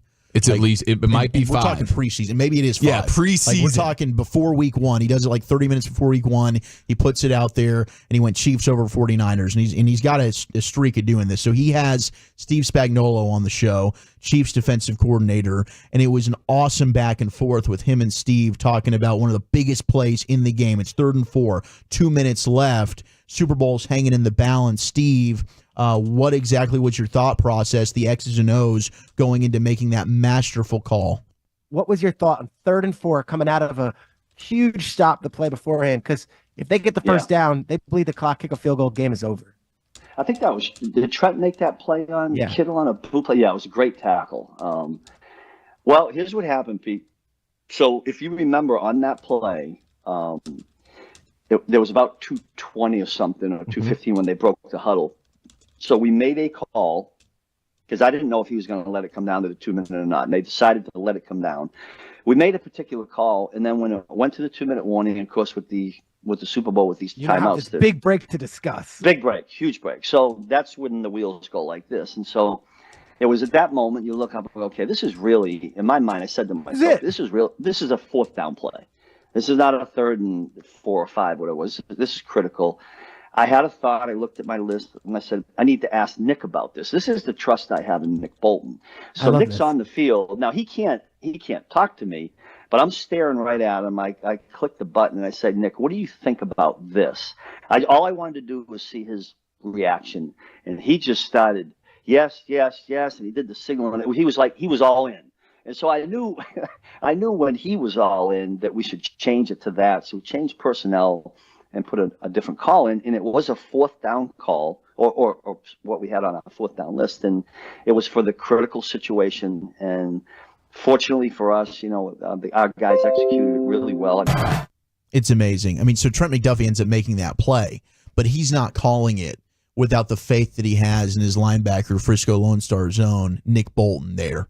And he's using he knows the importance of this play. It's 3rd down. I'm going to use one of my best 4th down play calls to make sure we get this stop and force a punt. It's just really cool. I mean, that's like football porn for me, listening to Steve Spagnuolo explain his X's and O's and thought process, but also the importance of having a guy like Nick Bolton that you can trust in that situation. 100%. Couldn't agree more. Amazing. Finally, here, NFL News Today, Saints are reworking Derek Carr's deal to save them about $23 million in cap space. They're another one of these teams that's really struggling with that. You've got Geno Smith is getting restructured by the Seahawks. That's going to spread the $9.6 million evenly over the next 2 seasons of his deal. His cap hit's going to drop from $31 million to $26 million this year for them. So they're trying to create some space as well. And how about this from Greg Roman, the new Chargers offensive coordinator, shots fired at Austin Eckler. He said, can you imagine Justin Herbert with a great running game? Well, Justin Herbert, Austin Eckler has been pretty good for him. Last year, of course, not so much. Maybe that's a product of Kellen Moore. He did have a career low of 3.3 yards per carry, but now you're having a lot of thoughts of, are the Chargers going to be one of these teams that overpays for a Barkley or one of these running backs in free agency? But the latest rumor on Saquon Barkley, he is following a lot of players from a Lone Star team. It's not your Dallas Cowboys. Thank God. It is the Houston Texans. He is following Tank Dell, C.J. Stroud, Nico Collins, a bunch of different Texans. You've got Devin Singletary, who's a free agent. We wouldn't mind him. We've talked about that with the Cowboys. But Barkley might be eyeing a trip to the Texans to join C.J. Stroud. I understand why he would want to do that. I think the Texans could allocate their dollars a little bit better. They got the quarterback on the rookie contract. They should be throwing money around, building the perfect roster. I think that's an imperfect way to do it. What a perfect segue into our next segment. We are going to hit some Cowboys Twitter. Top tweets going viral about America's team, but I have some very interesting data in that might help us make a decision on which veteran running back we'd love to see the Cowboys bring in. We'll have that discussion and more coming up next right here. G-Bag Nation, home of the Cowboys and the World Series champion Texas Rangers, 105.3 The Fan. Thanks to our Tolos. Those are our listeners who turn it on, leave it on. We're here for you.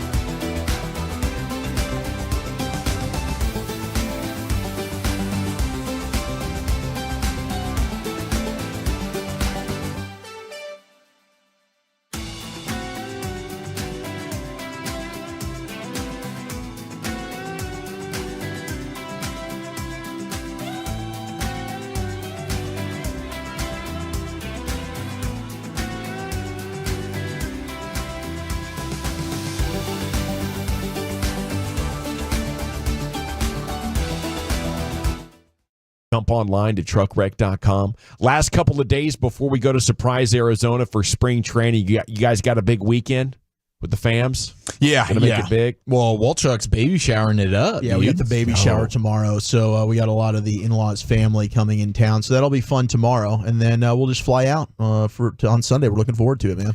Rangers still leading 3-2 in the fifth. It's Tinoco now pitching for the Texas Rangers. I saw Boach said Jack Leiter's going to see the field today, so I'm waiting with bated breath, just waiting for the talent to take over. That's the narrative with Jack Leiter. They reworked his mechanics, and now it's time to get him to just go out there and rely on his talent.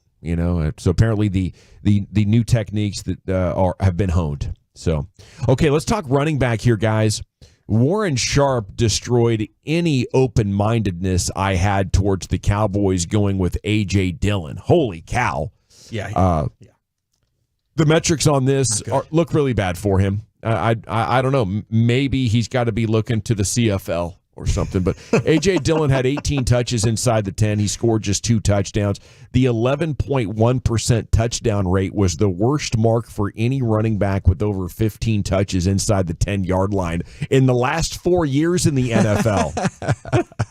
Additionally, on his 178 rushes, he also averaged career lows in yards per carry, success rate, first downs per rush, stuff rate was the worst, explosive run rate was the worst he'd ever had, and yards after contact. I mean, I like the idea of a big body back for short yardage, but not if short yardage is all you can do. And his 3.4 yards per attempt was a career low, pretty dang bad. Man, all that, and he's benefiting from a play caller that knows how to dial it up pretty nicely. Like, it's not like he's dealing with terrible scheme kind of stuff that we've seen here with our own football team. So, yeah, I didn't think that was a guy that would be getting the people going in a good way at all. But this was actually good for me. It sent me down a rabbit hole. Okay. That made good. That's a top 10 hole according to the Willy Billy top 10 list of a couple of years ago. That's what I heard.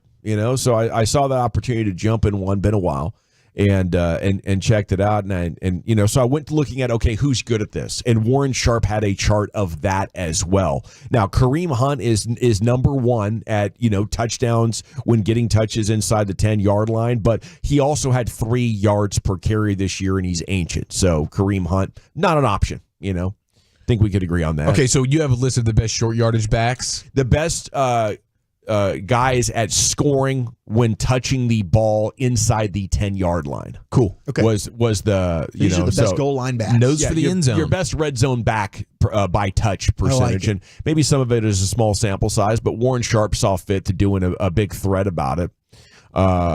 Barkley is number 3 at 47% of his touches. When he gets the ball inside the 10-yard line, it went for a touchdown this year.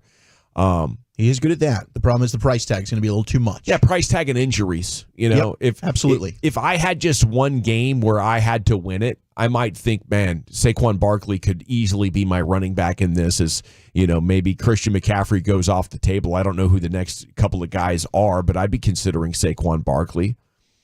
I think the player we want, though, was 5th on this list. 46% of his touches inside the 10 went for touchdowns. Deontay Foreman.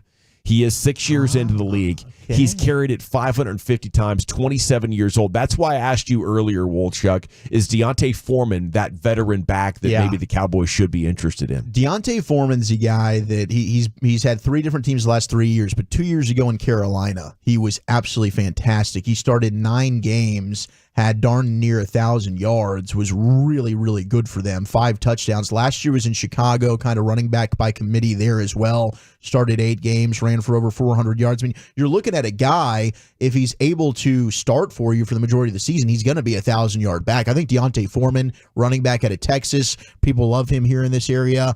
He is definitely one of those veteran backs I would sign and go ahead and still draft a guy, and that can be your 1-2 punch. I think it's huge because the Cowboys have always struggled inside the red zone, and getting a guy who's got a nose for the end zone is important. Now, Tony Pollard was horrible at this. He scored on 16% of his touches inside the 10. He was well in the bottom third of the league, maybe even the bottom 10% of the league. Okay, so I'd love to look further into Deontay Foreman. I think broken tackles, making guys miss and stuff like that, obviously going to be pretty dang important. But for the right price tag, that's around the profile of a player that I'd be interested in. How about Derrick Henry?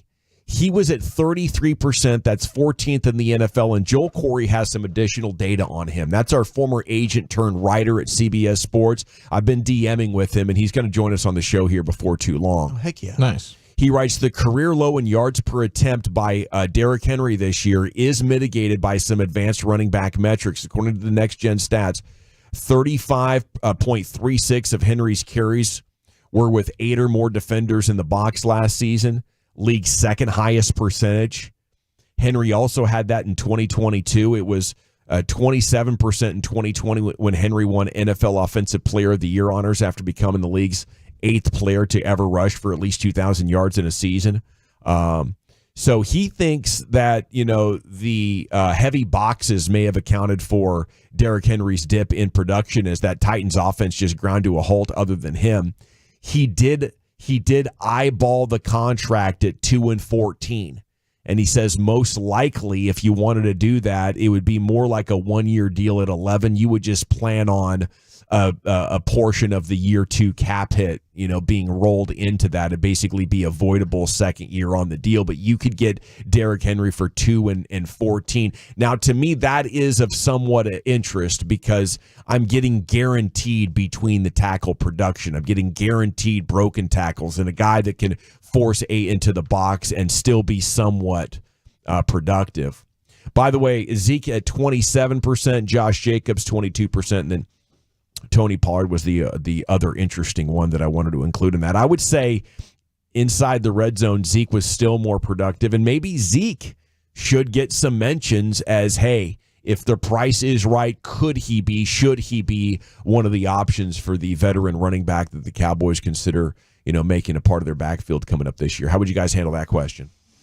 Yeah, I mean, I've kind of turned the page on that, but I do think in my mind, it seems like something that would make sense for them. Like when they start realizing the running back position and what they need, I could see them going, this will be our cheap veteran back. If it really just comes down to how bad Zeke wants to play and how low he's willing to play for, financially, because I don't think they're willing to. I mean, they're still getting charged like $6 million against their cap because of Zeke. So I don't think they want to give him much more than probably around the minimum, maybe $1 million or so. I don't know if he's willing to play for that. I think that's a fair question. I think for Zeke, that might be a perfect situation. You sign a 1-year deal, you play your last year with the Dallas Cowboys, and you retire because this is where his heart is. I mean, he can still be a short yardage guy, still going to find the end zone, still pass protects. I think it could make sense as part of, but obviously I'm trying to use my second or third round pick to get a young burner in here from college who can absolutely be your, feature back and hopefully be a difference maker like Tony Pollard was in 2022 for you. Okay, elsewhere in Cowboys Twitter, we go to Cowboys Country, and Anthony Luciard has posted draft disaster, why Cowboys can't pick a linebacker in round 1.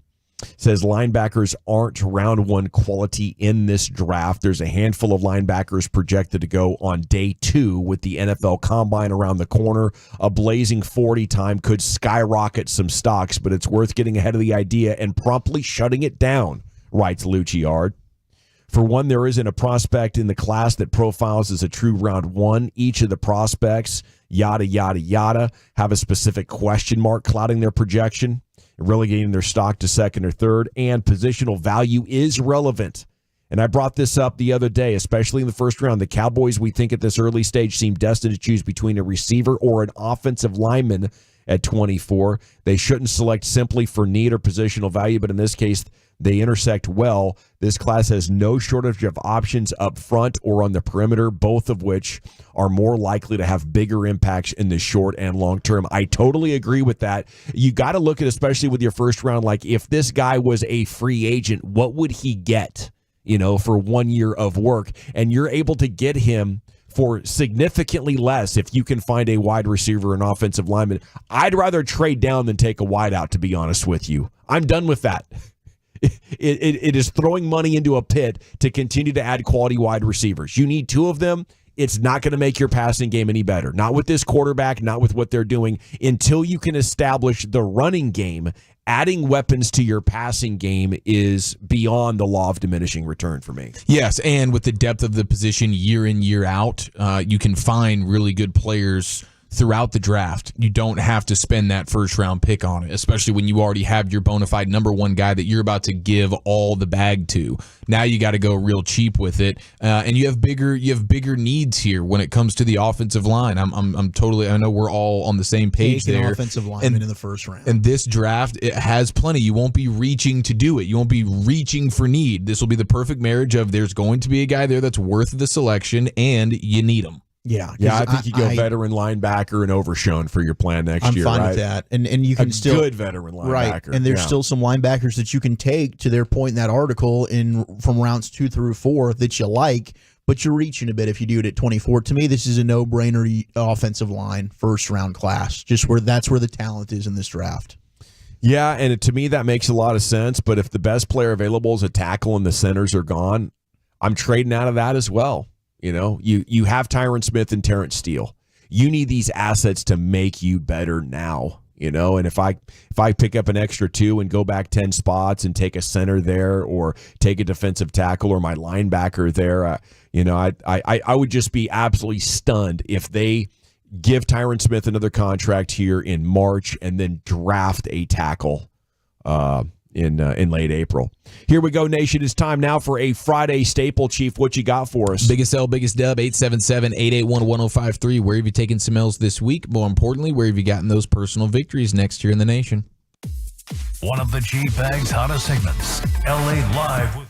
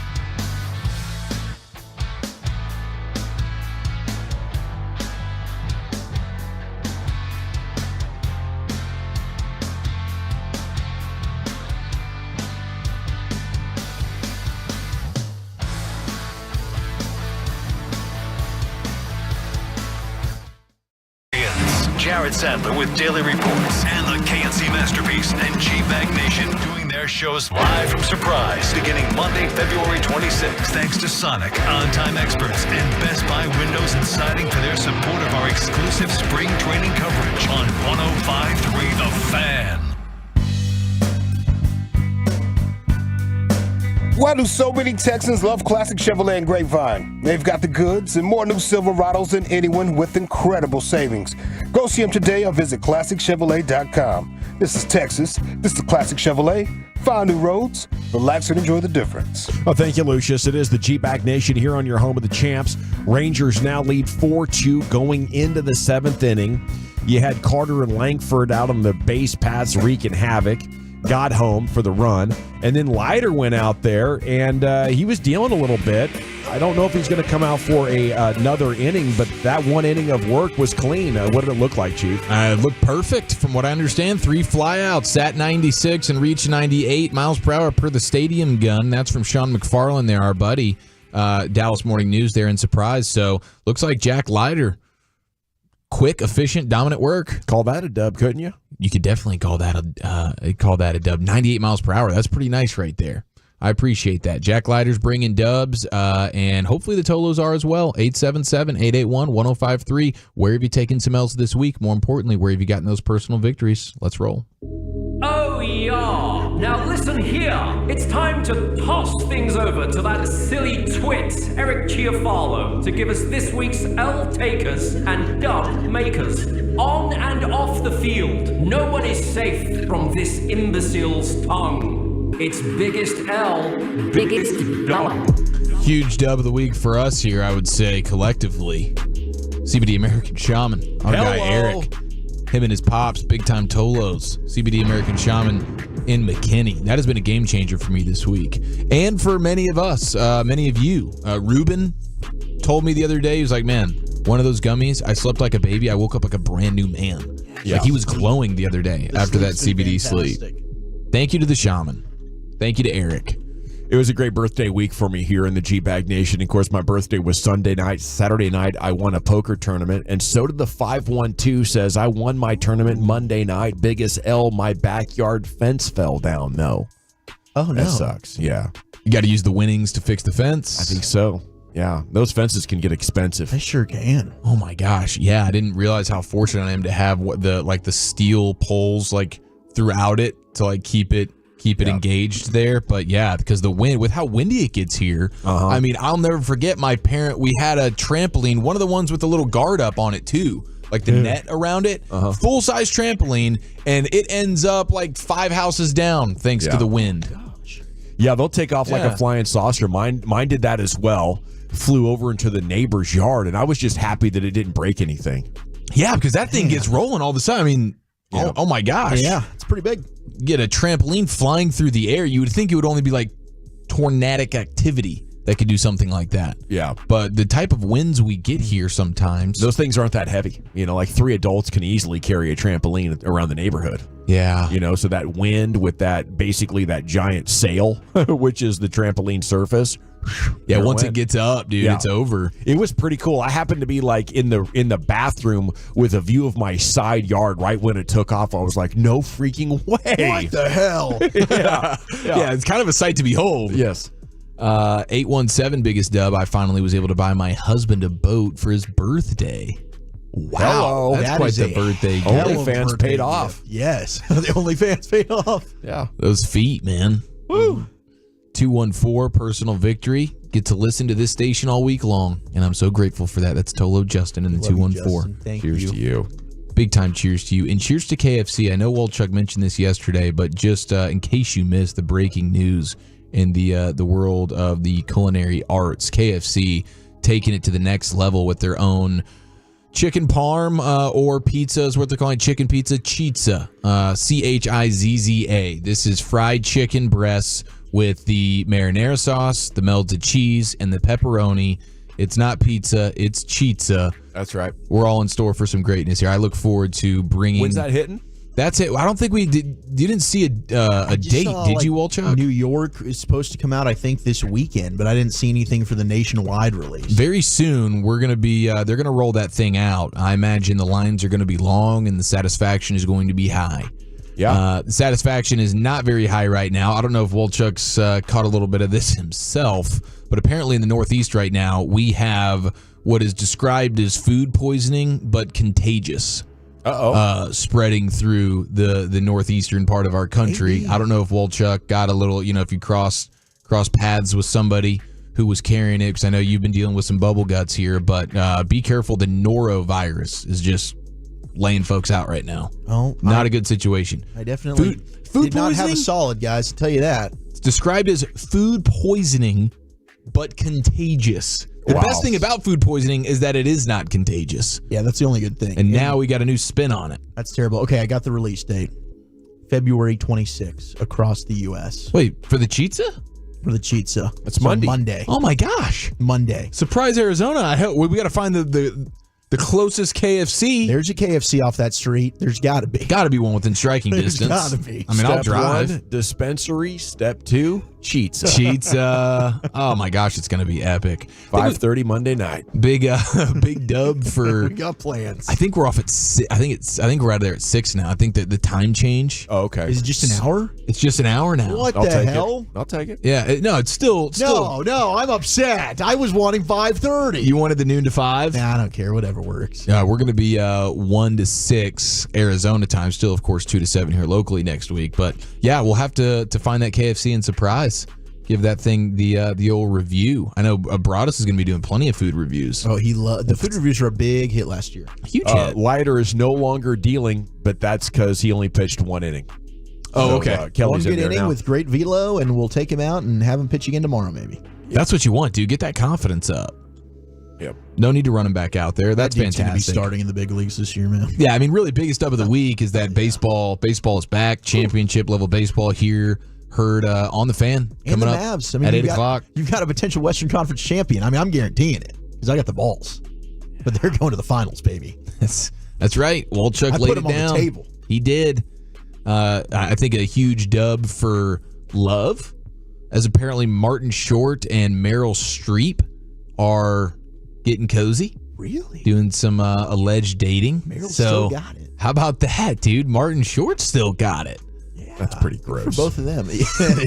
Yeah, I don't want to really Martin think too hard Short. about that one. What movie, what do you think of when you think of Martin Short? The Santa Claus 4 or 3, whatever the hell it was. Okay. He was in a movie with, funny enough, Tim Allen. I can't remember now what it's he called. was Jack but- Frost, Yeah, wasn't he was. He was goofy as hell in that movie. That one wasn't very good. I gotta No, see. I didn't like that one. He was in a Tim Allen movie that was Jungle to Jungle. Did you ever see Jungle to Jungle? Mimi Siku. Yes, Jungle bro. to Jungle was fantastic, and he was like Tim Allen's assistant. He was in that movie. hilarious. He was hilarious. I forgot he was in that movie. That's what I think of. I need to see if that movie still holds up. I haven't seen that in a long time. I bet it's on Disney Plus. Oh my They show gosh. that for kiddos, man. What a weird career though. Like the Jiminy Glick thing. Like looking through his IMDb or whatever, it's like I don't know. I don't think this should have happened, guys. Well, the Martin Short's Meryl career. Streep. Just at his all. career. Yeah. You're anti Martin Short? Yeah. Yeah. Okay. He just didn't live up to the talent. Too much thespian, Not enough like just pure. Hollywood. Did he do a bunch of yeah. theater stuff? I don't know. It sure seems like it to me. Okay. Yeah. Well, maybe All he these did characters. the musical show choir. It's just musical theater. There's no choir involved. Tomato, my friend. You didn't like Three Amigos, dog? Oh, Three Amigos. That's the other You one. weren't feeling that one? No. All right, hey. To each his I own. thought that was tacky. Are we all Each his own. all cool with Steve Remember, Martin? this is the same guy that doesn't like the veggies with his fajitas and everything. You got to keep that in mind. That's right. You compilize all these. Now, I said dude, word I compilize. wanted to have a follow-up question on that. Does cilantro count? No. Because I like that cilantro. That's a veggie, I'll bro. load up on it. Look at Eric. That's a veggie, bro. You're Thank good, you. man. Yeah, it grows from the ground. Looks green to me. If it grows from the ground, it's fine, That's a dude. damn garnish. How about Mars Attacks? Bro, Mars Attacks are so good. Mars Attacks is a fantastic movie. You've never seen it? Never seen Dude, it. Mars Attacks still holds up. Pure luck. Never seen Pure Yeah, Luck. Pure Luck. Hold on. That was with the, I'm getting too old for this. I think it was Danny DeVito. Not Danny DeVito. Danny Glover. Danny DeVito. They look identical. Yo, that is so good. He's just got bad luck and he's always injured himself. The worst thing is always going to happen to him. It's a great movie, Dawson. What are we doing here? Thank you, Lucius. I appreciate that. I don't have the Martin Short Rolodex like you do. You got that down pat. I need to put some of those in the queue because I think he's pretty funny. I think he's funny too. 254, biggest dub. Took the 5-month-old daughter to her first baseball game by myself. How about that? That sounds amazing. Now, biggest L, she immediately made, she made a stinky, and that's a disaster there. Yeah. At the baseball game. A blowout. Good thing they have those family restrooms now. You can kind of pull in there, get a changing table going. That's the one moment throughout that day where you look around thinking, gosh, I wish my wife was here. Yeah, I feel like that's one moment. Gosh dang it, honey, you take care of One me. shining moment. That'll be it, Dawson. Let's hang out with Tim Cato. That's right. Timmy. Yeah. The great Mavs reporter Tim Cato joins us next. It's the G-Bag Nation on 105.3 The Fan. Miss any show segments? Tisk, tisk, tisk. But fear not.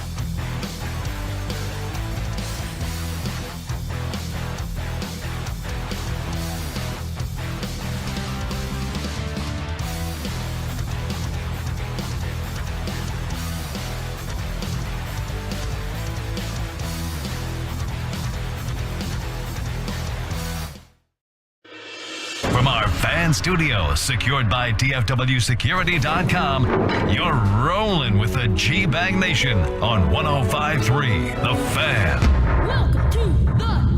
Here we go. It's hour 3, G-Bag Nation on 105.3 The Fan. Hope you're having a terrific day. Sorry about that Martin Short take, boy. You talk about an unpopular opinion. That was the topic of LA Live a couple of nights back. And apparently that was another one. I'm just giving my honest opinion. No, you can do it, man.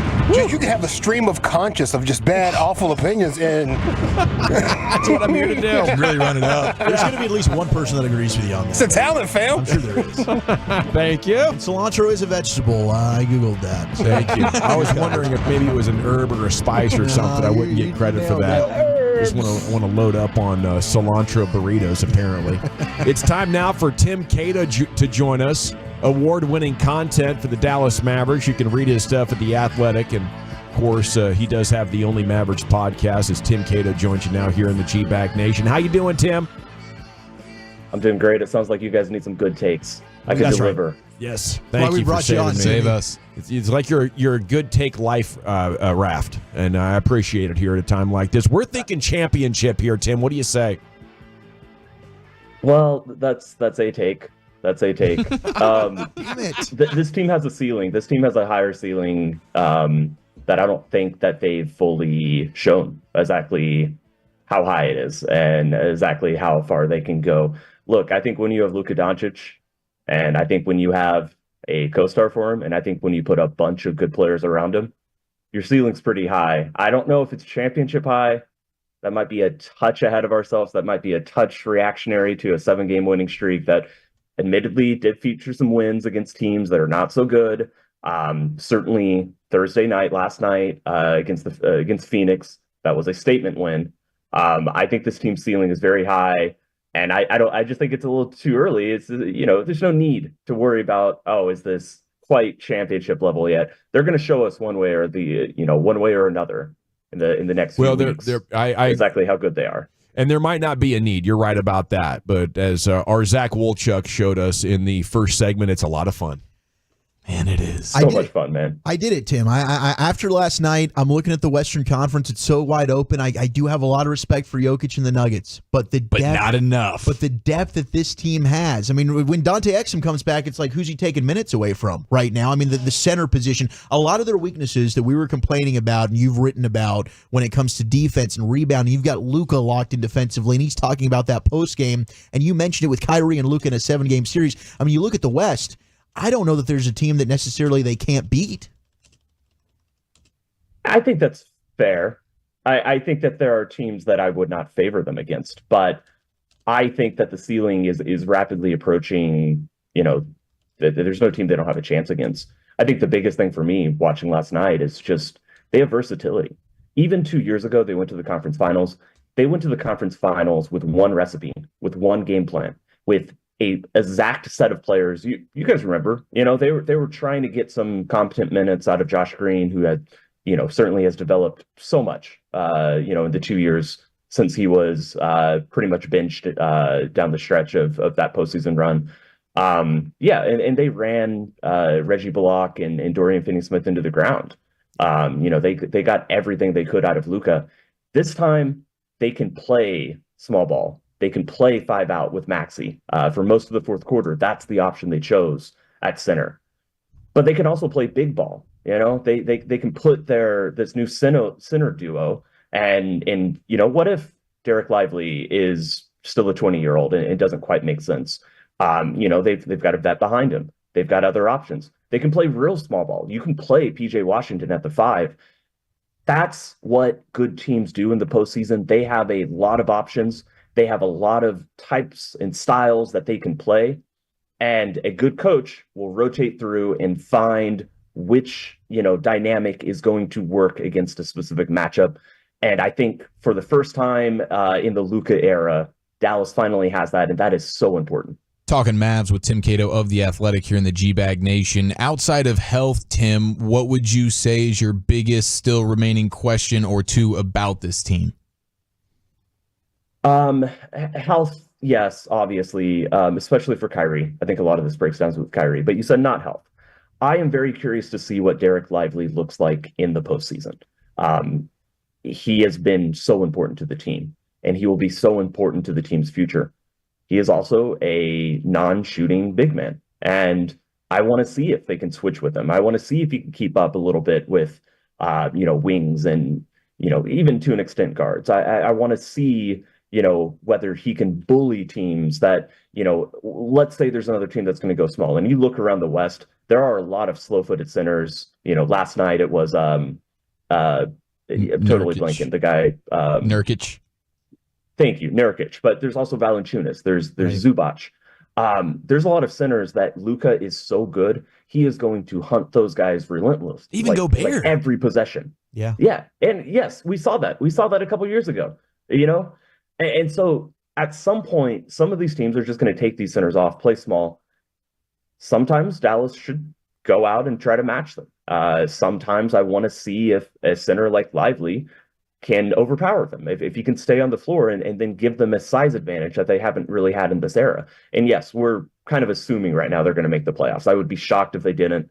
It's not set in stone. I would be very, I expect this team to be out of the play-in. I expect that the 7-game run that they're on is a true indicator of how good they are, and that it's finally coming together, that all the health and all the injuries, all that stuff, knock on wood, has melted away, and we can just talk about what this team actually is on the court. I think that's all fair. But yes, I just wanted to say that as I zoom forward with over a month left in the season, really 2 months, month and a half. We're not there yet, but this is what the team is also starting to think about cautiously, not losing focus on what's ahead.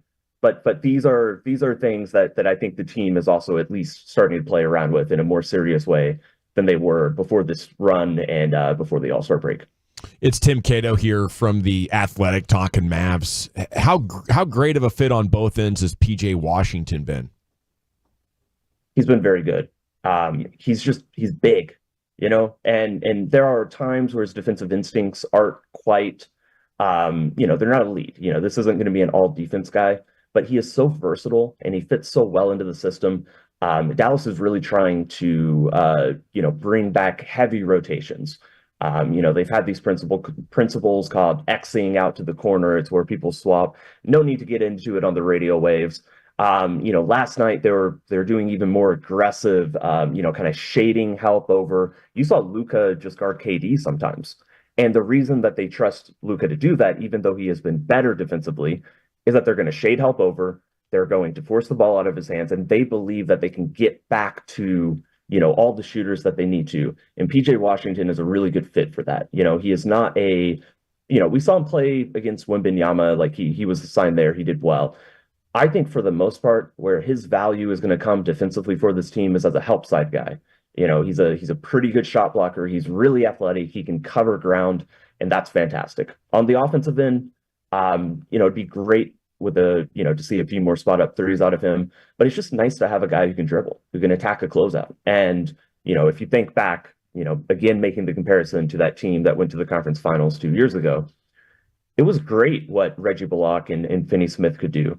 But they were shooters, they're spot up shooters. There's not a lot of pump fake and drive to the rim, or pump fake, drive, and then kick it again and keep the offense humming and whirring.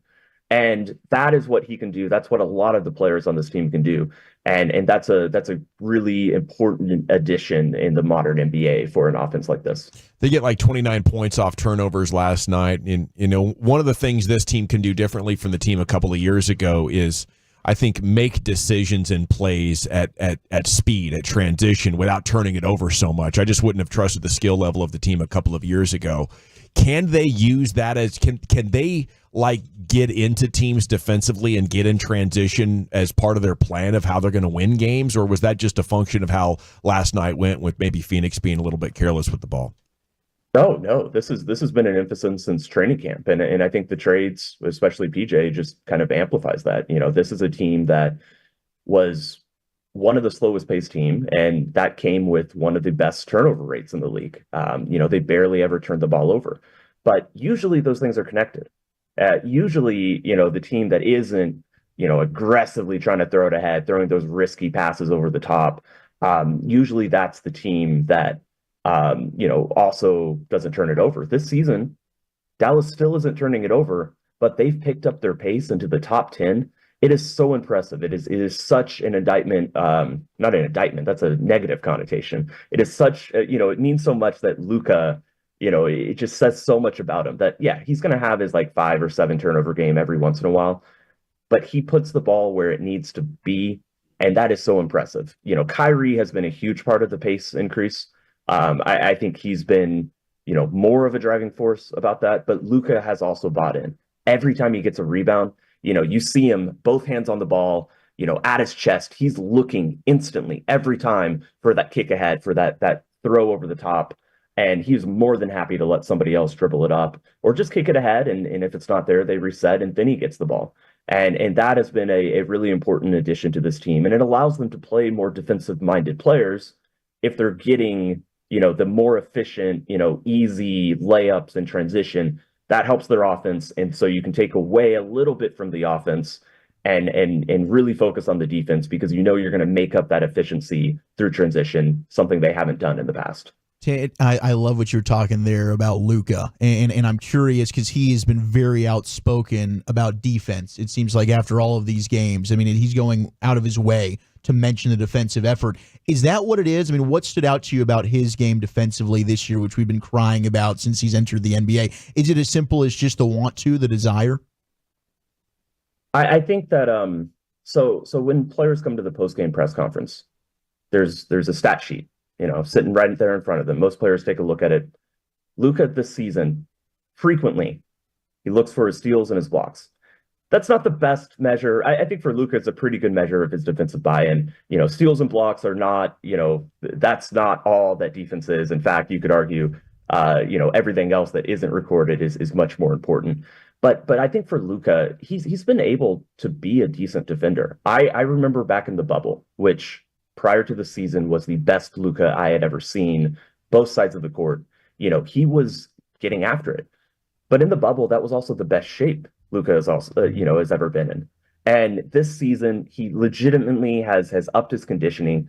And you got to remember, this was a guy who was always in shape. We're because of the load, because of the minutes and the wear and tear and everything that he does on the court, Dallas has been asking him to be like the 99th percentile of conditioning, or at least the 95th. Bring that up from like the 60th percentile. He's more in shape than a lot of guys in the league, even when he was out of shape. But because of what he does, he has to be right up there at the top. And this season, pretty much the entire time, he's done that. And I think that is what has translated to his defensive effort. Because I've seen it a little bit before. I've seen it in the past. It just went away as his body let him down a little bit, and just the sheer amount of focus he had in the offensive end just didn't allow him to do that. So it's that, it's Kyrie taking, a few possessions away from him. And it's just been something that, yes, he absolutely cares about it. He knows how important it is. He's doing it for the team, but he's also taking personal pride in it. And he's been average to above average a lot recently. How would you evaluate Jason Kidd this year? What are some of your Kidd takeaways? A little bit tricky with all the injuries. I think the past 2 seasons, and we'll see how it plays out. A lot of my evaluation is going to come down the stretch as he figures out these permutations that he now has available to him. But we thought, we all saw what Jason Kidd did his first year, and we were all impressed. We all saw last season, and we thought that at best he was not adding value to the team, and probably was hurting it. I think that he is a coach that when he has the players he wants, he is able to coach them to that level. I think that's what I've seen from him. He doesn't adapt well when the roster isn't what he's looking for, but when he has the guys that he wants, typically I've seen good things, and so that's what I want to see. Like we said earlier in the segment, 2 years ago, he didn't really have a choice of who he was going to play. The rotation was pretty set. This year is more of a challenge, and I think that for Dallas to really overachieve or just be someone who can win a couple rounds, he's going to have to find those right combinations. But they're available, and so that's what I want to see from Jason Kidd. And I think this stretch in the postseason will say a lot about how I kind of analyze what his season has been this year. Can things get even better for this team when Exum hopefully returns? I think so. Yeah. Yeah. I think that 30 minutes to Tim Hardaway is something that you can bring the dial down a little bit on that. I still think that when Luka and Kyrie are on the court, that Exum makes a little bit more sense as this connector, as this 94 feet defender than Josh Green. And I think Josh Green has been excellent this year. It is incredible to look back at who he was as a rookie and to see who he is now as an offensive player, someone who confidently shoots, above the break three, someone who, has really morphed and melded into these, ball dominant lineups when he's playing with Luka and Kyrie, something he has struggled with a lot in the past. But I think Exum might be a bit better at that. And so there's room for both of them. And there's room, again, just to move the sliders up and down, depending on the matchup. And that's what good teams do. So I'm really looking forward to seeing him. And also, I just like watching him. He's a really fun player to watch. He shoots layups in a funny way, types of layups that I don't see that often. So I've really enjoyed the Dante Exum experience. And if he can get back to where he was in December, there's definitely absolutely a big role for him in this rotation. A lot of big playoff matchups here in the next 2 weeks. What do you need to see, or what would it take, wins, losses, to maybe make you buy in a little bit more here? Obviously, the obvious answer, keep winning. I want to see them competitive against a team like Boston, who they play next Friday. I want to see them go up against a team like that. And it's more about how they play than the result. They could lose by 12, but if this is a team that's pushing them, and, if Dallas can push them, if Dallas, maybe they just don't have a 3-point night go their way, that is going to be baked into what this team does. But that's okay. And, and even the 3-point variance, once you get to the playoffs, you see that normalizing over a 7-game series. You're not as worried about it. They can lose a game where shots just don't fall. But I want to see the defense, I want to see that continue. I want to see the offense find other ways to score that isn't just the 3-pointers, not be so tied hand in hand to, did they make 18 threes? They won. Did they make 12 threes? They lost. I think that, to me, is the biggest thing that they could prove to me over the next few weeks. And then, just the seeding, man. It's going to be tight. This is a really, really, really difficult conference. So I just want to keep seeing, exactly how that develops. Love your coverage, man. Always appreciate when we can get you on the show to talk some Mavs. Enjoy this home stretch, and we'll be looking to catch up with you here as the spring continues. Absolutely. Writing about Luka's trick shots next week. Should be out Monday. Oh, cool. Fun one. Man, that'll be a lot of fun. There he goes. Tim Cato in The Athletic. You want to read all of his stuff and follow him.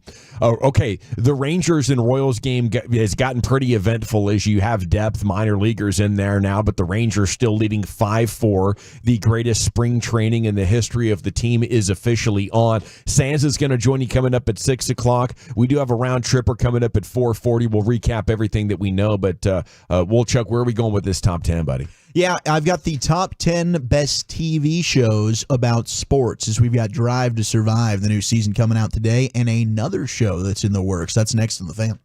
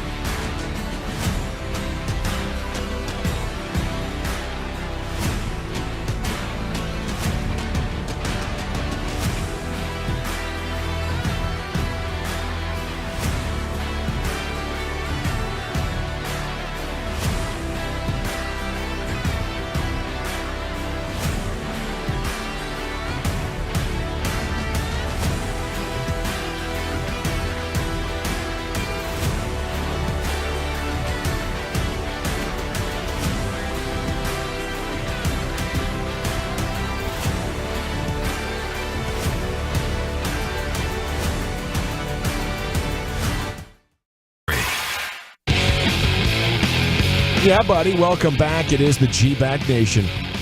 105 through the Fan. You know, every night at this time, we get to the Woolchuck Top 10. Yeah, Wooly Bully in the house. He's standing to deliver. Segments brought to you by the Frankels. Life's unpredictable. Accidents happen. Franklin Frankel, the go-to attorneys for car and truck wrecks and DFW. If you or a loved one's been in an accident, just contact the Frankels, 214 or 817-333-3333. Jump online to truckwreck.com. Now here he is, the Wooly Bully, Zach with an H. Thank you, General. I've got the top 10 best sports shows. What's your favorite? 877-881-1053. Shows about sports. It's over. Sports Center. And surprise. Ooh, ESPN News. ESPN News? That's a station.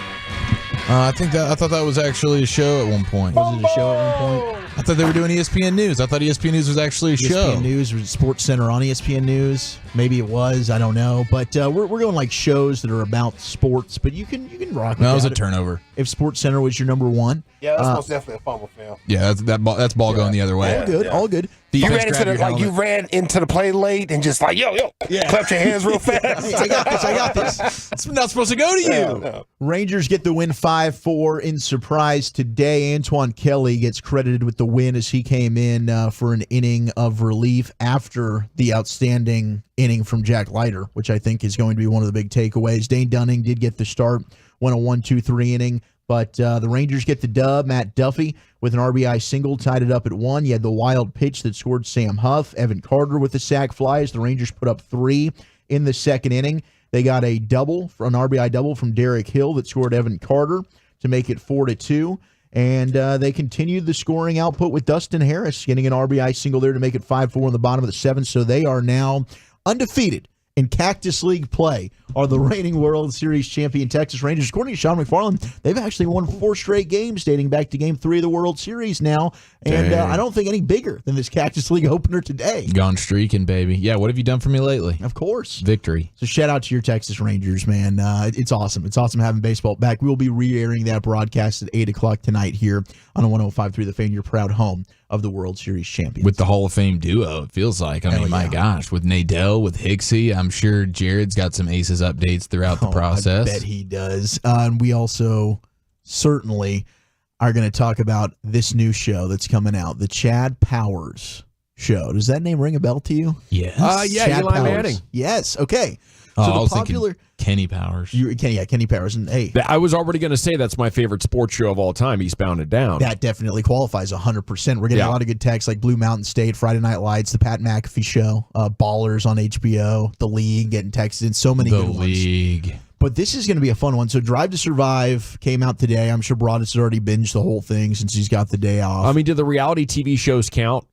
I think anything those can count for you. Fourth and long. Like the top 10, I don't think will be any of the reality shows here, but those absolutely can be mentioned in this conversation. Like if it has anything to do with sports and it was a TV show, it can work. Okay. But this is going to be fun. So Glenn Powell, who is an actor that starred in the new Top Gun that came out, and then he's in this new rom-com that's out now with Sydney Sweeney that's very, very popular. But he is going to star in a Hulu comedy series that is about Chad Powers, which is the skit that Eli Manning made famous. So it's basically going to be, this dude goes to a bunch of different colleges and tries to walk on as a quarterback, even though he's not even a real college quarterback. He just pretends to be. So I'm excited to see this. I mean, this worked with Ted Lasso. Ted Lasso was a commercial that Jason Sudeikis did, ended up being a fantastic show. So we'll see if the Chad Powers skit can work on this Hulu series starring Glenn Powell. Okay, so is this actual? So this is acting, like everything is. This is a story that is being acted out. This isn't like him trying to pull fast ones on people. No, this is going to be like a legit series, like they did with Ted Lasso. So they're changing Chad Powers' name. He's going to be Russ Holiday. So it's following quarterback Russ Holiday's college career, causing him to go incognito and walk onto a struggling Southern football team as the charming Chad Powers. Okay, and he's doing this to get a scholarship or to reignite his career? Basically reignite his career. Okay. And it is Eli Manning. No, there's no Glenn Eli Powell. Man, this is a really loose affiliation with this bit. They're not having Eli Manning in this at all. I was wondering. I'm like, okay, wait. So is Eli acting or Glenn Powell is taking the place of Eli Manning? Okay. I mean, I want to know what the premise is. Like, okay, you're a failed NFL quarterback, so you want to go back to college where you can still be good, get a free education, maybe. I like it. I'm not hating the player. I'm just, trying to figure out what the angle is. Yeah, it's just a college quarterback that's trying to walk onto the struggling Southern football team. It's the charming Chad Powers. Why doesn't he just go as himself? I don't know. That's a good question. I'm sure something's happened to where his career's failed. I mean, it's got potential. Maybe he's in like witness protection and he's an amazing quarterback. See? Now we got storylines. Come on. Now we're starting to get character build here. Thank you. I'm buying in. Yeah, I think that this could be funny. I'm excited to see kind of what they do with this, and maybe Eli Manning will get a cameo in it at some point. But has to, man. I hope so. Pay some homage, just like the league was doing that time and time again. A ton. Oh, the league was great, dude. Incredible. And the league certainly would be on my list of some of the best TV shows that are about sports. We got Sports Night being texted in, Last Chance U. Oh, that's good. Yeah. Ballers is getting a lot of love. Pros versus Joes or Joes versus Pros. It was Pros versus Joes. It was great. White Shadow being texted in. Lucius, where are we going with the? Where are we going, Lucius? I wrote a quick little list. Hell yeah, that's my. I have got 3 right here. Arliss. Arliss used to be on HBO back in the day. Every time we talk about sports shows, I talk about this one. Yeah. Because you see sports stars. He's supposed to be a sport. What is that? An agent? Yeah, sports agent. He gets in all types of stuff, all the back doings and everything. Is pretty good. BET had a show called The Game about a football team, NFL football team. Man, like the first 2 seasons were real good. And then they realized somebody's watching this. Let's try to put some sauce on it. And they screwed it up. They screwed it up. The first 2 seasons are amazing. And then there's another one I used to, I had the DVD set. Got it from Best Buy. Shout out to Best Buy. RIP. Playmakers. Okay. It's a good show. Playmakers. NFL got rid of that one. They snuffed that one out. Yeah. It was too real. They was doing steroids and everything. Dude, Playmakers sleeping was with each other's wives. It was crazy. It was on ESPN, and it's actually number 11 on this list. I remember watching a couple episodes of Playmakers thinking, like, what the hell? Is this what the NFL's really like? Yeah, it was so good. Dude, it was insane. It really was. Jerry Maguire, good movie. Not a TV show being texted in. Some of the other honorable mentions, Playmakers certainly is one. That show, Coach. Coach. Yeah, Coach. Oh, yeah, that was a good one. Does Bull remind you of Mike Bassick? Wasn't that his name, Bull, on there? On the show, Coach? The assistant coach? With the ball head? I think you're right. Yes. Oh, I know him, right? I never knew this show. I didn't see it. So okay. I can't really like. Well, that's gonna fall flat. Come to your defense here on this one. I didn't know it was the show Coach, but it is on the list, and other people did text it in, so they're with you. Okay. It was a good show. Mr. Incredible is the lead character? That's pretty cool. All right. Craig T. Nelson. Yeah. That's a Hayden Fox deal, isn't it? Hayden Fox, the football coach, the old actor guy with the hair, right? Yeah, Craig T. Nelson. There he Craig is. T. I didn't know that was his name. Did you guys ever watch the show? I know nothing about acting. No, he's better known as Mr. Incredible. He was Mr. Incredible. Okay. You guys ever watch the show Heels? Sheesh. Heels, I think, was on Stars, which is basically about the villains in wrestling. The wrestlers. Yeah, the wrestlers. Eastbound and Down, get some love as an honorable mention. Show called Luck. It looks like it's a sports. Bull was on Night Court. So what was that guy's name that looks like Mike Bassick on Coach? I guess I got to do my Googles. Do the Googles. Moose. No? Okay, Moose. 214 said it wasn't his name, Moose. I think his name is Moose. Thanks. Would you say Goose? Moose. You said Moose. Yeah. Okay, so you got it right. No, after they taught me, they told me. The Tolos helped me out. Okay. Yeah, Well, for shout out to sure. the Tolos. They're always I said available. Bull. It's always so disappointing when you think you're getting pudding and it's mousse. You don't like You know what I'm chocolate saying? mousse. That's right. We Oh. have gone through this. I don't mind a mousse. What's the difference between gel and mousse for your hair? That's a good question. I feel like Dauber. Oh my God. What is his damn name? I think it's mousse. 254 said Bull. Another one said it was Bull. Now somebody's saying Dauber. Not Heifer? Bull, it was Dauber. We're getting it flooded with Dauber. what is his name? This guy doesn't even have a name. What is your He goes, name? what wasn't it Bulmer? Says Will Chambers. I don't know. I didn't watch the damn show. Come on, Lucius Dauber. Hey, come on, man. Sorry, bro. Number 10, Sorry, though, I let Lucius. you down, dog. Seriously, dude. Just be better, Lucius, I'm if you don't sorry, I mind. let you down. Winning time, the rise of the Lakers dynasty. Yes! Oh, bring it back. It was such a damn good show, dude. They need to bring There's this so back. much story. The fact they canceled it is a damn shame. Top 10 sports shows. Okay, after school in the 90s and maybe into the late 90s, the And One was always on when I got home from high school. The And One tour. Yes. They would go in a bus to your town and see if like the best ballers would show up, and if you were super good, they could vote to keep you on the bus. And like I think that was the first season. So like they're out there trying to stay on the bus, trying to stay on TV, right? And dudes are showing up like trying to ball and take their spot. It got pretty intense. I do remember watching it. Yeah, it's a pretty good documentary about it too. Oh if you my Google that gosh. joint, it's so good. Okay, the 206 brings this up. Y'all remember the sweater or something, the old Jersey show. It was called the Jersey. It was not the sweater. It was called the Jersey. It was on Disney Channel. And yes, they put on this old jersey and they would become like some famous athlete. I think one of them, they became Steve Young. All of a sudden, they're thrown into a game playing against the Green Bay Packers. Did they steal this from Like Mike, or did Like Mike steal this from them? It was before Like Mike, technically. Wow, okay. But it Shout out to wasn't Calvin like, Cambridge. But it wasn't. I mean, it was very. It was different in a sense. It wasn't like you're just wearing the shoes. Now you're playing like Mike. You're literally teleported into. You are that person. Oh, you actually become that person. Yes, It's like Freaky Friday. Yeah, it was. I think it But the best lasted. kind. Do maybe you just a get season. the athletic ability, or you just becomes that person now? He's like terrible. Now that person sucks. No, you're good. I've never seen him like this on the line. Like that person. That show was great. I'm glad somebody else out there remembers that because I feel like I'm on an island anytime I bring that up. Number 9 is the show Kingdom. That was a UFC show starring our buddy Frank Grillo. Nick Jonas was also in there. This show is actually pretty badass. It was on Netflix for a little while. Ran from 2014 to 2017. Number 8 is Cobra Kai, which I know Bassick loves. I have still not watched Cobra Kai yet. I watched the first season. That's fantastic work right there. To get a follow-up on that 30 years later off one of the iconic movies of the 80s, salute. Number 7 is The English Game. I believe this is about golf. It's kind of a mini-series on BBC. It's the British channel here. It's the English Game.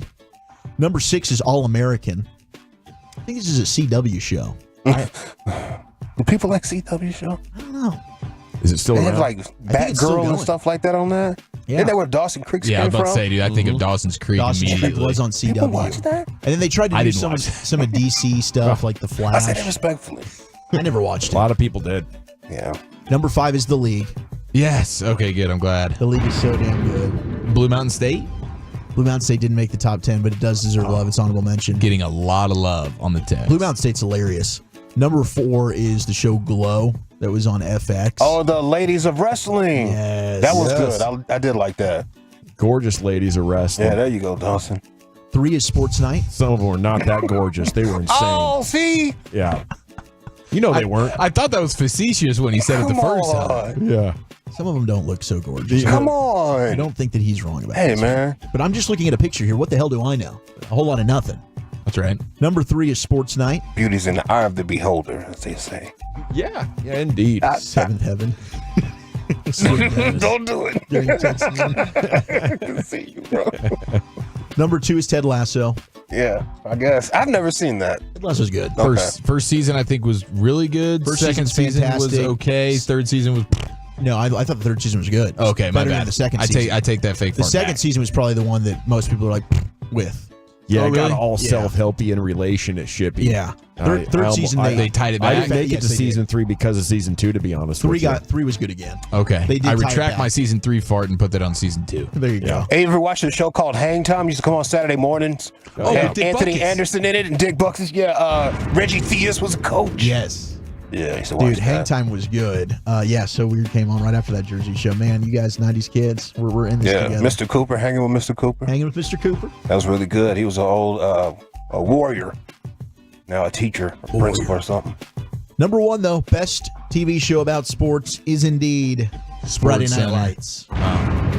Kyle Chandler, Connie Britton, Taylor Kitsch. Fantastic show. Clear eyes, full hearts. Can't lose. You've done it again, Wolchuk. Can't lose, baby. Another proper trip through the top 10 here in the G-Bag Nation. We do it almost every afternoon at 4:40. We'll go around the bases with you, get the very latest on the Rangers' victory next in the nation. Coming up Monday morning on Sean and RJ, best and worst.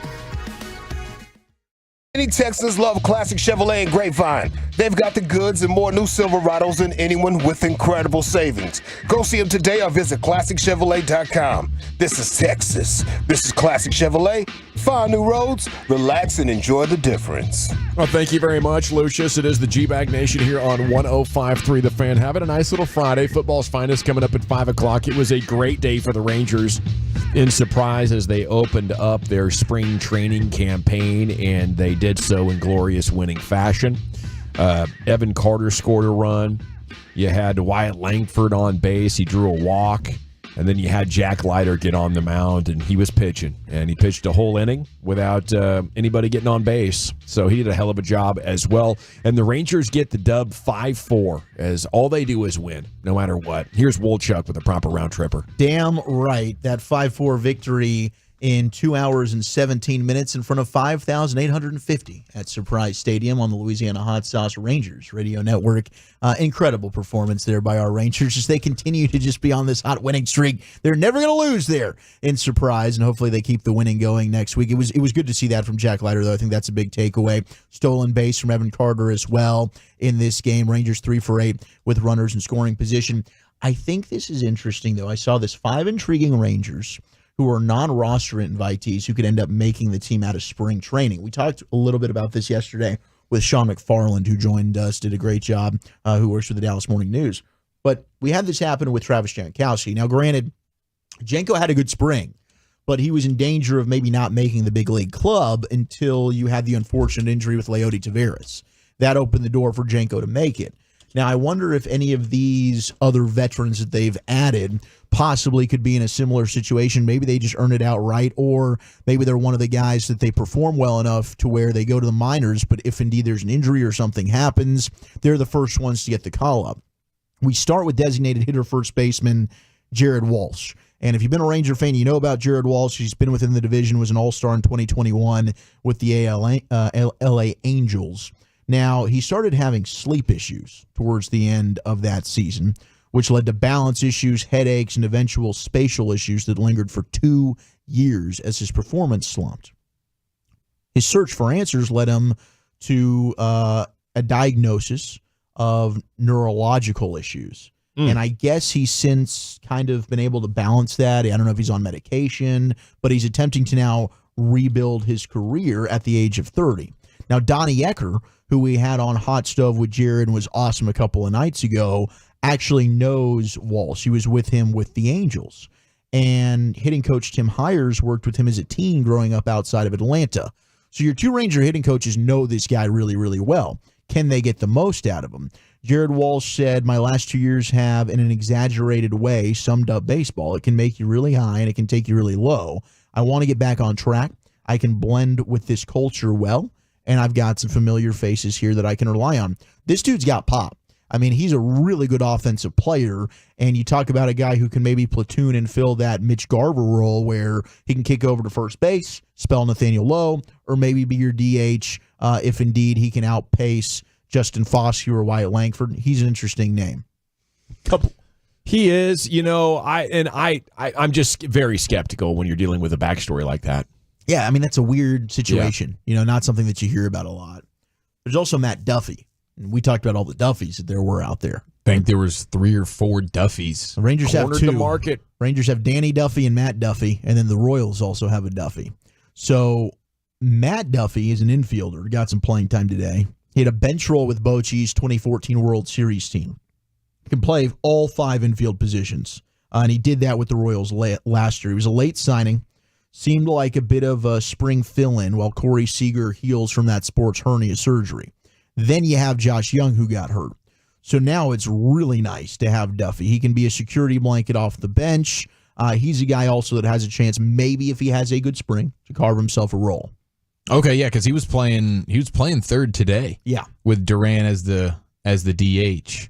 And it's one of those things where I know they wanted to kind of mess with Ezekiel Duran in the outfield a little bit more. See if you could get him in the outfield rotation. So Duffy's a nice guy to have as well. If you don't have Ezekiel Duran playing in the infield, you've got at least Matt Duffy to allow Duran to kick out there as well and play some outfield. Then the pitchers on here would be Diego Castillo, who was an exceptional late-inning bullpen piece for Tampa Bay and Seattle from 18 through 21.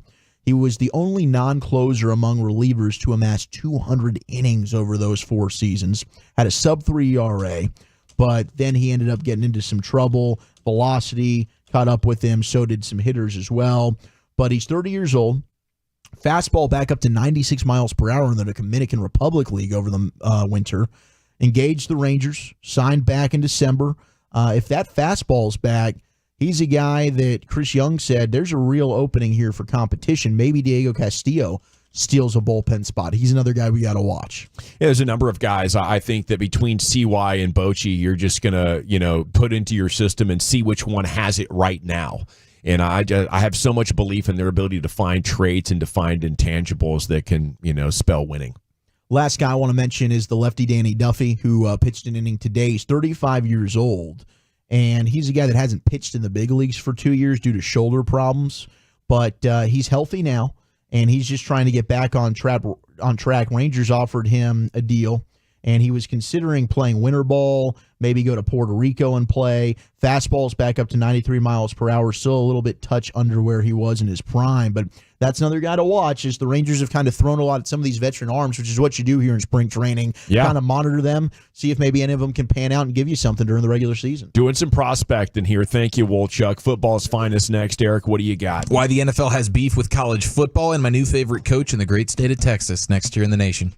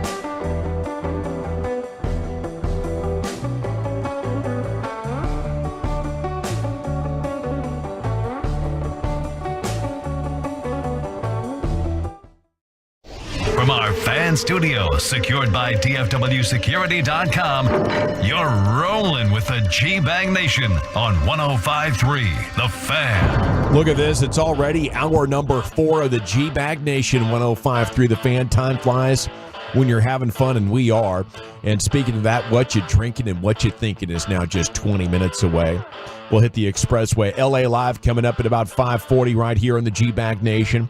Let's salute the Rangers one more time. They opened spring training with a win over the Royals 5-4. We're flying out there Sunday afternoon. Cannot wait to begin reporting on your home of the World Series champions Monday afternoon at 2 o'clock. Here's Eric Chiafalo with another edition of Football's Finest. Man, we got a lot of good stuff today here in the world of football. I do have a little Cowboys guard your heart, prepare your body piece of information that we'll get to momentarily. But one of the things of the day as regards to NFL news is Xavier Howard, Dolphins corner, who has been one of the best corners in the league, especially when it comes to intercepting the football over the course of his career.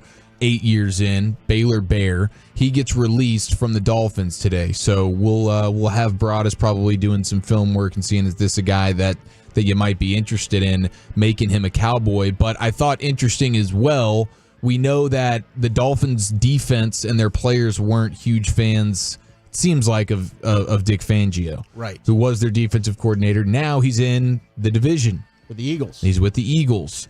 And one of the things that we've heard is like guys not feeling like they were put in positions to succeed, to utilize their talents and things like that. Jalen Ramsey has a goodbye post to his guy, Xavier Howard, and at the end of it he says, I won't ever forgive dude for not utilizing our full skill set, which feels like a direct shot at old Dick Fangio. Okay. So I'm wondering, interesting. maybe he can help rub some players the wrong way in Philadelphia as well, and they can have some more sourness to their locker room. I like that. I think that's definitely glass half full, which I'm ready to build back into here at this point in the Cowboys offseason. I also like that maybe Howard still has something, but the scheme just was not highlighting him.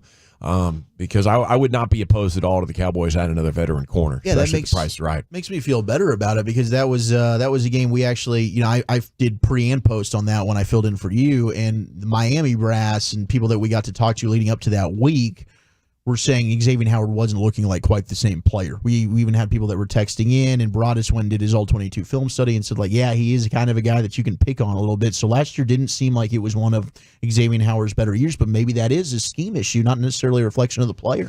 Yeah, I do think he's kind of banged up guy. It doesn't reflect that in his games played and started, because he's always pretty much playing, but he's always on the injury report. He's always dealing with some type of injury that I think over the last couple of years has been to the detriment. He's playing, but he's not the same version of himself. But he's a 6'1", 200-plus pound corner that I think Mike Zimmer and a lot of teams, the insider's already saying, like, this is a dude that's going to garner a bunch of interest. So he might be out of the Cowboys' price range, but certainly a name to consider. But I think the Fangio stuff is interesting there. I wonder if that is going to be the same feeling amongst the defenders in Philadelphia as it apparently was for Miami this year. Now, a guard your heart situation for the Cowboys. We know they need a running back, and this is a guy that we would all love. Maybe would be considered the best running back in this upcoming draft if it wasn't for the injury. But Jonathan Brooks, University of Texas. JB. Looks like team doctors for the Cowboys are the ones that did the surgery. They did. And Brett Coleman, who is well regarded as a football guy in the industry, a ton of followers on Twitter. He's reporting that the Cowboys are already have better information than anyone else. The Cowboys do, because they did the injury, and they're being strongly linked to Texas running back Jonathan Brooks off the ACL. Now, without the ACL, again, he's an awesome running back. No doubt. He would be 1-2 right there. Him and Trey Benson is arguably the best running backs in the draft. I think Jonathan Brooks is a fantastic player. It's just, when is he going to be ready? Is he a guy that you're basically redshirting his rookie season, and then you're hoping, he can get back to form? Or is he going to be able to play the second half of his rookie season? It does scream like the Cowboys' history of second-round picks. Exactly. Yeah. Yeah. And when did the ACL happen? November. Okay. So you could be good to go. If you bring in a veteran, you're thinking mid-season, maybe this guy will be getting, close to 100% strength. If you're getting value late second round or maybe third round because the guy is hurt, I could go along with that, as long as you feel like it wasn't the kind of catastrophic knee injury that you're only going to come back 85% from. But, I think the ACL has become an operation in sports where we're pretty used to guys going through that. And then especially by year 2, they're as good as new. Okay, this is pretty dang cool right here. TCU has unveiled a new look at the Simpson Family Restoration and Wellness Center. Part of a $50 million performance expansion. So their football team, and I guess all of their athletes, are going to really appreciate some of this new stuff. They're going to have a sauna. They're going to have a cryo lounge. They're going to have the red light therapy, hydrotherapy pool, hydro massage pods, and how about this? First school in the country with a quote-unquote snow room, and they will be using purple snow. Okay. I don't know what this... I think the Cowboys of the 90s would like to take exception with that claim, but I get you. Go ahead, continue. I'm trying to figure out what a snow room is. Like, they got the cryo lounge, so they have their cold, whatever, their cold temperature room for recovery. What is a snow room? Sound like something that got popular in the 70s. Yeah, that's right. Right next to your conversation pit is your snow room. Yes. That's what those Lakers and Celtics were doing at winning time. Then you hit the red light room if you're having a real great night. I don't know. Heard Johnny Manziel was a big fan of those rooms. Johnny Manziel's wishing he was a Horned Frog player right now. Yeah. That's going next level. That's dedication to the science of recovery. Actually, the Aggies are building a snow room, and they're calling it the Johnny Manziel Snow Room. He's gonna get his own signage on that. I don't know what the deal is with this though. Johnny built. Yeah, man. If we could, we're gonna need to do some research on what is a snow room, because apparently the first school in the country that's going to be utilizing it is going to be TCU and all of their athletes, and they're going to be using purple snow, which I didn't know existed. You go down to 14 degrees Fahrenheit, and it features actual snow flurries. It's the opposite of a sauna. Inside, you can create snow. Yeah, so it's kind of like cryo, but it's different. It's like you're in the whole room. You're not getting blasted in this little tube. You're just going into a hella cold room. Wow, dude. Okay. Well, seems like it's pretty next level. So congratulations. That's a big Friday dub for TCU athletes. Now, the NFL's upset at college football and specifically the college football playoff because now we get the 12-team expansion, and it looks like those opening round games for the college football playoff are scheduled for December 20th and 21st this year, which is a Friday and a Saturday. And that Saturday is typically an NFL Saturday now, where it's week 16 in the NFL. They're starting to implement the Saturday games. Mm-hmm. And like this past year, it was Bengals Steelers, and then it was Bills and Chargers on Peacock. Yeah. And it's the same deal the following year as well when it comes to the college football playoffs opening round games, Friday and a Saturday. So now, apparently, multiple sources have told the insiders that executives in the league office are not happy about college football playoffs chutzpah in scheduling games that day. Oh, the chutzpah. They've been We've got chutzpah issues. Huh? Left scratching their heads. Yes, I knew you were going to love that. Yeah, I do love that. I think the NFL needs to just get over themselves. It's not a big deal, okay? You don't need those 2 Saturday games. Would we miss it if we didn't have those Saturday games? No. Our focus is going to be on the college football playoff. You have your Sunday, and we can enjoy red zoning our balls off and watching you then. Is chutzpah balls, basically? Chutzpah is like excitement, like gall. Yeah. Yeah, I can't believe they would have... Like the gall to do that. Gumption? Yeah, the gumption. Yes. Yeah. It's a great word. But yeah, the NFL's upset. But I'm like, dude, and the NFL, they just did this to the NBA. Right. Like the NBA does not care. We're gonna take your Christmas days. We're gonna take your Black Fridays, whatever the hell you want to do, and we're gonna schedule our games. So now college football is doing their college football playoff. This is the only time they can do it. The NFL is upset about the chutzpah. Get over your damn selves. I mean, if you guys want to have a draft and we'll just like pick days and holidays that we're going to do, that's cool. But I think shots have already been fired in this game. It's an open market. It's okay. Whatever the fans want. We'll survive, NFL. We'll survive. Yeah, I would appreciate it if we would just leave the NBA to Christmas. I thought that was a cool tradition. Yeah. It was something to look forward to. But if you want to have multiple options, that's fine too. Yeah, the NFL leads the league in chutzpah when it comes to these sorts of decisions. Right. They're the chutzpah kings. Don't be chutzpah hating over here, NFL. Now, I think I have a new favorite coach in the state of Texas. His name is Scotty Walden. Oh, Scotty Walden. Scotty Walden. Well, yeah, well, 1A, 1B General with Gavin Coach Dawson. Dawson. Pretty good work with that Gavin was group. just telling me we're about to take a big breakthrough with the club too. That's Is that right. I'm Yeah. excited. It's all coming together. We're at a breaking point in a good way. Yeah. That's awesome. Yeah. Well, it seems like this guy's off to a rocking start. My guy Carter, who's coordinating the video, I believe is prepared to show you so you can react to what took place last night at the Haskins Center in El Paso, Texas. UTEP football coach Scotty Walden, full body paint. He's not rocking the shirt. He's rocking the body paint, all blue with the orange tee. He's seen jumping on the media table.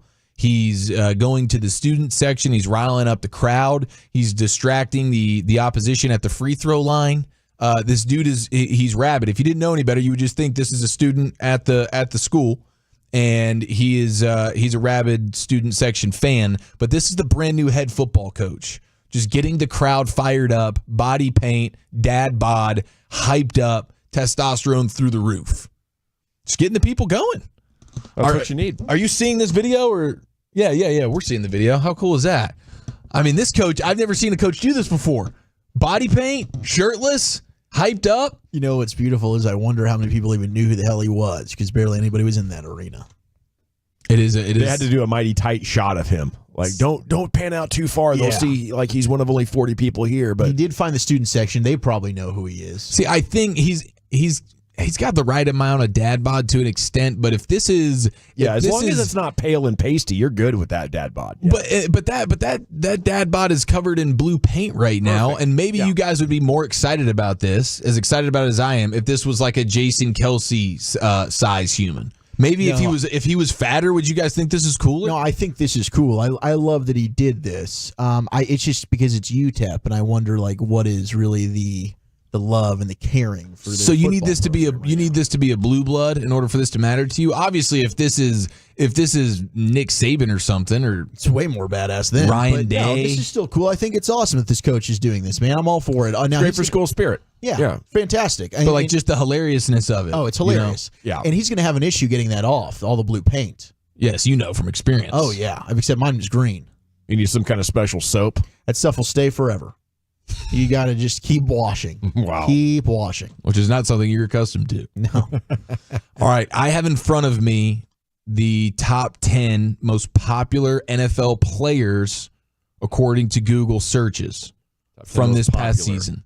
Top 10 most popular. How many can you guys get? Lucius, please lob some name grenades at me of the top 10 most famous and popular players in the NFL Travis Kelce. right now. Travis Kelce. Odell Beckham Jr. Number one, Travis Kelce is on the board, and he is number one. So congratulations, Walchuk. You nailed it. Averaging almost 4 million Google searches per month.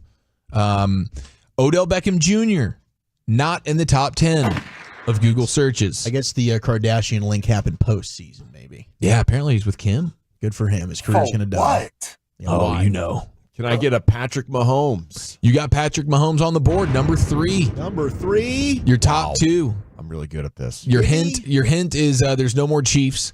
And you know how many Cowboys are in this top 10? Give me Dak Prescott. Dak Prescott, not in the top 10. Micah Parsons. Not in the top 10. CeeDee Lamb, though. Yes. Lucius. Come on. Not in the top 10. So then there's no Cowboys in the top 10. Some hating going on. There is no Cowboy player in the top 10 of most popular NFL players for the year 2023. Christian McCaffrey. That's a good one.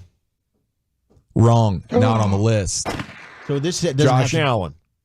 Josh Allen is not the AFC quarterback on the list. Lamar Jackson. Lamar Jackson's number 4. Got it. Nice work, Walchuk. There's another quarterback that's at number 2. Another quarterback at 6, 7, 8, Joe 10. Burrow?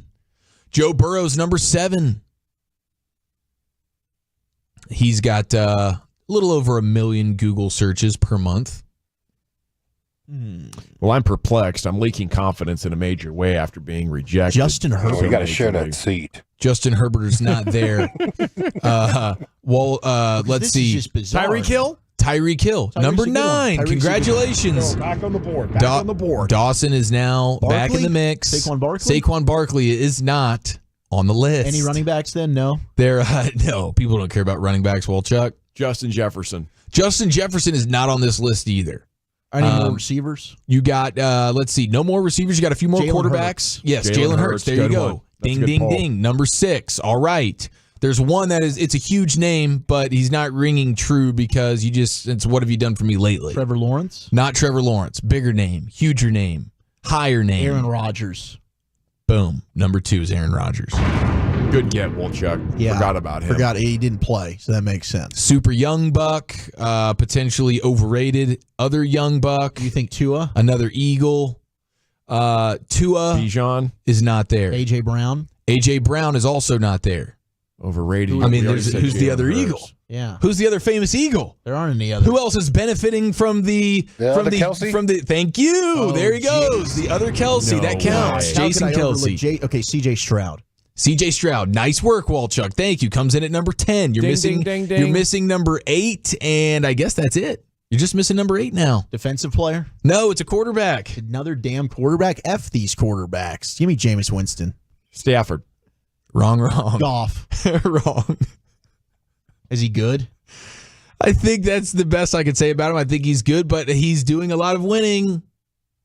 Brock Purdy. There it is. Jeez. Brock Purdy at number 8. Those are your top 10 most popular players in the NFL Nobody would ever now. buy a Brock Purdy jersey. No, that's all crap. They're Googling him. I mean, he gets a Super Bowl bump, I would imagine. Googles. I understand. Yeah, that's what this is. I get it. Guy looks like a high school junior out there in that. Man, just wait till he hits his growth spurt next year. Bob, he's going to look real good.